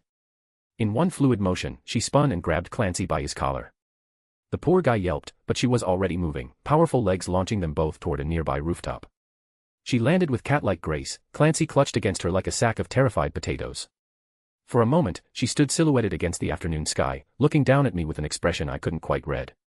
That small, mysterious smile was back. I'll see you again later, transformation boy, she called out, voice carrying clearly across the distance. It's 1-to-1 for now. Excuse me. It's 2-to-1. Then she was gone, leaping from rooftop to rooftop with her bewildered cargo, vanishing into the urban jungle of Philadelphia. I stood there in the ruins of our battle, crystal body catching the light, wondering what the hell I'd just done. Ben. Gwen's voice cut through my thoughts. What was that? Why were you conversing with her? You gave her enough time to break free. I shrugged. You're talking as if I should have killed her instead of talking to her then. Even if I stayed quiet, wouldn't she have broken out? Gwen had no argument. Classic Ben Tennyson move, I thought ruefully. Save the world or get the girl. Why not try for both and probably fail at everything? Around us, the insects were already beginning to disperse, their controller gone. The immediate crisis was over, but I had a feeling the real problems were just beginning. After all, I just annoyed the X-Men and caught the interest of one of the Brotherhood's most dangerous members. Summer vacation was getting fun. Chapter 35, Tinkering with Time. Chapter 35, Tinkering with Time. The Omnitrix beeped its familiar warning, red light pulsing as my crystalline form dissolved. The transformation always felt like stepping out of armor, leaving me vulnerable, exposed, especially with the X-Men limping toward us like wounded predators who hadn't quite given up the hunt. Scott Summers looked like he'd gone 10 rounds with a meat grinder and lost. His precious visor sat crooked on his face, one lens spiderwebbed with cracks. Blood trickled from a split lip, and he held his ribs like they were the only things keeping his organs in place. But his jaw was set with that special brand of righteous fury that only the truly self-important could manage. "You," he spat, pointing a shaking finger at me. "This is your fault." I raised an eyebrow, crossing my arms. "My fault? Did I throw you through a building? Because from where I'm standing, that was all rogue. You could have helped." His voice cracked with pain and anger. "The moment she appeared, you should have." "What? Jumped in to save your ass?" I let out a harsh laugh. "After you told your girlfriend to mind rape me? After you threatened my cousin? After you asked us to step away? Nah, watching you get your teeth kicked in was way more satisfying." "We're not dating," Jean quickly clarified. Her words somehow offended Scott more than mine did, although he turned to me to hide that fact. His face went red, impressive considering how much blood he'd already lost. "You arrogant little weak." The word cut through his tirade like a knife. "That's what you are. All that training, all that self-righteousness, and you got bodied by one woman. Pathetic." "Ben," Grandpa warned, but I was on a roll. "You walk around acting like you're God's gift to mutant kind, but the second someone with real power shows up, you fold like wet paper. And you wonder why people don't trust the X-Men." Scott lunged forward, or tried to. His injuries turned it into more of an aggressive stumble. "You don't know anything about." "Scott, stop." Jean Grey's voice was quiet but carried the weight of exhaustion and pain.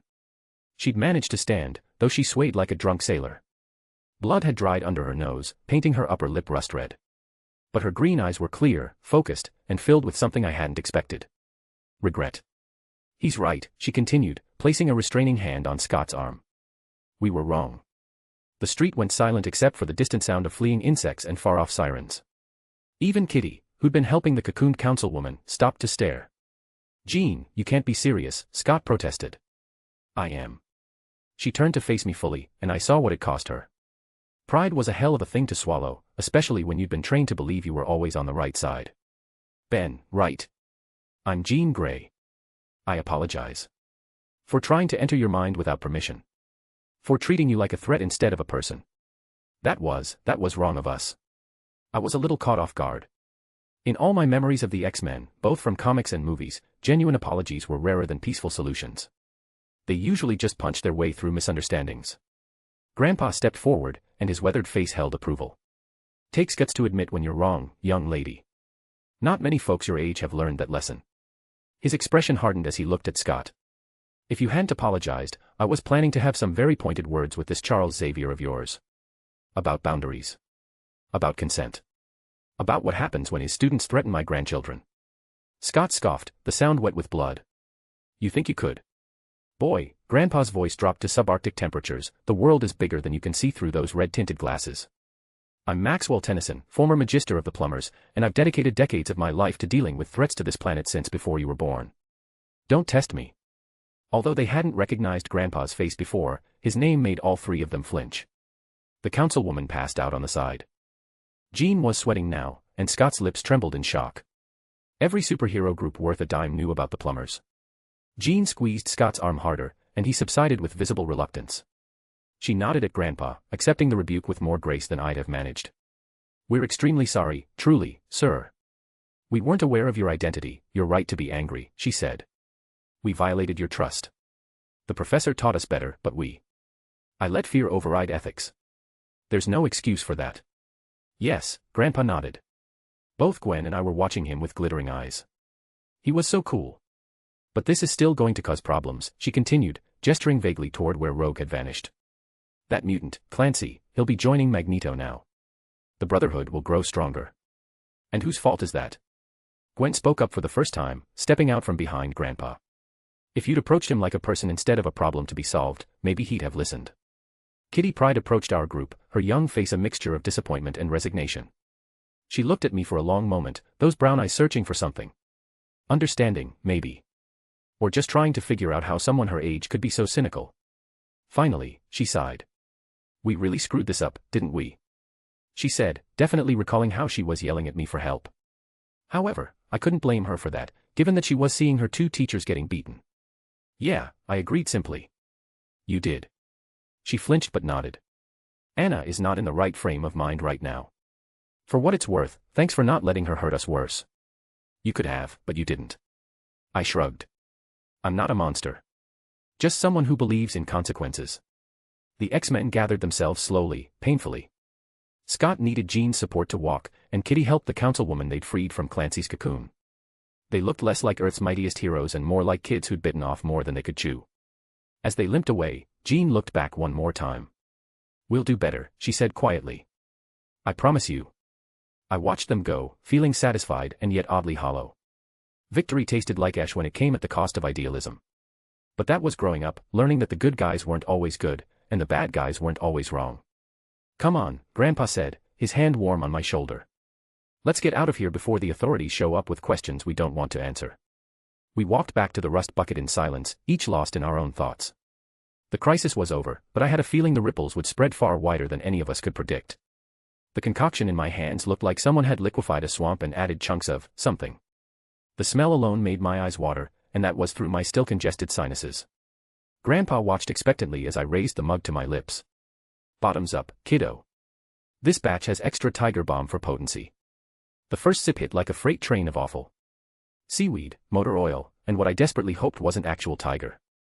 My throat tried to close in self-defense, but I forced it down, gulp by agonizing gulp. Bag. There we go. Grandpa beamed like he'd just won a Nobel Prize. You'll be right as rain in no time. Already feeling better after that fight, actually, I wheezed, setting down the empty mug with shaking hands. The cold's almost gone. See? The remedy's already working. I didn't have the heart to tell him correlation wasn't causation. Besides, my mind was already elsewhere, replaying the fight, the near disaster, the 10-minute countdown that had almost gotten us killed. Gwen and Grandpa started talking, her voice still shaky from earlier. He was doing the thing where he pretended to organize supplies while actually keeping her talking, drawing out her fears so she could face them. Good old Grandpa, always knowing what people needed. But I tuned them out, lost in my own spiraling thoughts. What if it hadn't been the X-Men who'd found us? What if it had been real villains, Dr. Doom, the Masters of Evil, any number of cosmic threats who wouldn't have stopped at a little mind reading? When that timer ran out and I'd turned back from Wild Mutt, we'd been sitting ducks. Gwen's magic was growing stronger, but she wasn't ready for that level of threat. And Grandpa, for all his hidden badassery, was still human. This wasn't a PG-13 cartoon. The time limit was going to get us killed someday. I'd avoided messing with the Omnitrix so far. Every episode where Ben tried to hack it ended in disaster. Kevin 11, the SDM malfunction, that whole mess with the Omnitrix going into self-destruct. Azimuth had built in those safeguards for a reason. But Azimuth had also designed it for Max Tennyson, not a kid like me. What I had above Grandpa was that I was someone who knew what was coming. I had an idea what could solve this problem. Gray matter. The Galvan form could interface with the watch properly. He had the intellect, the instinctive understanding of Galvan tech. If I wanted to tweak the Omnitrix, he was the best choice. But Azimuth, clever bastard that he was, had put the Omnitrix symbol on gray matter's back specifically to prevent self-modification. And the popular fan theory about using upgrade. I'd tried that already. Turns out you can't merge with something that's already merged with you. The Omnitrix just gave me an error beep that sounded suspiciously like laughter. So gray matter it was. But I'd need tools. Specifically, tools that could reach where my tiny alien hands couldn't. Grandpa, I called out, interrupting his gentle counseling session. Can I get some of your plumber gadgets? He looked up, surprised. Why? I'll disassemble them. Just, trust me on this. Our eyes met, and I saw him weighing the request. The old Max would have asked 20 questions, demanded explanations. But I'd proven myself against the Hulk, against Rogue. I'd made the hard calls and come out ahead. All right, he said finally. But be careful, Ben. Some of that tech has safeguards that. I know. I'll be careful. He disappeared into his secret compartment, returning with an armload of alien tech that would make Area 51 weep with envy. Blasters, scanners, some kind of dimensional stabilizer that hummed with barely contained energy. All obsolete by plumber standards, but centuries ahead of Earth tech. Perfect. 3 days later, I sat hunched over the RV's dinette table in gray matter form, surrounded by the cannibalized remains of Grandpa's gadgets. My massive brain processed information at superhuman speeds, tiny hands moving with surgical precision as I assembled my creation. Four mechanical arms, each no bigger than a pencil, lay before me. Unlike Doc Ock's massive tentacles, these were built for finesse, not combat. Microservos from a Tetraman strength enhancer provided the motion. Optical fibers from a Petrosapien scanner gave them sight. The neural interface came from a Galvan teaching helmet, modified to work wirelessly. No spinal attachment needed. No invasive surgery. Just a simple helmet that would translate thought into action, connected via quantum-entangled particles that made Bluetooth look like smoke signals.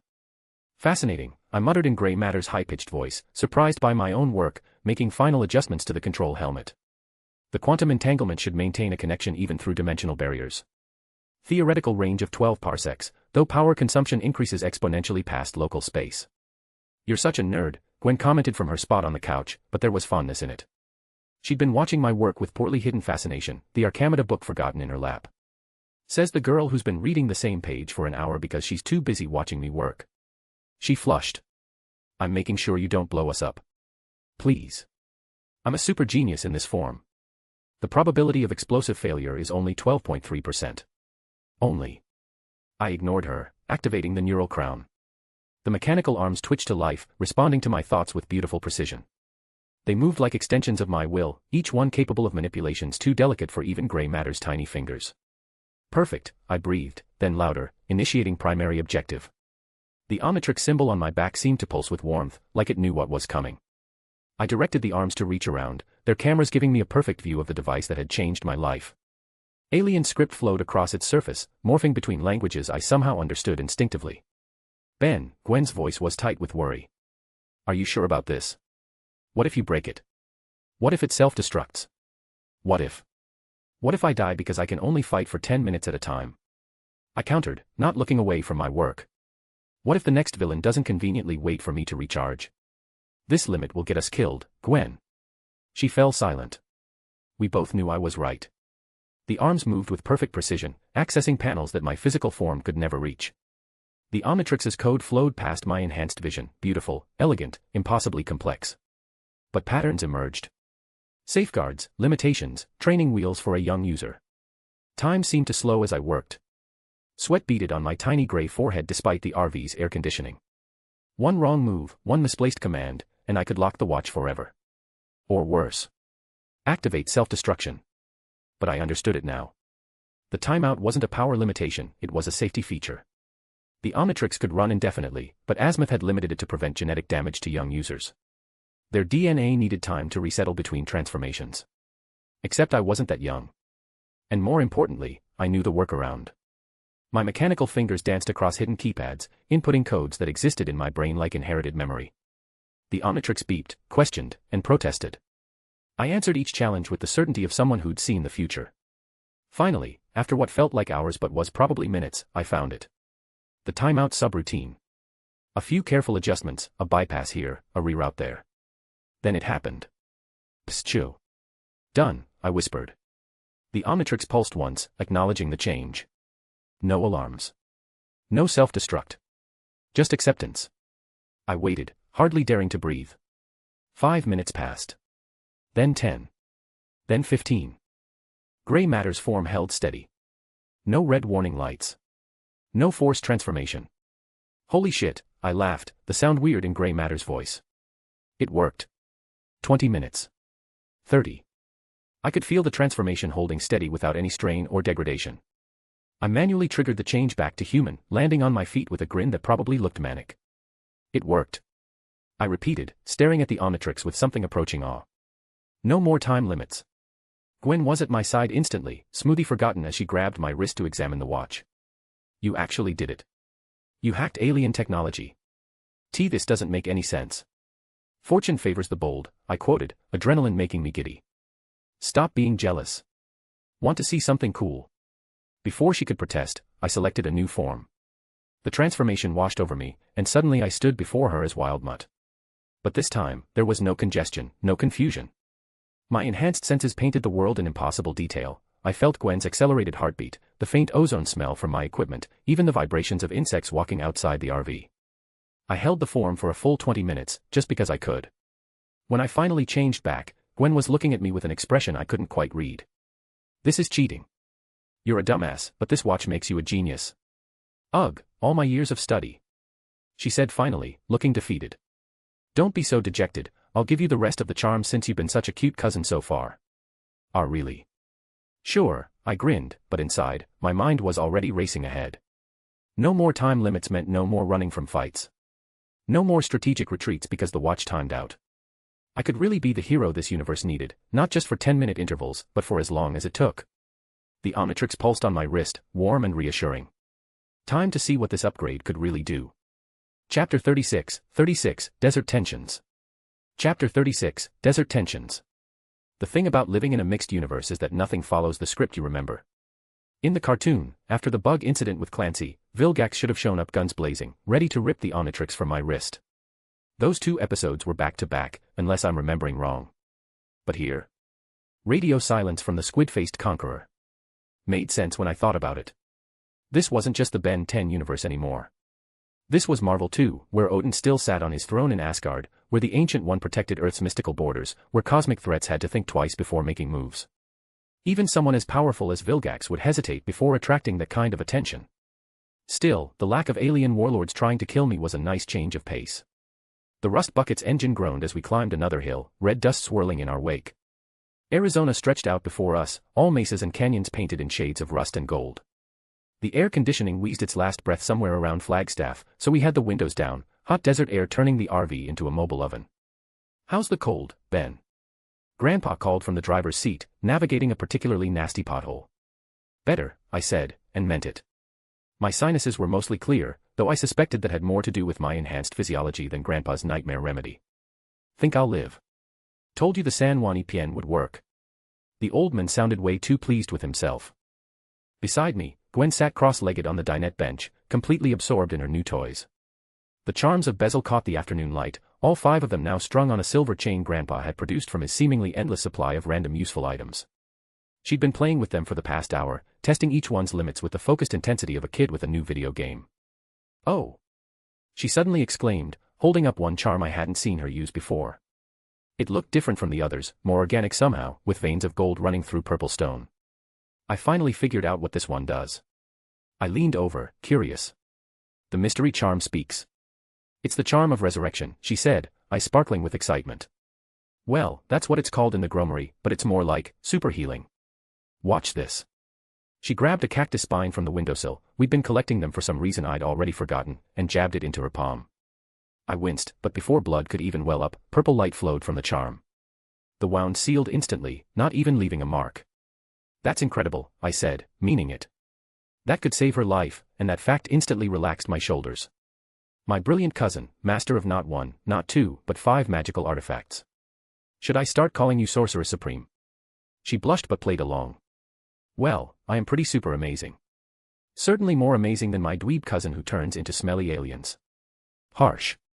And here I thought we were having a moment. I placed a hand over my heart in mock hurt. What happened to the sweet girl who hugged Grandpa a week ago? She remembered she has to deal with your ego every day, Gwen shot back, but she was smiling. Besides, someone needs to keep you humble, Mr. No More Time Limits. Humble? Me. I grinned, leaning closer. I'm the most humble person in this RV, possibly the world. My humility is legendary. Your delusions are legendary, she corrected, but I noticed she didn't lean away. If anything, she shifted slightly closer, the space between us charged with something that, well, it definitely wasn't cousinly. But I suppose you're not completely terrible. For a king of dweebs. High praise from the queen of nerds, I said softly. Now you're making it sound like we're a couple, she raised an eyebrow, and I chuckled. I didn't bother to defend myself, and she scowled playfully. We held each other's gaze for a moment too long, the desert scenery forgotten. Then Grandpa hit another pothole, jolting us apart. We're here, he announced, completely oblivious to whatever had just happened. I looked out the window, recognizing the landscape immediately. Twin Falls Reservation spread out before us, a collection of traditional and modern buildings nestled between red rock formations. In my past life's memories, we shouldn't have arrived here for months. Another change, another variable to account for. We were here to meet Grandpa's old Native American friend, Wes Green. But I couldn't focus on timeline changes right now, because my enhanced senses had picked up something else. Drum beats, rhythmic and hypnotic, accompanied by the soft shuffle of feet on packed earth. As we pulled into the visitors' parking area, I saw her. A copper-skinned tribal goddess moved in the center of a small circle, performing what I recognized as a traditional Navajo ceremonial dance. Not some touristy performance, but the real thing. It consisted of slow, grounded movements that honored the four directions, her feet keeping time with the drum's steady beat. She wore traditional dress, turquoise and silver catching the late afternoon sun, her long black hair swaying with each measured turn. Wait, my jaw went slack. That's Kai Green. No way. She was, damn. The memories from my past life hadn't done her justice. Sun-bronzed skin that glowed in the desert light, dark eyes focused with absolute concentration, moving with the kind of confidence that came from knowing exactly who you were and where you belonged. This wasn't just beauty, this was presence. Image here. No wonder classic Ben 10,000 folded for her, my future knowledge whispered. Even if their relationship was complicated as hell. Close your mouth, Ben. You're catching flies. Gwen's voice dripped sarcasm, but there was an edge to it I hadn't heard before. When I glanced at her, she was staring straight ahead, jaw tight, fingers drumming against her thigh in a rhythm that had nothing to do with the ceremonial music. I'm just appreciating the culture, I said lamely. Sure you are. She crossed her arms, the charms on her necklace glowing faintly. That's definitely cultural appreciation written all over your face. Not drool. Definitely not drool. Before I could defend myself, Grandpa was already out of the RV, greeting a man I recognized from fuzzy memories. Chief Wes Green, Kai's grandfather, looked exactly like he had in the show, weathered face telling stories of decades in the desert, eyes sharp with intelligence that had nothing to do with formal education. Max Tennyson. The chief's voice boomed across the space. Been too long, old friend. They clasped hands, and I caught the subtle hand signals, old plumber codes. So Wes was one of Grandpa's contacts, keeping watch for unusual activities in the area. I didn't remember everything from the cartoon, but that made sense. The desert had always been a hotspot for weird stuff. The dance ended, and Kai stepped out of the circle, accepting a water bottle from another performer. She moved with an athlete's grace, every gesture economical and purposeful. When her eyes swept over our group, they lingered on me for exactly half a second before moving on. No interest. Zero. I might as well have been another rock formation. Ouch. Maybe I need a few more inches of height. Ah, this must be your grandchildren, Chief Green said, his voice carrying the kind of warmth that made you feel instantly welcome. Ben and Gwen, right? Max talks about you all the time. All good things, I hope, I said, trying not to stare as Kai approached our group. Mostly, the chief chuckled. This is my granddaughter, Kai. She's home from her college in New York for the summer. Up close, she was even more striking. But it was her eyes that caught me, intelligent, assessing, taking in everything and giving away nothing. She studied our group with the kind of detached interest you'd give to mildly unusual insects. Nice to meet you, she said, voice neutral as Switzerland. Her gaze flicked to me again, and I swear the temperature dropped 10 degrees. You have a nice watch. Plumber at such a young age. So she mistook the Omnitrix symbol for the plumber badge. Makes sense. Nah, it's just fashion, I said, trying for charming. That was an amazing dance. The footwork, especially. It's a sacred tradition, she cut me off, tone suggesting I'd just asked to buy her grandmother's ashes. Not a performance. Strike two. Gwen made a sound that might have been a snicker.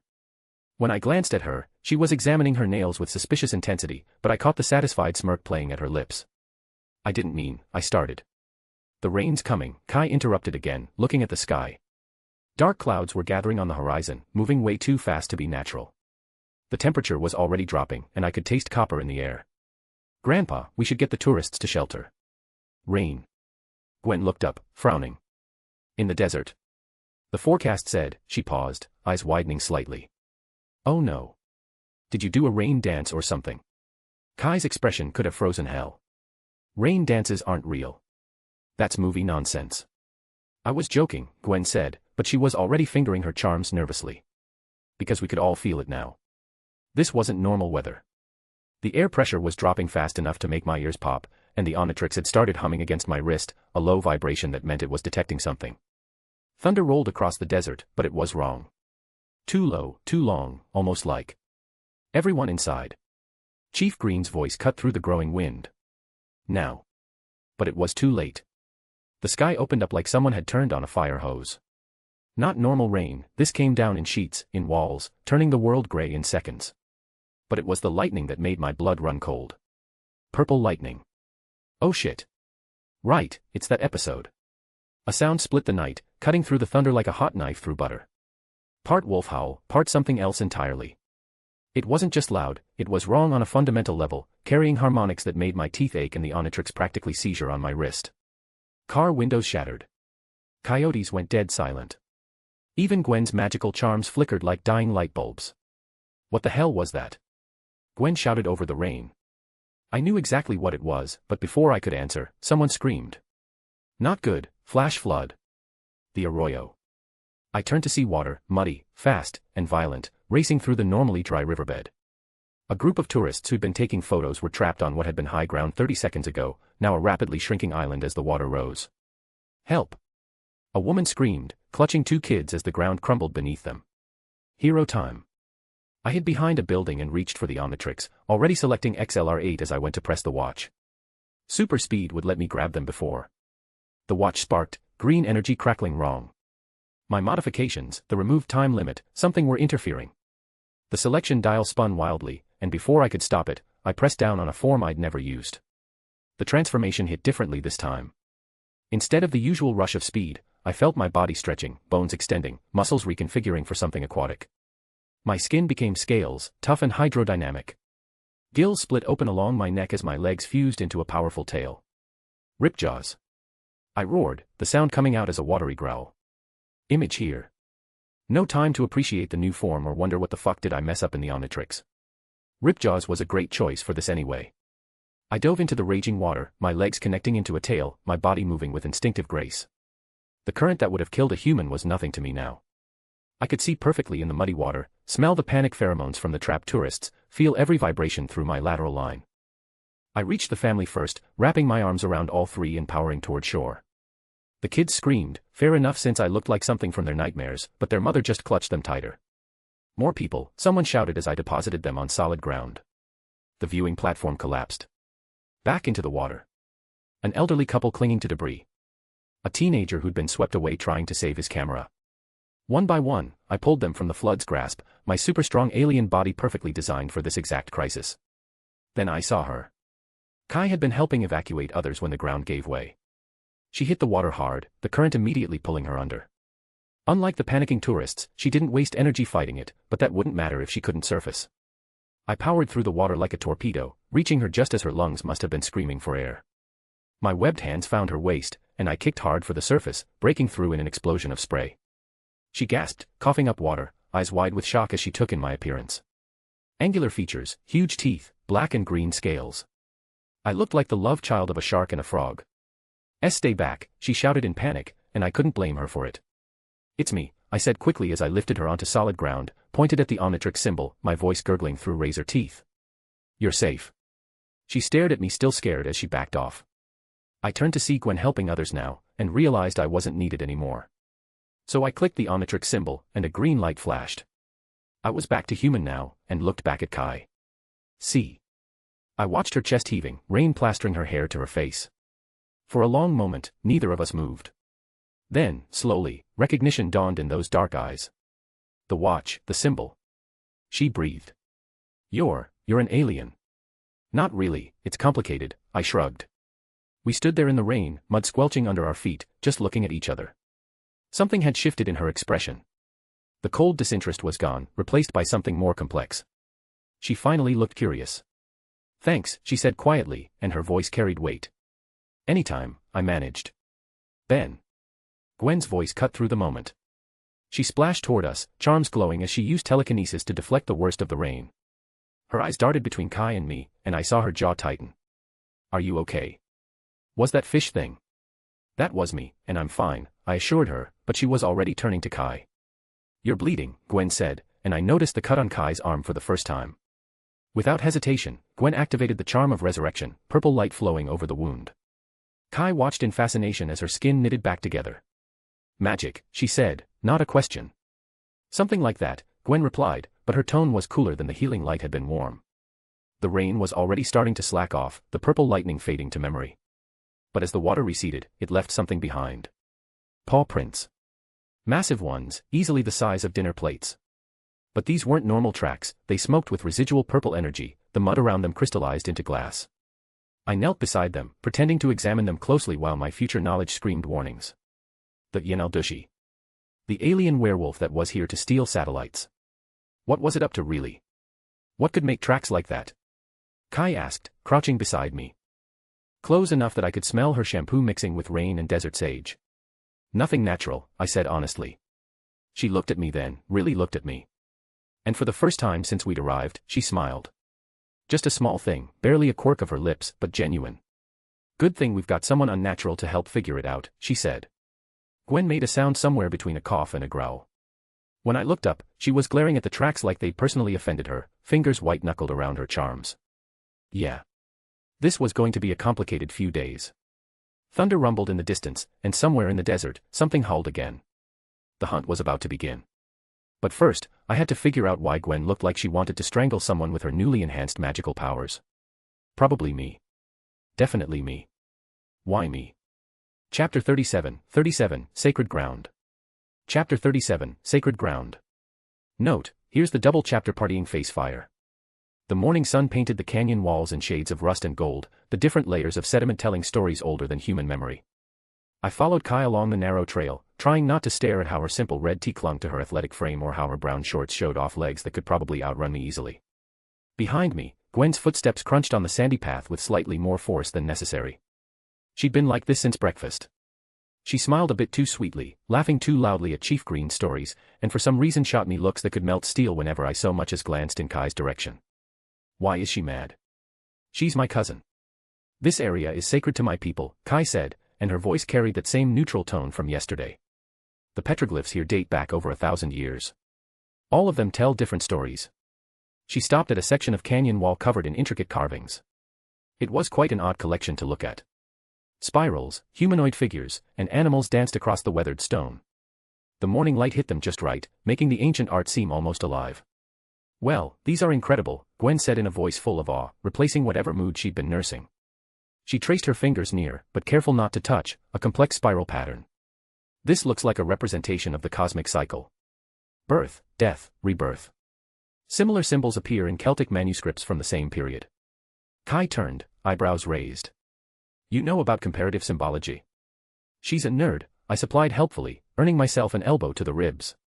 Ow. I mean, she's very well read and intelligent. Lately I've been studying ancient texts, Gwen said, ignoring me completely. It's mostly because of my magic.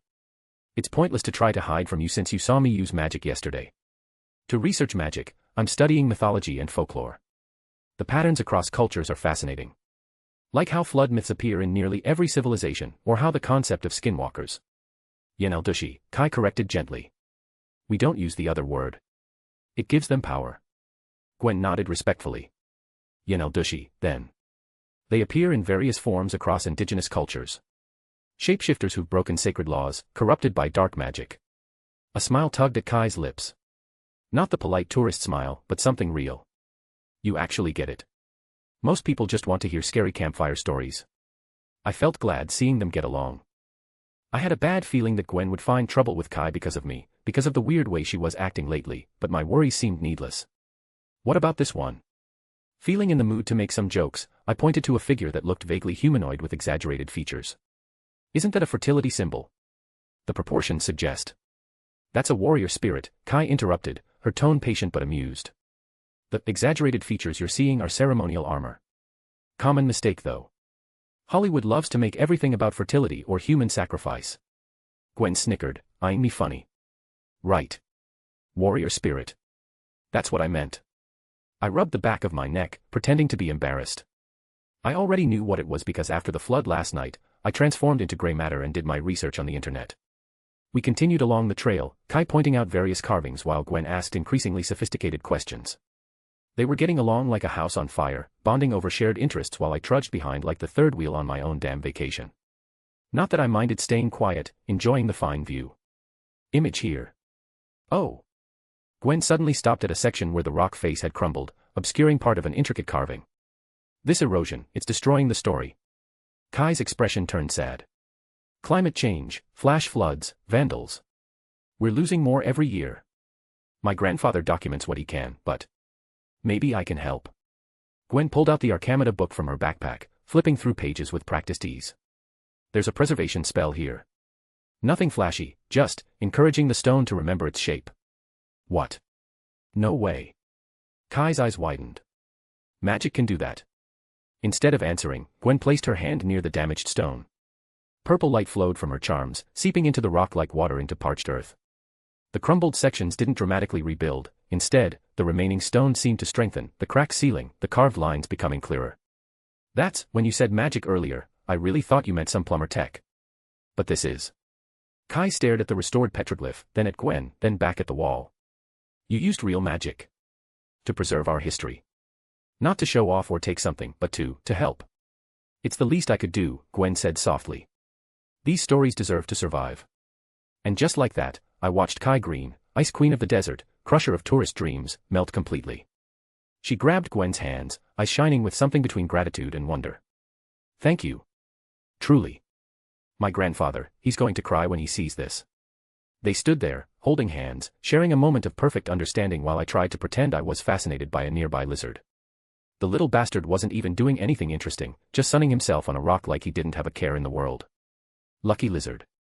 Ben's pretty incredible too, Gwen said suddenly, and I nearly tripped over my own feet.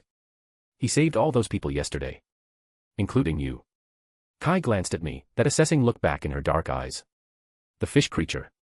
That's a Pisces Valan, is it not? How did you transform into him? I call that form Ripjaws, I confirmed. Not my most photogenic form, but great for water rescues. I just happen to have the ability to transform into aliens sometimes. How many forms do you have? 10 so far. Well, I think there are more, but I haven't unlocked them yet. The words slipped out before I could stop them. Damn, I need to impress pretty girls. Both of them turned to stare at me. There are more. Gwen's voice had an edge of annoyance. Cheater. Quit being jealous, CUH. You should be happy that I'm growing stronger, I waved dismissively, wanting to move on from this conversation. My eyes caught something right then. Hey, look at that carving. Is that a coyote? That's clearly a wolf, Kai said dryly. Coyotes have different proportions in traditional art. He's bad at identifying animals, Gwen added with fake sympathy. Yesterday he thought a roadrunner was a tiny velociraptor. It moved like one. Everything moves like a dinosaur to you. That's not true. I've never compared you to a dinosaur. Because I'd throw you off this cliff. Kai watched our bickering with poorly hidden amusement. Are you two always like this? No, we said in unison, then glared at each other. It's cute, Kai decided, and I swear both Gwen and I turned the same shade of red. We're not cute, I protested. We're contentious. Adversarial. Definitely not cute. Speak for yourself, Gwen muttered. I'm adorable. I couldn't argue with that, which was its own kind of problem. When had my annoying cousin become adorable? When had I started noticing the way morning light caught in her hair, or how her nose scrunched when she concentrated on magic, or... Ah shit, at this rate I might give in to the dark side. Watching her curves, her navel, I found it difficult to regain my senses. Image here. You're both adorable, Kai said with the kind of authority that brooked no argument. Like puppies fighting over a toy. Great, I sighed. Now they're gonna team up to bully me. The matching smirks that bloomed on their faces confirmed my worst fears. My cousin and my wife from a different timeline, united in their mission to make my life difficult. The universe truly had a sick sense of humor. We spent another hour exploring the petroglyphs, the girls bonding over everything from ancient languages to their shared disdain for my tourist observations. By the time we headed back, they were walking arm in arm like old friends while I played pack mule with everyone's water bottles. This was wonderful, Kai said as the cultural center came into view. I never get to share this with people who actually understand. Usually it's just pretty pictures and requests for vision quests. People ask you for vision quests. Gwen sounded horrified. All the time. Like I'm some mystical Indian guide from a bad western. Kai's expression soured. Last week a guy offered me $100 to commune with his spirit animal. I hope you told him his spirit animal was a jackass, I offered. Kai's laugh was bright and genuine. I told him it was a slug. He wasn't happy. Brutal. I like it. You would, Gwen said, but she was smiling too. As we approached the rust bucket, the easy atmosphere shifted. Grandpa Max stood with Chief Green, both men wearing expressions that meant trouble was brewing. Grandpa had his plumber scanner out, the device beeping steadily. Kids, Grandpa's voice carried that tone that meant playtime was over. We need to talk. The hunt was about to begin. The sun bled crimson across the desert sky, painting shadows that twisted familiar rocks into alien shapes. The temperature had dropped 20 degrees in as many minutes, and the silence felt heavy, expectant. Even the ever-present insects had gone quiet. Chief Wes Green stood before us like something out of an old photograph. Weathered face set in grim lines, ceremonial pouch at his hip, hunting rifle that had probably been in his family for generations. Beside him, Grandpa Max looked equally serious, his cheerful Hawaiian shirt at odds with the compact plumber scanner pulsing in his hand. Ideally we should have gone after the Yanaldushi last night, but there were injured tourists to be taken care of. But I'm sure the creature is still nearby. The tracks lead toward Black Mesa, Wes announced, his voice carrying the weight of tradition and purpose. Max has told me of your abilities, Ben. Of the Omnitrix, and I've seen what you're capable of last night. You will come with us to hunt what haunts our land. It wasn't a request. The tone made that crystal clear. Wait, what? Why are you just calling him? We're coming too, Gwen said immediately, stepping forward with her chin raised. Ben's not going alone into danger. This is my home, Kai added, matching Gwen's determination. I know every trail, every hiding spot, grandfather. You need me to track it properly. Wes held up one weathered hand, his expression unyielding but not unkind. This is not a task for you, it's dangerous. Max and I have our plumber history, while Ben has a powerful device. The Yanaldushi is no ordinary predator. The hunt has always been a right for the brave men of our tribe. It is tradition. Tradition. Gwen's voice went dangerously sweet, which meant someone was about to get verbally eviscerated. So because we're girls, we're supposed to sit here and wait. I have magic that could level a building, and Kai knows this land better than anyone. We're more qualified than Gwen. Grandpa's hand settled on her shoulder, gentle but firm. We are guests here. We respect their ways. The look he gave her said more than words could. This isn't the time. Trust me. I watched Gwen struggle with her temper, jaw clenched tight enough to crack teeth. Finally, she stepped back, but the frustration rolled off her in waves. Beside her, Kai's expression had gone carefully neutral, but I caught the flash of anger in her eyes. Fine, Gwen bit out. But I hope you're not taking Ben to use him as a weapon. If anything happens to him. Those words surprised me. I exchanged glances with Grandpa, who shrugged. I rubbed the back of my head. Relax, Gwen. Nothing will happen, I assured her, trying for confident. I've got the watch, remember. I'll be fine. The look she gave me could have stripped paint. Your watch has been acting weird all day. Don't think I haven't noticed. She wasn't wrong. The Omnitrix had been giving off faint pulses since the storm, like a heartbeat slightly out of rhythm. But I knew what was coming. The Yanaldushi, the satellite equipment, the DNA sample. This was supposed to happen. I'll be careful, I promised. It was a pity they couldn't come along. You better be, she muttered, then surprised me by pulling me into a quick, fierce hug. Don't do anything stupid just because you think it's heroic. When have I ever? Always. You always do something like that. Both of these old men are strong and experienced enough to protect themselves. Kai watched our exchange with an unreadable expression. As I pulled away from Gwen, she stepped forward. The Black Mesa area is treacherous at night, she said quietly. Watch for loose shale on the north face, and there's a ravine that's nearly invisible until you're on top of it. The old mining shaft should be avoided, it's unstable. Thanks, I said, appreciating the intel even if I already knew where we were heading. She nodded once, then added even quieter, be careful, Ben Tennyson. The desert doesn't forgive mistakes. Chapter 38, Ancient Hunts. Or Alien Ones. Chapter 38, Ancient Hunts. Or Alien Ones. 20 minutes later, I followed Grandpa and Wes into the darkening desert, leaving the warm lights of the cultural center behind. The change was rapid, with civilization falling away like a discarded coat, leaving only the ancient bones of the earth. Wes moved like a ghost, his footsteps purposeful and silent. He'd stop occasionally, examining signs invisible to normal eyes. A bent branch here, a disturbed stone there. His weathered hands would trace patterns in the air, and I'd catch fragments of old prayers, words in Navajo that predated European contact. Grandpa Max provided a stark contrast, a plumber on his hand scanner casting blue light across the landscape in measured sweeps. Data scrolled across the screen. Energy signatures, atmospheric anomalies, traces of non-terrestrial elements. Where Wes read the old signs, Max read the new ones, and somehow they both led us in the same direction. Fascinating, Max murmured, showing Wes the scanner. The energy trail matches the residue from the tracks. I don't think it's as simple as you think it is, Wes. There might be something of alien origin here. Almost like it's been here long enough to partially adapt to Earth's. The spirits wear many faces, Wes interrupted calmly. Sky beings, star walkers, those who change their skin. My grandfather's grandfather spoke of lights in the desert, of creatures that were not of this world yet walked among us.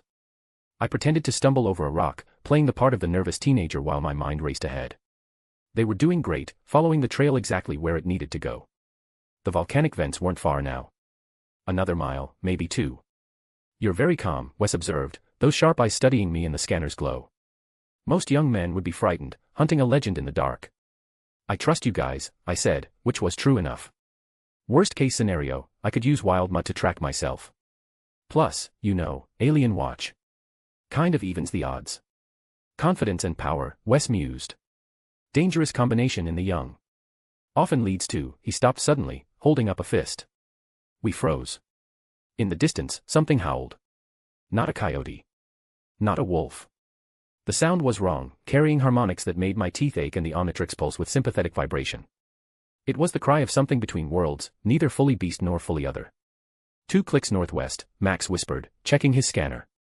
Energy readings are off the charts.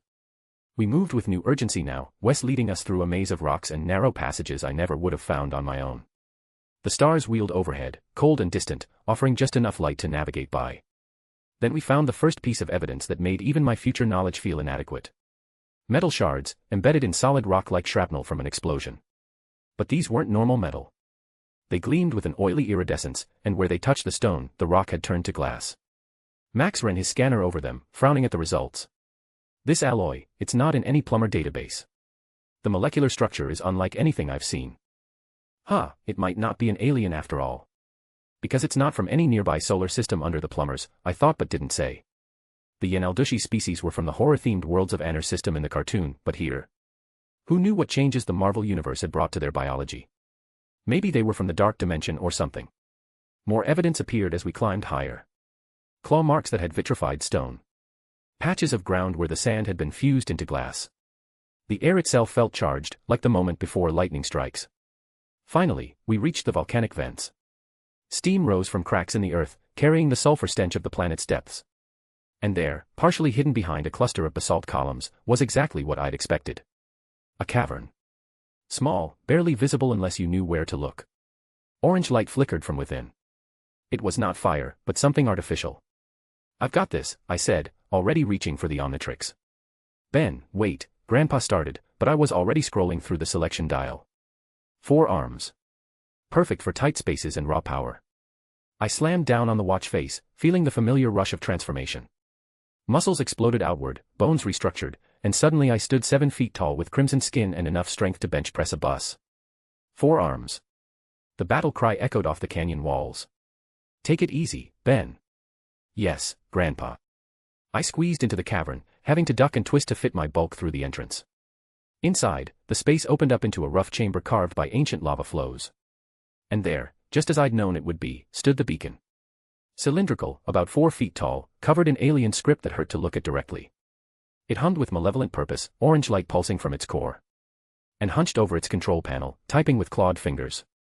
The Yenaldushi. An alien species called Loboans. It looked wrong. Not like the cartoon version at all. This thing was leaner, hungrier, with patchy fur that revealed scarred flesh beneath. Its limbs were too long, joints bending in ways that made my brain hurt. When it turned at my entrance, its face was the worst part, wolf features stretched over a skull that wasn't quite the right shape, eyes that reflected light in colors that didn't exist. We stared at each other for a heartbeat. Then it moved. Fast. Faster than anything that size had a right to be. It bounced off the cavern wall, using the confined space to its advantage. I swung with my upper right fist, but hit only air. Claws raked across my back, drawing sparks but no blood. 4 arms was built tough. I spun, all 4 arms spread wide to catch it, but the thing was already moving. It bounced off the ceiling, the floor, always just out of reach. This wasn't how the fight went in the show. There, Ben had used Wildvine, which I hadn't unlocked yet. Here, the creature fought as if it had studied me, as if it knew my limitations. Hold still. I roared, frustration mounting. My fist connected with a stalagmite, shattering it into powder. Another swing caught the wall, leaving a crater. The werewolf used my destruction, riding the shockwaves, letting my own force carry it clear of danger. Then it made its move. Not toward me, but toward the beacon. Of course. It didn't need to beat me, just finish whatever it was doing. I lunged to intercept, all four arms reaching to grab the creature. It twisted in midair, impossible flexibility letting it slide between my grasping hands. But it couldn't avoid me entirely. One claw, desperate and wild, raked across my arm as it passed. Across the Omnitrix symbol. The effect was instantaneous. The watch sparked, green light stuttering like a dying fluorescent. The white tubes that ran along its edge flickered and turned a sick, corrupted orange. Energy washed over me, through me, rewriting something fundamental. The transformation didn't fade, it shattered.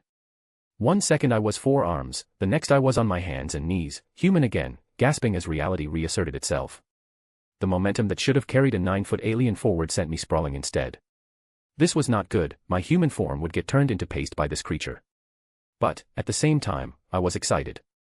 I planned to defeat the alien and brush its skin against the Omnitrix on my own, but it had done the work for me. The Omnitrix pulsed on my wrist, orange light slowly fading back to green. I could feel it. New data have been integrated, and a fresh DNA sample has been added to the collection. Ben Wolf. Or Blitzwolfer. Whatever I wanted to call it. The Yenaldushi stared at me for a long moment, those impossible eyes narrowing. Then footsteps came from behind. It clicked its tongue and turned, grabbing the beacon with haste, and leaped for the cavern entrance with the device. Ben. Grandpa Max rushed in, weapon raised, with Wes right behind him. They stopped short, seeing me human and kneeling, and the werewolf's figure retracting with the beacon in the distance. Looks like it's fleeing. Are you all right? Grandpa's voice was tight with concern, already moving to check me for injuries. I'm fine, I said, letting him fuss while hiding my satisfaction. But that thing fled with that beacon. That seems important. We should probably go after it. Too late. Given its speed, it'll be pointless to chase it. We'll have to look for it again later. But what could the Yenaldushi want with an odd technology like that? Wes asked, and even I didn't know what. Oh, wait. I suddenly remembered an important detail. The reason why the werewolf was sent to Earth. The werewolf, the mummy, and the Frankenstein monster, these three, in the original, worked for Ghost Freak, who had escaped the Omnitrix. Ghost Freak, aka ZS Scare, sent them to Earth to install a satellite dish as part of a larger invasion plan involving ghost signals and transdimensional portals. However, if ZS Scare existed in this world, he hadn't come out of Ghost Freak since I still had the transformation available to me, and I'd never had those weird dreams that the original Ben had. So what was going on? I'm starting to have a bad feeling about this, Grandpa said, and I couldn't help but agree. We have to find the creature soon, that device can't be anything good. Whatever the case, we didn't have the answer. So we made our way out of the cavern in silence, each lost in our own thoughts. Grandpa kept shooting me concerned looks, probably wondering about the Omnitrix's light show. Wes moved like a man processing the collision of ancient tradition and alien reality.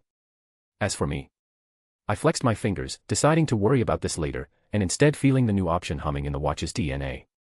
Soon, I'd have my own werewolf form. The thought should have been scarier than it was.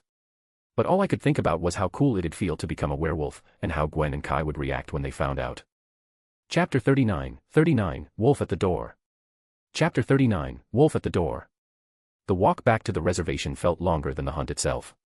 Dawn painted the desert in shades of rose and gold, but I couldn't appreciate the beauty. My mind kept circling back to that orange pulse of the Omnitrix that had long gone by now, the new DNA sample integrating into the watch's matrix. Blitzwolfer was cooking in there, and I had no idea how long it would take. The reservation looked different in the morning light. Where last night had been warm lights and the sounds of community, now I saw fear. Tourists loaded their cars with frantic efficiency, shoving suitcases into trunks like they were fleeing a war zone. A family hustled past us, the kids clutching stuffed animals while their parents shot nervous glances at the desert. Well, that's not good.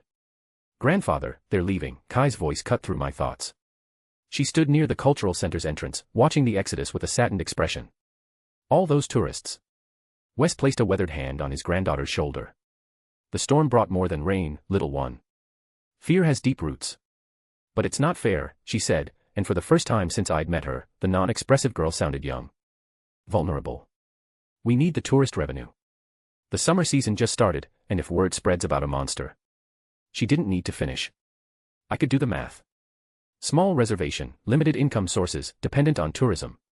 One bad season could mean the difference between keeping traditions alive and watching them fade into memory. An idea sparked in my brain. Stupid, brilliant, or maybe both. Wait, I said, loud enough to make everyone turn. What if they're not running from a monster? What if they're coming to see one? Gwen raised an eyebrow. Ben, what are you talking about?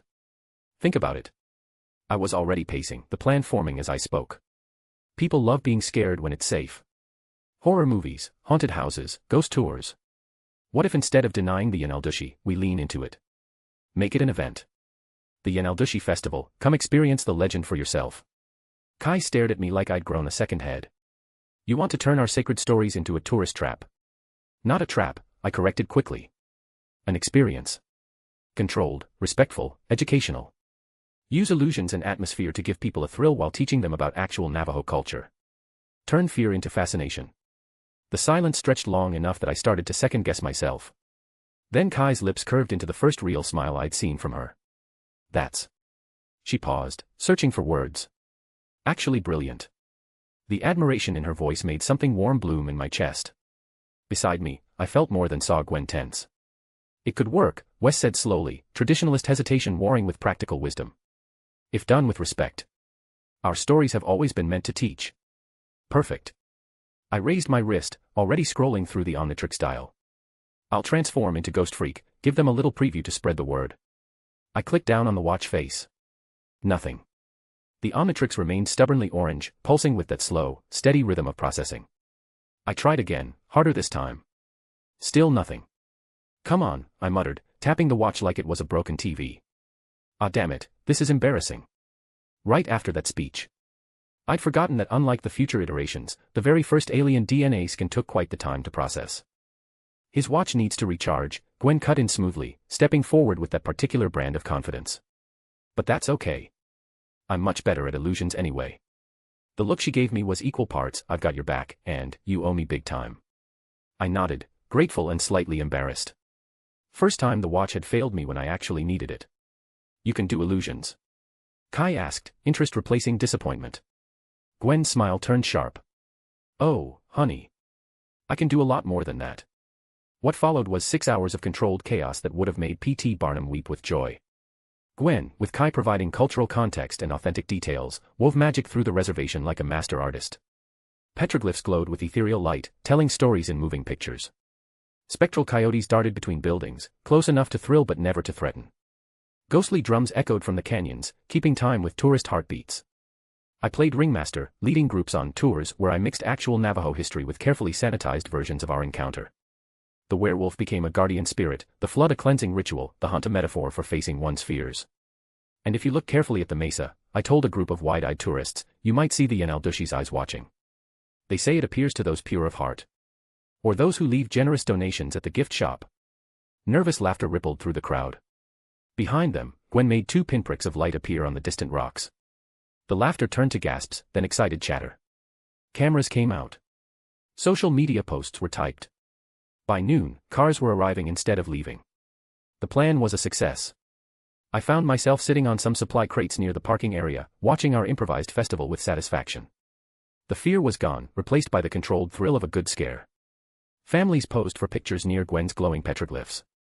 Kids begged their parents for authentic Yenaldushi tracking gear from the gift shop, which was really just repurposed hiking equipment with some mystical symbols Kai had approved.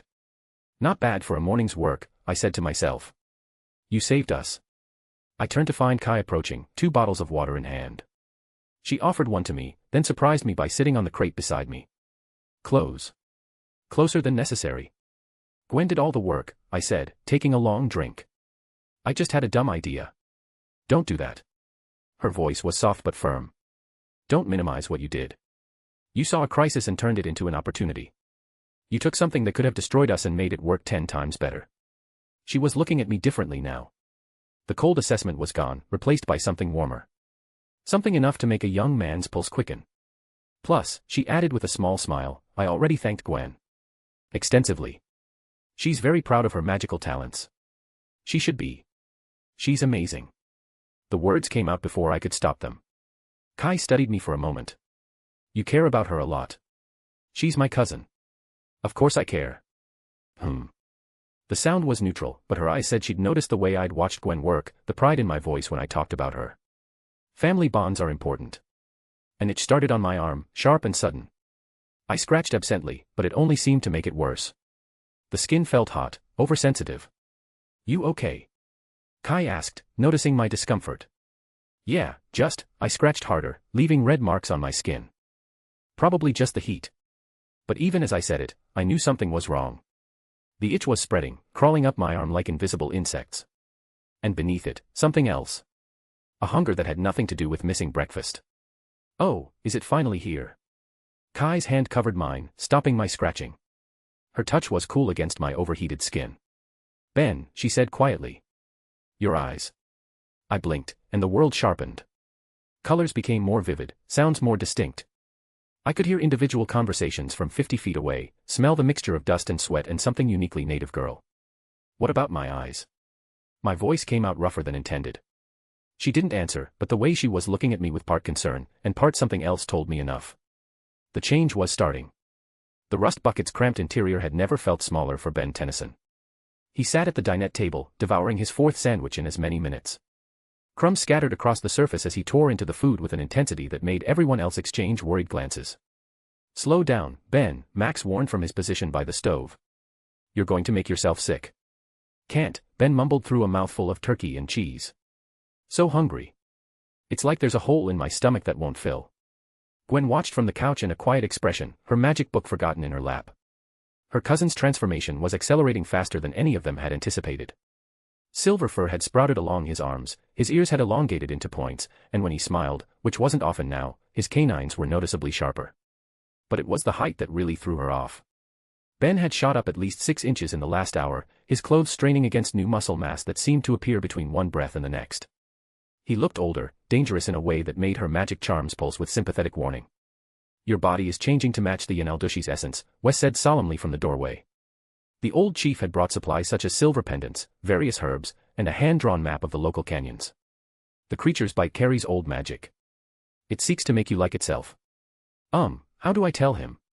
Ben wanted to correct him, to explain about alien DNA and the Omnitrix's sampling process, but the words died in his throat. Everyone here had seen magic at work. Gwen's abilities had saved the reservation just hours ago. If he started talking about alien species and DNA collection, he'd have to explain how he was so sure. Better to let them believe what they wanted. There is a cure, Wes continued, producing an ornate silver pendant. This, dipped in the juice of the Arbol del Matrimonio cactus and pressed against the creature's heart, will defeat the creature.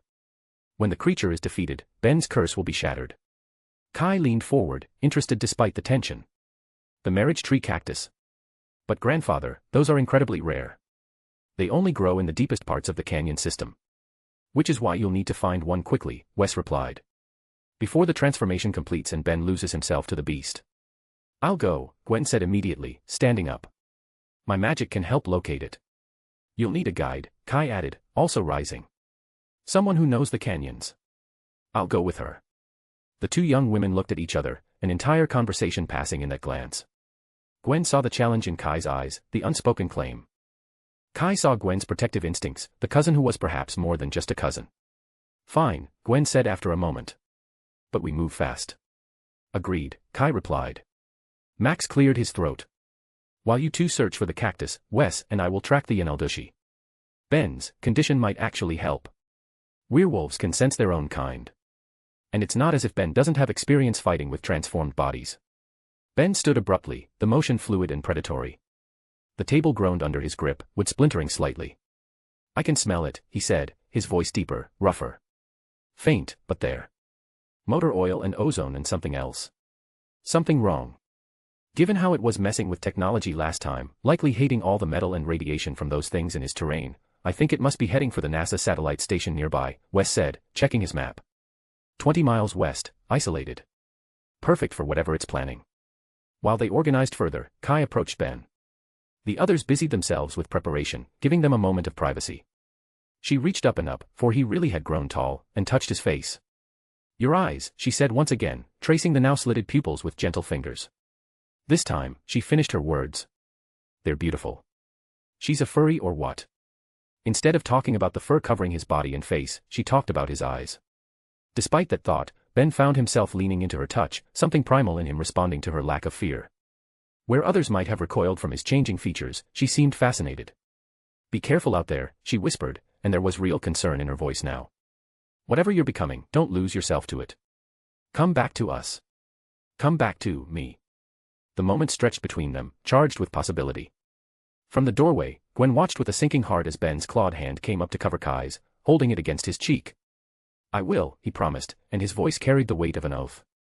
Chapter 40, Primal Instincts. Chapter 40, Primal Instincts. The desert at night was a different world. Gwen followed Kai through a maze of stone and shadow, her charms providing just enough light to navigate by. They'd been walking for an hour in tense silence, the only sounds their footsteps and the distant howl of coyotes. So, Kai finally said, her tone conversational as she led them down a steep incline. How long have you been in love with him? Gwen stumbled, catching herself with telekinesis before she could fall. I don't know what you're talking about. Please. Kai didn't even look back. I saw how you watched us earlier. How you've been watching us all day. It's not exactly subtle. He's my cousin, miss, Gwen said stiffly. So. Kai navigated a narrow ledge with practiced ease. My grandfather and grandmother are first cousins. It was common back then. Some places, it still is. We're not, it's not like that. Isn't it? Now Kai did turn, her expression unreadable in the charm light. You're protective of him in a way that goes beyond family. You get jealous when other girls show interest. And the way you look at him when you think no one's watching. Gwen's face burned. You don't know anything about us. I know enough. Kai resumed walking. I know he's special. Not just the watch or the powers, but him. The way he thinks, the way he sees solutions where others see problems. The way he throws himself into danger to protect people. Isn't that so attractive? They entered a narrow canyon, walls pressing close on either side. The temperature dropped noticeably. I also know, Kai continued, that you're probably the only person who really understands him. Who's been there for all of it? That kind of bond, it's rare. Her observation bothered Gwen greatly, and she didn't trust herself to speak. They walked in silence for a while, navigating increasingly treacherous terrain. Finally, they reached a dead end. It was a sheer cliff face with no obvious way forward. Great, Gwen muttered. Now what? Kai studied the wall, running her hands over the stone. There's a ledge about 15 feet up. Think your magic can get us there? Gwen nodded, wrapping telekinetic energy around them both. They rose smoothly, landing on a ledge barely wide enough for one person. They had to press close together, backs against the stone. This is insane, Gwen took in a breath. This is Tuesday in the canyons, Kai replied. Come on, it opens up ahead. They sidled along the ledge, inches from a fatal fall. Halfway across, Kai spoke again. For what it's worth, I'm not trying to steal him from you. Gwen almost lost her concentration. What? Ben. I like him, yes. He's brave and clever in those eyes. She shook her head. But I'm not blind, and I don't think he and I are a good match. Plus, earlier I saw he was sending his wolf selfies to a girl. His girlfriend. That must be Jessica. He claims she's not his girlfriend, but they spent nights together, Gwen explained. So he's popular with ladies. Not surprising, Kai said softly. They reached a wider section, both breathing easier. Ahead, the canyon opened into a small valley, moonlight illuminating scattered vegetation. There, Kai pointed to a cluster of unusual cacti near the far wall. Arbol del matrimonio. The marriage trees. They approached carefully. The cacti were strange, twisted things, their branches intertwining like embracing lovers. In the moonlight, their flowers seemed to glow faintly. How do we extract the juice? Gwen asked. Carefully, Kai said, producing a knife. The spines are mildly poisonous. One prick and... Yow.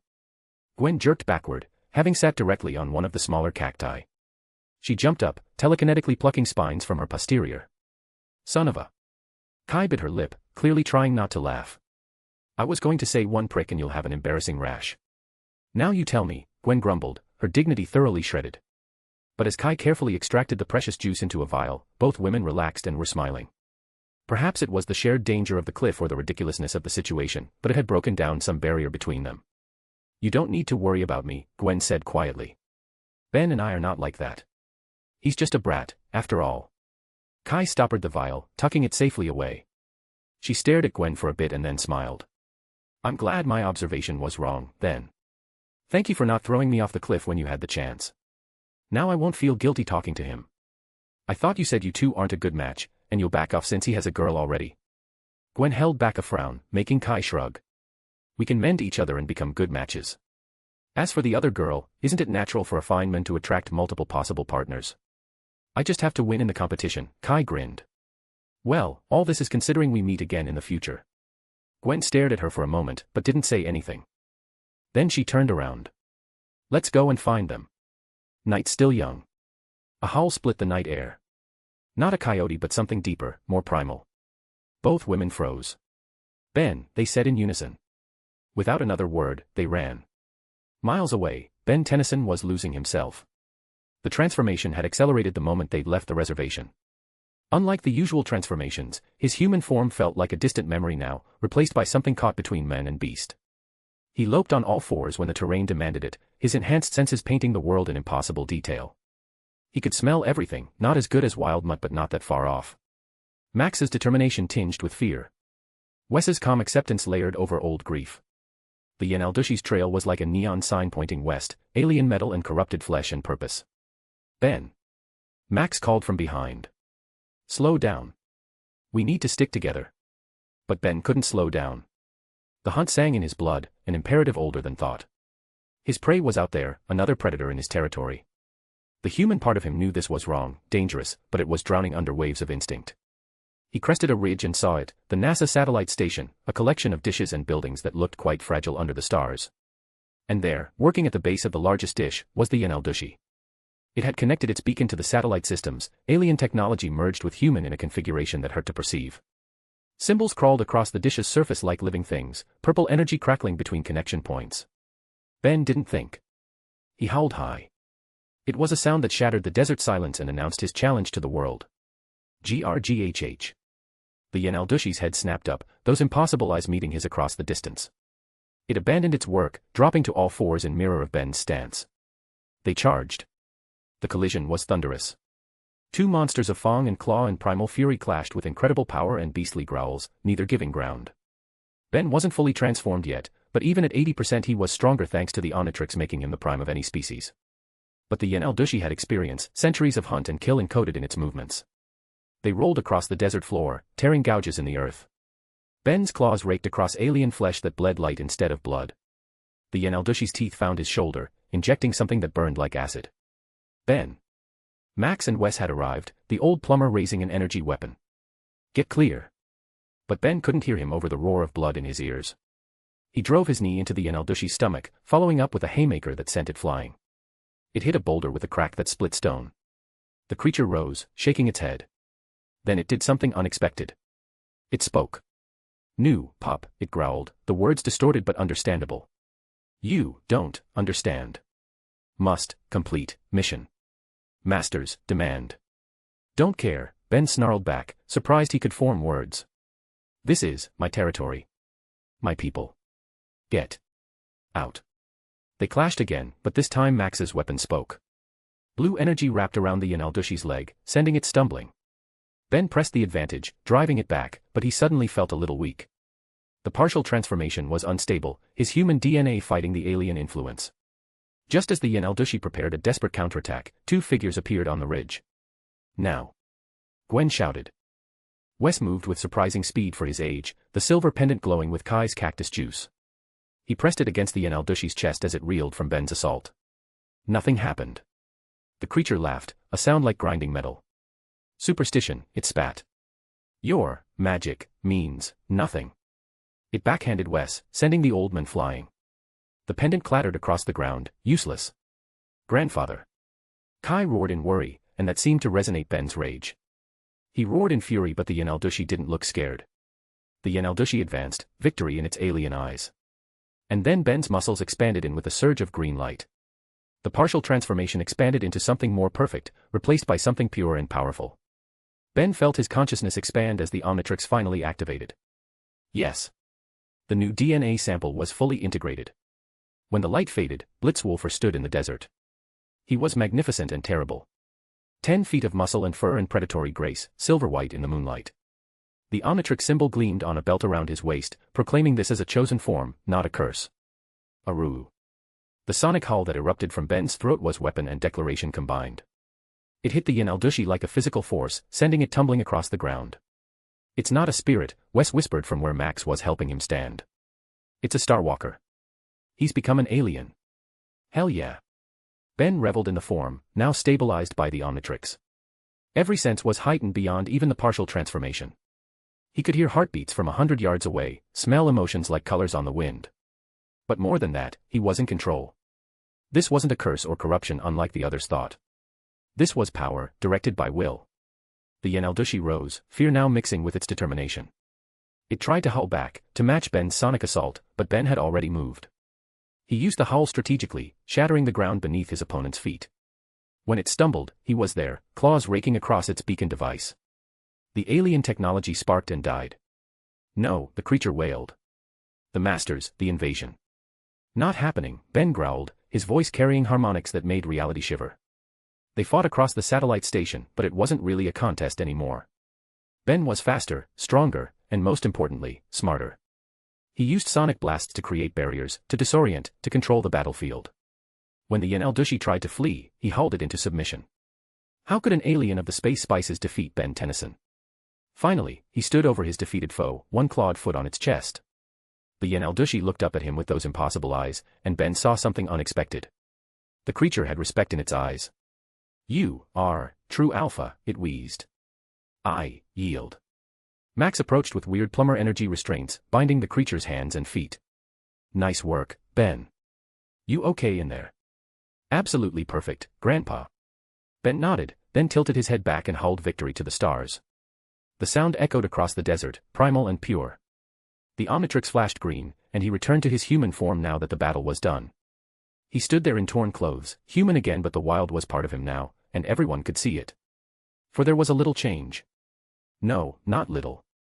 Whoa, look at this. Ben checked out his bulging biceps. Although all the fur was gone, Ben was taller now, stronger, with muscles filling his shirt. The Omnitrix had decided to keep the human body enhancing part of Blitzwolfer's DNA, perhaps because Ben messed with it recently, or because this Omnitrix was just like that. Regardless, Ben towered over Max now. When he looked down, Kai was standing there. She stared up at him with an expression he'd never seen before. Her eyes were wide, pupils dilated, chest rising and falling with quick breaths. The careful control she always maintained had shattered completely.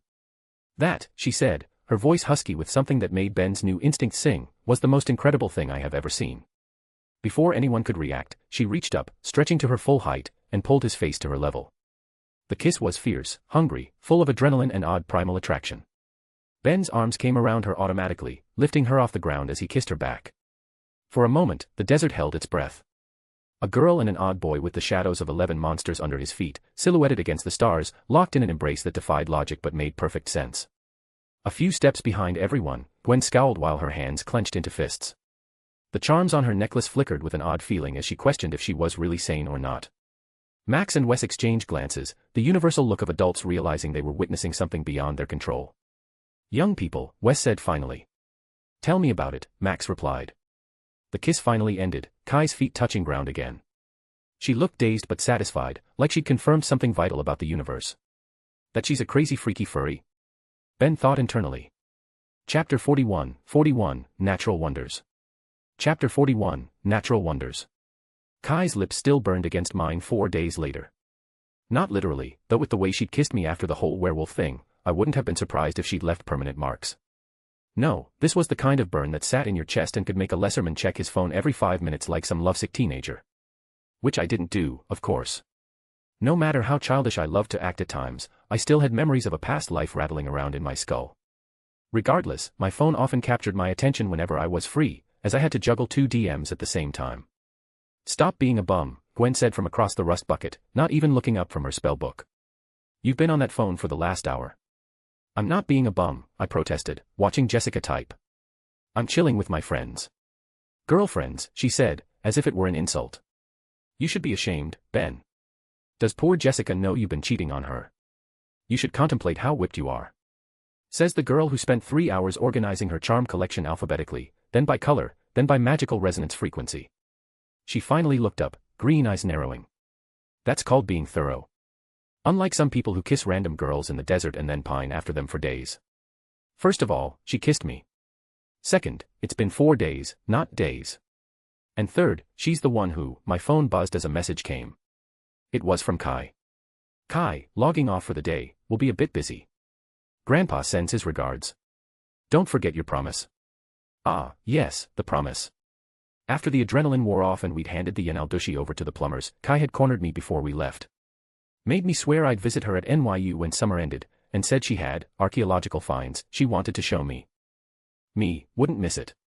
Try not to get attacked by any more alien werewolves before then. Kai, can't promise that. Trouble seems to follow us plumber families. Speaking of which, stay out of lakes. Heard something about some lake monster near your route. I smiled despite myself. Of course she'd heard about that. News traveled fast in the cryptid hunting community, and a giant lake monster protecting her eggs from poachers was exactly the kind of story that spread like wildfire. That had been day 2 of our journey from Arizona to Yellowstone. What started as me pranking Gwen by pretending to be a lake monster as 4 arms, when I tried to transform into Ripjaws instead, turned into an actual monster dragging me underwater. Of course, I was prepared for that from watching the show. The Kraken was just a mom trying to protect her babies from some asshole poacher named Jonah. I'd managed to reunite her with her eggs, left Jonah tied up for the cops, and even tried to skin her DNA with the Omnitrix. No dice though. Either Krakens were already in the database somewhere, or they weren't alien enough to register. The same thing happened with the megawatts in Sparksville on day 3. Those little electric gremlins had turned the world's largest rubber band ball into a weapon of mass pranking. I'd eventually trapped them in a giant fishbowl as heat blast, and even learned to fly properly in that form, which was pretty sweet. But when I tried to skin their DNA, nothing. The Nosodinians were already in the Omnitrix somewhere, as it was shown in Omniverse, just locked away like half the other aliens I knew existed. We're here. Grandpa Max announced, pulling into Yellowstone's entrance. I put the phone away. America's first national park.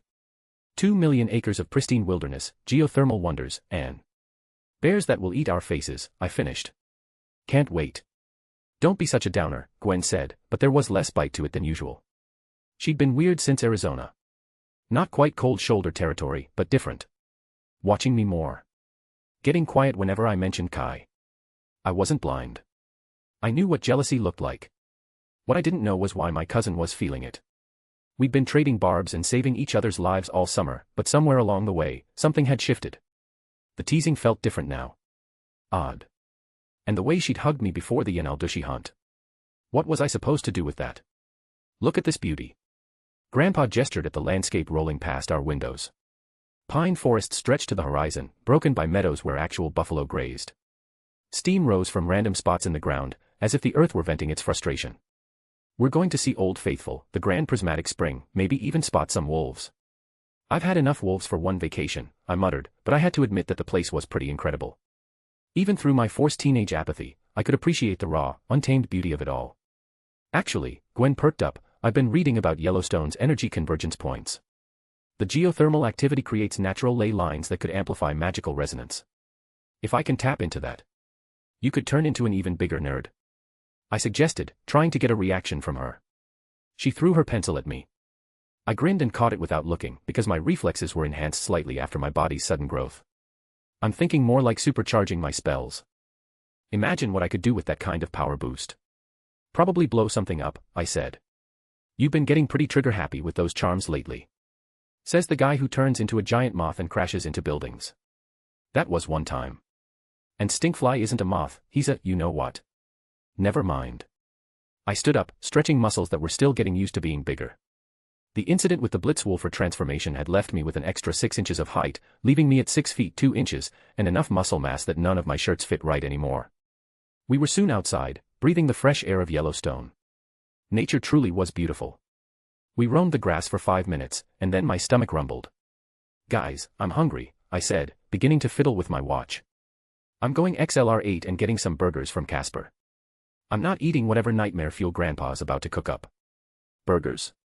Why? Grandpa had already found his first Yellowstone delicacy, a fat grub wriggling under some bark. He popped it in his mouth with a crunch that made my soul leave my body. We can live right off the wild.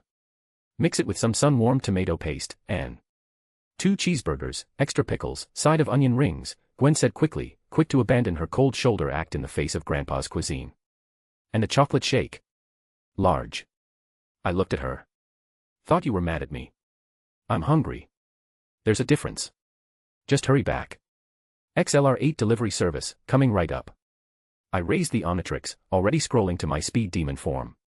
Casper was only about 100 miles away. I could make the run in minutes, grab food, and be back before Grandpa found anything else disgusting to eat. I gently clicked down on the watch face, already annoyed with the recent series of mistransformation, and felt the familiar rush. But instead of the sleek, aerodynamic form of XLR-8, my limbs retracted, my spine crunching downward as my entire body compressed in on itself. Skin hardened into thick, ivory-colored armor with black stripes, and my muscles coiled tight like springs. I felt my bones restructure, not stretch, but lock, reshaping me into something compact, durable, and spherical. Then came the final click, like a seatbelt snapping into place, and I knew what I was. Cannonbolt. I was round. Like a giant yellow bowling ball with arms and legs, covered in armored plates that probably weighed more than a small car. Hell yeah. I looked down at my new form with excitement, but still tried to process what I was seeing. This wasn't in my mental catalog of available aliens. When did the Omnitrix unlock this? Cannonbolt was special. It was one of the only known aliens, I think, who were actually extinct. Meaning, he serves the purpose of the Omnitrix the best. The purpose of revisiting extinct species. Speaking of extinction, I remember. Yellowstone, right. I didn't know all the names of places when I watched the show, so it skipped me, but Yellowstone was the place where Cannonbolt first appeared. I think it was because the creature that killed off Cannonbolt's entire planet was present nearby, so the Omnitrix locked in. Wait, doesn't that mean it's here too? What was its name again, the Big Tick? I felt a little worried recalling how the monster had turned Yellowstone into a wasteland in mere hours. Ooh, new alien. Gwen immediately had her phone out, recording. What does this one do? Please tell me it's something embarrassing. I don't. I took a step forward and immediately tripped over my own stubby legs. The weight distribution was all wrong by my human standards, with the center of gravity somewhere around my knees. I windmilled my arms, trying to regain balance, and only succeeded in tipping backward. The moment my back hit the ground, instinct kicked in. I tucked into a ball, armor plates sliding together like the world's most over-engineered pill bug. And then I was rolling. Fast. Really fast. Ben. Grandpa shouted in worry. Whoa whoa whoa. Trees blurred past as I pinballed through the forest, completely out of control. I was surprised that I could still see while rolling somehow, but that didn't mean I could control myself. I bounced off boulders, carved trenches through meadows, and I'm pretty sure I gave a buffalo the fright of its life.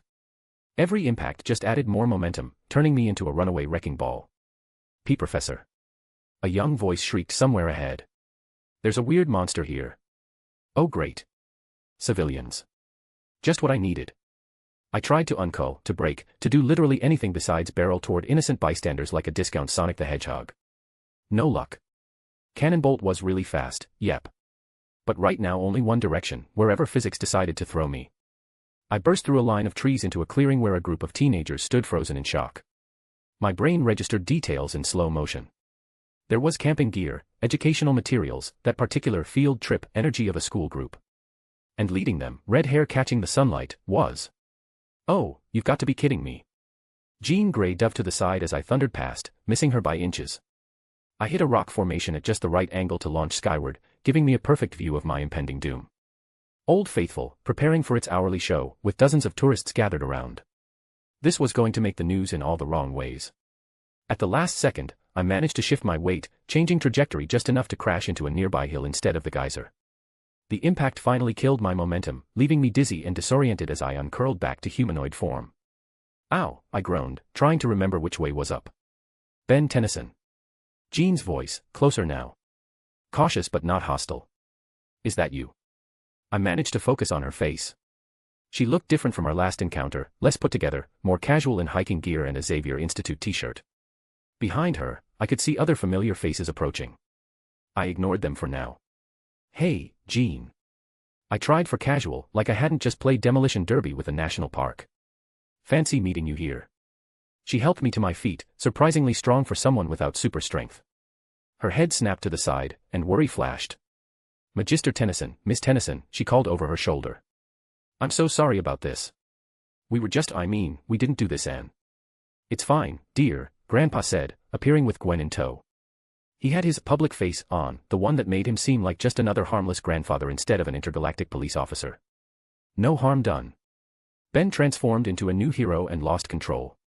Oh. Jean's posture straightened, and I could practically see her shifting into diplomat mode. That aside, I wanted to apologize again for Philadelphia, sir. What we did, what I did was truly inexcusable. I've had some argument with Professor Xavier about telepathic ethics because of that incident. Water under the bridge, Grandpa said, though his eyes remained sharp. Just remember, power isn't just for show. Not when you claim to be from a team of superheroes. It comes with responsibility, yes, Jean finished. Yes, sir. We're trying to do better. Trying, I muttered, still dizzy from my pinball adventure. That's reassuring. Jean turned to me, and I saw something flicker in her eyes. Not anger at my rudeness, but curiosity. You feel different, she said quietly. Your transformation. There's something changed about you since last time. Yeah, it's a different body, I shot back. Maybe get your eyes checked. Ben, Grandpa warned. What? She's the one who tried to mind read me without permission, I said, crossing my cannonballed arms. I don't owe her politeness. It's fine, Jean said, holding up a hand. He's right to be upset. Trust takes time to rebuild. Behind her, the rest of her group had finally caught up. I recognized Kitty Pryde immediately, who still looked guilty about Philadelphia. There was also Bobby Iceman Drake, who was eyeing me with a complicated look. There were more. Whoa, what is that thing? A younger Asian girl with yellow sunglasses pushed forward, popping a bubble with her gum. It's like a giant armadillo had a baby with a beach ball. That's the Ben Tennyson I told you about, Kitty explained, keeping a safe distance. He transforms into stuff. Jubilee, Roberto, Jean gestured to the bubblegum girl and a dark-haired Latino kid with an intense stare. This is Magister Tennyson and his grandchildren. And I'm Kurt. A blue-furred teenager with a tail and pointed ears suddenly appeared beside me in a puff of sulfur-smelling smoke. He had a thick German accent and an even thicker grin. Kurt Wagner, but in the Munich circus, I was known as the Incredible Knight. Yeah, we get it, Blue, Bobby cut him off. You've told that story 50 times already. I hit the Omnitrix symbol on my chest, returning to human form in a flash of green light. The X-Men teens stepped back in surprise, except for Kurt who just looked fascinated. Cool, he exclaimed. Can you turn into anything else? Maybe something with a tail. Recently got one with a massive tail, yep, I said, straightening my shirt that was now stretched tight across my broader shoulders. This one was new too. Still figuring out how to drive it. We noticed, Bobby said dryly. You nearly flattened half the forest. Gwen stepped forward, eyes narrowed. And what exactly are the X-Men doing in Yellowstone? Bit far from Westchester, isn't it? Educational trip, Jean answered smoothly. Geology, biology, and well. Her eyes flicked to Gwen's charm necklace, natural energy sources. The professor thought it would be good for the students to see some of America's natural wonders. And to get away from the mansion after recent events, Kitty added quietly. Things have been tense since Philadelphia. The awkward silence that followed could have suffocated a whale. Grandpa Max, bless his Hawaiian shirt-wearing heart, stepped in to save the moment. Well, this park is certainly big enough for all of us, he said cheerfully. In fact, I was just about to prepare lunch. We've got plenty if you'd like to join us. Horror must have shown on my face because Jean actually laughed. That's very kind, but we've got our own supplies, she said. Though perhaps we could. The ground beneath us suddenly rumbled, a low vibration that sent birds fleeing from nearby trees. Jean winced, pressing fingers to her temples like she'd been struck with an instant migraine. What was that? Kitty asked, already phasing slightly in preparation for danger. Old Faithful getting ready to blow. I suggested, but the timing was wrong. We were still 20 minutes from the scheduled eruption according to Grandpa's guidebook. Another tremor, stronger this time. A nearby pond rippled, concentric circles spreading outward like something massive was moving underground. Jean gasped, dropping to one knee. Professor. Jubilee rushed to her side. What's wrong? Something's. Jean struggled to find words, her face pale. Something's waking up. Underground. It's hungry. Ancient. Wrong. I could only curse in my head. So I was right. Although I wondered why it was underground. In the cartoon, the big tick fell from the sky. What changed in this amalgamated world? Chapter 42, The Tick Situation. Chapter 42, The Tick Situation. Note, nice, met the goal. Here's the double chapter, enjoy. Deep beneath Yellowstone's crust, where the Earth's blood ran hot and ancient, something stirred. In a chamber untouched by human exploration, 3 figures clustered around a massive metallic object shaped like a distorted egg. This structure wasn't born of Earth, it pulsed with sickly light that hadn't seen the sun in millennia. The smallest of the 3, a green-skinned creature with 6 thin arms, pressed all of its hands against its surface, chittering rapidly. Great One awakens. Great One stirs. The interpreter's bulbous eyes widened, reflecting the pulsing glow. The sensors detect Arburian Pelorota DNA above. How is this possible? The leader, a tall and gaunt alien with skin like dried leather, hissed through needle teeth. Impossible. The Arburian homeworld was destroyed. We received confirmation a mere 7 cycles ago. Yet the readings are clear. The interpreter's fingers danced across symbols etched into the egg's surface. And the Great One responds. The seed wasn't meant to activate for another few years, but it hungers for the familiar genetic pattern. The third figure was an 8-foot behemoth of muscle and bone who growled. The enforcer didn't speak often, but when it did, the others listened. The planet called Vulpin is ash. This could be the last Arburian. The Great One must be wanting to ensure proper extinction. The egg-shaped structure trembled, cracks spreading across its metallic skin. From within, something viscous and alive pushed outward, tendrils of corrupted matter seeking freedom. The Great One. Master Ego's seed, it is corrupted, the interpreter whispered, backing away as the chamber shook. The magical interference of this planet, it's altered the seed's programming. It believes it missed proper purification.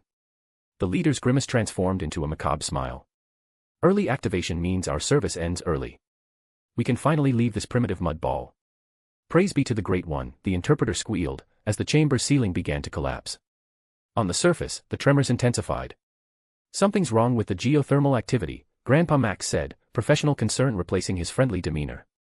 He checked his plumber scanner, which beeped frantically with readings too complex for normal human technology. These energy signatures, they're not natural. Jean Grey staggered sideways, her face ashen.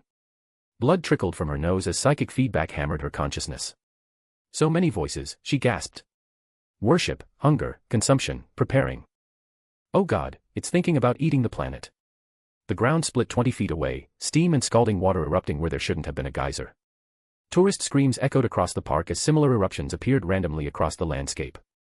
We need to evacuate, Kitty said, already hurting the younger X-Men students back. Like, 5 minutes ago. The Omnitrix pulsed with a strange light on my wrist, similar to when it had reacted to the Eneldushi. Something's scanning me, I muttered, staring at his wrist. Or, trying to scan Cannonbolt's DNA. That's what I felt. Old Faithful suddenly went silent, the pressure dropping to nothing, before the ground around it bulged upward. Rock and soil pushed skyward like an immense bubble rising from depths that shouldn't exist. Everybody down. Grandpa Max shouted, tackling both Gwen and I to the ground as the earth itself seemed to rupture. That's when Nightcrawler moved. Hold tight.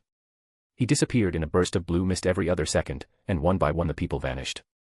Our turn came soon, as the 3 of us were lost in a puff of blue and reappeared half a mile away from our previous position.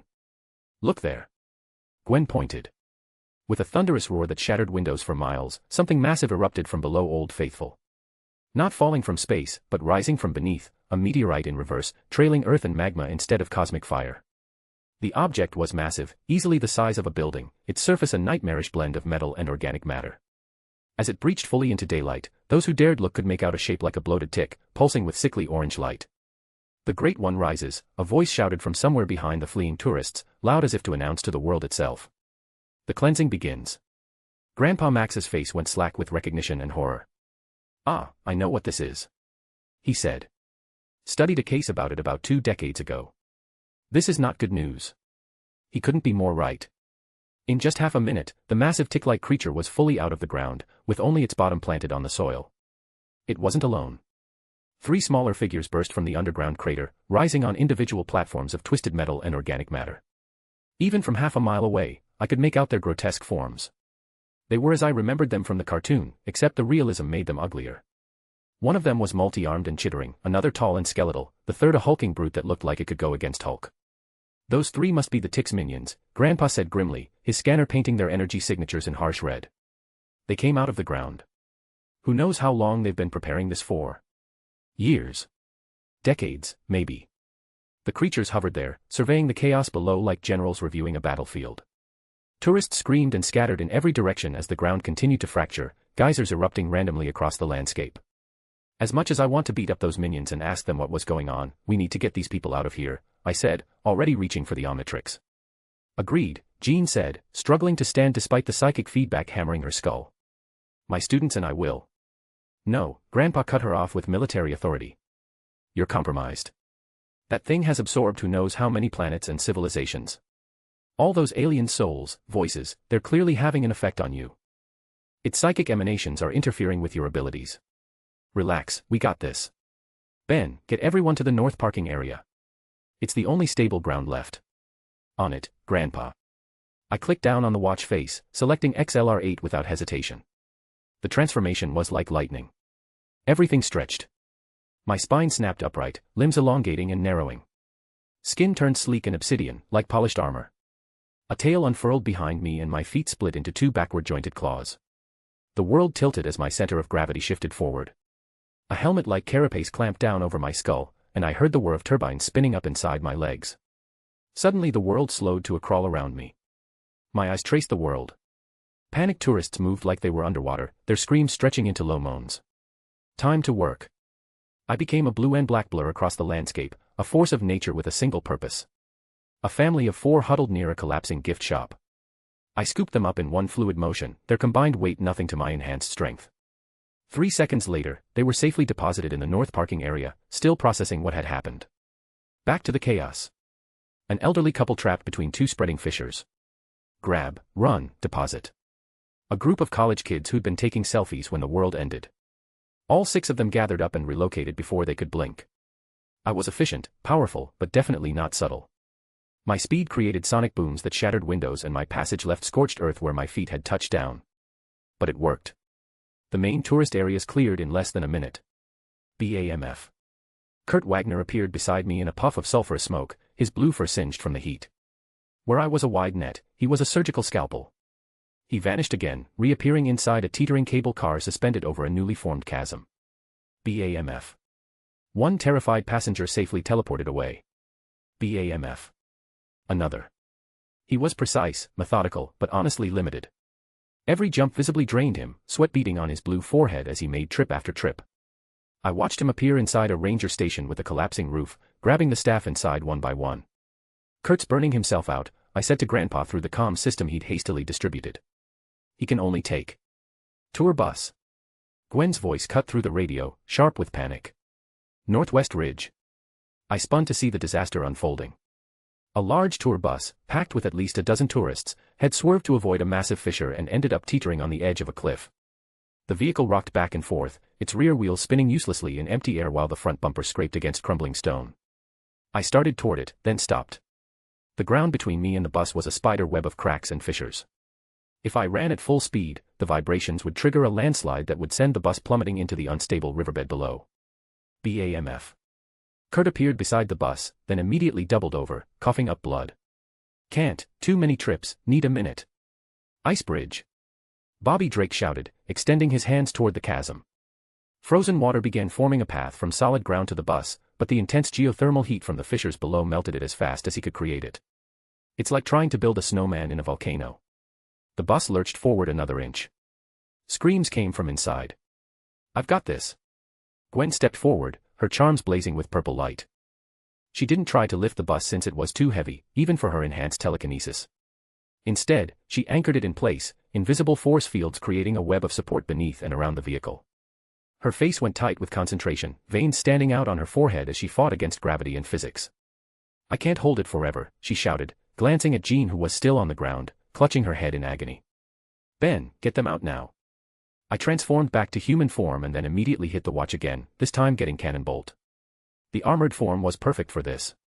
I could roll right to the bus without triggering a landslide since my weight was distributed across my spherical form.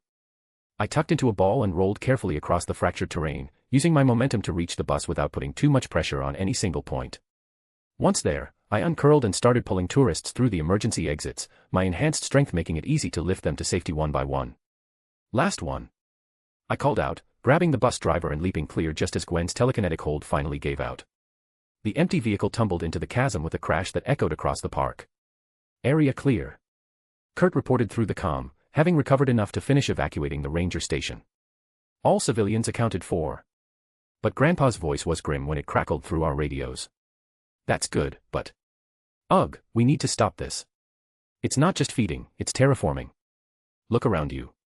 I transformed back to human form and really looked at our surroundings for the first time since the evacuation began.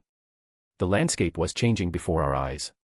Where green grass and pine trees had stood minutes ago, now there was twisted metal and pulsing organic matter. The ground beneath our feet had taken on a sickly orange hue, like infected tissue. Kitty phased up through the earth, her face pale with horror.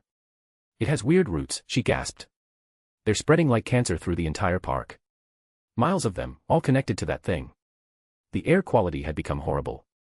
It had an oily edge that made breathing difficult. The temperature was rising despite the altitude, and the sky had taken on a reddish tint that had nothing to do with sunset. The entire park is being affected already, Grandpa said quietly, his scanner painting impossible readings across its screen. It's becoming an extension of its body. It's almost as if we're not on Earth anymore. This was dangerous. No time to call for help, it'd be too late by then. Too many people would die before the entirety of X-Men could come, or someone else. We couldn't leave this to others. Above us, the great tick crackled with energy with malevolent satisfaction, and its 3 minions finally began to move. Chapter 43, Collateral Damage. Chapter 43, Collateral Damage. The corrupted ground exploded like a minefield of nightmares. Orange vines, thick as anacondas and covered in thorns that gleamed like broken glass, erupted from every direction. They moved with predatory intelligence, whipping through the air with enough force to shatter bone. One caught Bobby Drake across the chest, sending him sprawling before he could even form an ice shield. He spat out blood in what looked like quite the painful manner. Scatter. Grandpa Max shouted, diving left as a vine the size of a tree trunk slammed where he'd been standing. I rolled right, feeling the wind from another vine missing my head by inches. The air filled with that oily, wrong smell as more corrupted matter burst from the earth. It was as if this wasn't just an attack but the planet itself turning against us. The 3 minions descended on their hovering platforms, surveying the chaos with what I could only describe as religious ecstasy. The small green one with 6 arms chittered excitedly, its bulbous eyes reflecting our struggle like some twisted entertainment. The unworthy writhe, it squealed. The great one's garden grows. Jean Grey screamed, blood now flowing freely from her nose and ears. Kitty Pryde had her arms around the older woman, trying to keep her upright while facing them both through the worst of the vine attacks. Jean's completely out. Kitty shouted. Whatever that thing is broadcasting, it's frying her brain. Without their teacher, the younger X-Men looked lost. But then Jubilee stepped forward, jaw set with determination. Screw this. She thrust both hands forward. Time to light it up. The air erupted in a cascade of plasmoids. Brilliant spheres of pink, yellow, and blue energy that lit up the corrupted landscape like the 4th of July. Each explosion sent shockwaves through the air, the concussive force enough to splinter the smaller vines. I couldn't help but whistle despite the situation. Jubilation Lee, Mall Rat turned X-Man. In my past life's memories, she'd been criminally underused in most adaptations. But here, watching her unleash what looked like miniature fireworks from hell, I could see the potential. Those weren't just pretty lights. They were pure plasma, hot enough to melt steel if she really pushed it. And couldn't she even cause atomic blasts if trained enough? Unless I remembered wrong. Her barrage hammered into the minions' platforms, creating a spectacular light show that would have been beautiful if it weren't so deadly. But as the smoke cleared, I was hardly surprised. Shimmering energy shields surrounded each platform, her attacks fizzling harmlessly against the advanced defenses. Primitive creatures, the slim leader alien said. Quit your needless struggle and let yourself be purified by the Great One. Nah, not before my turn. Roberto da Costa's voice carried an edge of fury as he stepped up beside Jubilee. Try not to fry me, Sunburn. These boots are limited edition, the girl said. The transformation was instant and dramatic. His body became a living shadow, darker than the void between stars, with solar energy crackling around him like captured lightning. The temperature jumped 20 degrees just from his presence. Sunspot, I thought, watching him channel pure solar radiation into devastating blasts. Brazilian hothead with the power of a star. His beam struck the axe-wielding buff minion dead center, the force enough to knock it off balance. But the creature was impossibly agile, using its warping weapon to literally cut through space and reposition itself. Is that all you got? Roberto snarled, pouring more power into his attacks. But I could see what they couldn't. These minions had probably conquered hundreds of worlds. They moved with the easy confidence of veterans facing children. Every attack was anticipated, every strategy countered before it could fully form. A vine caught Roberto from behind, thorns piercing his solar form. He screamed, his concentration breaking as the corruption tried to burrow into his energy matrix. Jubilee spun to help him, leaving herself open to another vine that wrapped around her ankle. Mein Gott. Kurt Wagner's voice cut through the chaos. Hold on, mein Freund. The blue-furred mutant became a one-man rescue operation. BAMF. He appeared beside Jubilee, severing the vine with a stolen park ranger's knife. BAMF. Now he was pulling Roberto free, his natural agility letting him dodge the worst of the thorns. BAMF. BAMF.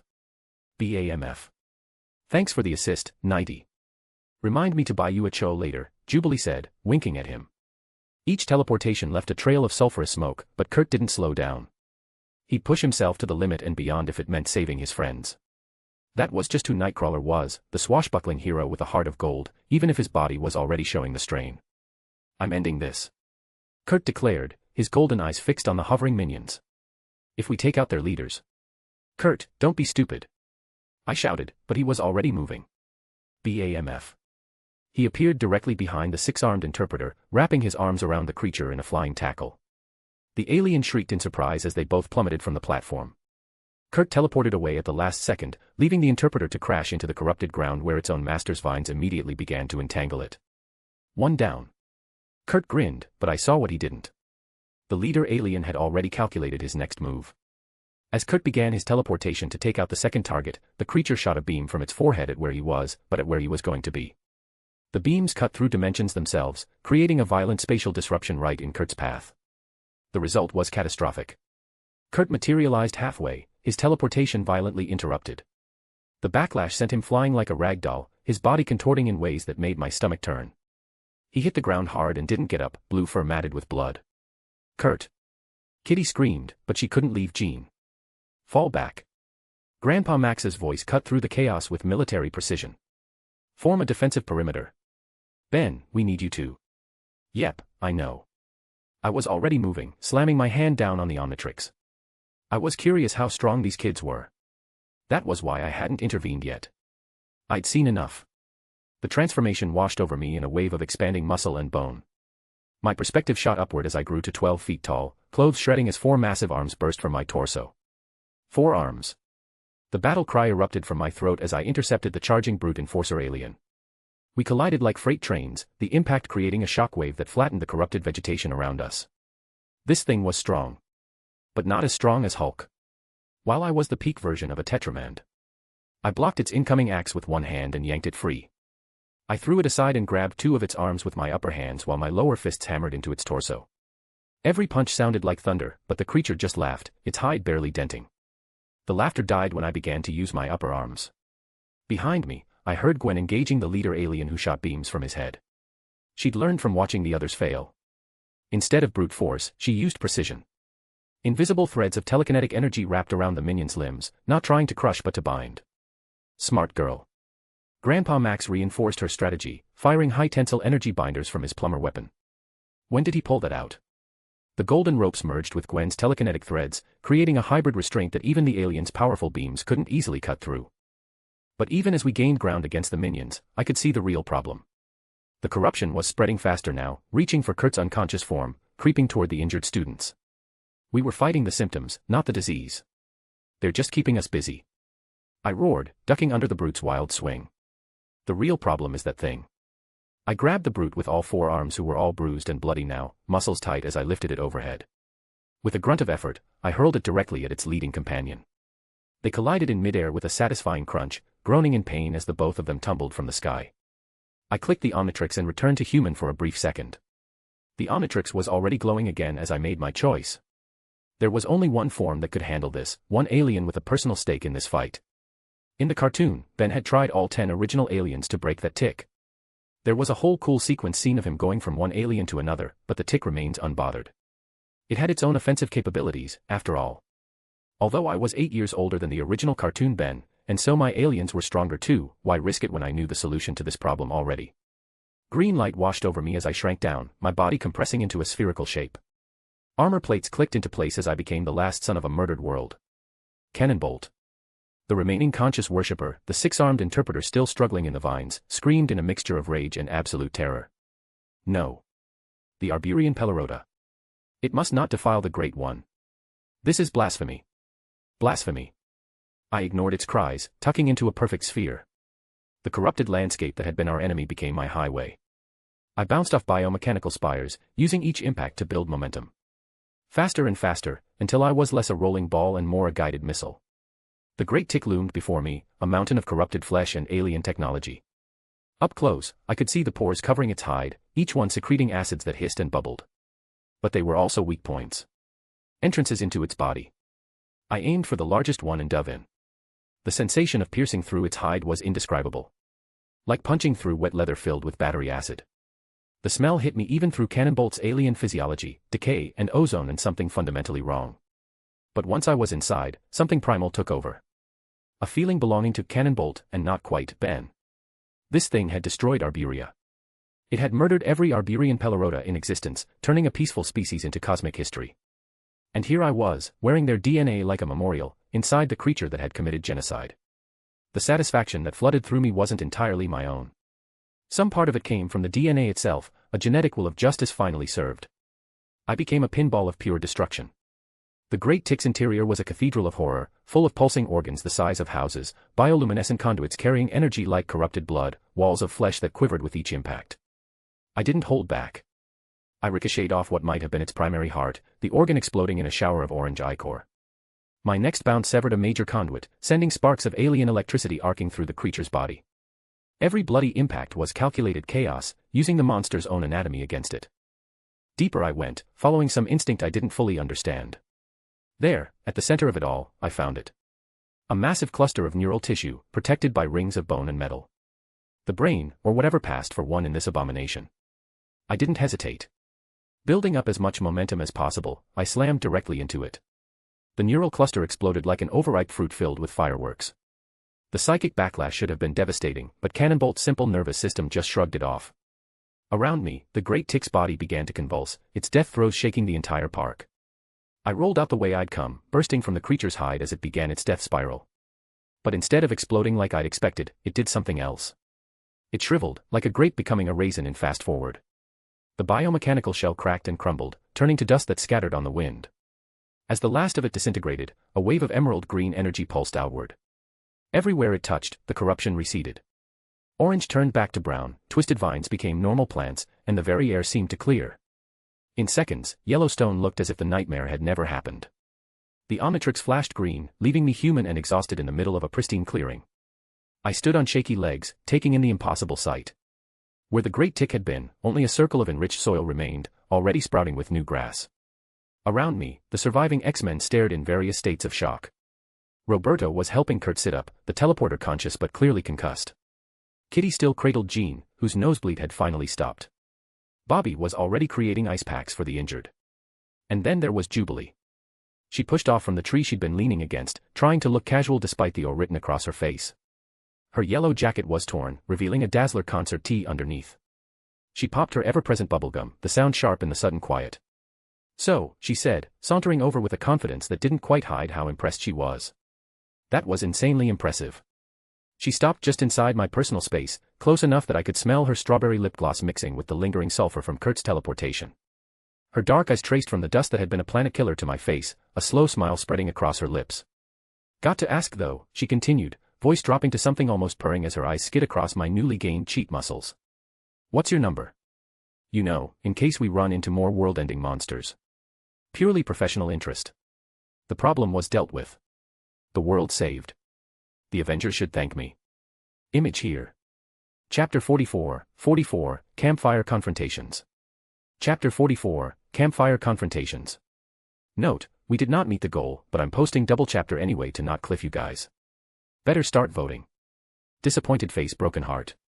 The scent of pine and roasting marshmallows drifted through the evening air, mixing with the lingering sulfur from Kurt's teleportation. My muscles ached in that satisfying way that came after a good fight, though good was relative when you just killed a planet-eating parasite from the inside out. Jean Grey sat across from me at the campfire, looking pale but steady. The psychic feedback from the great tick had hit her like a sledgehammer to the brain, but she was tougher than she looked. Had to be, to survive Xavier's tutelage, indeed, more than being the host of the Phoenix Force. "I wanted to thank you properly," she said, her voice carrying that particular tone of someone trying very hard to be formal while exhausted. "What you did today, it was impressive as Jubilee said, but also heroic. To rush into that creature's insides without caring about dangers, it took courage. We would have lost people without you." I shrugged, poking at the fire with a stick. "Just did what needed doing." "No, it was more than that." She leaned forward, green eyes intense despite the dark circles under them. "Heroic spirit isn't in everyone, Ben. Trust me, I've read a lot of people's minds to know, something I regret, by the way. I'm just saying that the way you maintained your calm and navigated the situation was commendable. And how you used each of your transformations strategically, too. Quick thinker. I'd have loved to have someone like you as a student. If only you were a mutant." The stick in my hand went still. Around us, the other X-Men were scattered across the campsite, Bobby creating ice sculptures to amuse himself, Roberto and Jubilee arguing about music, Kurt resting with an ice pack on his fuzzy blue head. But they were all within earshot, and I saw several heads turn at Jean's words. And that, I said quietly, is exactly what's wrong with you guys. Jean blinked. I'm sorry. Isn't that pretty racist? I set the stick down, meeting her gaze directly. You'd want me as a student, but only if I had the right genes. Only if I was born special in the specific way you approve of. That's not what I. But it is. I kept my voice calm, but I could feel everyone listening now. Even Grandpa Max had looked up from his conversation with Gwen. You mutants try so hard to be a different race when there's literally no difference between you and, say, Captain America. He became special through a serum. Spider-Man got bit by a radioactive spider. The Fantastic Four flew through cosmic rays. But somehow, you're fundamentally different because you were born with your powers. Jean's mouth opened and closed, but no words came out. Why does Xavier's school have to be mutant only? I continued. Why not a school for all superpowered individuals? What makes the X gene so special that you need to segregate yourselves? You talk about fighting prejudice while literally building walls between yourselves and everyone else. We're protecting young mutants from a world that hates and fears them, Jean said, but her voice lacked conviction. Are you? Or are you creating that hate by insisting you're separate? I gestured around the campfire. Look at Spider-Man. He's beloved in New York. The Fantastic Four are celebrities. But mutants are feared. Ever wonder why? Kitty phased through a log to sit closer, her eyes wide. Because people are scared of us. No. People are scared of the unknown. Of separation. Of groups that insist they're fundamentally different and need their own schools, their own teams, their own everything. I looked back at Jean. Magneto's a supremacist who thinks mutants should rule. Xavier's a separatist who thinks mutants need protection from humanity. They're two sides of the same racist coin, and their views are the main reason the world hates mutants but celebrates the Fantastic Four. You're a smart woman, and, as you said, read a lot of minds, be it civilians and mutants. Am I wrong? The silence that followed was deafening. Even the crackling fire seemed to quiet down. You're saying. Bobby's voice was uncertain, that by trying to protect ourselves, we're making things worse. I don't know, man, I'm no philosopher, I shrugged. But if you're curious in my nonsense opinion anyway, well, I'm saying that by insisting you're a separate species needing separate institutions, you're creating the very prejudice you claim to fight. I picked up the stick again, drawing patterns in the dirt. Imagine if Captain America started a school only for super soldiers. Or if Spider-Man said he could only work with other spider-powered people. It'd be weird, right? Divisive. But we're born this way, Roberto protested. We didn't choose. Neither did I. I held up my wrist, the Omnitrix gleaming in the firelight. This thing chose me. Does that make me fundamentally different from you? Should I start an Omnitrix bearer school? I added, and for what counts, I can become any species I want to be. But not into any of you here. Because you and I are the same. Humans. Not some different species. Then again, maybe this is just a dumb technology, right? It was no dumb piece of tech. If gene and DNA was truly the special thing about mutants separating them from humans, as the bearer of the Omnitrix, I probably had some say on it. Kurt laughed despite his concussion, then winced. Main God, he has a point. Jean stared into the fire, her expression distant. When she finally spoke, her voice was soft. I never thought of it that way. We've been so focused on protecting our own that we never considered we might be self-segregating. The path to hell, Grandpa Max said quietly, speaking for the first time, is paved with good intentions. Gwen looked at me with something like surprise. Maybe even pride. It made my chest warm in a way that had nothing to do with the fire. I'll consider these words carefully, Ben, Jean said, her expression serious. I really will. Professor Xavier, he needs to hear this perspective. Good luck with that, I said, but I smiled to soften it. From what I've heard, he's pretty set in his ways. Most telepaths are, she admitted with a rueful smile. When you can read minds, you tend to think you know better than everyone else. Must be tough, I said, and meant it. All those voices all the time. We talked for a while after that, the tension from earlier completely gone. Jean told me about the school, about students struggling with powers they couldn't control. I told her about some of my transformations, carefully leaving out the parts where I knew exactly what was coming thanks to memories from another life. Eventually, the groups merged back together, conversations flowing easier now that the philosophical bomb had been dropped and processed. Jubilee kept shooting me looks from across the fire, clearly working up to something. Finally, she made her move. Mind if I sit? She didn't wait for an answer, plopping down beside me with a rustle of her torn yellow jacket. Close. Too close. I could smell her strawberry lip gloss and the faint ozone scent that clung to her from her powers. Nice night, I said neutrally. Nice night. Dude, you just saved the world and that's what you're going with. Well, at least Yellowstone, if not the world itself. If nobody came in time, Kurt might have been able to bring back up before things truly got planetary, but yeah. She laughed, the sound bright and genuinely amused. Those moves earlier were insane. The way you just dove into that thing like it was nothing. It was something, I admitted. Pretty gross something, actually. But you did it anyway. She shifted closer, her shoulder brushing mine. Well, I'm just saying whatever Professor Jean said, but that was hot. All your forms that buff. The flirtation was about as subtle as her plasma blasts. From across the fire, I felt more than saw Gwen watching us. Her spellbook was open in her lap, but her eyes weren't on the pages. You into armadillos? I asked sarcastically, giving Jubilee a polite smile while my eyes flicked to Gwen for just a second. Ow, you're no fun, she whined. It's just a tiring day, you know. That little rejection was enough. Gwen's lips curved in the tiniest smirk of victory, there and gone so fast I might have imagined it. Except I didn't, because the moment our eyes met, hers widened. A blush crept up her neck as she realized I'd caught her reaction. She snapped her gaze back to her book so fast she probably gave herself whiplash. That nonverbal exchange said more than hours of conversation could have. Right, Jubilee said slowly, catching the undercurrents even if she didn't understand them. Well, if you ever want to hang out in Westchester. I'll keep it in mind, I said, still friendly but clearly uninterested in what she was offering. She was a hot one who I'd definitely said more than that on a different day, but I wasn't blind and knew I couldn't keep avoiding the greater situation. She got the message, popping one last bubble before rejoining Roberto and Bobby's debate about whether Disco was actually dead or just hiding. The fire burned lower as conversations wound down. People started drifting toward their tents. The X-Men had their own setup about 50 yards from ours, close enough for safety but far enough for privacy. Grandpa Max was already snoring in the rust bucket, his ability to fall asleep anywhere still impressive. I watched Gwen slip away from the dying fire, muttering something about checking the ley lines. Or maybe she said she wanted to watch the stars. I wasn't really listening to her words so much as watching the tense line of her shoulders. I gave her a minute. Then I followed. The forest at night was a different world. Moonlight filtered through pine branches, creating patterns of silver and shadow. I found her in a small clearing, head tilted back to look at the Milky Way sprawled across the sky like God's own graffiti. Big sky out here, I said, keeping my voice casual. She didn't turn around. Bigger than New York's. Most things are. We stood there in silence, the weight of unspoken things pressing down like the dark between stars. I could have let it go. Should have, maybe. But I was tired of dancing around whatever this was. It was time I confronted her. So, I said, what was that smirk about earlier?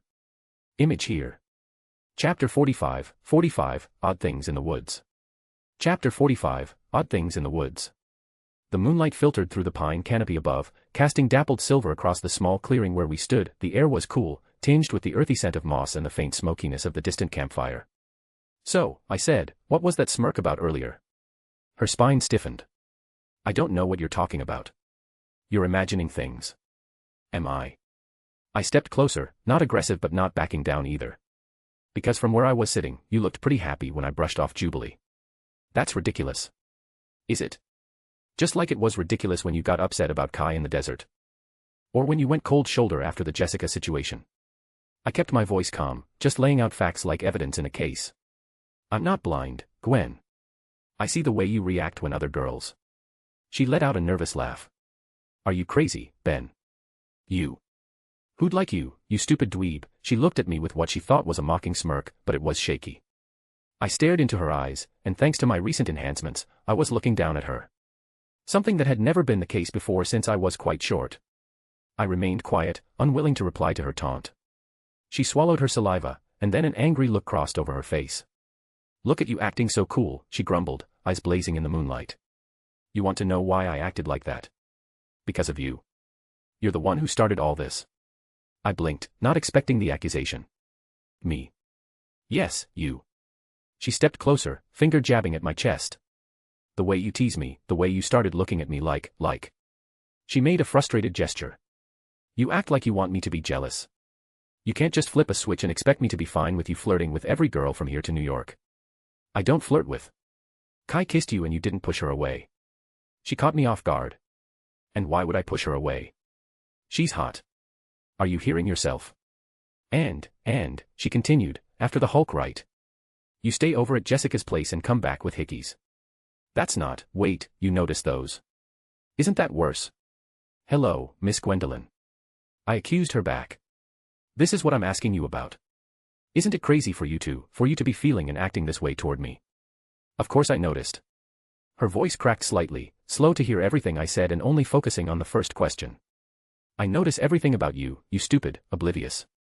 She cut herself off, hand flying to her mouth as if she could stuff the words back in. The rest of my words registered in her head in real time and I saw the panic in her face. We stared at each other, breathing heavily like we'd just fought another world-ending threat. The truth hung between us now, naked and terrifying in its simplicity. Gwen. I started, not sure what I was going to say. Let's not. Her voice was small now, vulnerable in a way I'd never heard. What do you mean let's not? We have to talk about this. You can't backpedal, I frowned at her. No, we don't.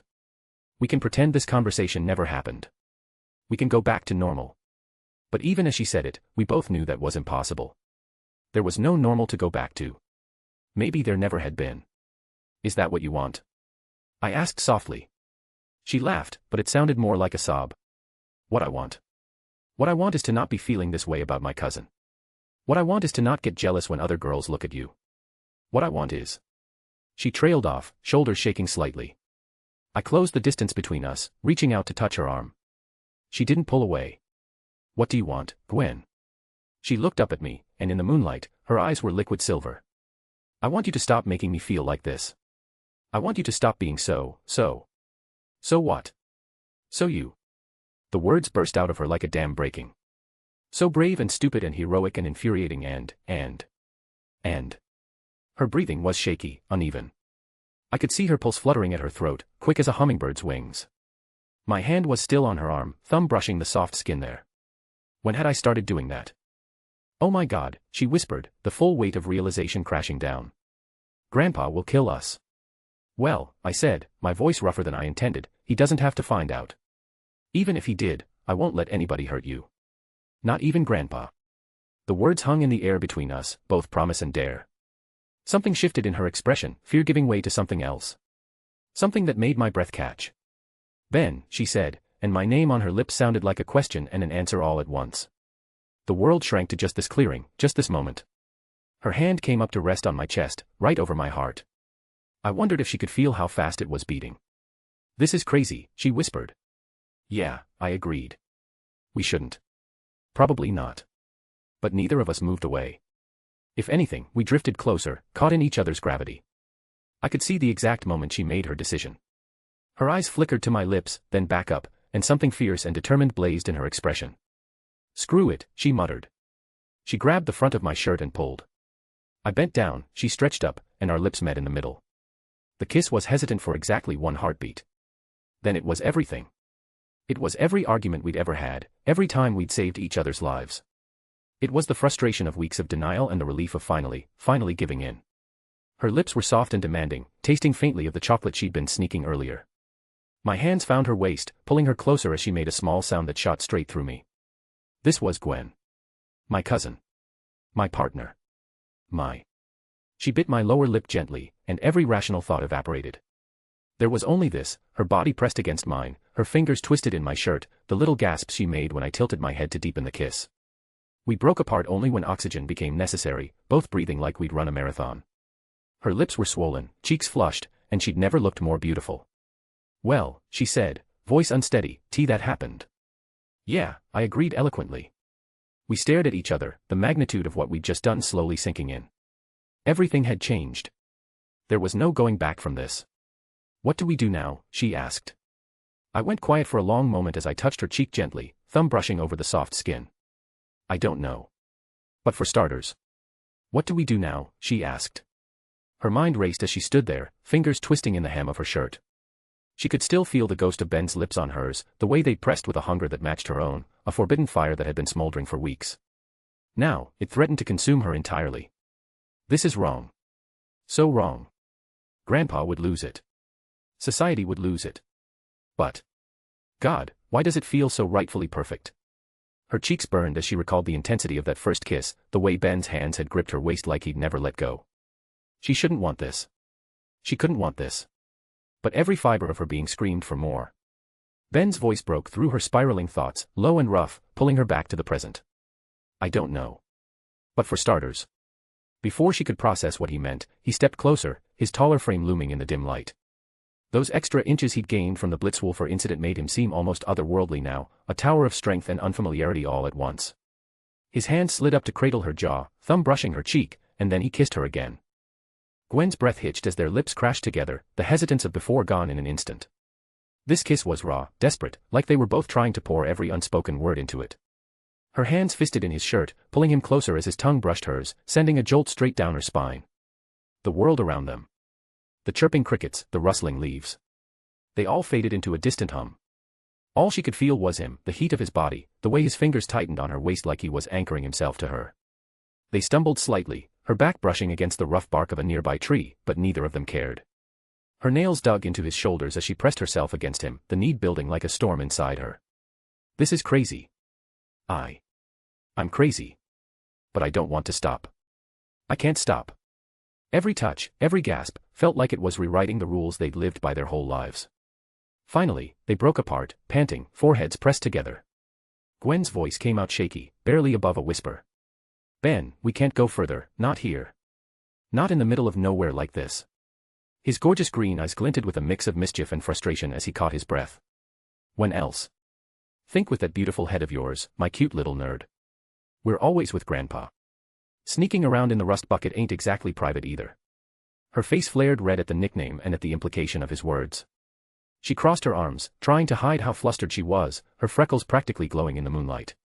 Still, it's too embarrassing to look at your stupid face and do that, so suddenly. Ben grinned, that cocky smirk that always got under her skin in the best and worst ways.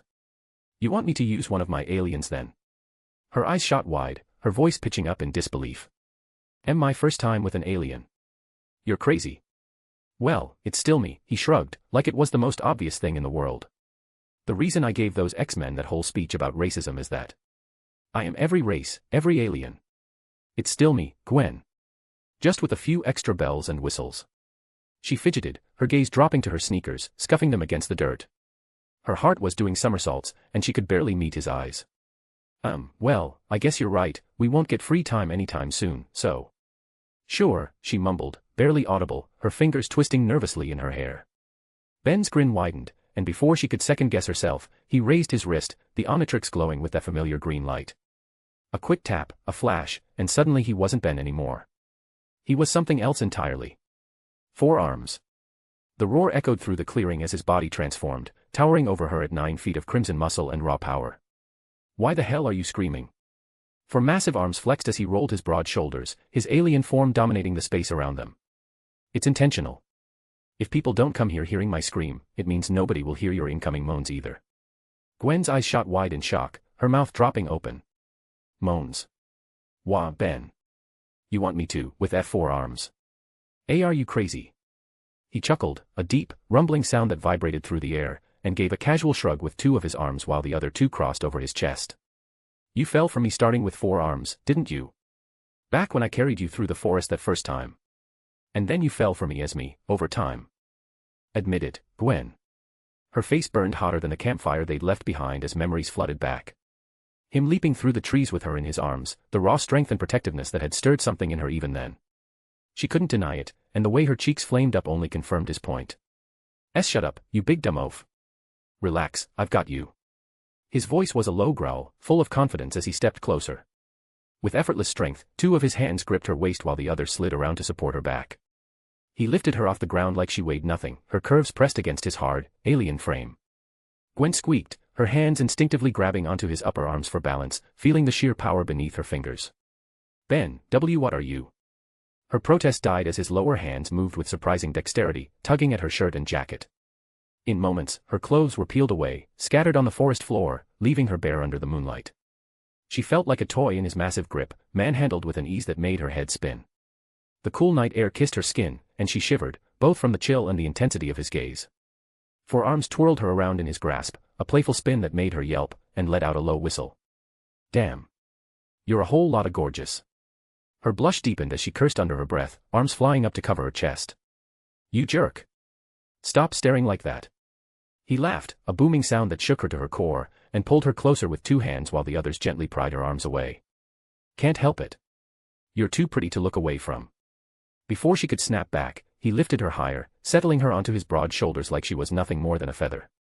Her thighs pressed against the sides of his huge head. Gwen's brain shorted when he opened his mouth. A sharp gasp tore from her lips as pleasure exploded through her, her hands clutching at his head for dear life. Be Ben.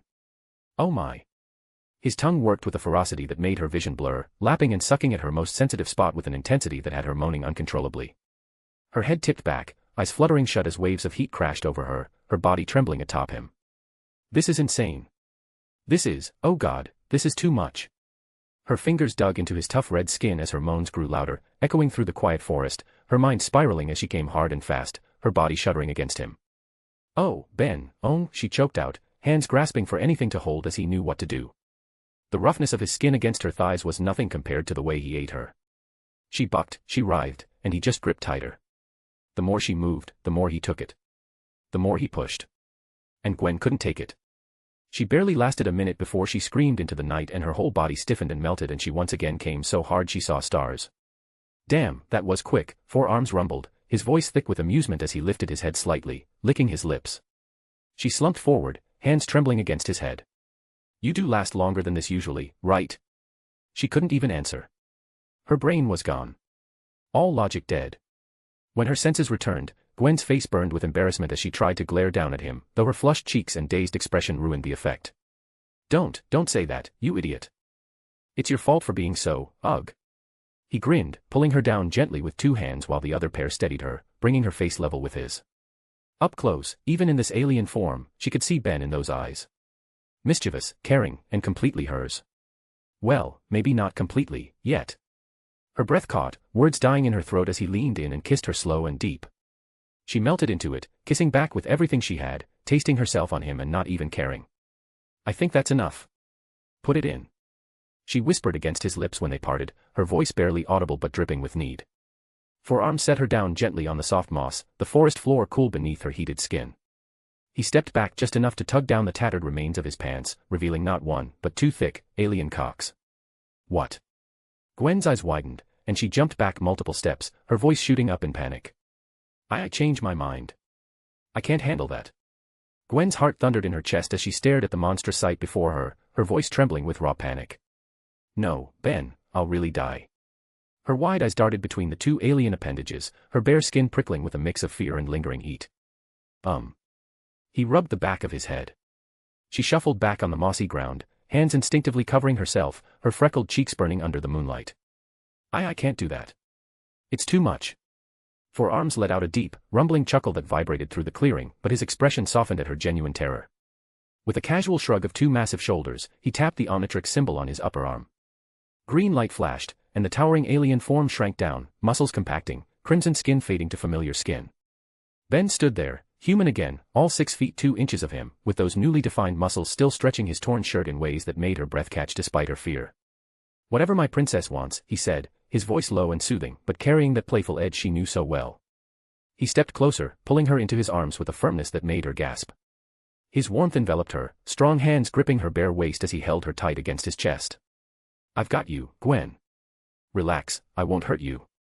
Her body trembled against his, the fear still buzzing in her veins, but his words and the familiar scent of him calmed the storm in her mind just enough. Well, forearms also smelled just like this, but after seeing what she saw, she was too scared to think anything else. She buried her face in his shoulder, feeling the rapid thrum of his heartbeat matching her own. You're such a jerk, that scared the shit out of me, she mumbled, voice muffled against his skin, but there was no real venom in it. Am I? Ben tilted her chin up, his green eyes glinting with a mix of tenderness and hunger. Yup, she replied, then his lips crashed into hers, fierce and claiming, stealing the last of her hesitance. You're my jerk. The kiss was a wildfire, all teeth and tongue, igniting every nerve in her body as his hands roamed her back, groping her fat ass, pulling her impossibly closer. She melted into him, fingers clutching at his shirt, tasting the lingering salt of his sweat and the desperation in his touch. He broke the kiss only to trail his lips down her jaw, nipping at her neck hard enough to make her gasp sharply. You're mine, he said against her skin, the possessive tone sending a shiver down her spine. Before she could respond, he pushed her down onto the soft, mossy ground, the cool earth a stark contrast to the heat of his body as he hovered over her. Gwen's breath hitched as he tugged off the remnants of his shirt, revealing the hard planes of his chest, muscles rippling with every movement. Her eyes dropped lower as he shed the rest of his clothes, and a fresh wave of shock slammed into her. Why are you still so big? Her voice cracked, high and flustered, as she stared at him, wide-eyed. Even in human form, he was intimidating. Her thighs pressed together instinctively, doubt creeping in. Maybe we shouldn't. His smirk was pure sin as he leaned down, caging her beneath him with strong arms on either side of her head. Oh, we're way past shouldn't, silly goose. His voice was a rough purr, dripping with dominance as he gripped her hips, pulling her flush against him. You can take it. I know you can. Maybe in a different timeline, you took 4 and survived. Her protest died in a choked gasp as he kissed her again, hard and unyielding, swallowing any words she might have formed. His hands were everywhere, gripping her thighs, sliding up her sides, tangling in her red-orange hair as he tilted her head back to deepen the kiss. Then, without warning, he flipped her onto her stomach, the sudden movement making her yelp. The moss scratched lightly at her skin, but she barely noticed as his weight pressed down on her, his breath hot against her ear. Relax, baby, he murmured, one hand sliding down her spine before delivering a sharp smack to her backside. The sting made her cry out, a mix of shock and heat flooding her system as her body arched instinctively. That's it, he praised, voice rough with want as he spanked her again, harder, making her whimper and squirm beneath him. You look so damn good like this. Ben. Her voice cracked, a desperate huff escaping her lips as she panted into the ground, overwhelmed by the raw intensity of him. You little bastard. Keep hitting me and see what I do. You want me to keep hitting you? Damn, I knew you were into this, he laughed, making her flustered, her face bright red. Her mind spun, torn between annoyance and the feeling of submission as an electric thrill spread through her from each spank. She was being destroyed, utterly taken apart, and she couldn't stop the gasp spilling from her lips with every rough touch. He gripped her hips with bruising strength, pulling her back against him as he positioned himself. I'm gonna make you mine tonight, Gwen, he said, the promise in his tone making her shudder. I'm going to break this wall of uncomfortableness between us forever. He meant it. Because he thrust forward, hard and deep, and her world shattered into 1,000 burning pieces. A scream tore from her throat, raw and broken, as she clawed at the moss, her body trembling under the relentless pace he set. The sound of skin against skin filled the quiet forest, obscene and primal, matching the rough panting and gasps spilling from them both. Be Ben. Slow, ah. Her plea broke into a moan as he drove into her harder, one hand sliding around to grip her chin, tilting her head back so he could kiss her messily, hungrily, over her shoulder. No slowing down, he grunted against her lips, his other hand smacking her again, drawing another sharp cry from her. You feel so damn good. I'm gonna fill you up like some animal. Make sure you know who you belong to. His words were a dark promise, each thrust punctuated by a growl, his dominance absolute as he claimed her completely. Gwen's expression was a mess of overwhelmed pleasure and shock, green eyes glassy with tears of intensity, mouth open in a constant stream of gasps and broken moans. Oh God, Ben. Her voice cracked again, a desperate huff as her body rocked under his punishing rhythm, every nerve alight with sensation. She was utterly dominated, destroyed by the force of him, her mind blanking with each brutal thrust.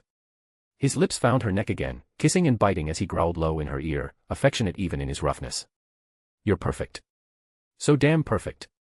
His pace never faltered, driving her closer to the edge with every plap of their bodies colliding, his hands roaming to grip her tighter, to pull her back into every thrust like he couldn't get enough.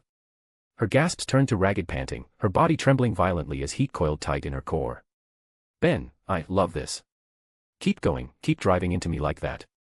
The words barely formed before she shattered, a scream ripping from her throat as she came apart beneath him, waves of blinding pleasure crashing over her. Her vision blurred, her body shuddering uncontrollably as he kept going, chasing his own release with a ferocity that made her whimper. That's it, princess, he grunted, voice strained with effort as his thrusts grew erratic. I'm gonna come inside you and make you mine for good. And no, she protested even as her eyes rolled back, even as she bit her lips and cursed in her head. Grandpa will kill us if you get me pregnant. I'll take care of it. Don't be stupid, she shouted, even as her insides tightened around him like crazy. Fuck. Phew. Fine. Do it. Do it inside, release your hot, sticky cum in me. Ben. With a final, deep thrust, he let out a low groan and spilled into her with a heat that made her gasp again, her body quivering from the intensity. Gwen couldn't hold back, she came off as well, eyes rolled back, a silly look on her face. They collapsed together onto the moss, panting heavily, bodies slick with sweat and tangled in each other. Ben rolled onto his side, pulling her close, his arms wrapping around her protectively as they caught their breath. His lips pressed soft kisses to her shoulder, a stark contrast to the roughness of moments before, his touch brimming with quiet affection. Gwen's chest heaved, her mind still reeling, expression dazed as she stared up at the canopy above. That was so. Her voice cracked, barely a whisper, as she struggled to find words through the haze of aftershock. Amazing. Ben finished, his tone smug but warm as he nuzzled her neck, holding her tight against him. Told you I've got you. Rude, I wanted to say. She let out a shaky laugh, turning her head to meet his gaze, her freckled face still flushed and glowing. You dared spank me. You'll pay for that. Sure, after I spank you a ton more tonight. Get up, we've rested enough, he replied, squeezing her waist. You're gonna be the death of me, Ben Tennyson. Instead of replying, he stole another kiss, softer this time but no less possessive.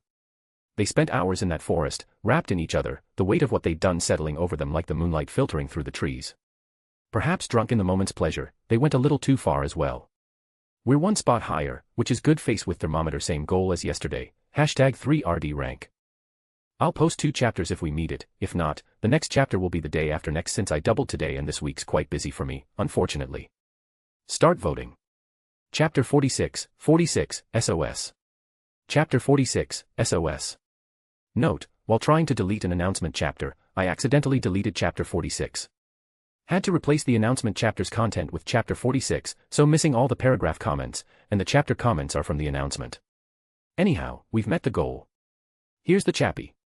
Morning light crept through the rust bucket's windows like a thief, stealing across my face and dragging me from the best sleep I'd had in weeks. My body felt different. Stronger from the Blitzwolfer transformation, sure, but there was something else. A warmth in my chest that had nothing to do with alien DNA. Last night's battle had left me drained, but not just physically. I stretched on the pull-out couch, joints popping in that satisfying way. The RV was quiet except for Grandpa's gentle snoring from the driver's seat. He'd passed out there after staying up late tinkering with some plumber gadget. Classic Max. My eyes drifted to the back where Gwen's bunk was. Empty. Huh. I padded toward the tiny bathroom, expecting to find her hogging it as usual. Nope. Kitchen area. Also empty. That left. I found her curled up in her actual bunk, buried under what looked like every blanket we owned. Even from here, I could see the sheen of sweat on her forehead. She was shivering despite the mountain of covers. Gwen. I kept my voice low, not wanting to wake Grandpa. She groaned, pulling a blanket tighter around herself. I told you, you bastard. Told you not to go forearms. You always overdo it. Her voice came out raspy, like she'd been gargling gravel. Although we initially went normally, things got a bit too spicy for her when I clicked down on the watch and she passed out immediately. Oh no, my bad, I laughed. Maybe the strain of yesterday's transformation hit her harder than I thought. What was that, kids? Grandpa's voice drifted from the front with a yawn, groggy but curious. Gotta be careful with our words. Nothing, Grandpa. Gwen's just saying she feels sick. Told her not to eat those weird berries yesterday. Ah, that'll do it. I heard him moving around, probably getting ready to check on her. Those looked like winter berries. Pretty, but they'll give you a nasty stomach bug. I'll go tell Jean and the others we might be delayed. The RV door opened and closed, leaving us alone. I grabbed a washcloth and soaked it in cool water before sitting on the edge of her bunk. She looked small under all those blankets, vulnerable in a way that made me worry. It was cute, though. See, she whispered as I placed the cloth on her forehead. A tiny smile played on her lips despite everything. This is your fault. I'm not built for all that alien nonsense. Worth it, I'd say, I whispered back, letting my thumb brush her cheek. The skin was too warm, flushed with fever. I'll take care of you. Promise. Something in her expression melted at that. You'd better. Her eyes went soft, that sharp intelligence temporarily replaced by simple trust. I'm holding you to that. I sat there for a moment, just watching her. In the morning light, with her defenses down, she looked younger. More like the cousin I grew up with. It reminded me just how much we've both changed. My phone buzzed. I almost ignored it. Whatever drama was happening in the world could wait. But habit made me glance at the screen. Jewel gemstone, emergency. It was an emergency SOS sent in a hurry. The blood in my veins turned to ice water. No. No no no no no. Kilgrave. The Purple Man. It had to be him. Why now of all times? The one villain I'd been actively dreading since remembering my past life. In the comics, in the Netflix show, he was Jessica's personal demon. The men who'd taken everything from her, broken her in ways that... I was on my feet before I realized it, already reaching for the Omnitrix. Ben. Gwen's voice was confused, maybe a little worried. What is it? Gwen, I'm sorry. The words came out flat, mechanical. I couldn't let emotion in right now or I'd lose it. I have to go to New York. Jessica's in serious trouble. What? Ben, wait. But I had already clicked down on the watch face. Green light flooded the RV as my body stretched and reformed. My spine elongated, limbs narrowing into something built for pure speed. The world shifted into slow motion as XLR8's enhanced perception kicked in.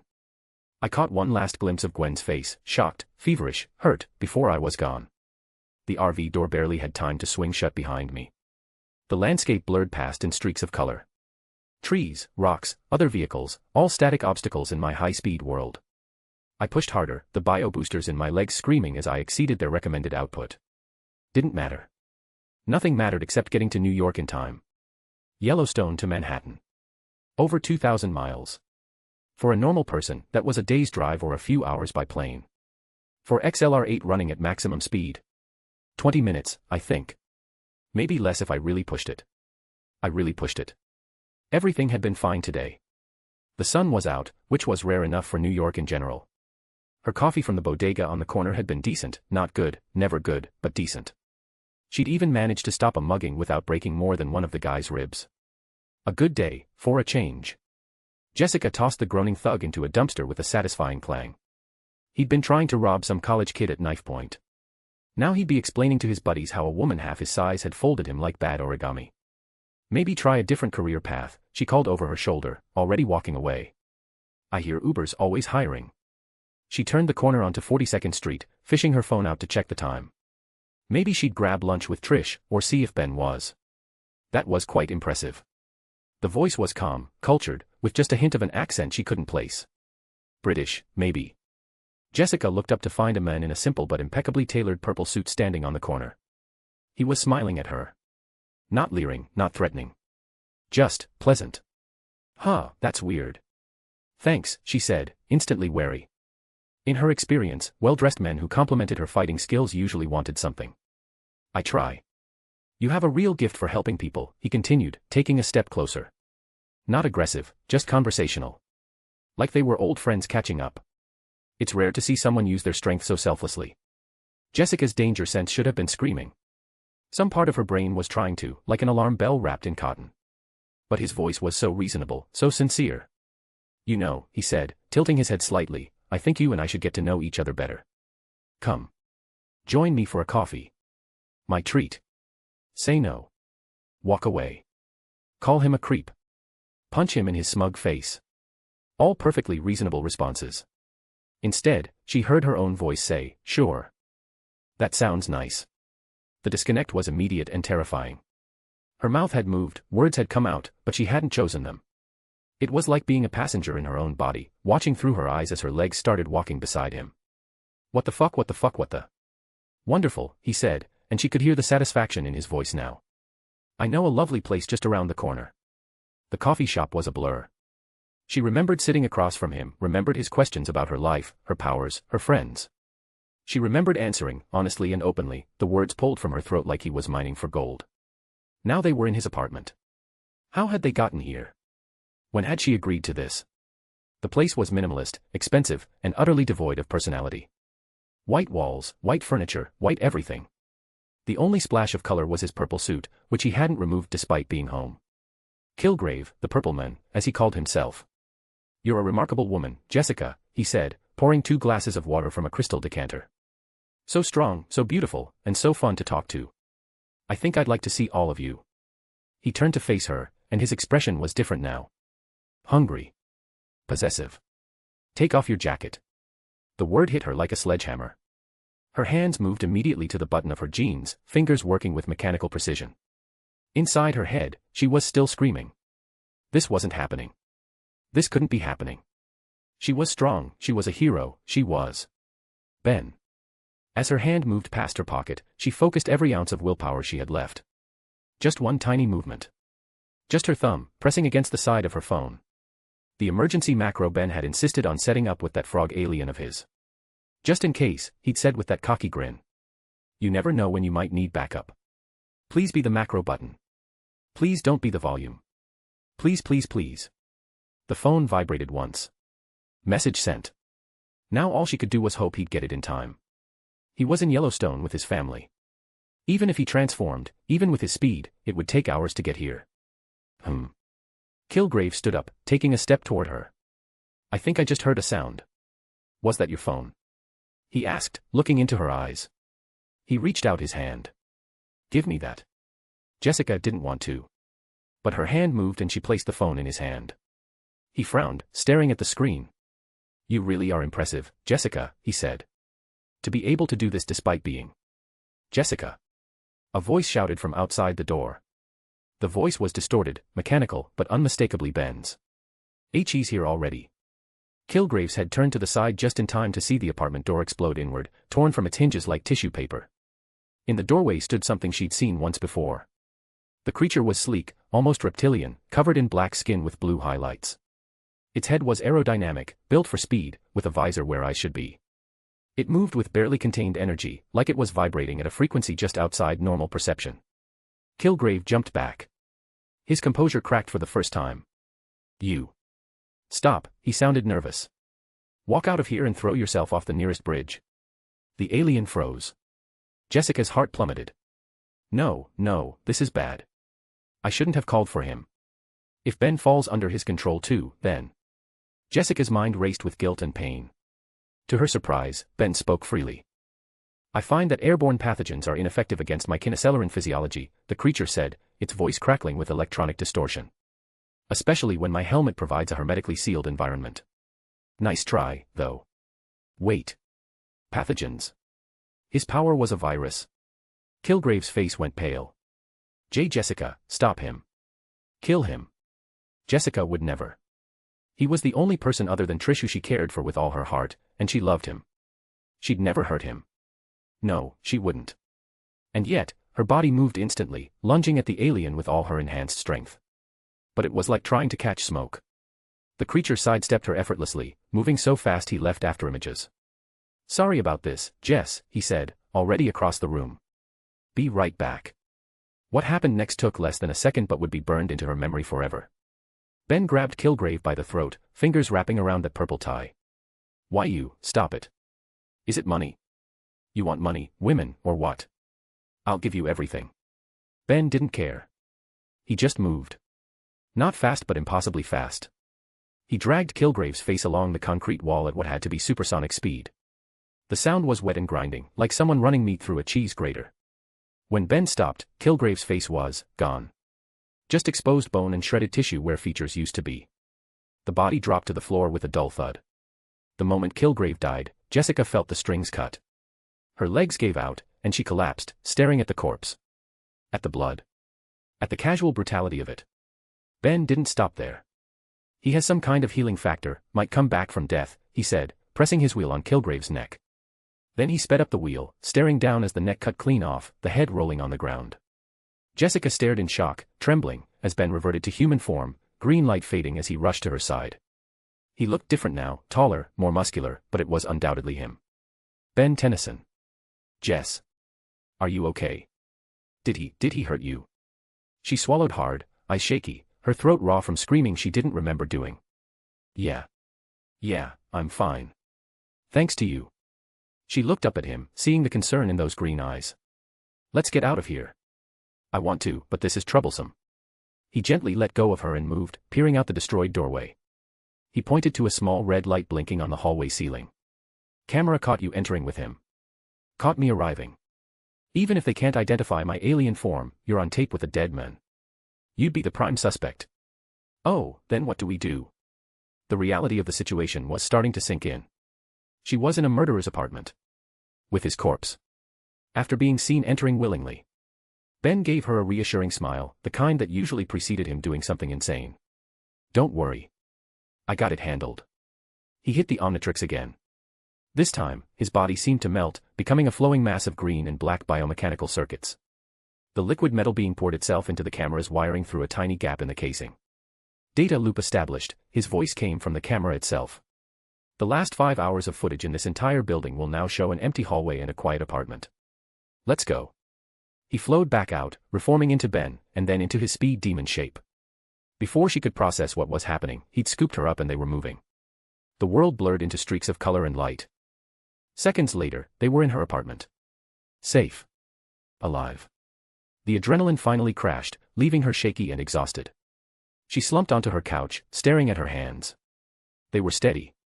Why were they steady? She'd just watched someone die. Been controlled like a puppet. Nearly been. Hey. Ben sat beside her, back in human form. He looked tired and worried. The reason for her survival. For her relief and calmness. You're safe now. He's never going to hurt you or anyone else again. Yeah, well, you killed him. It wasn't an accusation, she didn't mean it like that. Just a fact. Yeah. No hesitation, no justification. Just acknowledgement. Thank you. They sat in silence for a moment.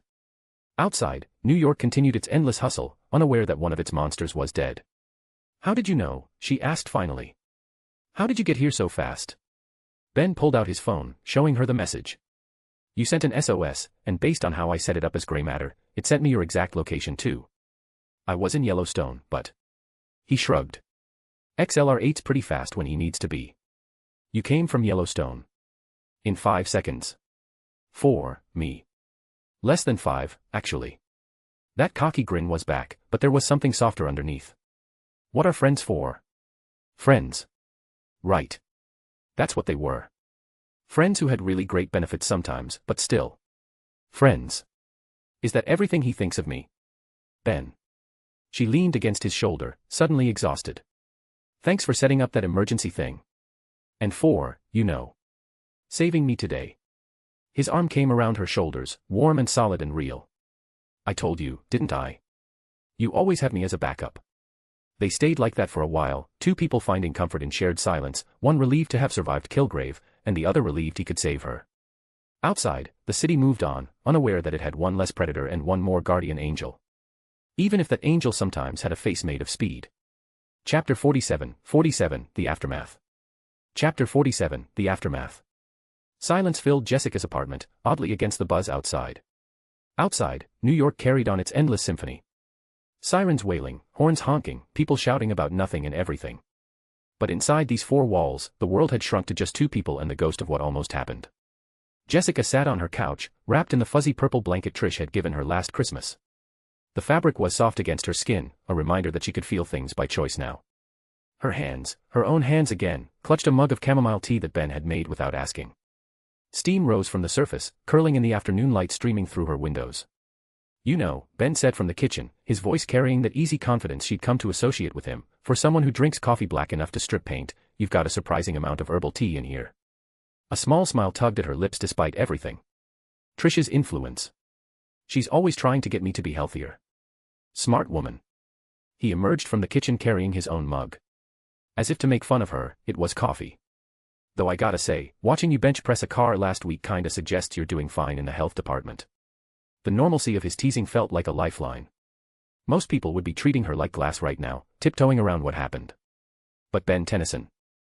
He was giving her exactly what she needed, a reminder that she was still Jessica Jones, badass private investigator and part-time superhero. Not a victim. She took a sip of tea, letting the warmth spread through her chest.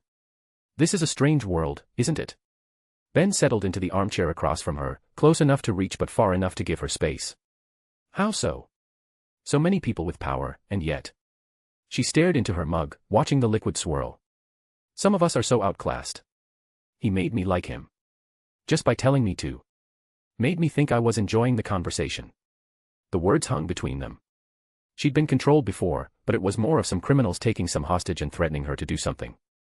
Mind control wasn't exactly rare in their line of work, from what she'd gathered in that superhero forum that was popular lately.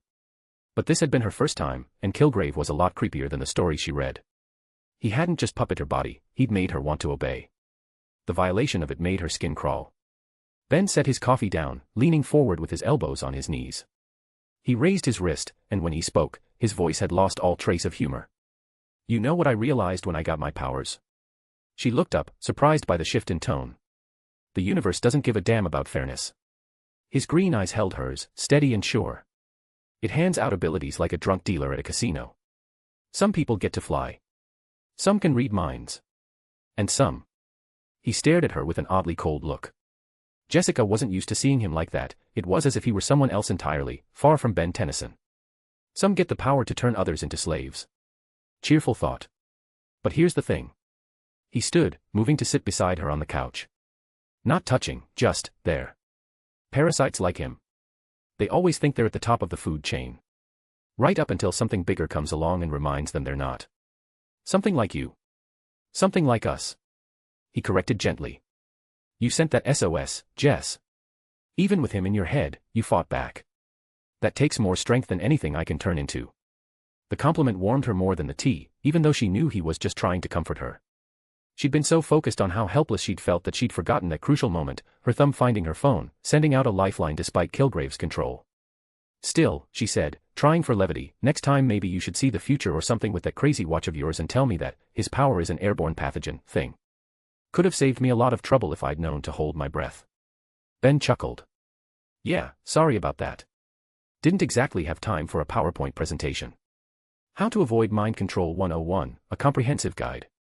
Chapter 1, Don't Breathe Near Purple-Suited Creeps. Chapter 2, Always Carry a Hazmat Suit. Chapter 3, Date Guys Who Can Turn into Aliens. The words slipped out before she could stop them. Heat rushed to her cheeks as Ben raised an eyebrow. Date, huh? And here I thought we were just friends with really excellent benefits. She smacked his arm, grateful for the return to their usual banter. Shut up. You know what I mean. And mister, it was you who called me your wife last week. Did I? His tone was teasing, but there was something else in his eyes. Something that made her pulse quicken for entirely different reasons than earlier. Before she could pursue the dangerous line of thought, before she could put the cup away and pull him into a kiss, exhaustion hit her like a truck. It happened so fast. The adrenaline crash, the emotional toll, the sheer relief of being safe. It all combined into a bone-deep weariness that made her eyelids heavy. Hey, Ben's voice softened. You should rest. I'm fine. Jess. I said a yawn cut off her protest. Traitor body. Without asking, Ben shifted on the couch, opening his arm in clear invitation.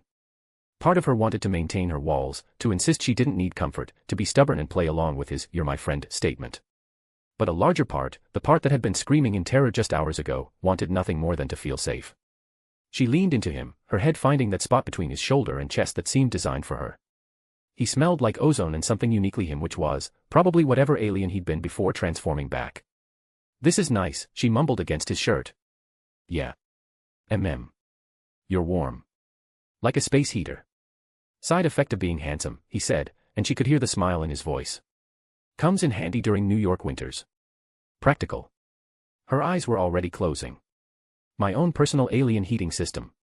His arm tightened around her slightly. Always happy to be of service. As sleep pulled her under, Jessica felt something she hadn't experienced in a long time. Completely, utterly safe.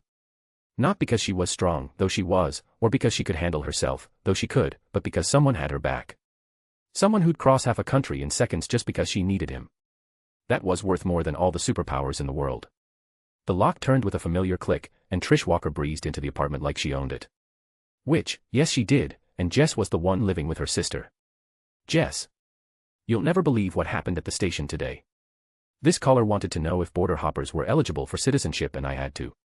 The words died in her throat. There, on the couch, was a scene that made her brain short-circuit.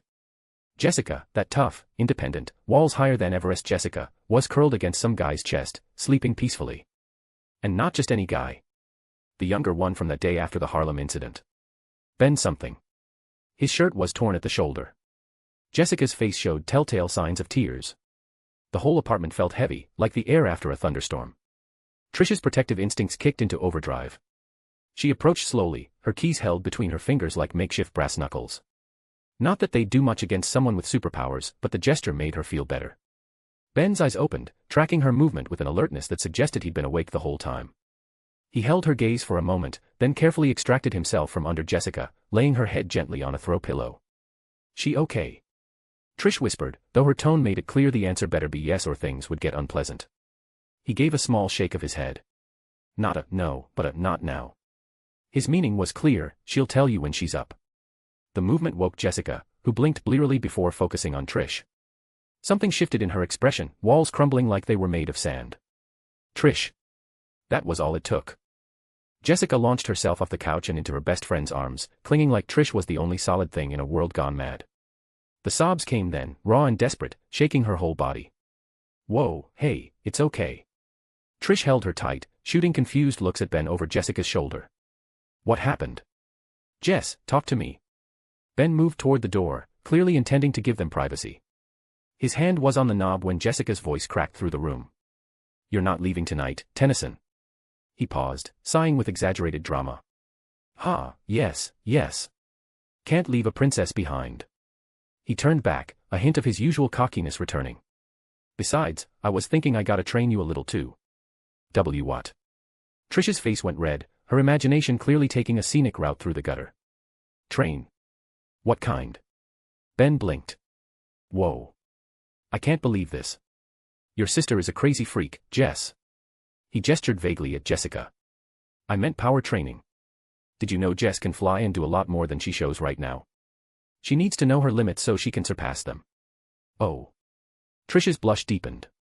Right. That kind of training. Jessica pulled back from the hug, wiping her eyes with the heel of her hand. Ben is right.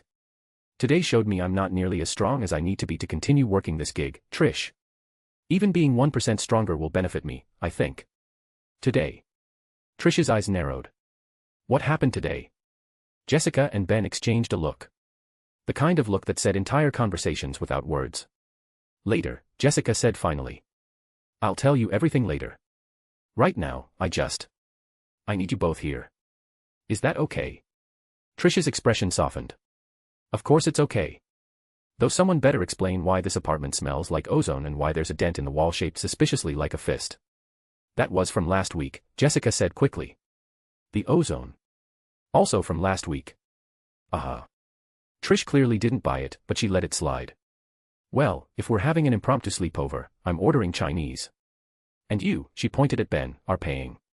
Consider it rent for making my baby sister cry. I didn't, Ben started, then seemed to think better of it. Okay, whatever, I don't mind feeding my girl and her sister for a night. Orange chicken for everyone. The Triskelion stood against the Potomac like a monument to paranoia, all sharp angles and reinforced glass. Deep in its chambers, past checkpoints that would make Fort Knox jealous, stood Nick Fury before a wall of monitors full of data streams and satellite feeds. Report, he said without turning from the screens. Maria Hill approached, her heels clicking against the polished floor. Interesting reports today. Zebediah Kilgrave was found dead this morning. Fury's good eye narrowed slightly, the only indication of his interest. The purple asshole we've been tracking for years and yet always missing by a hair's length. The same. Found in some apartment an hour ago. Hill consulted her tablet. Cause of death was extensive facial trauma resulting from high-velocity contact with a concrete surface. Forensics is having a field day trying to figure out the physics. How extensive? Think meat crayon, sir. Vivid. Fury finally turned, his coat swirling dramatically because even in private briefings, the men had a flair for the theatrical. Surveillance. That's where it gets interesting. Hill swiped on her tablet, sending data to the main screen. Every camera in a 4-block radius went dark for exactly 174 seconds. When they came back online, 5 hours of footage had been replaced with a perfect loop. No glitches, no artifacts. Professional work. Nothing's ever that clean. Fury stepped closer to the screens, studying the data. Show me what we have. Hill pulled up a single frame. Pixelated and distorted, captured from a traffic cam half a mile away just before the blackout. A blue and black blur, barely more than a smudge, but the motion sensors had caught something interesting. Wind speed spiked to 40 miles per hour in a localized area, Hill reported. Consistent with something moving at supersonic speeds. The boys in analysis think. Quicksilver, Fury interrupted. That's the working theory, given the color scheme. Though. Hill hesitated. Spit it out, Hill. Quicksilver's never shown this level of technical sophistication. Speed, yes. But hacking entire surveillance networks. That's new. Fury stared at the blur, his expression unreadable behind the eye patch. Maybe the kid's been taking computer classes. How long would it take a speedster to master hacking? Or maybe. He trailed off, lost in thought. Sir. Put together a file. Everything we have on speedsters operating in North America. Cross-reference with any reports of advanced technical abilities. He turned away from the screens. And Hill. Pull Kilgrave's full history. I want to know everyone he's ever talked to, everyone he's ever controlled. You think this was personal? Someone turned his face into abstract art, and given the reports we received about him before. Yeah, I think it was personal. Fury headed for the door, then paused. One more thing. Check for any unusual activity in Yellowstone today. Anything that might have drawn a speedster's attention. Hill's fingers flew across her tablet. So you've seen the videos online too, sir. There was an incident. Geothermal anomaly, massive energy spike, then nothing. Our agents were sent, but when they arrived, nothing from those videos was present. Something like that can't just vanish in hours. We think it's some edit, but there are too many people claiming to have seen it. Local authorities are calling it a freak earthquake, but we know better. Fury's lips curved in what might generously be called a smile. Given the direction of the pixel and wind we got, I have a feeling our speedster friend came from Yellowstone. Find out what happened out there. And Hill. Sir. Next time some purple-suited psychopath sets up shop in New York, maybe we deal with it before a vigilante has to. If he could find Kilgrave in minutes, it's an insult that we have been chasing the men for years. Maria Hill nodded, already composing the after-action report in her head. As Fury's footsteps faded down the corridor, she turned back to the monitors. Somewhere out there, a speedster with a grudge and technical know-how was operating off the grid. In her experience, those were the dangerous ones. If only she knew. Chapter 48, The Fan. Chapter 48, The Fan. A couch had never felt this small before. I was trapped in the best possible way, sandwiched between two beautiful women who decided my personal space was a myth. Jessica had her head on my shoulder, one long leg draped across my lap like she owned the place. Which, I guess she did for now. The problem was Trish. She mirrored Jessica's position on my other side, her own milky white leg crossed over mine, barefoot occasionally brushing against Jessica's. The weird part. Jessica didn't seem to care at all that her best friend was basically using me as furniture. No jealous glances, no territorial behavior. Just pure comfort. Is this what having a harem feels like? I wondered, trying to focus on the TV screen instead of the warm press of bodies. Because I could get used to this. On screen, Robert De Niro was doing his thing in Cape Fear with his menacing stares. It was the 1991 version because Trish insisted the remake was superior to the original. Something about Scorsese's direction and the psychological complexity. I wasn't really paying attention to her film critique, too distracted by the way she kept shifting against me during the tense scenes. Oh God, Trish gasped as De Niro's character appeared outside the family's house, watching them through the window. That's so creepy. You know, something similar has been happening to me lately. Jessica's head lifted from my shoulder. What? At the station. I've been getting these calls.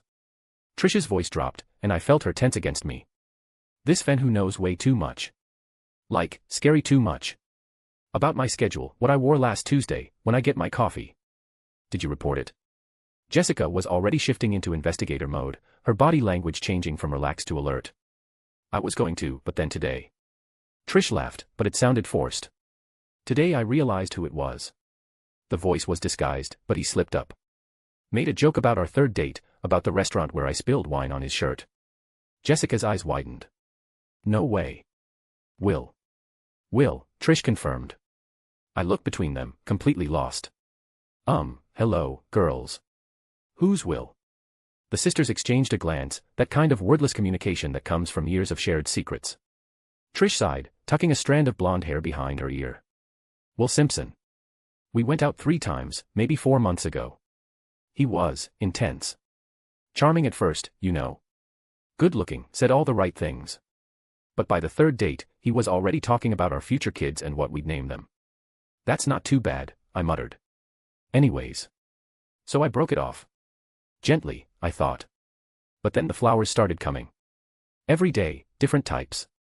Then it was vintage Patsy merchandise, stuff even I didn't know existed. Comic books, lunchboxes, a creepy doll that looked nothing like me. Jessica sat up fully now, her detective instincts fully engaged. You didn't tell me about the merchandise. I thought it was harmless fan stuff. But then. Trish's voice got smaller. Last week I found an envelope under my door. Security footage. Of me. In my own building. Different days, different outfits. Like he'd been collecting them. The movie played on, forgotten. De Niro's psychotic character seemed less threatening compared to real-life stalkers with security footage. The calls started after that, Trish continued. Always blocked numbers.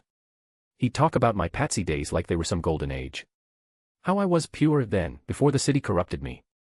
It gave me the creeps, but I couldn't place the voice until today when he mentioned the wine incident. Jess, remember those gifts that kept appearing? Trish asked suddenly. The ones we thought were from that network exec. The champagne and the jewelry. Jessica's face darkened.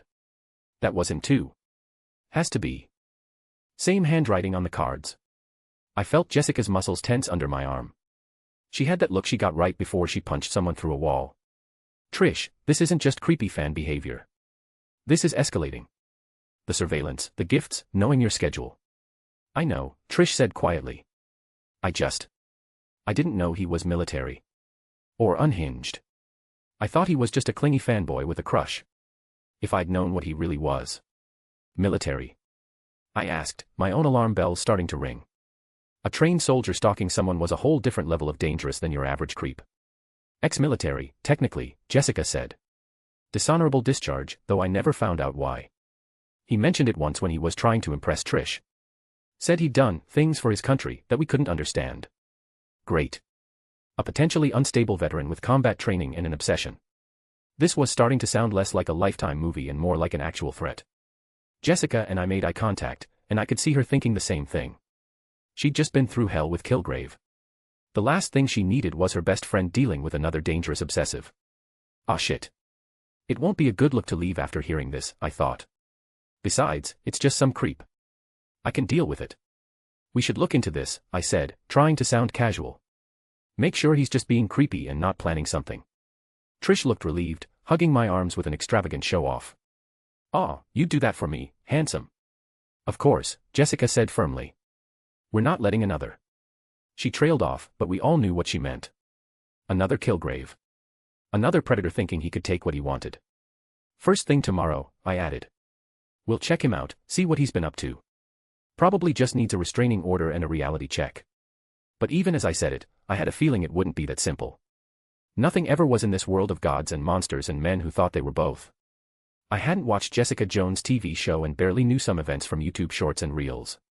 So this was probably a villain from there. The next morning came too quickly. I'd crashed on the couch after the movie since Jessica had curled up next to me sometime earlier, her head on my chest, while Trish had taken the bedroom. Now, sunlight streamed through the windows as I juggled coffee and my phone, trying to look casual while Jessica dug through her laptop for information on Will Simpson. Beside me, some disassembled tech lay around which I was messing with using gray matter earlier. "Image here. Grandpa." I said into the phone, keeping my voice low. "Yeah, I'm still in New York." Something came up with Jessica. "Is she all right?" Max's voice carried that particular tone of grandfather concern mixed with plumber wariness. "The emergency yesterday. She's fine. That's handled. But her friend's got a stalker situation. Ex-military guy who's escalating." I glanced at Jessica, who was frowning at her screen.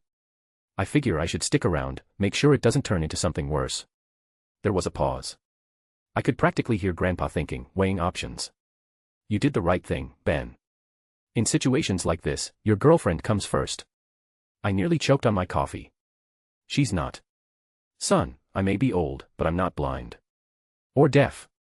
Gwen may have tried to cover for you yesterday, but I know you didn't leave because of bad berries." My face heated. "It's complicated. It always is with girls." I could hear the smile in his voice. "Just be careful. And Ben. Gwen's still a bit under the weather. And mad. Mostly mad. I don't know why.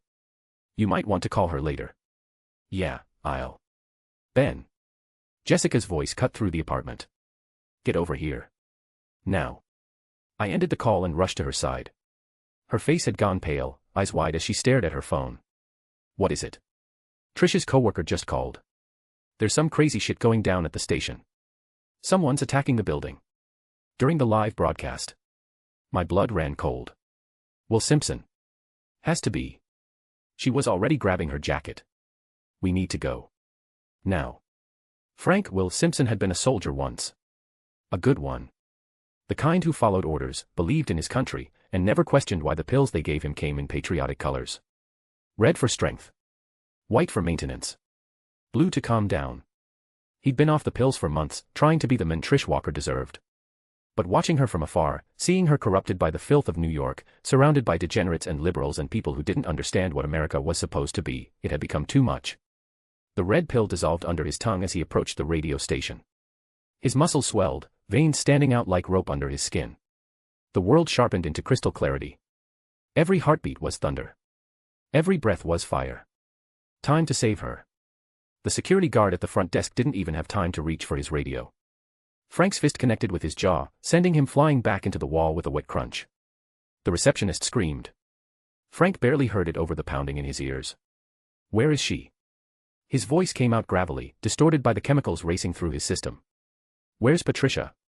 The receptionist pointed with a shaking hand toward the stairs. Studio B, 3rd floor.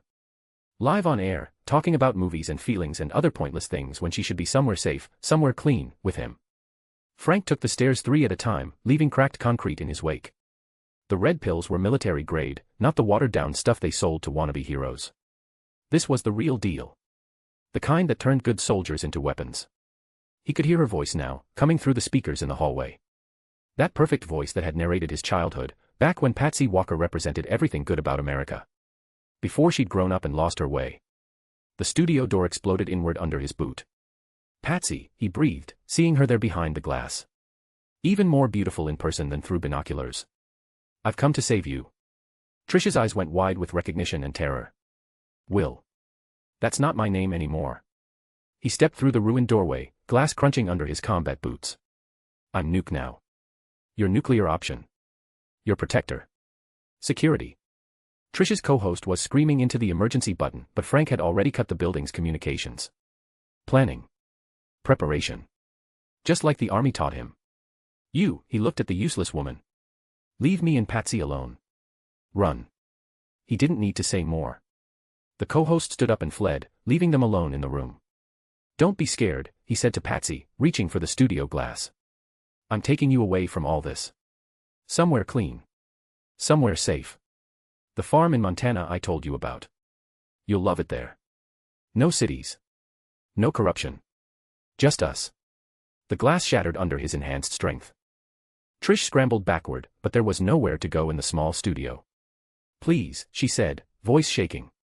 Will, Nuke, whoever you are. This isn't you. You're sick. The pills. The pills make me strong enough to protect you. He grabbed the desk, lifting it like it weighed nothing. Strong enough to be the men you deserve. That's when the studio door burst open again. Jessica Jones stood there, fury written across her face.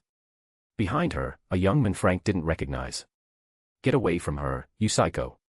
Jessica moved fast, but Frank was ready. The red pills didn't just enhance strength, they sharpened reflexes and combat instincts.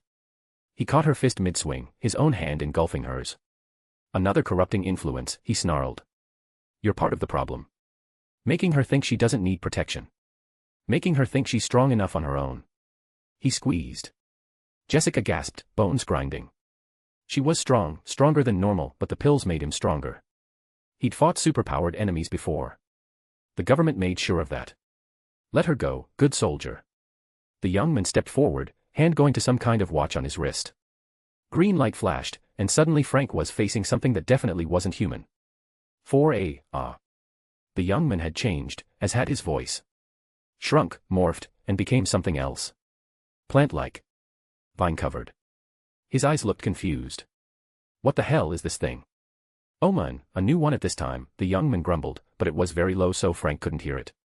Wildvine, the plant thing continued a second later, sounding almost excited despite the situation. Cool. What the hell are you? Frank released Jessica, stumbling back. This wasn't in the intel. Trish wasn't supposed to have some weird mutant protection. Vines shot out, wrapping around Frank's limbs. He tore through them easily at first, the red pills giving him the strength to snap them like threads. Impressive, he said, cracking his neck. But I've fought worse in Afghanistan. Things that would make you. But more kept coming. Dozens.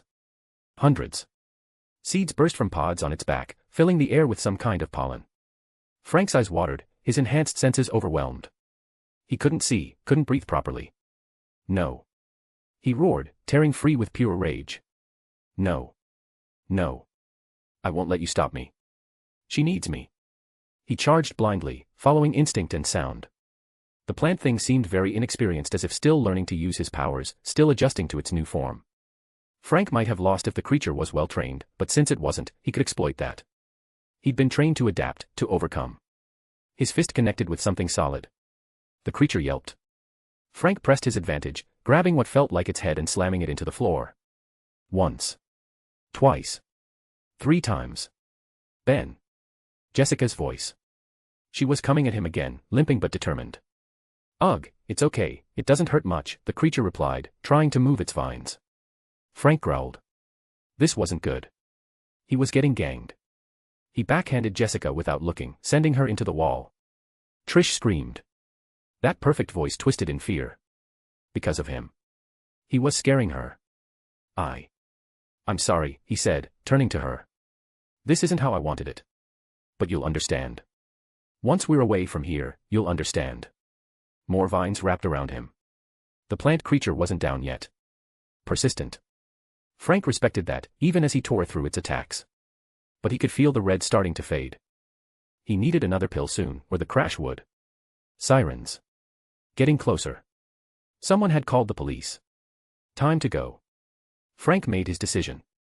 He'd come back for Trish. Better prepared. More pills. Maybe some of the special ammunition from his storage unit. He grabbed a desk and hurled it through the window, creating his exit. The plant creature made one last attempt to stop him, vines reaching out desperately. Frank grabbed them and yanked, pulling the creature off balance before driving his knee into what might have been its face. Tell Patricia I'll be back, he said, already moving toward the window. Tell her to be ready. He jumped. 3 stories down, he hit the pavement in a perfect roll. The red pills made him durable enough to take it. People screamed and scattered as he ran, just another blur in a city full of strange sights. Behind him, he could hear the plant creature's frustrated roar. Could hear Trish calling for help. Soon, he promised himself. Soon she'd understand. He'd make her understand. The red pill was fading now, and the world was losing its sharp edges. He'd need white soon, then blue to calm down properly. But first, he needed to disappear. Regroup. Plan better. Nuke vanished into the crowd, leaving chaos in his wake. But he'd be back. He always came back.